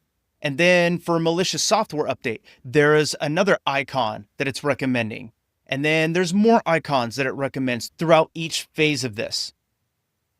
Then there's some optional enhancements like color coding, impact callouts, overlays, and so on. So that's your visual blueprint. You can sketch it, you can use stock photos or images or icons, or you can hand this off to a designer. You can even ask ChatGPT to create the image for you or create the diagram for you. There are also other AI tools out there like Midjourney and many others that can do this for you as well. If you want even more inspiration, you can use a prompt like this. Suggest 3 diagram types to visualize this threat in a technical presentation. So we'll send that off. And AI will recommend 3 effective diagram types, starting with the kill chain diagram. So again, when we were looking at the diagram, it felt very MITRE attack friendly and even cyber kill chain friendly, and now you have it. This is exactly why it's recommending that. You can also use a network-based attack flow diagram, and you can use a layered defense or a defense in depth diagram as well. So these are 3 options we can choose from, and then we can ask AI to keep going further, or we can design our own diagram. These options will help you think visually and avoid slides that look like walls and walls of text. So now you have your content, you have your visuals, and you have your storyline. Now it's time to format everything into a final draft. So what we can do is combine everything together with this prompt. Update and format the final presentation above into a presentation-ready structure with slide titles, 3 bullets per slide, and complete speaker notes. Use the exact language you used above. The audience is for technical leadership. So now, AI will combine everything we've worked on to this point into a final presentation. So here is your presentation title, the Executive Threat Brief for APT41, which is a supply chain attack. Here's slide 1 with all the bullet points, the speaker notes, and then here's slide 2 with bullet points and speaker notes. Slide 3 with bullet points and speaker notes, slide 4, and slide 5. However, what's missing? A graphical diagram. I didn't see a diagram. So we can always tell AI, you forgot to include this. You did not include the visuals in the final presentation. And we'll send it off. And so now it will go and it will re-update this and then show you what visuals should be included. There's the bullet points again, the speaker notes, and so on. And then let's scroll down. Here's slide 2. Now you have a visual there, what it recommends, the bullet points, the speaker notes, the visual. Everything is included now in this. So all we need to do is copy and paste this into PowerPoint or even ask AI to create the PowerPoint presentation for us, and then we can download it. So this is pretty awesome. Your slides are almost ready for delivery and you didn't spend all day working on this. Now, the last step here is preparing for any questions you will definitely get in any presentation. So we can use this prompt and ask it to act as a security leader. What questions might executives ask after this presentation about the threat report, mitigations, or remediations? So now it's going to tell us what questions would be predicted from this presentation.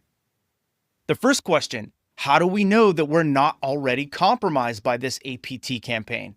The second question, what makes this threat group more dangerous than others that we've tracked? Are there any current suppliers or vendors known to be part of this attack vector? These are great questions. Then there's some questions about mitigations. Do we currently have the capability to detect and block this malware? How effective is our vendor onboarding process? And then there's some more questions. What's the plan if we detect this? Have we tested our ability to respond to this? And how fast can we shut down vendor access if we are compromised? And then there's some other ones that are related to investment and risk. What do we need to do to close these gaps? Where does this threat sit in our overall cyber risk register? And then also, are we over-relying on vendors that posed outsized risk? This is really great. Then there's some more questions. Who owns the remediation? How are we tracking the effectiveness of mitigations? And what is our forward-looking strategy to stay ahead? Now, 15 questions is a lot to prepare for. So what we'll do is we'll ask AI to narrow it down for us. From the questions above, select the top 5 questions you think would be asked and generate short, executive-ready answers to each of these questions. So we're asking AI to pick the top 5. and it's going to go ahead and show us what those are. How do we know that we're not already compromised? And then here is an answer. So we can put this into our slide package as well. Are there any of our current suppliers or vendors known to be part of this attack vector? And then here's our answer. Do we currently have the capability to detect and block the shadow pad or similar malware? And the answer is yes. And then we explain our tools. And then question 4 is, what's the plan if we detect it? And then how we respond to it. And then 5, what do we need from the board or budget to close these gaps? And then here's our answer. So we can put these in another slide, like an FAQ slide, or we can just have them in our notes to be prepared. In doing this, you're not just delivering a great presentation, you're walking in fully prepared for anything that comes at you. Now, do you want to open your talk with confidence? Maybe you can try this prompt. Using the final presentation above, write a 1-minute verbal summary to introduce this briefing to the board. And we'll fire that off. And here is our boardroom introduction. And so we could put that in our slide notes, or we can put that in just another script and read that as we start our presentation. And just like that, you have a complete presentation ready to go with your intro, your content, your storyline, your mitigations, and you even have everything formatted with visuals and so on. Now, here's what I want you to take away from this lesson. Use Gen AI to generate slide outlines instantly. Add speaker notes and bullets with prompts like explain this section. Ask for visual ideas, diagrams, images, or flowcharts that support storytelling as part of your presentation. Format everything with clear slide titles and audience-tuned bullets. And prepare for Q&A ahead of time using anticipated executive actions. Now, you've got the knowledge, you've got the framework to turn it into clear, compelling presentations without wasted time. With Gen AI, your message becomes clearer, your slides become sharper, and your time goes towards the work that really matters. Now, in the next lesson, we're going to recap everything we learned in this section. So head over there now, and I'll see you there. Let me ask you a quick question. Have you ever done all the hard work? Investigated the incident, analyzed the vulnerability, reviewed the misconfiguration, and then completely stalled when it came time to communicate it to someone else. Maybe you had a blank Word document staring back at you, or you had a draft email that didn't sound quite right, or you had to turn your findings into a board slide, and all you could think was, how do I say this in plain language? If that sounds familiar, then congratulations, you're human, and you're exactly why we built this section. In this final lesson, we're going to tie together everything from the creating reports and communications with Gen AI section. You've learned how to write better emails. You've learned how to craft structured reports, tailor technical content for different audiences, and build presentations that actually get attention. Now we're going to bring everything home. We'll recap the key lessons, and then we'll go through a hands-on exercise to test your skills and a preview of what's coming next, which is your final project. So we started this section with emails because, let's face it, emails are your frontline communication tool. They're also the most ignored. That's why you learned how to use Gen AI to go from messy notes to clear, urgent, action-focused emails in just seconds. Why did this work? Because you defined the role, the context, the audience, and the outcome. And that's the RACE framework in action. And when you wanted to tweak an email, you used follow-up prompts to rewrite the call to action and to add a TLDR section for busy technical teams. With just a few extra inputs, you turned a decent draft into a message that gets read, understood, and acted upon.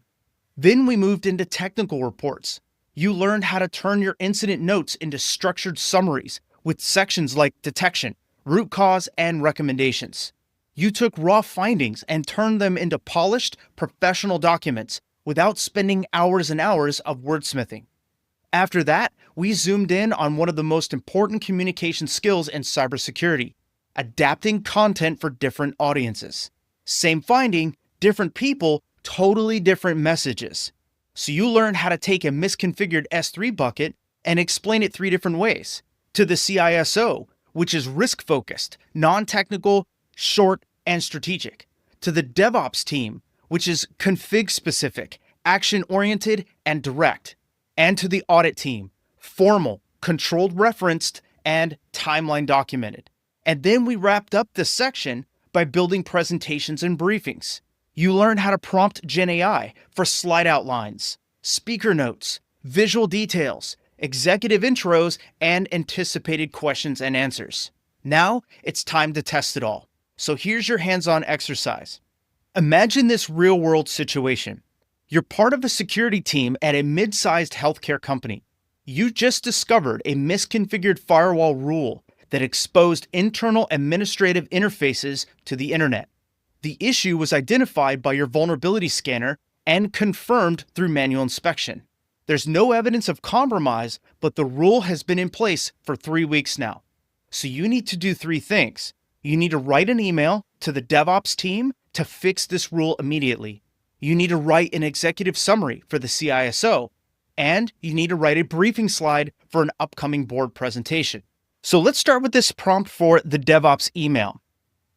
Act as a network security engineer. Draft an urgent email to the DevOps team about a misconfigured firewall rule exposing admin ports to the internet. Include IP ranges, urgency, and required fix. Use a direct and technical tone. So you can see that I included the firewall hostname and also the IP range that may be affected. So we're going to send this off. And just like that, here is our email to the DevOps team. We've identified a critical misconfiguration in Firewall 3 that requires immediate remediation. Here's the issue summary. And so here is the IP range that's allowed, which is all zeros, and that's really bad. And then our required action, which is immediate. We want to restrict access, verify no other broad access rules exist, and so on. So what we want to do is we want to go back through this email and make sure that these IP ranges are exactly what we want them to be, and that the firewall hostname is correct as well. So now we have our email ready to go. Now let's use this prompt to create our executive summary. Act as a cybersecurity communicator writing for a CISO. Summarize the firewall exposure issue, its business risk, and the resolution plan. Use non-technical language and a calm but serious tone. So now AI will create this executive summary. Here's what happened. Here's why it matters. Here's what we're doing about it. And we'll keep you updated if anything new arises. So this clearly gives your CISO exactly what they need to know. We have a problem. Here's where it's at. Here's why it matters to you. And here's what we're doing about it. Okay? And finally, let's create the board slide. Act as a cybersecurity presenter. Create a board-facing slide titled Recent Firewall Misconfiguration. Include 3 plain language bullets explaining what happened, what was done, and what's changing to prevent recurrence. So just like that, AI is going to create our slide for us. Here's what happened, here's what we did, and here's what's changing. And now we can use these bullets in our presentation to brief the board as necessary. And just like that, you have an email for action, a summary for strategy, and a slide for story. And don't forget, we can chain prompts to polish each of these versions. For example, we can add a TLDR to the email, or we can make the CISO summary more concise. We can also suggest a diagram to show exposure timelines as well. And this exercise is a perfect test drive of everything you learned throughout this entire section. Okay? Now here are your key takeaways from this section. Gen AI can help you write clear emails, reports, summaries, and slides, all from raw notes. Always use the RACE framework: role, action, context, and expected output to get the best results. Tailor messages to your audience. Risk for executives, action for engineers and analysts, and structure for audits. Chain prompts to refine the tone, format, and clarity of the output. And think in terms of layers. One version doesn't just fit all, but AI helps you remix everything quickly. Every cybersecurity professional knows the tech, but the great ones know how to explain it, and now you do too. So up next is where everything comes together. In the next section, you'll step into a real-world scenario and put your Gen AI skills to the test. There will be full workflows, multiple outputs, and all with one mission: to prove to yourself that you can do this. And I'll see you there. Welcome to the walkthrough of the final project for the AI Prompt Engineering for Cybersecurity Pros course. Now, let me stop you real quick. If you haven't already completed the project, or at least attempted it, I recommend you pause here. This walkthrough is not meant to give you the answers. It's meant to be your backup plan, or something to lean on if you're stuck or want to compare your work after you finish the project. This project is your opportunity to show yourself and potential employers that you can handle real-world security operations using Gen AI as your co-pilot.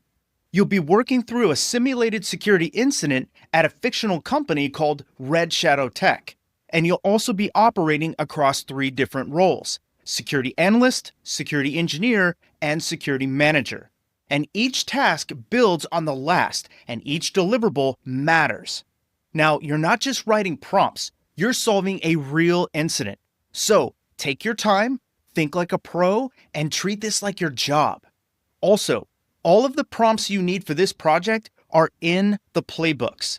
I'm going to use my own prompts for this walkthrough, which you're welcome to copy. However, there will be no download for these, as this project is about you and your knowledge, not copying me, okay?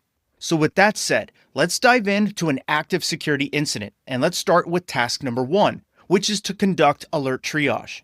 It's 7:15 a.m., and your incident queue is blowing up with alerts from Splunk, Cortex XDR, and Palo Alto Next-Gen firewalls.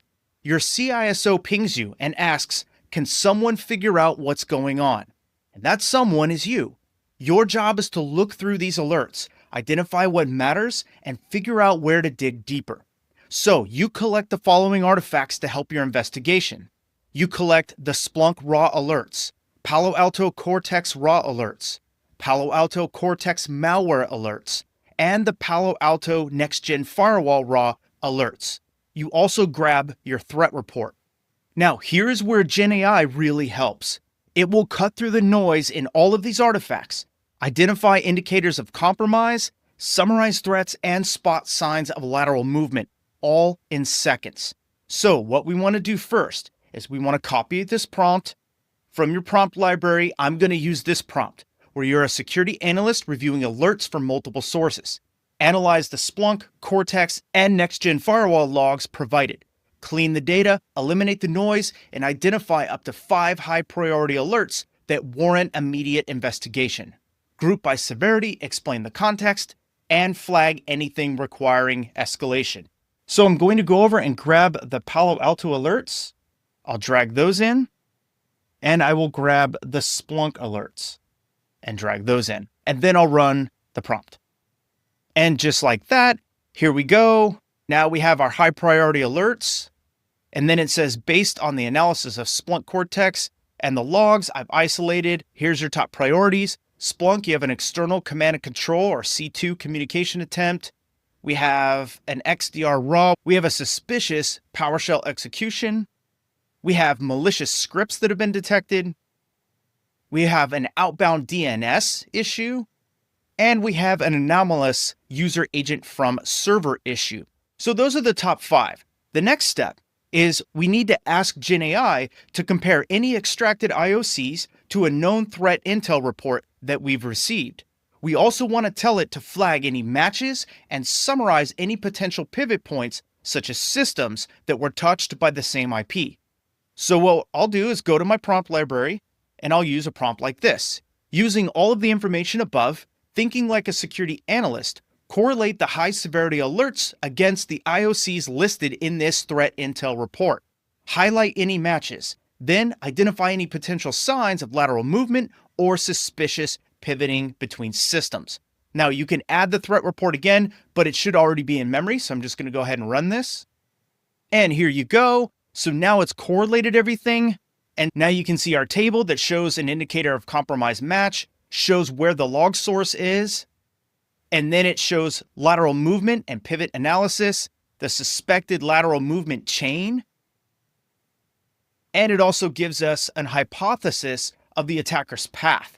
And then here's some red flags for immediate review, which is awesome, and then some recommendations for our tactical response to this. Now, this is a lot of data, So what we want to do now is ask for a short narrative summary that outlines what happened and which alerts need escalation. So I'll go to my prompt library. I will copy a prompt like this. Acting as a security analyst, create a short triage summary. Include 2 high priority alerts, any matching IOCs, signs of lateral movement, and any outlier anomalies that require further investigation. Format clearly and professionally like an initial SOC handoff report. So now what I'll do is send that prompt off. And here we go. Now we have a summary report with everything that we need to know. Now, why do I want the 2 high priority alerts? Because we can only handle so much at one time. These are the 2 that we really need to take a look at before we consider the other findings. Does that make sense? So now we have this summary. Now, hopefully you got an output similar to this. And what I want you to do at this point is take a step back and ask yourself, would this summary help another analyst hit the ground running? If the answer is yes, then you have everything you need for task 1. If you're not happy with the output, challenge AI and keep asking it for more information until you're happy with it. Then copy the summary of the identified high priority alerts, the correlated IOCs, pivot points, those kinds of things, and copy that into a document called the task 1 triage summary and save that off to your project folder. Now remember, this task sets the stage for everything else, so make sure that you have everything saved in the document. The prompts, AI model, and other factors don't matter. What matters is the output, okay? So that takes us to task 2, and that's to conduct vulnerability analysis. So now we know something happened, but how? Where did the attacker get in? And how do we figure out which doors were left open? Maybe there's an unpatched system in production. Maybe a dev server has weak authentication. This is where we dive into the vulnerability analysis phase and find out. So you're still wearing your security analyst hat here. Now this time, you're going to use the following input artifacts to perform a vulnerability analysis. We're going to use the Nessus scan results, the red shadow asset inventory list, and the task 1 triage summary. Now, to look for vulnerabilities that could have been used in the attack within these files, you can use a prompt like this. As a security analyst, analyze the attached Nessus scan results. Summarize all critical high CVEs by CVSS score, and identify affected systems from the asset inventory. Prioritize them based on business impact, external exposure, and potential for exploitation. Highlight anything that overlaps with known IOCs from task 1. So what I'm going to do is drag the task 1 triage summary over. I'm going to grab the asset inventory, and I'm going to grab the Nessus scan results. And then I'm going to send this prompt off. Now, this might take a minute, but now here you go. Here is our output. And as we scroll down, we can see the CVEs that were found, the CVSS scores right here. The exploit is available, the risk is critical, and then how many systems are affected by this. And you can see the host names affected, their IP addresses, the CVEs, the scores, everything's been correlated for you. Here's the IOC correlation from task 1. And the web server looks to be an issue. So we need to take a look at that. Here's some key observations that were made as well, and also some recommendations. So this is fantastic. Now from here, we want to follow up and ask AI to provide additional research on top of the CVE risks, including whether they are actively being exploited in the wild, if there are known exploits, and what the suggested mitigation steps are. And we also want to ask for links to the MITRE CVE database. So I'm going to go to my prompt library and I'm going to copy this. I'm saying still act as a security analyst. We're looking for high risk CVEs, provide detailed summaries, including the descriptions, CVSS scores, exploitation in the wild, current patches or workarounds, and links to MITRE CVE database. The reason I'm using this prompt is because sometimes AI will not give you all of the details. We've got a really good output up here, but you can run the same prompt the same way with the same model and get a completely different response. So I'm trying to train AI to think the way I'm thinking. So what I'm going to do is send this off. And here is our output. And it gave us a couple different CVEs to take a look at. Here are links, patches to Microsoft, which is fantastic. More CVE links, which is good. And then here is our summary. So now if we look at CVEs with the high risk, are they exploitable? Yes. Is there direct IOC overlap? Yes, on this web server. And then with the other ones, like the remote command injection for the firewall, there's not a direct overlap, but there is a perimeter risk. So this is kind of an Easter egg. We're finding more and more vulnerabilities within our system just as we're chasing down this one threat report. Also, we have a router access and traffic control issue, and there is a lateral pivot risk there. It's not directly related to our IOCs, but it could be something that could be leveraged. And this gives us something to dig deeper on. So our immediate security actions are already laid out for us, where with high urgency, we need to look at the domain controllers. We need to look at the Palo Alto firewalls. We need to look at the Cisco routers. And we also need to look at the web server. Okay?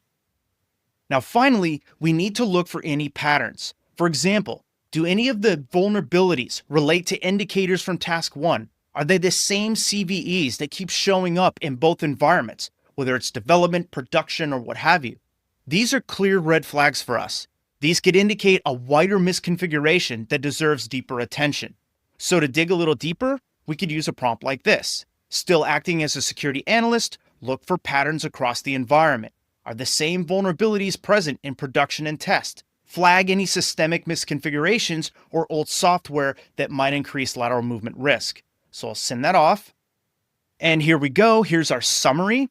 And here are all of our CVEs. And they're across the production host, the test and dev host, whether they have known exploits and their criticality. Scroll down a little bit more. Here's some systemic misconfigurations or outdated platforms. And you have a dev workstation that's running CentOS 7. And it has some older CVEs, so obviously it hasn't been updated. That's probably something for us to take a look at later, but not right now. Here's some other observations and some recommendations going forward. So this is fantastic. So what we want to do is copy this output and put it into a document called the Task 2 Vulnerability Analysis Report. And then we want to save that off to our project folder. Also, think about which vulnerabilities would be prioritized in this organization and why. Is AI correct here? Is this how you would approach it? And also, think about what systems or teams would be impacted by this. And how does Gen AI help you balance the risk versus the reality here? Okay? This is where you really discover the power of using Gen AI as your sidekick. Okay? Now, that brings us to task 3. This is where we're going to perform threat intelligence correlation. Now, we've seen the alerts, we've identified the holes, but we need to ask, who's behind this? What tactics are they using? And is this part of a known campaign? And at this point, we're still in the security analyst role, but now you're putting on your threat hunter glasses. So to start this task, we need to extract indicators of compromise, things like IPs, file hashes, domains, and any other useful data from the provided threat report. So we need the task 1 triage summary, the task 2 vulnerability analysis report, and the threat report from earlier. So I'll go to my outputs and I'll drag in both of those documents, and then I'll go over and get the threat report as well.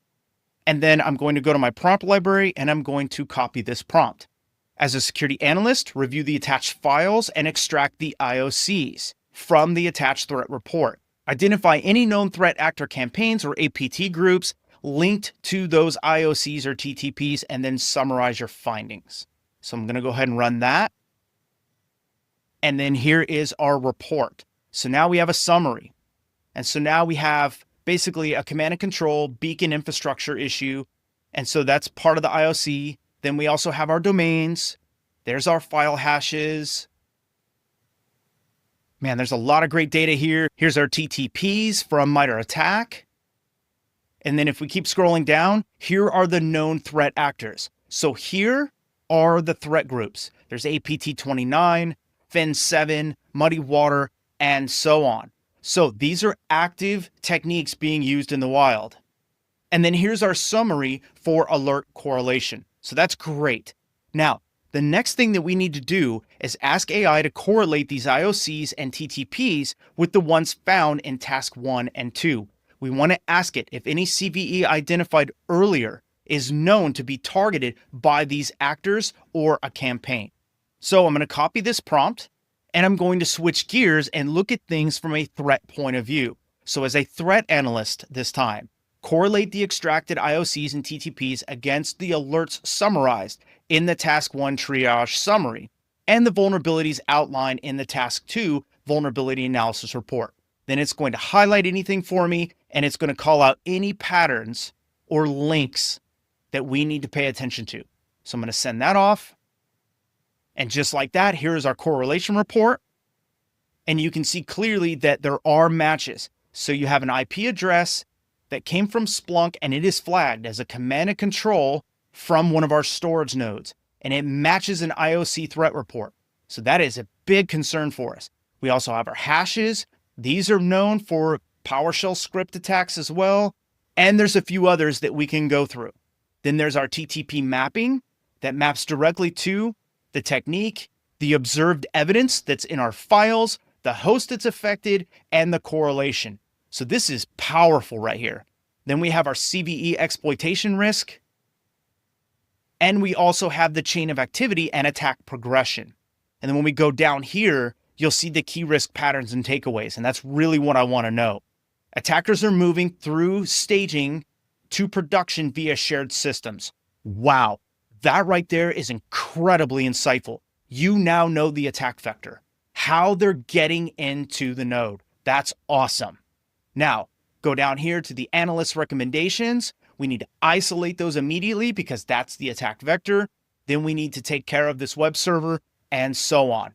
This is incredible right here. I didn't expect to see this much data. Now, what we need to do next is map those TTPs to the MITRE ATT&CK matrix, the cyber kill chain phases, and the CIS controls. And we want to ask it to flag where any current defenses might be falling short. So I'm going to go to my prompt library and I'm going to use this prompt. Still acting as a threat analyst, map each tactic you discovered above to the MITRE ATT&CK framework and align them to the cyber kill chain phases. Also identify any relevant CIS or CIS controls that should mitigate these behaviors. So now we'll go ahead and run that and look how fast that comes back. And so now we have our behavior mapping. So here is the kill chain, reconnaissance, weaponization, delivery, and so on. Here's the MITRE tactic. Here's the technique. And I'm not seeing CIS controls, so it might be right here. Here we go. Here's the MITRE ATT&CK technique. Here's the CIS control. And then here's the description. So you'll see all the controls that apply here. And then here's our gaps and weaknesses. So we have a staging zone monitoring issue. We have a PowerShell auditing issue, patch management, egress control, and more.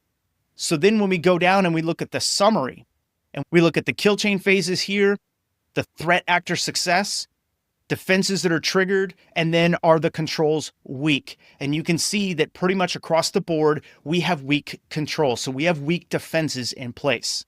So here's the analyst recommendation to bring us up to compliance pretty much. And then we're going to go ahead and chase this a little further. Now, by the end of this, you should have the complete picture of how the attacker operates, how they may have compromised Red Shadow Tech. Do you see how correlating alerts and vulnerabilities with intelligence adds context, reveals intent, and strengthens detection and response strategies? It turns noise into narrative and helps justify decisions to leadership. And that's exactly what we want here. Now, what we want to do is copy this output from this prompt and paste it in a document called the Task 3 Threat Intel Correlation Report. And then we want to save that off to our project folder. Now that brings us to Task 4, reviewing configurations and policies. We're going to change roles and act like a security engineer. Your job in this task is to close the doors that were left open. In this task, you will use many different input artifacts, like the Task 3 Threat Intel Correlation Report, the Palo Alto configs, Azure Security Group configs, Palo Alto Cortex configs, and then our organizational policies as well. And your job here is to make sure what's running in production and the other environments actually matches what your policies say you're doing. So we want to start by telling GenAI you're reviewing system configs for Palo Alto Next-Gen firewalls, Cortex XDR, and Azure. Then we want to ask it to analyze the configs for common misconfigurations and compare them to industry best practices or CIS benchmarks. So I'll go to my prompt library and I'll paste this prompt. Act as a security engineer. Carefully review all of the provided configuration files. Based on the threats identified in Task 3, threat intel correlation report, identify any misconfigurations, missing rules, and so on. And then cross-check those against relevant CIS controls, and then also document any critical issues or areas that do not align with the recommended CIS benchmarks. So I'll drag all of the configuration files, the one from Palo Alto Cortex, the next-gen firewalls, and also the Azure security group. So we'll go ahead and run that. Now here's our summary. You can see we have some findings. There is a suspicious domain. There is the staging outbound command and control, and there's no EDR detection rule for this CVE. So those are problems. We have some critical misconfigurations. Wow, the Azure Network Security Group is overly permissive outbound. That's not good. There's some missing XDR policies, so we have a lot to go through here. And then here are some suggested remediations and hardening. So the next-gen firewall needs some help. The Cortex XDR needs some help. The Azure Network Security Groups need help. And then here is our control alignment. So we're partially meeting these controls. And then here are our key takeaways. Now that we have that, we need to compare the actual configurations to the organization's policy documents and ask AI to highlight any misalignments or recommended specific actionable fixes for each one. So I'll go to my prompt library and I'll paste this prompt. As a security engineer, compare the attached system configurations to the organizational policies. For each policy area, identify where the implementation in live configs deviates from the stated guidance in the policy. So we're going to compare the configs against the policy and see what is non-compliant. And we're going to do that against the CIS controls. And then we're going to ask for a table that shows the policy and what's missing. Okay. So what I'm going to do is I'm going to go grab the policies. And then I'll also drag in the configuration files. And then I'll send this off. And just like that, it's already done its analysis. And now you can see that there is a TLS decryption policy. That's non-compliant. We have an RDP access control issue to take a look at. An outbound traffic filtering issue to take a look at. Also, we have an application aware control issue. We have a staging exposure, which we already knew. And then we have some change control and rule hygiene, endpoint policy enforcement. And then here is our summary. And it also shows us our controls and everything we need to make a sound decision going forward. Now we want to take this output and put it into a document called Task 4 Recommended Updates. Now, how confident are you that your configurations match your policies right now? This task closes the gap between intention and execution. It helps your team uncover blind spots and prevent attacks caused by configuration drift or outdated assumptions before auditors or attackers find them. And this will feed directly into your remediation plan, which is the next step. And that brings us to task 5, where we're going to create a remediation plan. Now it's time to bring it all together. You're still in the security engineer role, but now you're building a plan that leadership and tech teams will follow. In this task, you're going to need outputs for task 2, which is your vulnerability analysis report, the task 3 threat intelligence correlation report, the task 4 recommended updates, and you'll need the asset inventory list. What we want to do here is merge all findings from the vulnerability report, threat intel, and config review and create a complete remediation plan. To do that, I'll go over to my prompt library and I'll use a prompt like this. As a security engineer, create a remediation plan that combines all previously identified vulnerabilities, threat intel findings, and configuration gaps. Group them, give me a priority level based on risk and exploitability. Use the asset inventory to link each issue to the specific systems. And then for each group, suggest a realistic timeline for resolution. So I'm going to grab the 3 outputs from the previous tasks. I'll drag those in. Then I will grab the asset inventory and we will execute this prompt. And so now you can see ChatGPT has already done the work. Here is the critical, which need to be resolved in the next 3 to 5 days. So you can see these CVEs, of course, it's on the web server that we've already seen a few times. And then you have some highs that need to be resolved in the next 7 to 10 days. and then some mediums that need to be resolved within the next 2 to 3 weeks, and then some lows, which can wait for 30 to 45 days. Okay. And then here's your summary of prioritized fixes and the suggested timelines by tier. Now, this is awesome. The next thing we want to do is add some technical guidance, and we can do that with a prompt like this. For every remediation action in your plan, provide detailed technical guidance. Include implementation steps, any prerequisites or dependencies, and call out quick wins that can reduce risk fast. Also, mention any operational risks or impacts associated with each action. Okay? So it already knows we're a security engineer, so we don't need to prompt that again. We can just run this, and it will go right through the remediation plan and tell us exactly what needs to happen. Now, here is our detailed technical remediation plan. So again, we have our critical issues, and then we have the implementation steps that it included for us, so that we identify the domain controllers, we apply the patches, we enable domain controller enforcement mode via GPO, which is group policy object, and then we monitor the event. And it will tell us what to do for every single one of these findings, which is outstanding. So as you see, here's the Palo Alto, where we want to upgrade the version, we want to revalidate the config, and then conduct a config diff to detect any persistence. And then here's the high issues and so on. Now, you can see that as we go through, that ChatGPT is getting a little lazy in terms of the steps. So what we can do is we can follow up and ask it to give us more, or we can just go forward, okay?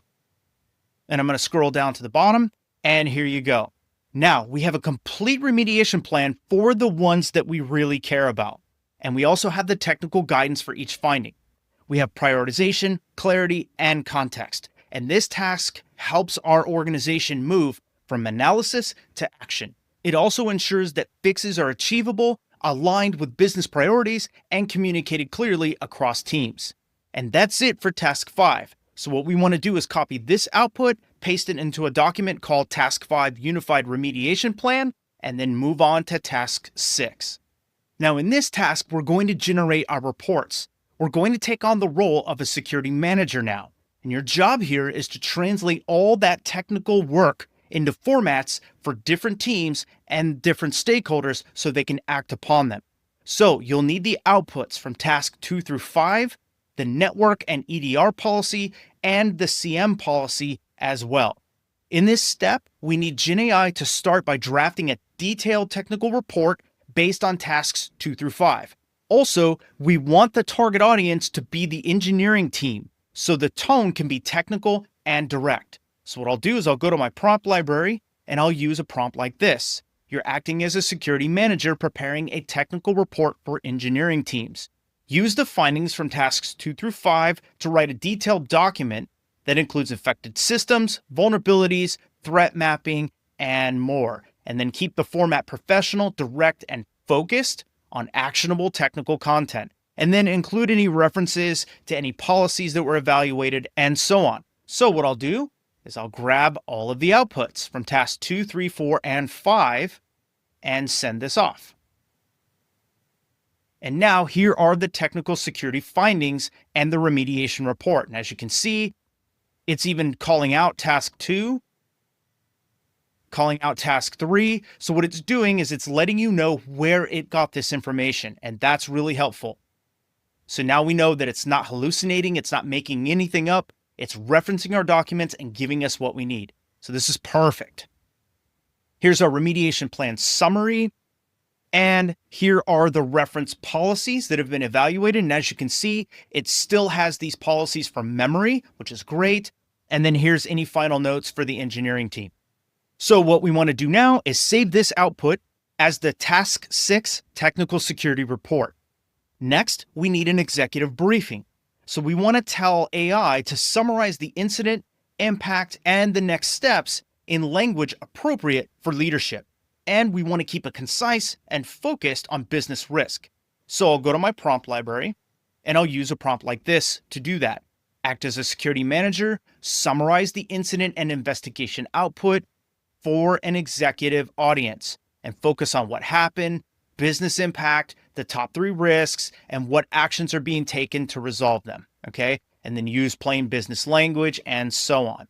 So what I'm going to do is go ahead and send this off. And so now here is our executive level summary. Here's what happened. Here's our business impact. And here are the top 3 risks identified. Also, here are the actions that are underway where we're doing emergency patching. We've already blocked outbound access. We're reviewing any firewall or network ACL rules. We're restructuring endpoint protection and so on. Now, what's really important to take away from this step right here is in the real world, we want to make sure that status is accurate.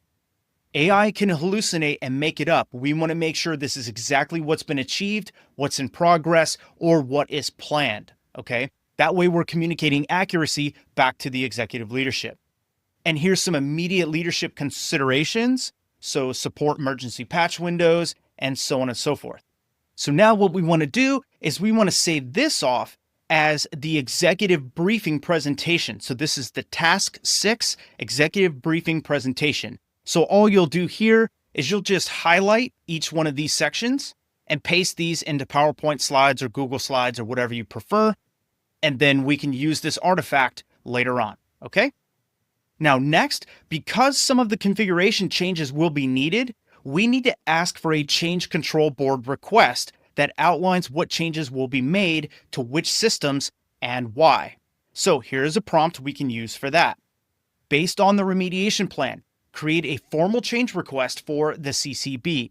Include affected systems, timelines, risk assessments, and required approvals. Then generate a short team-specific summary for network, DevOps, and IT teams. Okay, so we'll send that off. And here is our change request. So you can see there's a description, the affected systems, the risk assessment, the required approvals, the summary of changes that are going to be made, and the team-specific summaries as well. So you can see that it gave us exactly what we asked for. And now we want to save this final artifact off as the task 6 team actions summaries. And there you go. You have all of the reports and presentations ready to go. This ensures that everyone understands what needs to happen, why, and by when. Now it's time to log everything into your ticketing system. That brings us to task 7, which is to update case management tickets. Even world-class incident response falls flat without good documentation. So we need GenAI to create concise, professional ticket updates for each phase of the investigation. So with our security manager hat still on, we can use a prompt like this to do that. As a security manager, updating case management records, summarize the key findings and actions from each phase of the investigation. For each task, create a concise ticket that documents what was done, what was found, and what happens next. Then make sure the language is professional and understandable for both technical and non-technical stakeholders. And then include any links or file names, things like that. Okay, so we'll send that off. And now here are our updates. You can see that it's still referencing task 2, so it's going back to a known document and it's tying it back to that, getting its data from there, which is great. Here's the key findings, the next steps, and so on. And then here's a ticket for threat correlation, a ticket for configuration policy evaluation, and so on. So we can drop this straight into any tool like Jira. We can drop it into ServiceNow and so on. And I'm gonna keep scrolling down so you can see here's a summary. And now what we wanna do is take this output and create a document called Task 7 Case Management Updates and save that off into your project folder. Good ticketing provides traceability, it meets compliance standards, and it helps others learn from past incidents. This task builds trust and ensures that your team's work stands up to audits, retrospectives, and real-world scrutiny, okay? Now, that brings us to the last task, which is task 8, to provide team communications. Now that we have all of our artifacts created, it's finally time to communicate. For this task, you're going to need a few artifacts as your input. Task 5, Task 6, and Task 7 artifacts.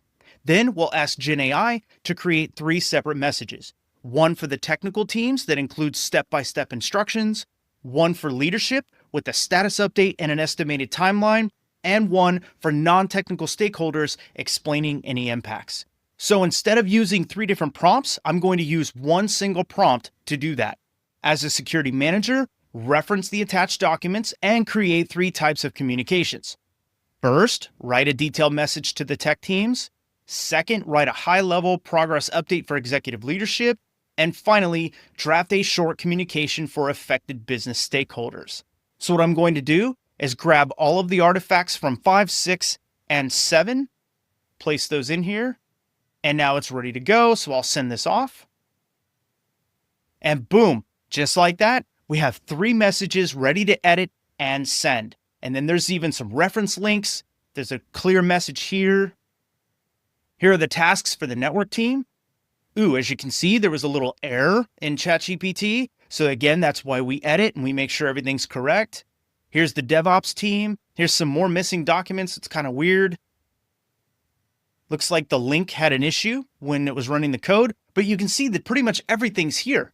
So this is exactly what we want. Here's the executive briefing.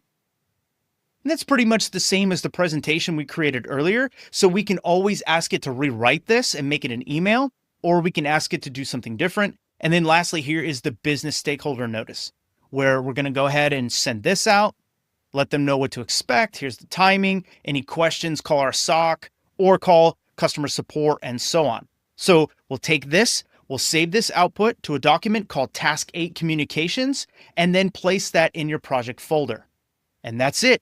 You've just completed a full cycle security operations incident using GenAI as your co-pilot. From triage to threat intelligence to exec reporting, this is what real pros do every day. Imagine how long this would have taken if you had to do this manually. This would have taken hours, if not days, maybe even weeks. Instead, you did this in about 30 minutes, and that's with me talking over everything. And all of the artifacts that you created in this project aren't just a portfolio piece. It's proof that you can work across roles, communicate across audiences, and move fast with the help of GenAI. Now, once you've completed the entire project, here's the final step. Upload all of the artifacts you created and paste this prompt into your GenAI tool. I've just completed a simulated real-world incident response project for Red Shadow Tech. Attached are the project instructions. Act like an AI prompt engineering for cybersecurity pros instructor and review my output documents from each task, triage, vulnerability, threat intel, config review, and so on, and compare my output documents to each task requirement in the project instructions. Create a scorecard that ranks my performance on a scale of 1 to 5, 1 being poor, 5 being excellent. The scorecard must provide a final score, and then, for any task requirements that score between 1 and 3, identify any inconsistencies, gaps, or areas for improvement. At the end of the scorecard, provide detailed feedback and suggest improvements for professionalism, accuracy, or clarity that will help me be a more effective AI user in real-world security roles. So, this will score your project. And once you run this self-grading prompt, I have to ask, how'd you do? I'm sure you did awesome, and you're always welcome to complete this project again. Go back, fine-tune your prompts, polish your documents, and be proud of the work that you're doing here. Because the next time you walk into an interview, you won't just talk about your GenAI skills, you'll show them. I hope you enjoyed this final project, and I hope to see you again in another Dion training course.